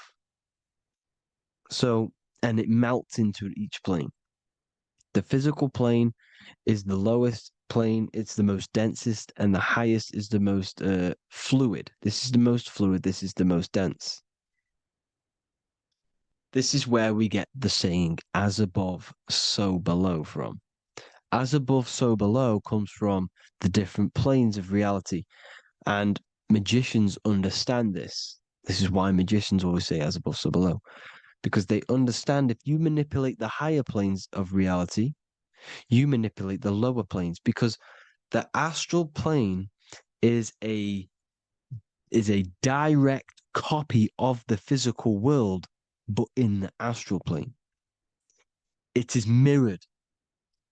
The physical world is mirrored in the astral plane. They are both the same world, but there's different vibrational states of the world. Kind of. It's hard to put this in words, people. So just try and understand. The astral plane is the double. It is whatever happens in the astral plane happens in the physical plane. This is why magic works. This is why demons work. This is why spirit communication works. Because if you manipulate the higher planes, you manipulate the lower planes. As above in the astral, so below. Leonardo da Vinci showing you to look up, pointing up. You got to look up. He's telling you to change the mind, you change the physical world. You change your emotions, you're on the astral plane, you change the physical world. You change your reality by changing the higher planes. This is the Masonic 11, the two pillars. This is the 11 also symbolizing the two hemispheres of the brain here. But the 11 symbolizes the two mirrors. 11, 9, 11. 9, 11 adds to 11. 9 plus 1 plus 1 equals 11. The Twin Towers were in 11. Flight 11 was hijacked because it's a mass ritual within the astral plane. Now, we're going to go deep into that later, and I'll show you these rituals they do in order to manipulate the astral plane. So, this is what the 11 is. It's the mirroring of reality. If you contact spirits and conjure spirits, you can either summon or attract demons and spirits. Summoning is creating a spirit. You create demons. Okay? Like I said here, the mind is the root cause of reality. If you think of if you think of a traumatic event that happened in your life over and over and over and over again for years and years and years, where attention goes, energy flows. The mind is the director of energy. If you are directing energy into the specific emotion, the specific thing that is torturing you in your mind, that will manifest as some sort of being in the astral plane, which is called an elemental. And this elemental being that you have created through your thought forms and emotions will latch onto you and feed off this energy. So it's important that you get your mind right, okay? It's important you sort that you file the mind and you discipline the mind. Make sure it's only entertaining positive things, because you are quite literally creating your own demons. The word demon has the word mon in it. And if you've watched my videos to know, mon means moon. The moon is your mind. The sun is your soul. The earth is your physical body. Demon is mon means mind. Moon is mind. You create demons with your mind. Summoning. Now, this is where the rituals come in. 9/11 was a ritual because everyone was thinking about this big fearing, the death of 9/11. Everyone was thinking about it. And all of their minds thinking about this horrific thing will manifest and summon a negative energy spirit elemental within the astral plane. That's how all of this works. This is why it was a mass ritual. Okay, Chris Brown, new album name 11/11, release date on the 11/11. This will be my 11th album and contain 11 songs. All of these people know the occult. This is Hermes Trismegistus with the star of Saturn, the six-pointed star, as above, so below. The mirroring of reality, physical and astral. The two Masonic pillars. So as above, so below. What's above us? The stars. The stars are connected to the astral plane. This is why we call them stargates. When we dream, we are experiencing these different realities. And what are stars? They tell in the Bible, it says Genesis 1:14. And God said, "Let there be lights in the firmament of the heaven to divide the day from the night, and let them be for signs." Signs translates to things to come. Why things to come? The stars tell the future. Why? And why do we say as above, so below? As above us is the astral plane and the etheric plane. As above, so below. Whatever happens in the stars happens on Earth. The stars are connected to the astral plane. Above us is the astral plane. We are a star in a physical body. This is why we say Mr., sister, stir equals star. The E and the A are interchangeable. We are stars, and the stars are the start of our incarnation. We start in the stars, same root word, and we descend through the 7 energies, which are our 7 chakras. Then we enter the heart of the soul system. The heart rearranged spells Earth. And this is the true cosmology. Here's the Masonic cosmology. This is Masonic now. Here's the firmament. Let there be a firmament in the midst of the waters to divide the waters from above, from the waters that below. Genesis 1:6. The firmament, firmament comes from the word firma, Latin, I'm pretty sure,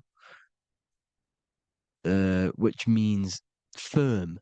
When something is firm, meaning it's stable, it does not move, it is firm. The firmament is firm.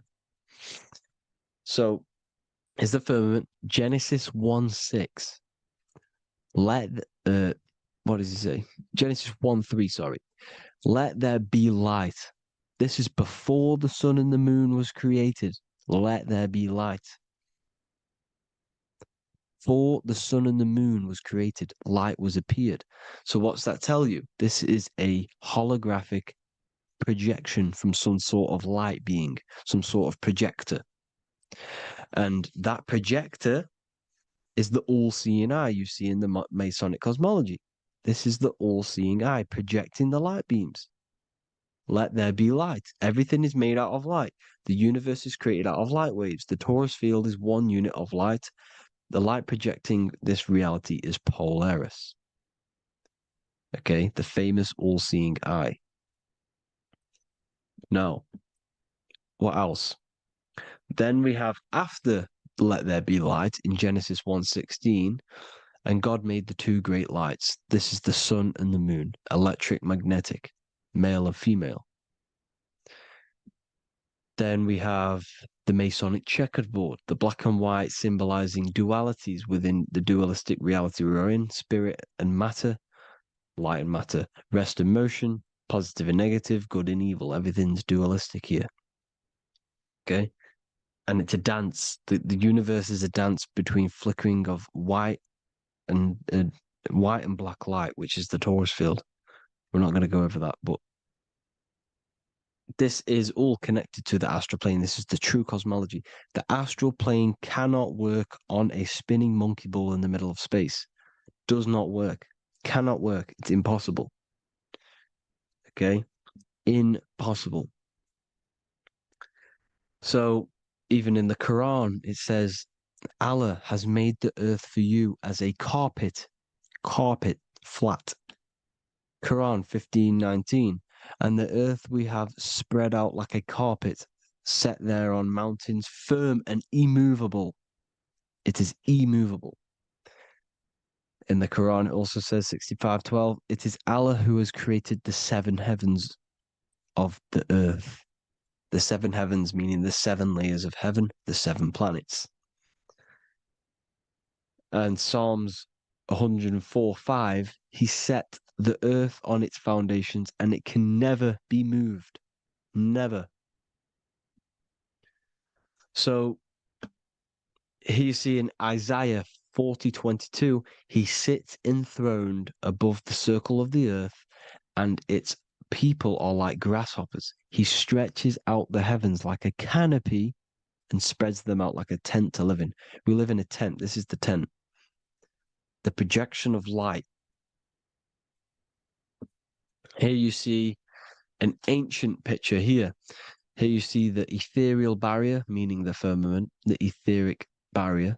And here you see his head popping out. Why is his head popping out? Because your head is heaven. Your heel is hell. Your head has access to the astral plane. This is why your head is heaven. The pineal gland, when stimulated, has access to project itself, project consciousness into the astral plane. Here you see another ancient picture here with the Masonic Royal Arch, with the zodiac here, the zodiac on the top, arching, because there's a firmament above us. Here's God in the brain. Consciousness is God. Here you see the Masonic Royal Arch, symbolizing the firmament. George Washington above the Masonic Royal Arch. These are the stars. This is Polaris projecting reality. Here's ancient churches with the dome. Polaris projecting reality with Jesus. Disney World is under the dome. The seven layers of heaven, ancient paintings, all depict if you go and look at the ancient paintings, they'll all depict the firmament, the arch above us. This is where we get interesting. The Masonic Royal Arch has the 6-9, which is Cancer. The constellation Cancer, which is 6-9 is associated with portals, because CERN is the 6-9. Okay, CERN is opening portals. They're trying to create a portal to the other side. Cancer has the word CERN within it, so there is a link between Cancer and the opening, the firmament opening above us to ascension. Here you see the Masonic art with the Royal Arch and the light and the opening. Here you see the light and the opening. This is the opening of the firmament. Here's the Hebrew cosmology with Sheol, the underworld, and the opening. So Cancer is definitely some sort of portal in and out of this reality. I'm just connecting dots here. Now, we're going to go change a bit now. These celebrities that you are seeing they have not sold their soul to Satan, okay?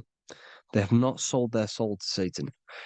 Satan is a demonic, low vibrational energy that has been summoned over the thousands and thousands and thousands of years of evil occult arts.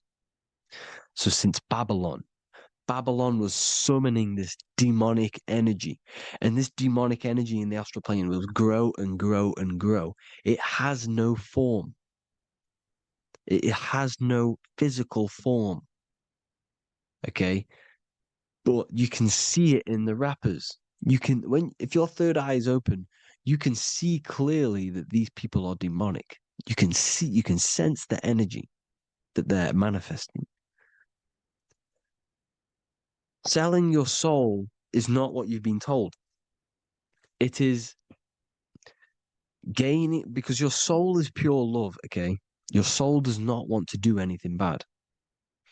So when you sell your soul, you're gaining physical gain. You're gaining physical wealth, for example, like for these rappers. They will be given millions of pounds because the people in control of the music industry, which is the dark occultists trying to brainwash the masses, the people in charge, they're dark occultists. They understand Satan and the energy. They are satanic energy, which has been summoned in the astral plane. They see that they have influence over the masses, so they will go to them and say, "I will give you this amount of money forever if you manifest this satanic, demonic energy through the music and through social media to blind the masses, to brainwash the masses into this demonic energy." Because when you listen to music is frequency. Whatever you listen to, you become that frequency.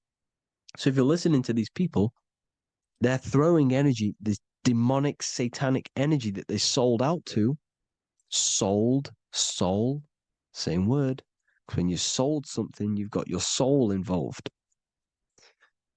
They have exchanged money, physical gain, so that they manifest this satanic energy within the astral plane and through the music, through the videos, through social media to keep us in this vibrational frequency, in this low state of consciousness.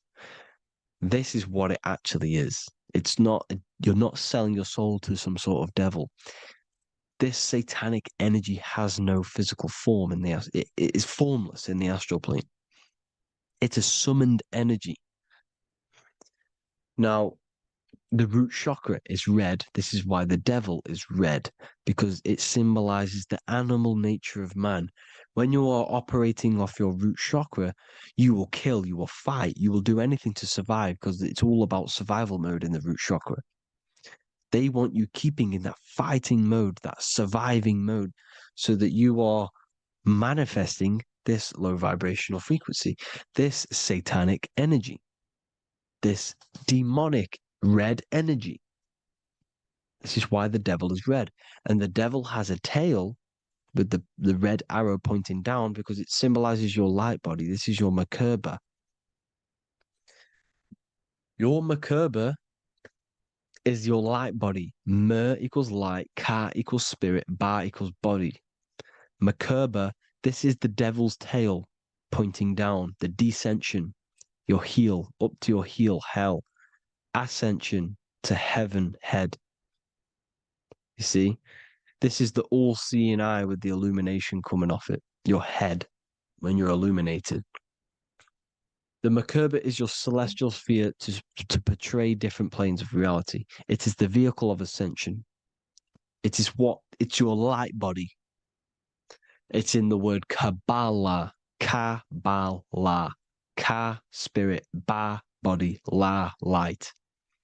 Same thing, Kabbalah, Merkaba. Same thing. It's all about the light body. This light body sees different realities. So when you see the goat in the music industry, it's this satanic summoned energy that's been summoning for thousands of years within the astral plane. When it becomes to the physical plane, it will manifest through different things. A goat, an owl, Satan, Moloch, Baal, same deity, same demonic energy that's been summoning in the astral plane. And this is why the Baphomet has a goat head. Drake's new album is the goat. The Polo G, the Masonic G, with the goat. And here's Rylo Rodriguez in the mirror, with the goat in the mirror and him in his physical body. It symbolizes, the mirror symbolizes the astral plane, because he's manifesting the goat, the demonic energy. He's sold out to the demonic energy. And in the physical plane, he's his physical body. The mirroring, the Masonic 11, the mirroring of reality, the astral and the physical. And what do you call them when they're an amazing rapper, the best rapper? You call them the goat. Because the goat, you're the goat because you're manifesting the goat energy, the satanic, demonic energy within the astral plane. So Baal, Moloch, all the same thing. Because in the astral plane, if you want to gain spirits to come to you and communicate you in the physical world, if you want to communicate with spirits, you have to gain their attention. You can either gain their attention or come together and agree to create some sort of being, which is Satan. Okay. You can, like I said earlier, you can create these beings, you can summon them or attract them. One way to attract them is sacrificing. In order for you to become God, man, to turn to God, you have to sacrifice your life. You have to sacrifice, not drinking, not doing things, not doing anything demonic, not doing anything bad, not eating meat. You have to sacrifice yourself to become the light.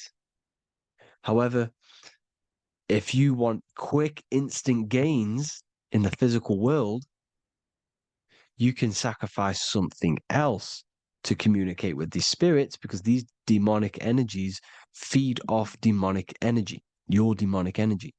So these dark occultists will give away babies, they'll sacrifice, torture babies so that they gain, so that they can communicate with these spirits for physical exchange. Yes, you can do this. These powerful spirits, these powerful demons can give you powers. They can give you certain things. And this is what they are doing. They're summoning and attracting these demonic energy. This is why, trafficking is one of the most, Balenciaga. Baal is the demonic energy in the astral plane, which requires child sacrifice for his presence. Balenciaga, and they were trafficking children. They were trafficking, killing them, and offering them to the spirits. This is what they are doing. Balenciaga. It's in the name. Here you see, you can see here a stick man with two horns. The goat, obviously, it's all the same deity. Baal, the goat. Moloch, here's Moloch, the owl, the Egyptian owl, because it comes from the owl of Moloch, which is Baal, which is Satan, all the same demonic energy. And it's on the dollar bill, a tiny dollar bill, on the $1 bill. All the same thing. Bohemian Grove, they worship the big owl, Moloch. It's all the same thing. It's all one big demonic energy which has been summoning in the astral plane. And it's trying to take over Earth, the physical plane. That's what it's doing. So I hope you all gained a deeper understanding of the astral plane and what's actually going on in the world. Please leave a comment if you can to help the algorithm. Drop a like if you like this content. And hope you all learned something today. And God bless you all. Thank you all.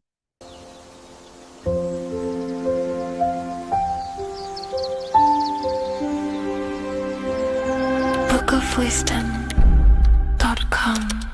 Visit today.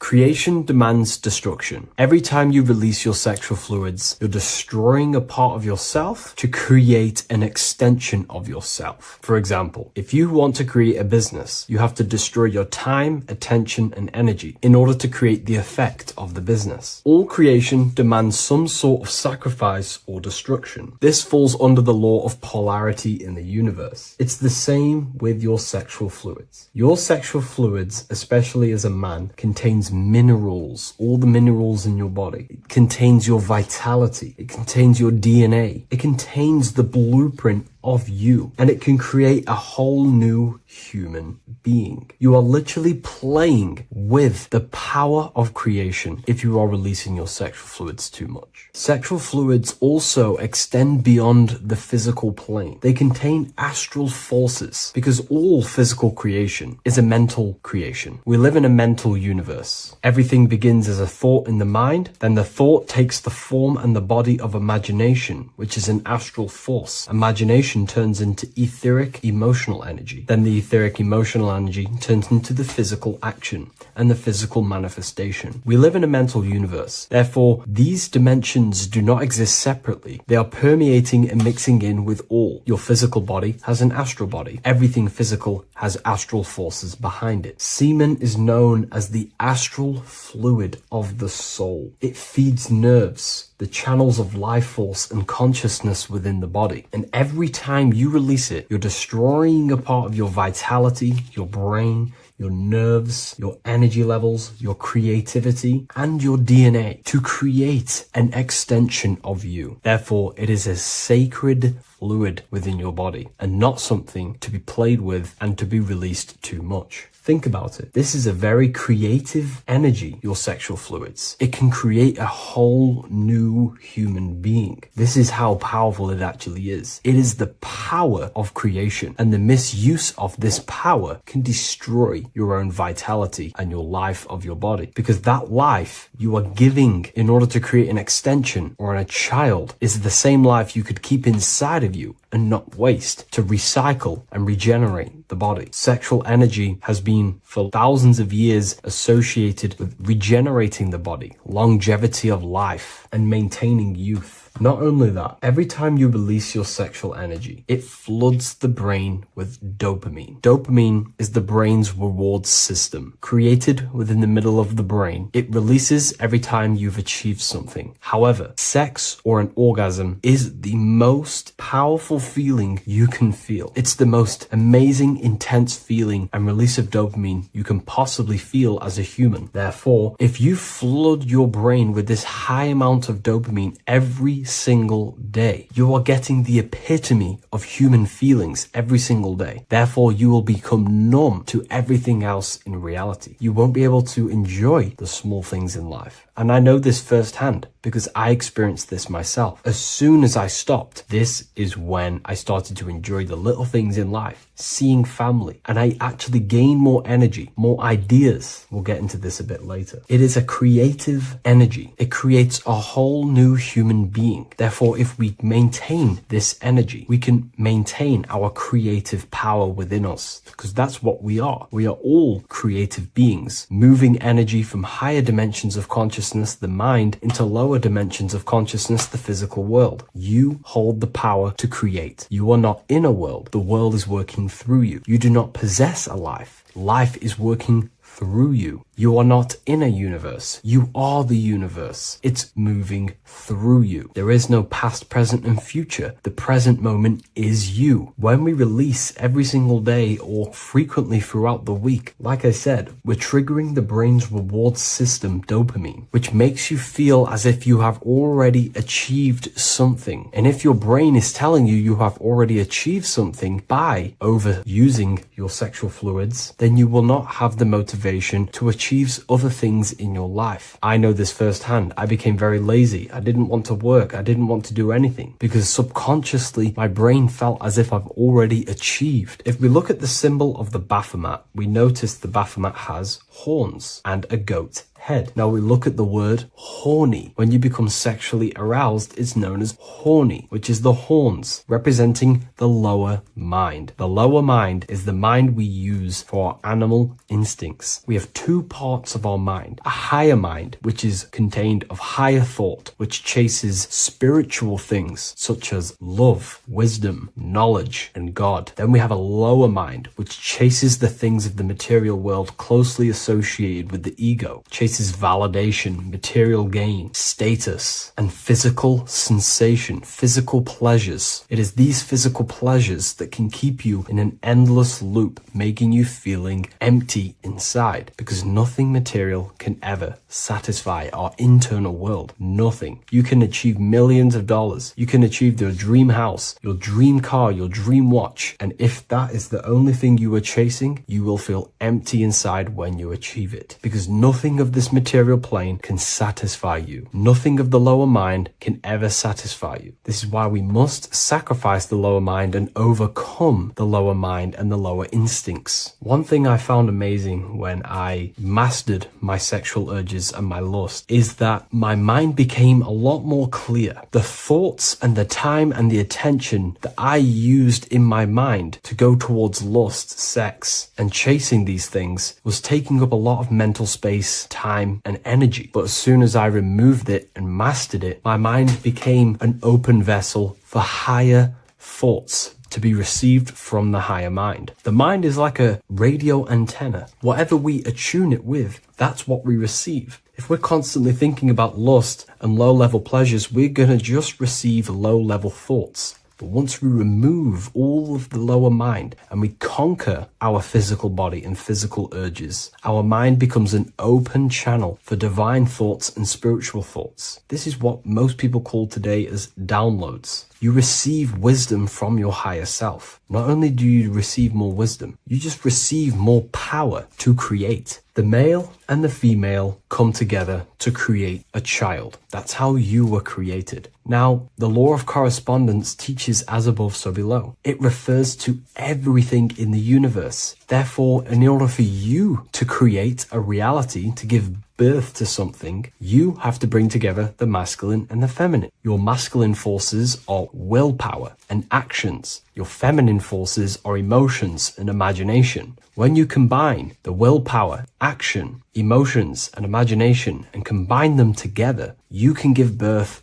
to reality. But it's important to only give birth to things that are spiritual, that are good, that are for the benefit of yourself and humanity, and not for the ego and the lower mind. Killing our lower mind is essential for spiritual ascension when we die. The thoughts that we give the most attention and energy to when we die are pretty much the same thoughts that we're going to think when we die. When you die, your physical body and external world is stripped and you're left with your internal world of consciousness. More than likely be resonating within the lower astral plane before you move on to any higher dimensions of the astral. It's important that we kill any addictions such as sex, food, attachments, emotional attachments to people, any desire for material things before we physically die. The Hindus taught this, Buddhism taught this, the ancient Egyptians taught this. We have to remove the desires in our heart for material and things before we physically die, because when we die, we cannot fulfill physical pleasure. Therefore, we will create our own suffering within the astral dimension. So sex is the biggest part of this. We have to remove the desire for sex or releasing any of our sexual fluids before we physically die to master ourselves. And not only that, it's going to benefit the way you feel, the way you think, the way you act towards people once you have mastered this. Porn psychologically damages you. You are quite literally the person in the corner of a room watching two other people give pleasure to each other. Psychologically, that is not good. And what happens in darkness is always revealed in light. What you do in your alone times will show in your confidence, in your eye contact, in your presence, in your aura, your energy. You cannot hide things that you do in the dark, because they always reveal themselves in a subconscious way, whether physically or through an energetic spiritual way. Sex can be known as sacred energy exchange. You are exchanging energy, bioelectrical energy. It's a scientific fact that when you hold hands with another person, your brain waves of each individual become synced. Your emotions sync. And you exchange electromagnetic energy because you are an electromagnetic being. But when you have sex with someone, you are literally exchanging emotional energy. Your aura is not just an electromagnetic field. It is literally a manifestation of your internal consciousness. Your consciousness contains your thoughts, your beliefs, your traumas, your emotional state.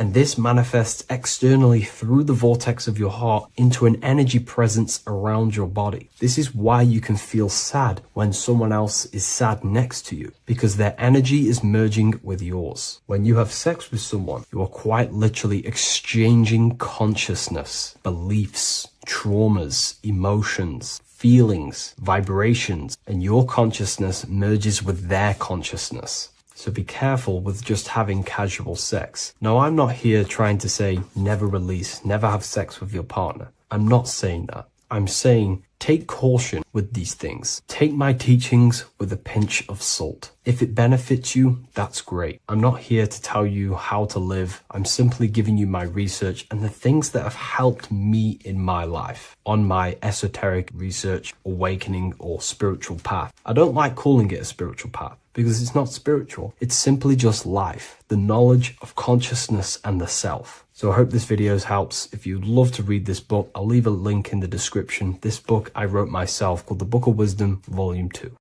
In this video, we're going to be talking about the evolution of consciousness. You are born human. However, you possess consciousness, which is the awareness behind your being, the awareness behind your thoughts, the experiencer behind your five senses, the experiencer, the observer behind your thought, emotions, and senses. You are an eye, an invisible consciousness looking through a lens, which is your body. Your body produces this physical world that you experience. Your brain produces this world. Your brain and body is a technological computer. However, you are an infinite, ever-expanding consciousness behind this physical body. And there is an evolution of consciousness, a cosmic journey of expansion. And this is why we see so much pyramid symbolism in the occult and esoteric world, and especially within Freemasonry. Because the pyramid represents climbing, an evolution, a raising state of consciousness, a journey. Steps symbolize a journey upwards. This is the raising and the evolution of consciousness, our inner world, the transmutation of our inner selves, of our souls and consciousness and our minds. So when we see this pyramid, we're seeing a evolution, a way up to source consciousness. And the eye in the pyramid represents your source consciousness. It represents illumination. It represents divine guidance through this evolution of consciousness. This is why we see the ladder. Consciousness is ever expanding on an infinite journey of evolution. Each individual is a part of this cosmic process, contributing towards the ongoing expansion of both mind and awareness. As we evolve, we collectively explore deeper levels of existence, expanding the boundaries of thought and consciousness. The mind has the ability to expand infinitely into new realms of thought, into new dimensions of mind. The mind cannot be filled up. It is not a physical substance. The body can be filled up because it is a physical thing, but you cannot fill the mind. Therefore, the mind is constantly expanding, ever expanding into new fields of thought. So what we see in Freemasonry, the ladder, is again a journey, an elevation of consciousness. When we are born with an infant consciousness, and as we gain older, we gain an adult consciousness. Our inner world, our inner mind, and our emotional intellect changes and evolves. We are significantly different from when we were very young as an infant. It's because our consciousness evolutes, it changes, it alters like water. So just like this evolution of your own consciousness as growing up, there is consciousness of beings existing in cycles beyond our own. And their consciousness is unimaginably different from ours. They operate on a higher level of understanding and knowing, experiencing reality in ways that transcend our current comprehension. Our minds right now cannot comprehend the highest states of consciousness. There are entities, there are beings beyond our own, existing in higher dimensions of consciousness that we cannot comprehend because they have expanded. They are on a further way up the ladder of consciousness. However, we are all on the same journey. None of us can take the same journey. There is one ultimate goal, reaching source consciousness. However, this is always ever expanding. However, we are all on a different journey. There is one truth, one source, one goal. However, there are billions in different ways of reaching it, and we are all on these different paths to source consciousness, to this ladder, this evolution of universal evolution. Okay? Their awareness is attuned to new dimensions of existence, reflecting a more advanced stage in the cosmic journey of consciousness evolution. So when you take DMT, you are shot into these higher realms of consciousness where you meet these beings who look similar to these images. They are not speaking to you physically. They don't speak to you three-dimensionally through vibration and words. They speak to you mentally. If you have done DMT, then you know this. And if you have met these beings, then you know this. You might have even met some of these types of beings on mushrooms or any psychedelic drugs. Because ultimately, when you take these mind-altering substances, it's altering your consciousness. It's merging your consciousness with the spirit of that substance. And you are essentially attuning your mind to higher dimensions of consciousness. That's why we say we're getting high when we take these substances. Therefore, when you meet these beings on DMT, You are essentially meeting beings who are attuned to higher dimensions of consciousness, and they speak to you mentally. They speak to you telepathically through thought, because the universe is mental. Everything exists within the mind. The way you are now, your physical existence, is a state of mind. Mind, thought creates matter. Spirit and matter are two opposing ways of thinking. If we have a very spiritual mind, we have an expanded mind, we are a spiritual person through the mind. However, if we have a very low state of consciousness where we think about food, sex, lust, and all physical things, then we have a physical consciousness. Matter and spirit are two opposing forces, two ways of thinking. The mind attunes itself to different levels of understanding in different dimensions.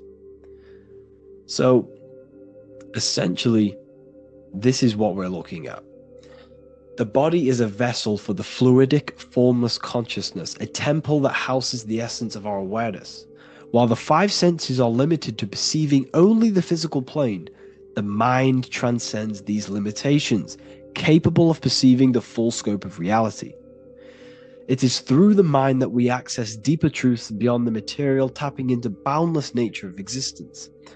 Physical existence is a thin band, a thin layer of reality. It's like 0.001% of reality. And your five senses are only tuned into this layer of reality. But the five senses are, by design, only allowed to perceive physicality.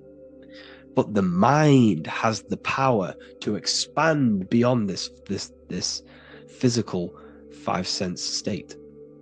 The mind has the power to expand and evolute. It is a conscious decision whether you want to take this path or not. You can stay in a three-dimensional way of thinking, or you can expand your consciousness from within. It's not an external journey. There is no God going to save you. You must save yourself. Therefore, behind every single one of these eyes is the same source consciousness. However, we are all different cells in a different journey.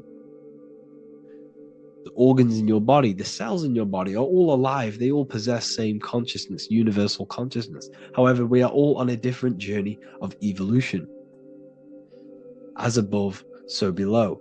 As the baby is in the mother's womb, when the baby becomes conscious, there is a world outside of its mother. What does it do? It presses and seeks a way out to be born in the other world outside of its mother. It is the same with your consciousness, your mind.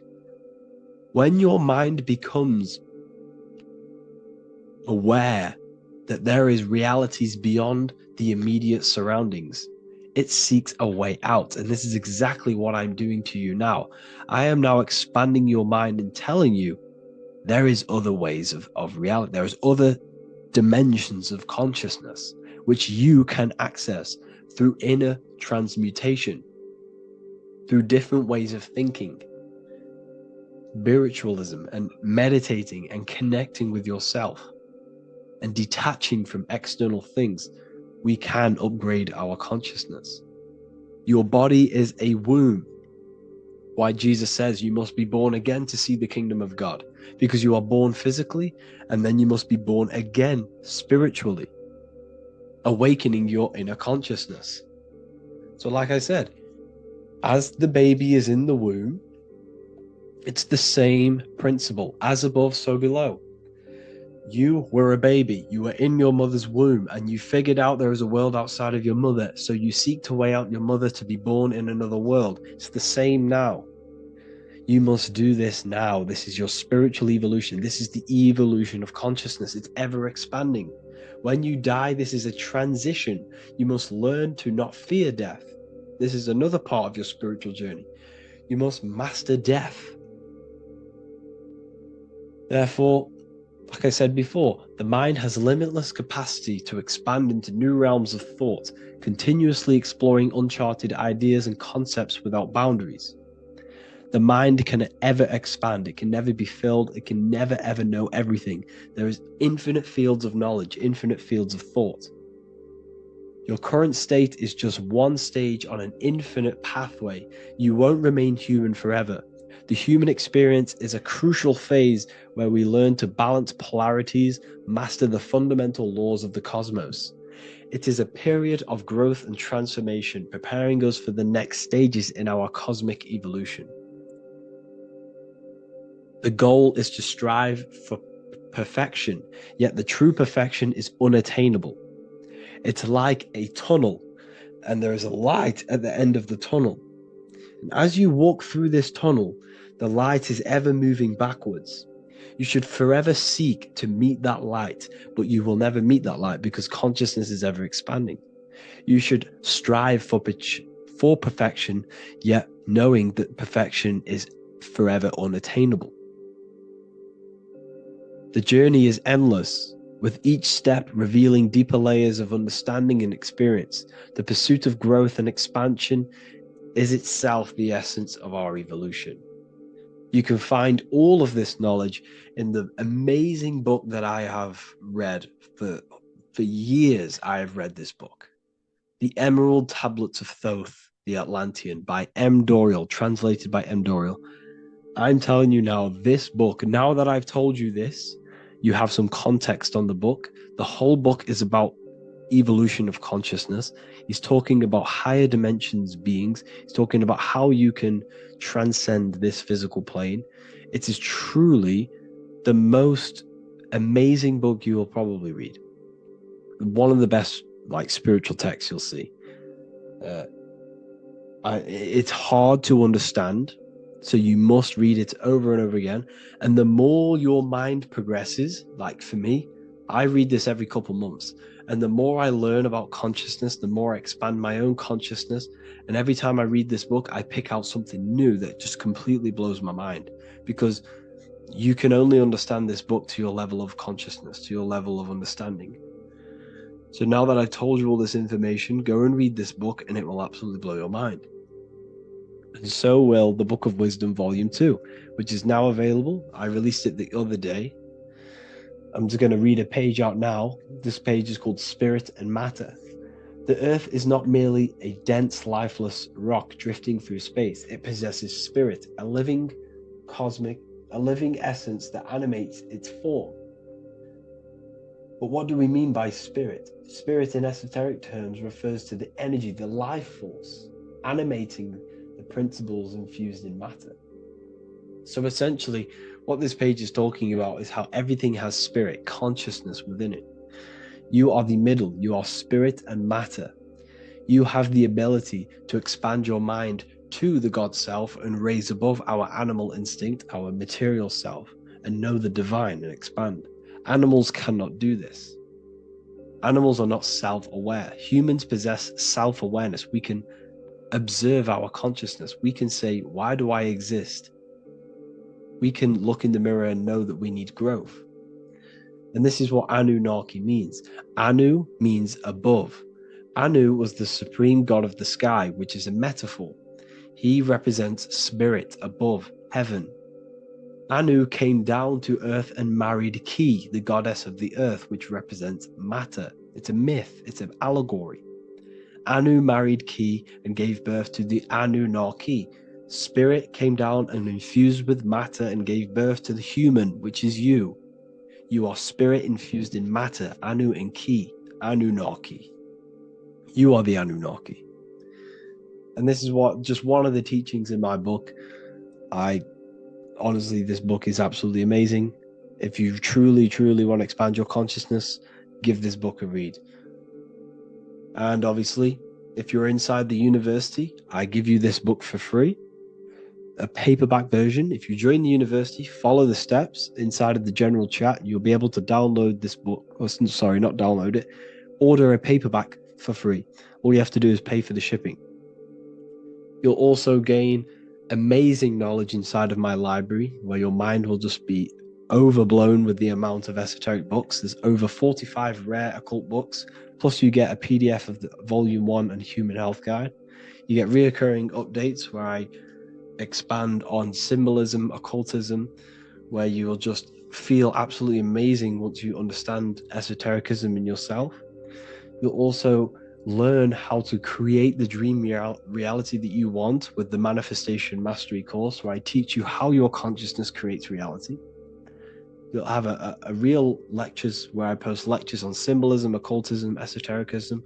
There's a conscious community and live calls and Q&A where you can ask me questions and I'll answer your questions. I just want to say thank you to everyone who has joined the university. Thank you for even liking and watching this video. Any support I just appreciate every single one of you. Please, if you can, leave a comment and a like on this video and let me know any videos you want me to make in the future. And I will start uploading a lot more to the YouTube. So yeah, thank you all for tuning in today. Have an amazing day.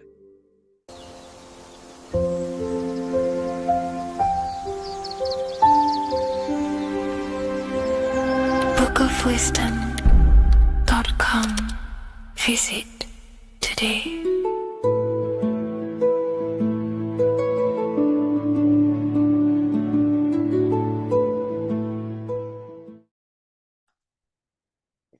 In this video, you're going to learn exactly what Christ consciousness truly is and how to cultivate this into your life so you can live a better life, create the things that benefit yourself and humanity, and ultimately to bring heaven on earth. This is the true way. If you're familiar with my work, you know that, I'm pretty much obsessed with symbolism. Symbolism is such a massive topic, and it unlocks profound ancient wisdom that is hidden behind these layers of symbolism of the ancient paintings, symbols, and texts. So I was going through some Christian artwork and I came across this painting. It's a well-known painting called The Sacred Heart of Jesus. And it just blew my mind what this is revealing about human consciousness and Christ consciousness, which is what Jesus represents. If you're not familiar with Christ consciousness, you should definitely do a bit of research on that. But I'm going to explain it today in detail. So when we look at this painting, we are looking at symbolism. We're looking at consciousness, a state of being, a state of living, a way of thinking, a way of feeling, and a way of acting in the world. As I've said this many times, we're all creators. We all create and generate reality. And you don't just have your personal reality, you have a collective reality. Your reality is affected by the collective consciousness. Depending on the collective consciousness's understanding of reality will also affect your life. We have a collective life and a collective experience. So Jesus in this depiction here is in a way showing us instructions to reach Christ consciousness, whether you see it yet or not. But I'm going to decode this for you. And your mind might be blown after watching this. Okay, so what is the meaning of Christ consciousness? What's the whole purpose of this? Very simple. Like I mentioned before, we have a collective experience on this world. And Christ consciousness is the natural consciousness that we all need to be functioning on to generate peace, love, and unity on the earth in this experience we call life. That's what Christ consciousness truly is. It's a state of being that we need to cultivate within our own self, within myself, others, and everyone in this life and experience, so that we can all live in peace and heaven on earth, what they like to call it, so that we can generate the best experience possible together on this thing we call earth, on this material world, this material dimension. The material dimension is simply just a physical dimension of thought. It's a physical outcome of thought, but that's a whole other lecture. So please leave a like, leave a comment if you have any topics to talk about that you wish for me to cover. And definitely leave a subscribe if you like my content and channel. So to go deeper into this, right, we've explained what Christ consciousness is and what it actually, will do to the earth and what it will do to reality and our collective experience. And it's also representing a profound understanding of self, a deep understanding of the true nature of self, the true source of self, what the self is, pure consciousness, pure God. We are all Jesus. Jesus is you, a physical manifestation of the divine made manifested physically. A physical manifestation of consciousness, okay, of spirit descended into matter. However, Jesus is a symbol that should not be worshipped, but something that we need to cultivate, maybe look up to, and cultivate within our own mind and hearts and actions. So he is someone that we should embody into our own very own being. We need to reach a level of intellect, the mind, a level of emotional understanding, and ultimately this creates Christ consciousness. Okay, and now I know that was very, very vague what I just said, but I'm going to explain a bit more. I don't want to give it fully away yet because you need some more information, more keys. So let's observe the top end of this painting. Jesus with this circular light emanating around his head is symbolic of the mind, of the our thinking aspects of consciousness, the way we generate thoughts, ideas. The mind is also good at also ruling communication. It also rules what we give attention to. Okay, so this is symbolizing the mind of every human being. The mind is a very powerful center of consciousness located in the head, of course. This is why Jesus is the head at the top with the circle around it, representing the mind. Now, to reach Christ consciousness, we need to purify our minds. Purification of the subconscious mind. The subconscious mind is the hidden aspect of our mind with all of our memories, belief systems, and everything we've ever experienced is stored within there. We have traumas there, we have bad belief systems that hold us back. So it's about reprogramming the subconscious and aligning the subconscious with higher consciousness, with higher understanding of self. Removing any mental blockages from the mind. Because in today's world, most people's minds, including myself before I, purified myself, and I'm still continually purifying myself. That's not to say I'm perfect, because I'm definitely not. But what I was saying was purifying the mind so we can have a powerful mind. Because like I was saying, most people's minds are not their own friend. They let their mind control them.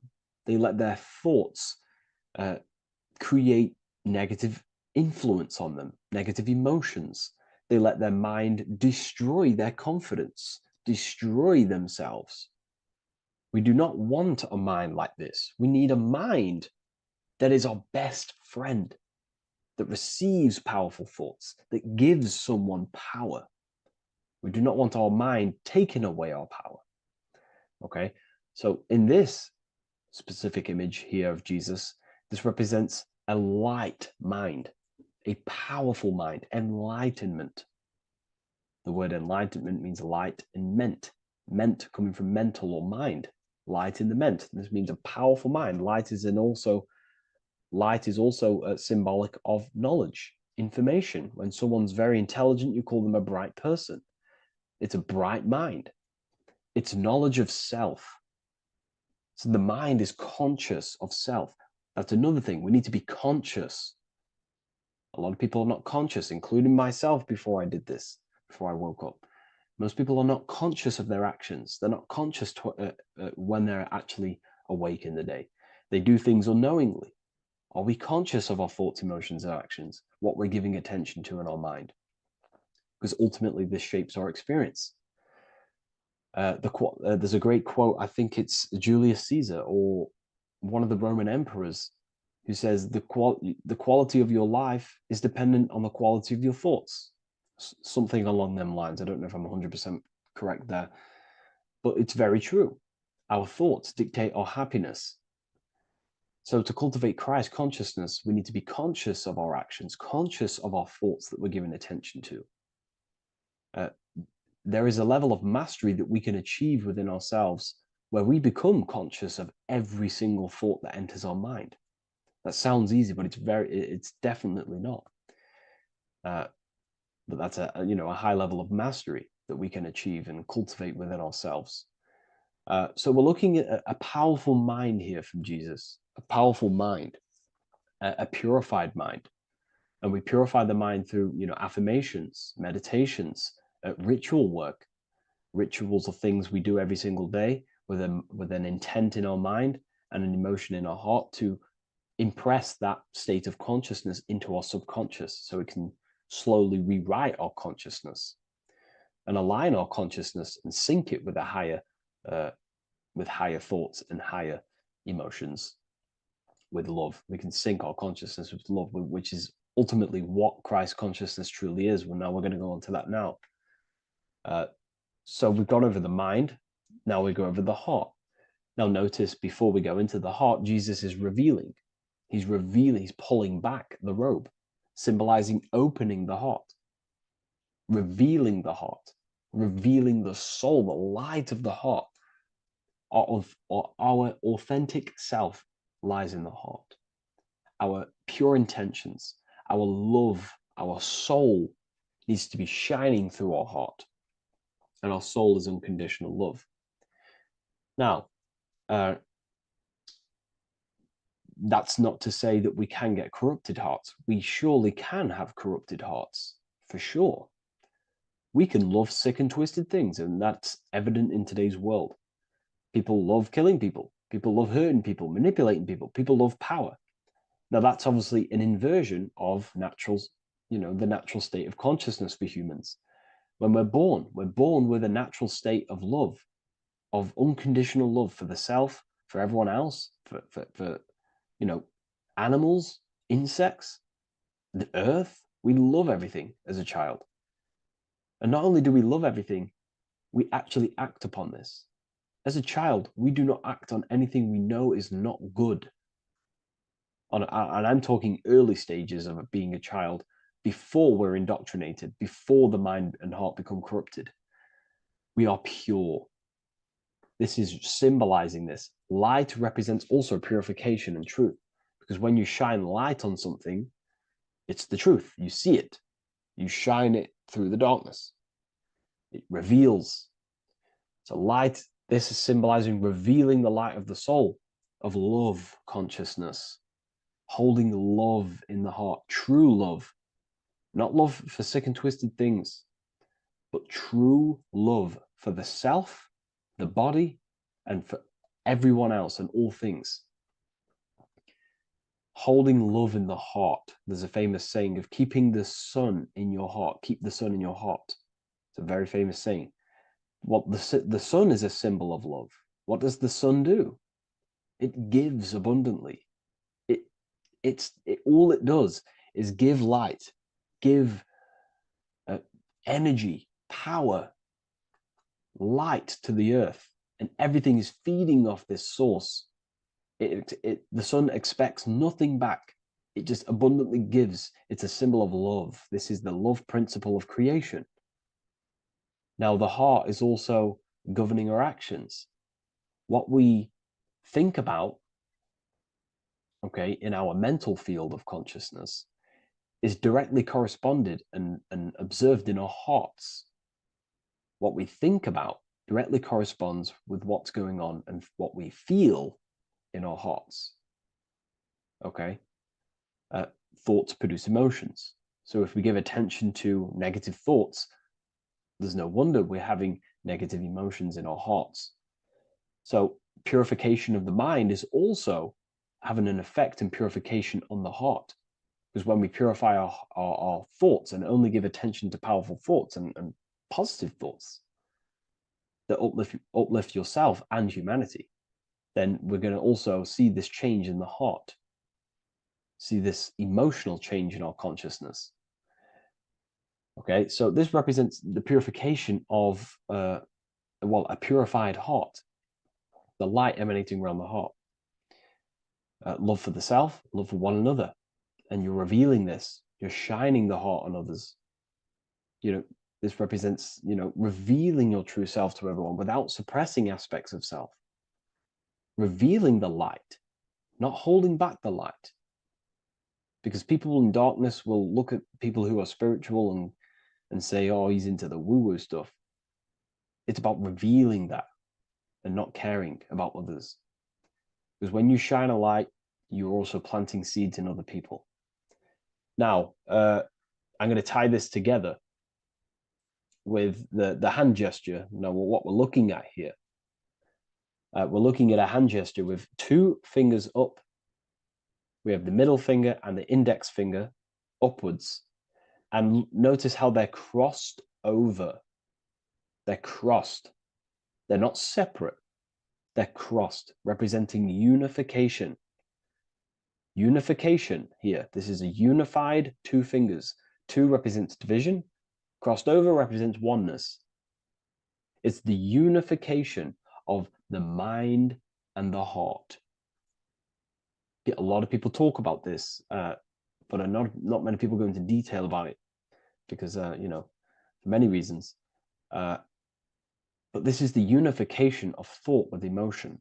This is how we truly reach Christ consciousness. And ultimately, when we do gain the love in our hearts and we do slow, it's a gradual process of cultivating love for the self and everyone else in the world, because we're so programmed to be divided. But it's a slow progress. But when we do cultivate love in our hearts for the self and one another, love is a very, very nurturing and growing force. Like I said, the sun earlier, that is pure love energy. It makes everything grow on the earth. While love in your heart grows connections with people. It grows care. You go out your way to do things to people and give people things. It's a very nurturing and growing energetic force. And me personally, I think the whole universe is built upon love. The whole thing. Without love, without the love, there is nothing. Nothing is, love is the only true emotion that truly exists. Everything else is either an opposition of love or a different degree and branch of love. Love is the only true emotion, and everything is built upon that principle. Okay, love is what guides us to a higher consciousness. When we cultivate love in our hearts, we become a vessel for light, more energy, more vibration. Our electromagnetic field expands, or biofield, when we hold love in our hearts. It's a very powerful force. And when we do cultivate a strong spiritual compass within our heart, because that's what our heart truly is, it's a spiritual compass. It tells us, well, it doesn't tell us, it knows what is right at all times. If you think something, your heart tells you whether that is right or that is wrong, whether you should act upon it or whether you should not. The heart knows what's good and evil. No one told you this as a child. As a child, you already knew this. You came into the world, you knew what was right and wrong. You knew it was wrong to hurt people. So this unification that he's doing with his hand symbolizes thinking with the love of the heart. Represents thinking with love of the heart. Thinking with love of the heart for the self and the collective. Now, ultimately, what this does is give birth to perfect action. Why? Why does this give birth to perfect action? Think about it. Every time you've taken an action, why did you take the action? You probably, you would have thought about it. You had a feeling towards it, a care energy. and you took action. Why do we go to work? We care about paying the bills and staying in our house. We go to work to earn money. We think, we care, we act. Everything you see in front of your reality, on the screen that you're seeing right now, you've called your eyes. Everything is in front of you because you care. It's the heart energy that leads the body. Okay?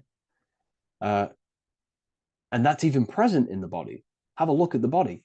We have the head, thought, then emotion, then our feet is at the bottom, and our feet take action. Thought, emotion, action.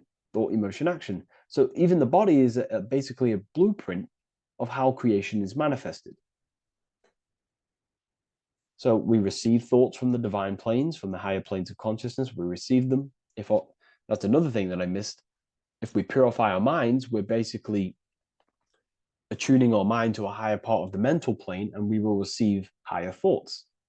We will receive thoughts that are more genius, what we like to call today, or better quality thoughts. We receive good ideas when we attune our mind to a higher consciousness. Okay, so we are like a radio. We receive thoughts based on what our mind is set to. That's why we call it a mindset. So, like I was saying, we receive thoughts through the head.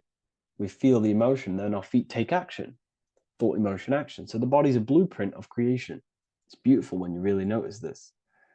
So this unification is about thinking with the love of the heart, which gives birth to perfect action in the world. And this is the state that we need to cultivate within myself and everyone in the world, so we can give birth to heaven on earth through action. Because ultimately the world is molded through action, physical action. And them actions are molded from thoughts and emotions. Now,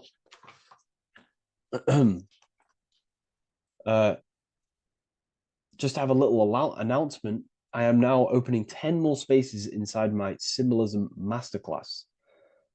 We have 10 more spaces. You're going to learn about a lot more about symbolism. It's very affordable. I'll leave the link in the description if you wish, if you care about gaining more information and learning the ability to read symbols. So what is the inversion of this? What is the inversion of this consciousness? Well, that's what we call satanic consciousness. Satanism. Satanism on its true level is the opposite, the opposing the natural state of consciousness that we are born into. It's about thinking with no emotion, thinking and acting. This is what the Skull and Bones represents here. So the Skull and Bones Secret Society, this is their main logo. Again, we have the skull, which represents thought, and the bones, which represent action. The bones take action in the physical body. We're looking at thought and action with no emotion, no empathy, no love for one another, only love for the self, the inverted love. Okay? We're looking at gray. Gray is a symbol of dullness, death. There's no emotion in gray because colors provoke emotion. When we look at a color, it invokes an emotion. Gray has no emotion. So we're looking at dullness of the emotions. I'm not going to go too deep on this subject. I'm going to create a whole new lecture for that. In fact, I think we have a great lecture inside Ethereal University on Satanism. We're going very into depth of what Satanism is and what Satanism consciousness truly is. And again, it's just the cross inverted. Satanism is just it's the invertation of, I don't know if that's a word, but it's the inverse of natural law, natural consciousness, of love consciousness that we are born into. Okay, so ultimately the message in this video was to create love in our minds, love in our hearts, think with the love of the heart, think with the care for one another, and that gives birth to perfect action. And when we align, when we do truly act out what our heart is telling us, and I know this from first-hand experience. I know this from first-hand experience. This is what happened to me. I woke up.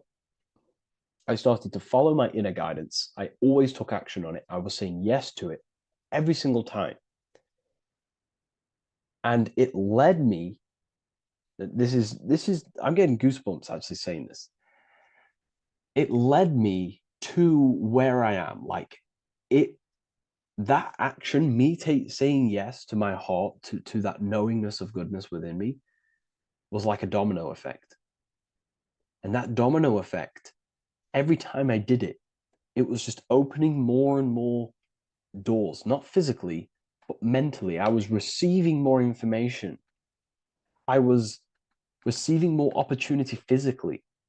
My work started to explode on social media.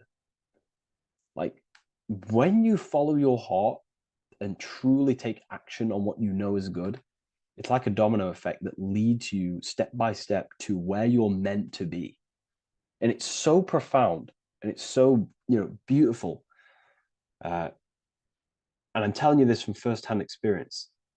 This is ultimately how you kind of unlock your purpose in this physical world as well. So not only is it going to create a better world, it's also unlocking your true soul form and soul purpose why you're here. It's very beautiful. So I thank you, everyone. Please leave a like, comment, and share, and subscribe to the channel. And I'll see you all inside Ethereal University if you decide to take your studies to the next level. Take care.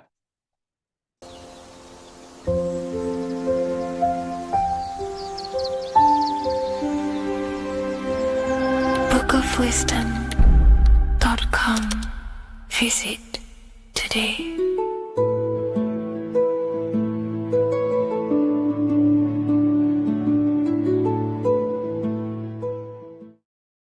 The earth has become a realm in order to trap souls within so that they can harness our electricity, our energy. Even the Bible is talking about how this realm is controlled by the wicked one in John 5:19. We know that we are the children of God and that the whole world is under the control of the evil one. Ephesians 6:12. For our struggle is not against flesh and blood, but against the rulers, against the authorities, against the powers of this dark world, and against the spiritual forces of evil in the heavenly realms. So the Bible is telling us that this is not the only world. There are other worlds, there are other realms that we can go to, considered as heaven. Heaven being a higher realm where there is no evil, no darkness. This is a midpoint realm where there is good and evil. Now, we're going to explain how the soul trap is how it's working and how your soul is being harnessed for its energy and how you are tricked to come back to this realm after death. What you need to understand is first is that you are the invisible intelligence behind the physical body. You are the mind and soul. The soul is the true you, the good you. It is pure love, pure bliss, eternal, never dies. The mind can be corrupted, though. The mind is the intelligence of the soul. It is invisible. It has no true form. The intelligence inhabits the brain. The brain is the computer to control the electrical machine called the nervous system, which is choice, program, and action. You are the invisible intelligence behind the body, and this will prove it even more. You do not even see into the external world. You are seeing an image produced by the brain because the light is being sucked through the retinas of the eyes. The image is produced in the visual cortex at the back of the brain. What does this mean? This means that we are the consciousness in the center of the brain, in the pineal gland, that is experiencing the program being ran by the central nervous system in the brain. This is the sigil of Lucifer. Lucifer in Latin is Lucy. Lucy is light in Latin. Lucifer is known as the light bearer. This is how the eyes work, people. It's not a demon or a devil. The sigil for Lucifer is how the eyes work and how the left eye is controlled by the right brain. The right eye is controlled by the left brain. There is a crossover. It's the same with the body. The left side of the body is controlled by the right brain. The right side of the body is controlled by the left brain. There's a crossover with our hemispheres in the brain. Now, this empty chamber in the center of the brain is where this universal cosmic intelligence is held, known as the most holy place in the Bible, the throne of God. Okay? This is above the 33 vertebrae on the spine. As you can see here, you are the being in the center of this point. All of the nerves are being sent back to this one particular point, which is the seat of our invisible intelligence. You can see it's an empty chamber. Our consciousness, our intelligence is not a physical thing. This intelligence is the true voice inside of your head. This is why your head is heaven, your heart is earth, your heel is hell. Your head is heaven because this is the seat, the throne of God. God is in heaven because the consciousness, this divine intelligence that's controlling the body, is sat in the center of the brain. The brain is taking commands of this invisible intelligence. When you close your eyes, you can feel your awareness, your consciousness, your intelligence is all in the brain. Your awareness is not in the feet, the heart, the legs, the arms. It's all in the center of the brain. Now, if you meditate deeply, you will find that you are beyond the mind. You are the being observing the thoughts. You are the soul observing the thoughts. Now, with this being said, you are the consciousness experiencing the program being ran by the central nervous system in the brain, because you're not seeing into the external world. It's an image, it's a simulated image produced by the brain and the central nervous system. You do not experience the external world. You do not feel the external world. You feel electrical impulses on your nervous system. Your nervous system is decoding what you are feeling. So the only thing that you truly feel is the electrical impulses on your nervous system. This is why the nervous system is the tree of knowledge of good and evil, because it gives your invisible intelligence, your mind, the knowledge of good and evil. It can detect good things, it can detect bad things. If it's hot, if it's warm, if I need to go, the nervous system is doing this. It is the tree of knowledge of good and evil. Okay? Now this universal intelligence is symbolized as the single eye. Okay? Matthew 18:9. It is better for you to enter life with one eye than to have two eyes and to be thrown into the fire of hell. What does this mean? It's symbolic, it's metaphorical, people. It is metaphoric. Your universal intelligence is the single eye, the one eye. It's the balance between the two poles, between the left and the right, the good and the evil. It knows the right thing to do all the time. This is our inner guide. The inner self is the inner guide. And when you are operating your life off duality, using your two eyes, you'll be thrown into the fire of hell, lower states of consciousness. Because you're split. You need to live in oneness, even, balance. Matthew 6:22, the light of the body is the eye. The light of the whole body is the eye. You are a light being. Human. Hue means an attribute of a color. Man is the word manifested. We are light manifested into physical form. Depending on your vibration is depending on what color that you are vibrating on, which is a hue, a human. If therefore thine eye be single, thy whole body should be full of light. Again, it's talking about the single eye, oneness, completeness. when you balance the hemispheres of the brain, we'll go over that later. But anyways, the body is the earth. This is what we need to understand, people. The body is running the simulation, the program that our consciousness is experiencing. So when we leave the body during death and astral projection, we leave the earth. This is how it works. The body is the vehicle for the earth, for this realm. Everything exists within our mind. You have the soul, mind, and body. The soul is the observer, the watcher, the true being.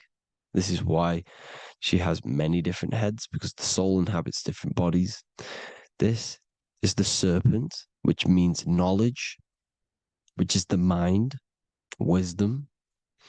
And this is the body, soul, mind, and body, Brahma, Vishnu, Shiva.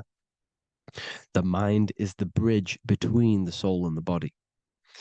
So what do I mean? When you astral project, you are using your mind to project your awareness, your observing consciousness outside of the physical body. The mind is the projector, projecting consciousness. By using your mind, you can project your consciousness outside of the body, which is known as the astral realms, which is known as walking on water. Jesus was never walking on physical water, people. It's metaphorical. Believing the physical body. The water is the ether, which is the veil between the physical and the astral realm. It's a fluid substance. It's on either side. It's physical and astral. The ether is the fifth element that they hide from us. Why? Because they're trapping you in the physical. They are hiding all of these realms. Etheric, astral, and mental. People think their mind is their brain. It's two separate dimensions. These are completely different dimensions. The mind is way more intelligent. The mind is formless. There is no form to the mind. You can think anything you want. You can manifest anything you want within your mind. It is not a physical object. The physical realm is being controlled by the mind. Everything's being controlled by the mind. Everything exists within the mind. This is why the Egyptian says the universe is mental. So when we project our consciousness outside of the physical, we go to the astral. The ether is the water that Jesus is walking on. This is the veil between the physical and the astral world. The word together has ether within it because it joins the two worlds together, together, the astral and the physical. The word either is ether because the ether is on either side, physical and astral, physical and spiritual, physical and non-physical. In the astral realm, the mind can manifest anything we want. We incarnate to restrict our minds. This is why Saturn, if you go and watch my video on Saturn, how Saturn is this simulation, okay? Our minds can manifest anything we want in the astral plane in the click of a finger. However, when we incarnate in matter, we now have to labor for our manifestations. This is why Saturn's known as the great teacher in astrology, because he teaches you a lesson. When your mind incarnates into matter, it's teaching your mind a lesson, the knowledge of good and evil. This is why the Bible says, you shall be gods and know the knowledge of good and evil. When you incarnate here, you have to know the knowledge, you need to know the knowledge of good and evil to become a god. Okay? Now, the square is the physical plane, the triangle's the ethereal plane, the circle's the eternal plane. The circle has no beginning, no end, it's eternal. The physical plane is the square, it's limited. The square is limited. The cube is the geometric shape which gives rise to matter. Now, the term think outside the box has truth in plain sight. You have to think outside the box to project your consciousness, use your mind to project your consciousness outside of the box, the physical plane, into the astrals. The astral realm is the realm of the stars. Above us is the stars. Through the stars is the astral plane. This is why astral has the word star within it. The devil is the deveil. When you sell your soul to the devil, quote unquote, it's metaphorical. The devil exists in the physical plane. It's the lowest state of consciousness. The deveil, you deveil yourself into the physical when you are the devil. The deveil. The ethereal plane. Now, we all know what the famous symbol of the all-seeing eye, right? The all-seeing eye with the eye in the triangle. Look at the Masonic artwork showing you the triangle above in the sky. This is symbolizing the ethereal planes. The eye in the triangle symbolizes your invisible intelligence, your mind, which has the ability to see on either side. Because the triangle's the ethereal plane. The eye is your consciousness, your intelligence. And this intelligence has the ability to see in the physical plane and to see in the ethereal planes, in the astral planes. This is why it's above the earth. It's above the ground. Because it can see here, it can see in the heavenly realms. Now, the stars are, well, this is known as heaven, the realms of the astral planes. This is some quotes from the Emerald Tablets of Thoth. Out of the darkness ye must rise upwards, one with the light and one with the stars. Man is in process of changing to forms that are not of this world. Grows he in time to the formless, a plane on the cycle above. So there's other worlds. The Bible's telling you there's other worlds, there's other realms. Know ye must become formless before ye are one with the light, the astral light above, which shining through the stars. Not of the earth are ye, earthy, but a child of the infinite cosmic light. You are the invisible intelligence controlling the physical body. The body's not you. It's the vehicle that your soul lands in when your mind projects your consciousness into that realm. Free from the body, I flashed through the night. Unlocked at last for me was the star space. Wow, that's powerful.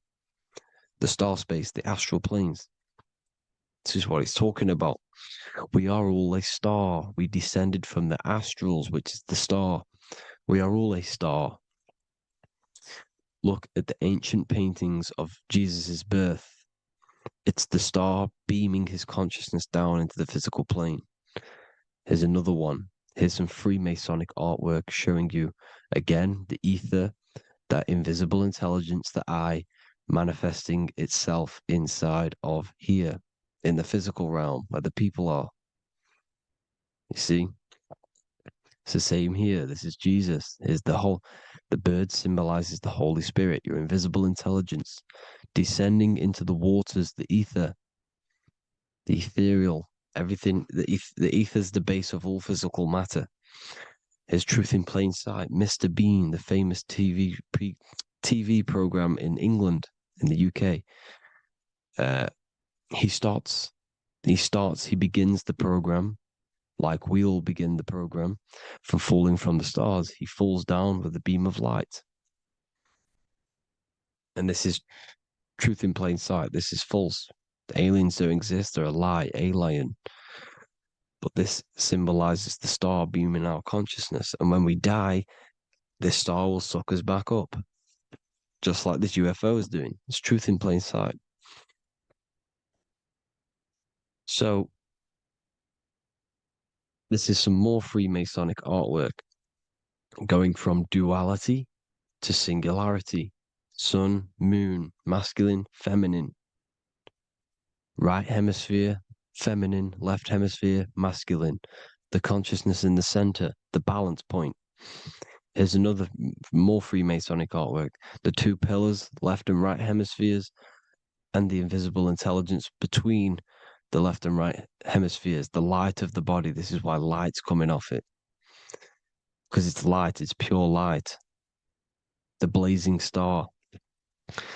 The stairs go from the checkered board, the duality, up to oneness, in between the sun and the moon, the masculine and the feminine. This is symbolizing going into oneness. What did the Emerald Tablet say? You've got to become one with the stars, one with the one with the self.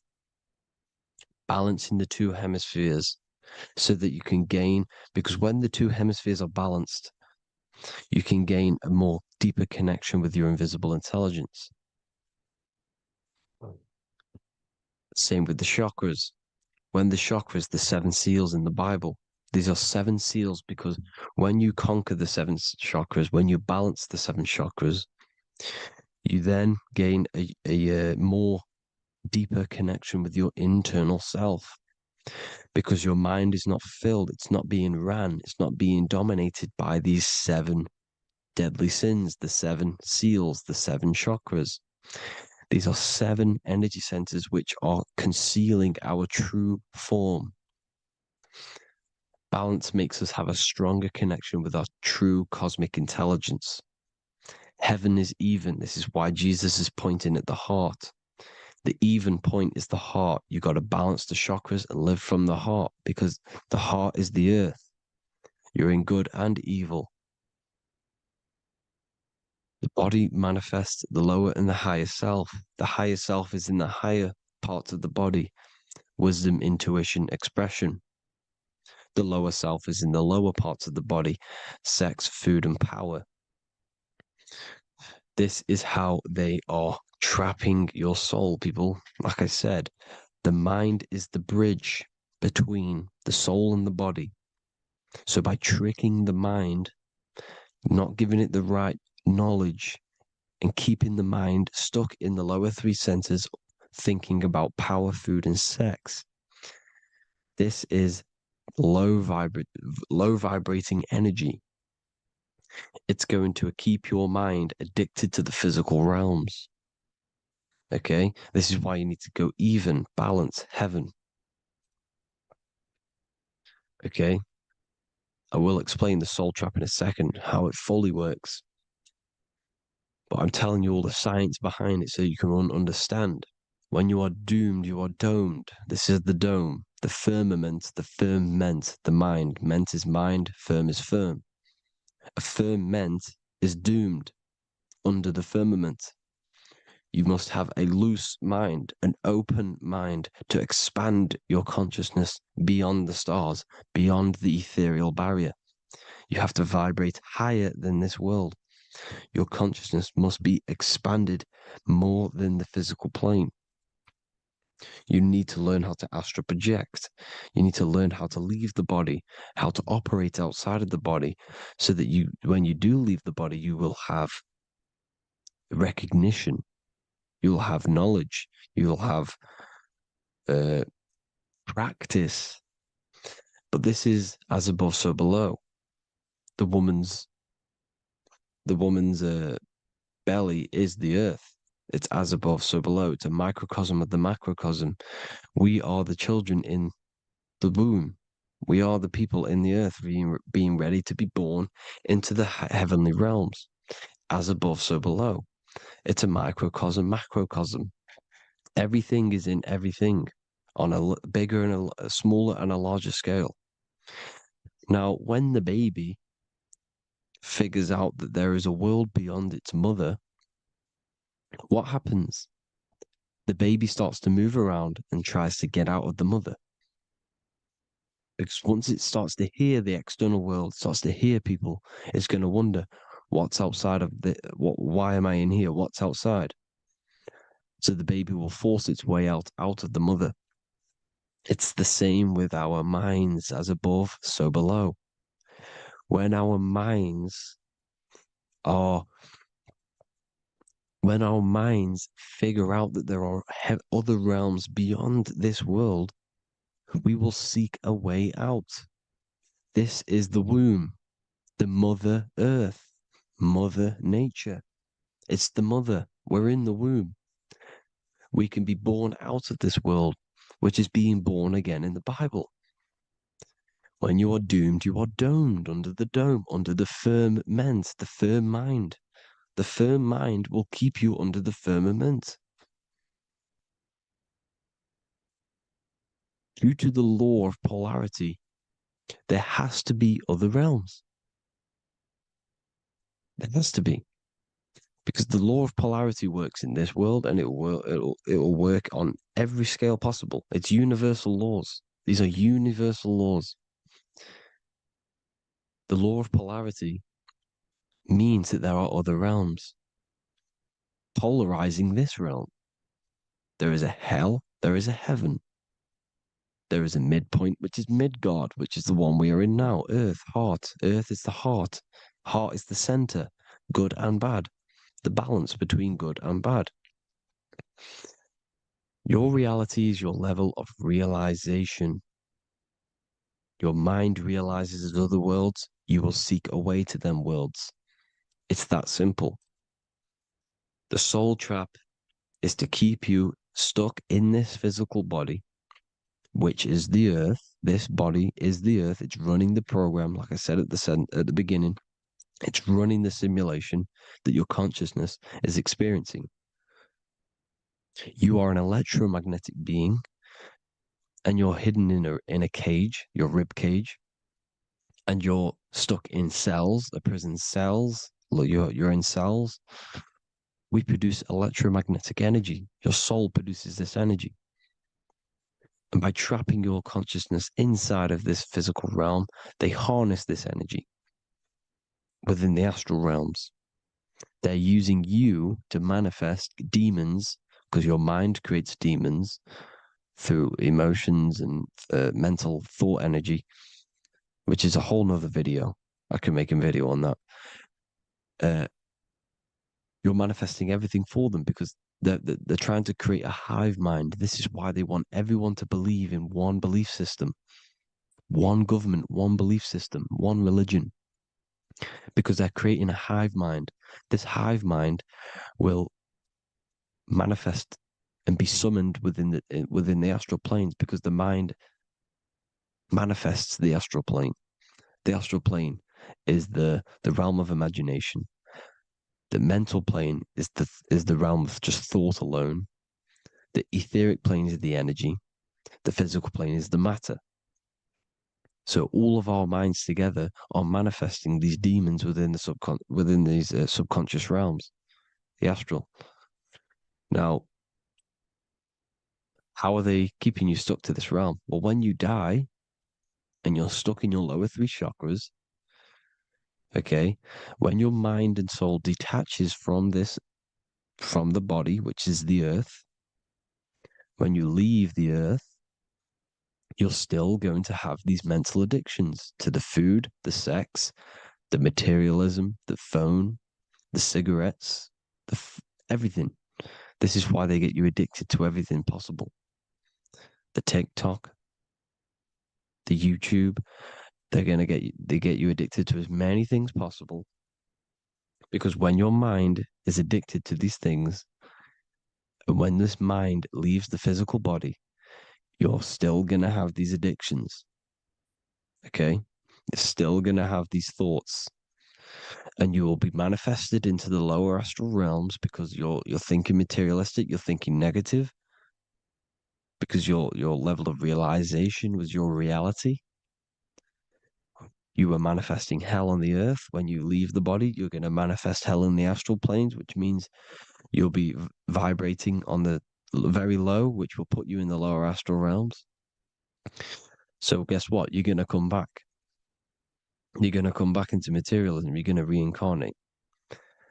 Because you haven't prepared for life after death. You must detach from the external world. Okay? Moon is mind. The sun is the soul. The earth is the body. The moon is the mind. This is why we say lunatic. In your mind, you have a specific mood. Moon. Money, M-O-N, is the moon. Money exists in the mind. They get you addicted to the money. The Bible's telling you this. Do not conform to the pattern of this world. but be transformed by the renewing of your mind. It's telling you, of this world, but be transformed by the renewing of your mind. Who knew that the Bible was this deep? Matthew 16:26, what good will it be for someone to gain the whole world yet forfeit their soul? James 4:4, don't you know that friendship with this world means enmity against God? Therefore, anyone who chooses to be a friend of this world, of the world, becomes an enemy of God. John 4:4, dear children, are from God and have overcome them, because the one who is in you is greater than the one who is in the world. It's talking about the invisible intelligence. It's greater than the physical world. John 2:15, do not love this world, nor the things it offers you, because this world will create you to, if your mind has attachments to what this world offers, sex, money, and power, pretty much, you will reincarnate here. You will come back here, because when you leave the body, your mind will still have these addictions. Do not love the world, nor the things it has to offer you. All of this is in my newly published book. The paperback versions are now available. Finally, for all the people who have been waiting, the Book of Wisdom. All of this knowledge is inside of the Book of Wisdom. The paperbacks are available. There's worldwide shipping. You can get it anywhere, pretty much, any country. My new website, it's amazing. There's going to be some amazing products coming on the new website. But I thank you all for the support. Before I leave, I need to explain what is going on with the soul trap. Like I said at the beginning, the mind's the bridge between the soul and the body. The body's the realm. By tricking your mind with false knowledge, they are keeping your soul stuck to this realm. They get you addicted to all the physical things, and that is it. As soon as you're addicted and you die, you're going to come back. So by tricking your mind, which is the bridge between the realms, they keep your mind stuck within this body. They keep you in physicality. They deveil you, the devil, the deveil. Thank you all for the support, people. If you do want to join the Academy, all the links will be posted below this video for the book, The Academy. Thank you all for the support and have an amazing day.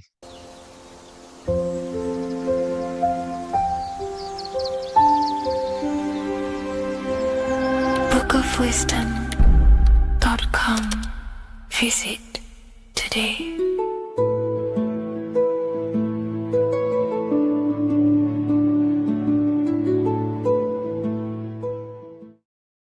What's good, people? We're back with another video.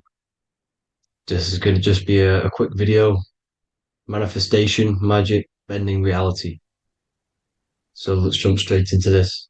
So you have a conscious and a subconscious part of your mind. The conscious is what you're conscious of, what you're actually doing, where you can choose or not. However, the subconscious is the part of your brain which is automatic. So all of the systems in your body, like the digestive system, your heartbeat, these are automatically being ran. And you do not have to tell these systems to do anything. You do not have to consciously tell your heart to beat. It's automatically doing it. And this is what the subconscious mind is controlling. It's like the dark aspect of your brain or your mind. It is the way bigger aspect of your mind. Okay, it controls all the systems in your body. Okay, and this is where all of your programs are. So when you're in it, from your childhood, what you've learned in school, all of these things are being kept in your subconscious, maybe traumas and stuff like that. So the subconscious is the female aspect, and the conscious is the male aspect, because the male is all about action and doing, and the female is more about creation, creativity, intuition. So you have a right and a left hemisphere of your brain, and these are obviously male and female. The right side of your brain is your female, It's to do with creativity, imagination, intuition, insight. Okay. And this is one of the most important sides of the brain. This side of the brain is the most attacked by the elites, whatever you want to call them. This side is one of the most important because obviously your intuition is a massive part of reality. And if you don't have intuition, then you lose track of the things around you. You can't consciously feel if things are wrong or right. They don't want you to have intuition or creativity or imagination. They want you in the left side of your brain, which is just reasoning, logic, and basic things. So they just want you to tell you what you want, tell you what to learn, and then that's it. They don't want you thinking for yourself, which is the right side of the brain. So whatever the conscious side of your mind impresses the subconscious side of your mind. So if you do affirmations, for example, if you consciously do affirmations every day, you're reprogramming your subconscious mind.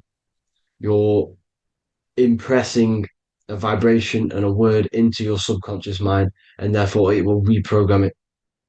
So the male and female aspect are symbolized by the Star of David as well. The male being the upside triangle, the female being the downside, connected all in one, because we both have male and female energy. So every thoughts are electric, which is the male aspect. Emotions are magnetic, which is the female. Each thought creates a wave of vibration in all directions. So think of it like a water drop in a pool, but it going out in every single direction. It's not just flat. And these thoughts have a certain frequency, has a certain vibration. That vibration has a certain frequency. And this affects your aura. Every thought, every emotion directly impacts your aura and the strength of your aura. So if you're angry all the time, your aura in the astral plane will look red. However, if you're happy, it'll be more like blue and green. So it's very important. Your electromagnetic field is created out of your emotions and thoughts. And that affects reality because you're 60% water, and frequency and vibration create certain patterns and has a certain effect on water. We'll get into that after this slide. So each thought that people are thinking around you, you are actually subconsciously picking up these thoughts because it's emitting this vibration in all directions. So this is why you can pick up thoughts of other people on the odd occasion. However, when you're more in tune with your intuition, your right side of your brain, you can start to pick up on vibrations, thoughts, and other people's auras. You can pick up on the energy once your third eye is open, and you know whether you should be in that environment or not. This is what we call an atmosphere. When we go into a room and you can feel the tension if someone's been arguing, for example. This is the atmosphere, this is the vibrations, these are people's auras emitting these certain frequencies and vibrations. Okay, so our aura is contained of multiple layers. Obviously, we have the physical body. This is the electromagnetic layer. However, you have the different planes of existence, the spirit, mental, astral, etheric, and then physical. The physical is the lowest plane of existence. And the physical plane is a product of all of the planes above. So the mental impresses on the astral impresses into the etheric, and then the etheric creates the physical object. So the mind is the root cause of reality. The mind is the cause of everything. Your consciousness is pure cause. There's no effect. Everything you see in this reality is the effect. Everything that you experience is the effect, because the root cause was the mind. The decisions you made you experience that certain experience. And that decision was created on the mental plane. And this is just pure thoughts. And thoughts are things. If it exists in your mind, it is a thing. It's a certain frequency. So if you have a certain level of thoughts, if you're thinking positive, for example, you're going to have a strong aura, you're going to have a higher vibration, and that attracts like. Like attracts like when it comes to thoughts and vibrations and electromagnetism. So if you're thinking positive all the time, speaking positive, doing positive, you're then creating a higher vibration, and that's going to attract people on that similar frequency to you. Everything is electromagnetism, frequency, and vibration. Everything. You see, so this is why, for example, if I put my hand to a TV screen, if my finger was the same vibration as the TV screen, it would go straight through it. However, the particles in my hand and the particles on the TV screen are two separate vibrations, and this is what causes the friction to stop and not my finger to go straight through it. So, like I said, when you don't feel the vibe of someone, when you don't feel right, you don't really get along with someone, this is a vibration. Your vibrations are not matching, they're not similar, they're two complete different vibrations, and they're not aligning properly. So music has a massive part on this. Music is a massive, massive tool for the elites because music is frequency. And in 1975, the musical instrument are all tuned to 440 hertz. So Spotify, Apple Music, most of the music on YouTube is all set to 440 hertz. And 440 hertz is not divisible by 3, 6, or 9. And when you can't divide a frequency by 3, 6, or 9, it's not a natural frequency. As you can see here, this is 432 hertz. This makes a nice geometric pattern. However, 440 hertz is a distorted pattern. So when you listen to this, this actually shuts off the whole right side of your brain. Like I said at the start, this is the most attacked side of your brain. It's to do with creativity, imagination, intuition. When you listen to 440 hertz, it shuts off the whole right side of your brain. And obviously shutting off all of these forms of your brain. Music is a very, very powerful tool for the elites because it's the only thing which can enter your soul or your ears without consent, your body without consent. Everything else has to be through consent. You choose whether to eat something, you choose whether to drink something, but frequency, you're going to hear it no matter what. This is why it's so powerful. And music influences the body in many different ways. It's the most powerful imitator of everything. It directly affects all listeners. It directly affects intentions, gestures, movements, and actions. It stimulates your mind, and certain songs, certain catchy songs, can reprogram your subconscious mind, invoking certain emotions. This is why when you listen to slow beat songs, it makes you feel more sad. When you listen to upbeat songs, you feel more energetic. This is because these frequencies have a profound influence on reality and on how you feel. Because like I said, you are 60% water. And as you can see here, each frequency creates a different geometric pattern. And inside of you is 60% water. So like I said, 440 hertz is going to make a distorted pattern in your water. And this is going to have a profound effect on your emotions and your reality. So like I said, health is not just the body. You are made of body, mind, and spirit. You need to look after what you put in your body. You need to look after your spirit and look after your mind. It's very important to keep all these in balance because once one of these are unbalanced, it affects the other two. So if you're eating wrong, it's going to affect your spirit and mind. If you're thinking wrong, it's going to affect your body and spirit. These are all interlocked. You have to look after them all. So it's very important you understand music. Stop listening to low vibrational music. To be honest, you want to listen to music without any sort of speaking inside of it. You just want pure frequencies, which are the solfeggio scale, like one of these, for example, 432, 528 hertz. These are all good frequencies. It's called the solfeggio scale. And these frequencies make you more in tune with nature. 5 to 8 hertz is what the earth vibrates at. So it's very important. And the Rockefellers are the one who changed this to 440 hertz. The Rockefellers, one of the elite families. So if you want to manipulate reality, it's very important to have your chakras aligned and having a high vibration, because the higher your vibration, the more powerful your words and your intentions are on reality. So the lower your vibration, the harder it is to affect reality, because you're on a lower state of consciousness. You want, like I said, you have the mental, astral, etheric, and physical. Everything is a product of the one above. As above, so below. This is what Hermes Trismegistus was saying in the Egyptian days. This is where it comes from.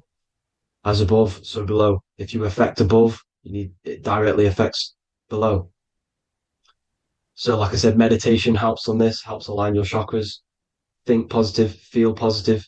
Like I said, your feelings are magnetic, your thoughts are electric. So once you combine these two together, you're then creating an electromagnetic frequency, and that will have profound effect on reality. So the law of cause and effect. The law of cause and effect. Every effect has the root cause. Like I said, your mind is the root cause of everything.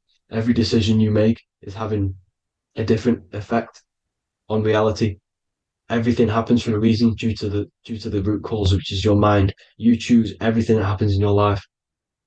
Okay? So it's very important you understand this and you constantly make the right decisions, the good decisions, to have good effects on your reality. You have to be very conscious of this law, because nothing escapes this law. This is the law of all consciousness. So think about it.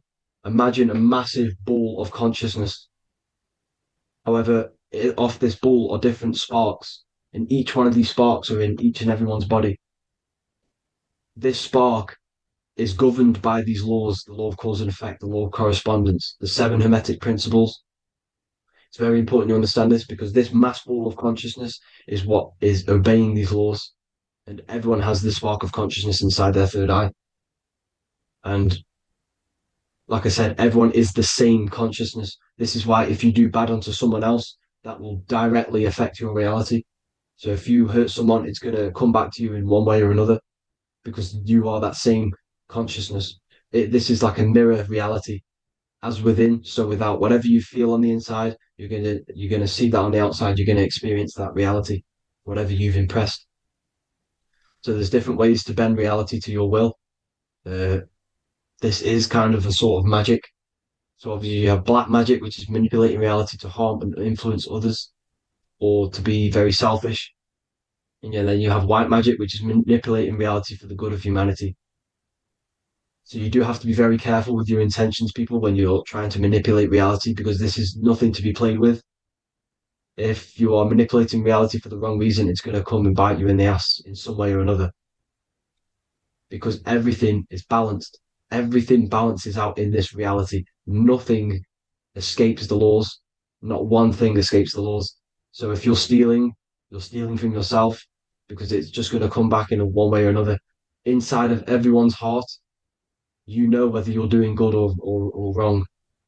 You can feel it when you do something wrong. You can feel it when you do something good. The heart is the center of the torus field. It's balance. And this is why you say follow your heart, because it's the center of the torus field. It's very important to listen to this inner voice inside of you, because that is telling you the right things to do, the good decisions to make. And when you keep following that voice, that good voice inside of you, it takes you to your life path. Very important to follow that voice. However, don't let the ego get in the way of it. Don't care what your friends are going to say. It's very important to understand this. So you have different ways of manipulating reality. You have sigil magic. This is where you create your own sigil or symbol. You create your own sigil and symbol, and then you charge it. You behind that symbol, you have an intention. So, for example, if you want to manifest wealth, you create a sigil which represents what you want.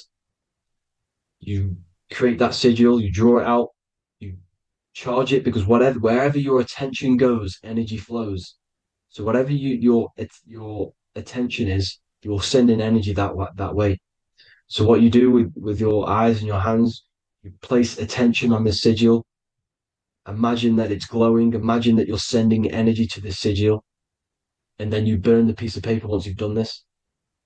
And then after this, you meditate on that symbol. You constantly think about that symbol, because that symbol is the frequency, is the thing that you want to manifest.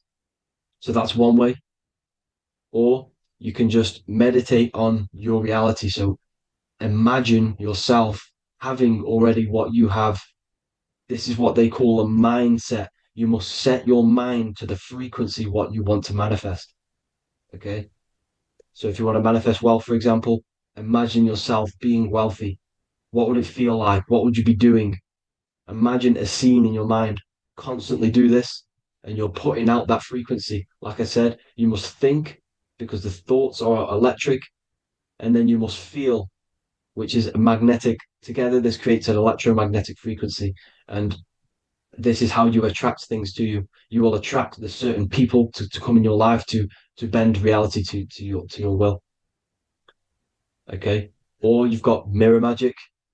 Stare yourself in the mirror, because a mirror reflects light. It also reflects energy. So you've got to be very careful with what you say to a mirror.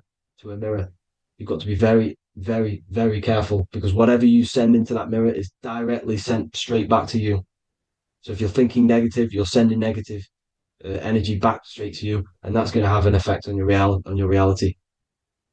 Affirmations are very important, because your words are frequency, your words are vibrations, and each word you say has a certain frequency. If it's if it's positively charged, it's going to affect you positively. If it's negatively charged, because like I say, your brain and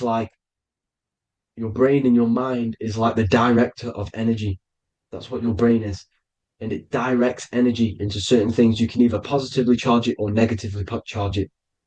And this brain is creating your reality constantly. It's manifesting your reality constantly in the present moment. So this is what the government knows. The government know your mind is the root cause of reality. This is why they call themselves a government. Government. The New World Order is not being manifested by them. They are controlling the information. They are controlling your perception of this reality. And they know the mind is the root cause of reality. Therefore, if they control your perception of reality and your information, what you believe, you're going to manifest that information, that perception. So we, the people as a collective consciousness, are the ones manifesting this New World Order. You see, so this isn't black magic. They're actually tricking us into manifesting their own their plans, this New World Order. You see, this is how smart these people are. They know how to get around the laws of reality. They know how to bend reality to their will without facing the consequences. They're getting humanity to do it. You see, there is a collective consciousness. As like I said, we all have that same spark of consciousness, right? So as a collective consciousness, we are on a very low vibration at the moment. However, we are waking up rapidly. There are more and more people waking up at the moment, and light always chases away the shadow. Light is a lot more powerful than darkness, you see. So one person waking up has a massive effect than one person being asleep. It has a profound effect. Because like I say, the light always chases away the darkness. It's more powerful. The light is always more powerful. High vibrations are more powerful than lower. So that's it for this, people. I hope you all enjoyed. This is a short, quick video. God bless you all.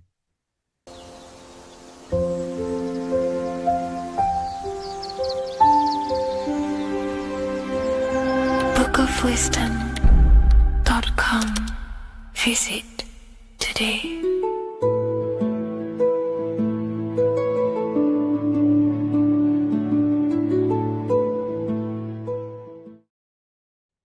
What if I told you many people around you have probably sold their souls? It's more popular than you think, and it's very easy to do. Selling your soul is not something that you can just go and meet the devil and do it. It doesn't work like that. But before I tell you exactly how you can sell your soul and how not to sell your soul, what is the soul? So looking at Jesus, we always see two lights surrounding his head, one surrounding the heart. And as of course, if you've been watching my channel, you know Jesus represents you. He represents the divine essence of the universe made in human form. Each one of us possess a fractal of God's infinite consciousness. We are all God. We are all God experiencing himself in a three-dimensional divided form, separated from his oneness. God wanted to experience himself, so he made this world. So each one of us possess a soul, and the soul is the spark of God's infinite loving consciousness, filled with God's loving moral law. So the reason why Jesus is always have a light above his head and a light on his heart is because this represents the brain and the heart. The brain is not the mind. The heart is not the soul. The brain is the physical manifestation of the mind. It is the physical mechanical computer for the spiritual mind. The heart is the physical manifestation of the soul. The heart is a brain. In fact, it contains 40,000 specialized cells, which are the exact same cells found in your cranial brain. Yes, your heart is an emotional brain. Your cranial brain is a thought brain. It's a computer. Okay? Everything that exists physically exists non-physically. This is what the ancients called spirit, just means invisible force. The mind, the thoughts are not made of atoms. You can't touch, you can't find tangible thoughts, imaginations. These things exist spiritually in metaphysical counterspace. It's the same with your emotions. The emotions are spiritual. They are not physical. You can't touch them. So thoughts are the language of the mind. Emotions are the language of the soul. Sometimes we can become eluded by thought and we can become eluded by emotion. If we are led purely by emotion, we can create illusions in our perception. The same if we rely only on thought. We must balance these two. Okay? So the mind is the creator. The soul is the operator. Every thought we think is being judged by our soul. The soul is the judge. The soul tells you what is right, what is wrong. And even the Freemasons depict this spirit and matter in their black and white checkerboards. White is spirit, black is matter. Matter is dead, spirit is life. This is what this represents. Physical reality is not just physical. For every physical object, for every physical manifestation, there is a spiritual force bringing it into existence. Consciousness brings everything into existence. Before you kick a football, there is a change in your inner consciousness before you take that action of kicking the football. Everything exists in spirit before matter. You existed in spirit before you were physical. We also see this in alchemical Freemasonic artwork. This represents the clouds. This is the mind. This is the heavens. And then coming down into the heart, which represents the earth. The light entering the mind into the heart, because every thought we think is being judged by the heart. The heart speaks to you through emotion. The soul speaks to you through emotion. Every thought you think, your heart is telling you that is right, or it's telling you that is wrong. Why? Why is this? Emotions can guide us, okay? Emotions are the language of our soul. Our soul guides us to our soul purpose. Each one of us contains a purpose in this physical life. There is a reason you are alive. There is a reason why you came from spirit into a material reality. Your jealousy reveals where you need to be in life. If you are jealous of someone, this is your soul saying you need to be there. That's where you need to be. Your fear reveals your greatest growth in order for you to reach your life's purpose. If you fear something, this is your soul telling you need to overcome this in order to reach your life purpose. This is the next obstacle. The soul, your life purpose is not found in your passion. It's found on the other side of your greatest fear. The soul's always seeking, it's always seeking truth. It's always seeking to expand, to learn. The soul must go through pain in order to overcome, in order to grow. That's why we are here, to grow and expand and create. We also see this in alchemical artwork. Again, the mind in the clouds, the heart and the soul. They must work in unity. Each one of us contains the spark of the divine, which is the soul. Okay? Which is the soul. This is the operator. G-O-D, generator, operator, destroyer. The generator is the mind. The operator is the soul. The destroyer is the body. Everything will generate, everything will operate, and everything will die. That's the Trinity, the Father, the Son, the Holy Spirit. There's always a Trinity, Brahma, Vishnu, Shiva. Okay, so each one of us contains God's law, and it's encoded within our consciousness, within our soul, within our heart. That is what's judging everything you do. Every time you hurt someone, you can feel it. If you've ever punched someone, you can feel it. You know it's wrong. If you've ever stole something from someone, it doesn't matter what you've learned in the past. If you steal something, you know deep down within your soul is wrong. This is because each one of us are encoded with God's law of love and integrity. I don't care how tough you think you are and how hard you think you are and what you've done in your life. I don't care. You know what is right, what is wrong, because you are encoded with love. Does not matter how far your mind can take you away, how corrupt your mind can become. There is always a spark of love and empathy in your heart, in your soul. You know this when a child. When you're a child, you're not racist. You don't want to hurt anyone. You don't want to steal. As a child, you're pure love, you're pure awareness, you're pure. You would never think about being racist. It's the corruption of the mind that leads us to corruption. Our soul always wants to do good. So the soul is encoded with God's law. And when we go against this law, this destroys our body. Yes, because your body is electromagnetic, and that's being casted from your heart. So every time you go against the heart's guidance in moral law, we weaken our electromagnetic field, which weakens our body. If you've ever looked at someone who's very negative, you can see them. You can see that they are aging quicker. You look at Scrooge, for example. If you ever watched Scrooge, look at how corrupt he looks. That's his heart. You can see the people's hearts on their face. People who do negative things and have negative thoughts, negative emotions, you can see it in their eyes and their face. It's because it corrupts you. It corrupts the body. It ages the body.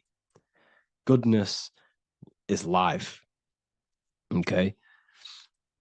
So can you sell your soul? You cannot sell your soul physically. But what you can sell is your conscience. What you can go against is that moral law. And you can exchange physical material things such as money, fame, cars, houses, business, in order for you can exchange that to go against your inner dialogue. For example, these rappers, celebrities, what are they doing? They're not selling their soul. You can't sell your soul to some entity on the astral plane. But what you can do, you can take money to say, I'm going to go against my heart. I'm going to go against my inner moral law. I'm going to take that money and I'm going to do something wrong. It's basically going against your soul. It's selling your soul's guidance of moral law. That's what selling your soul is. And that's what these rappers are doing. That's why they're so sad. You know, this is why all these rappers are on drugs, doing all sorts of things to escape, to short-term escape what they've done. They're going against their inner guidance for money.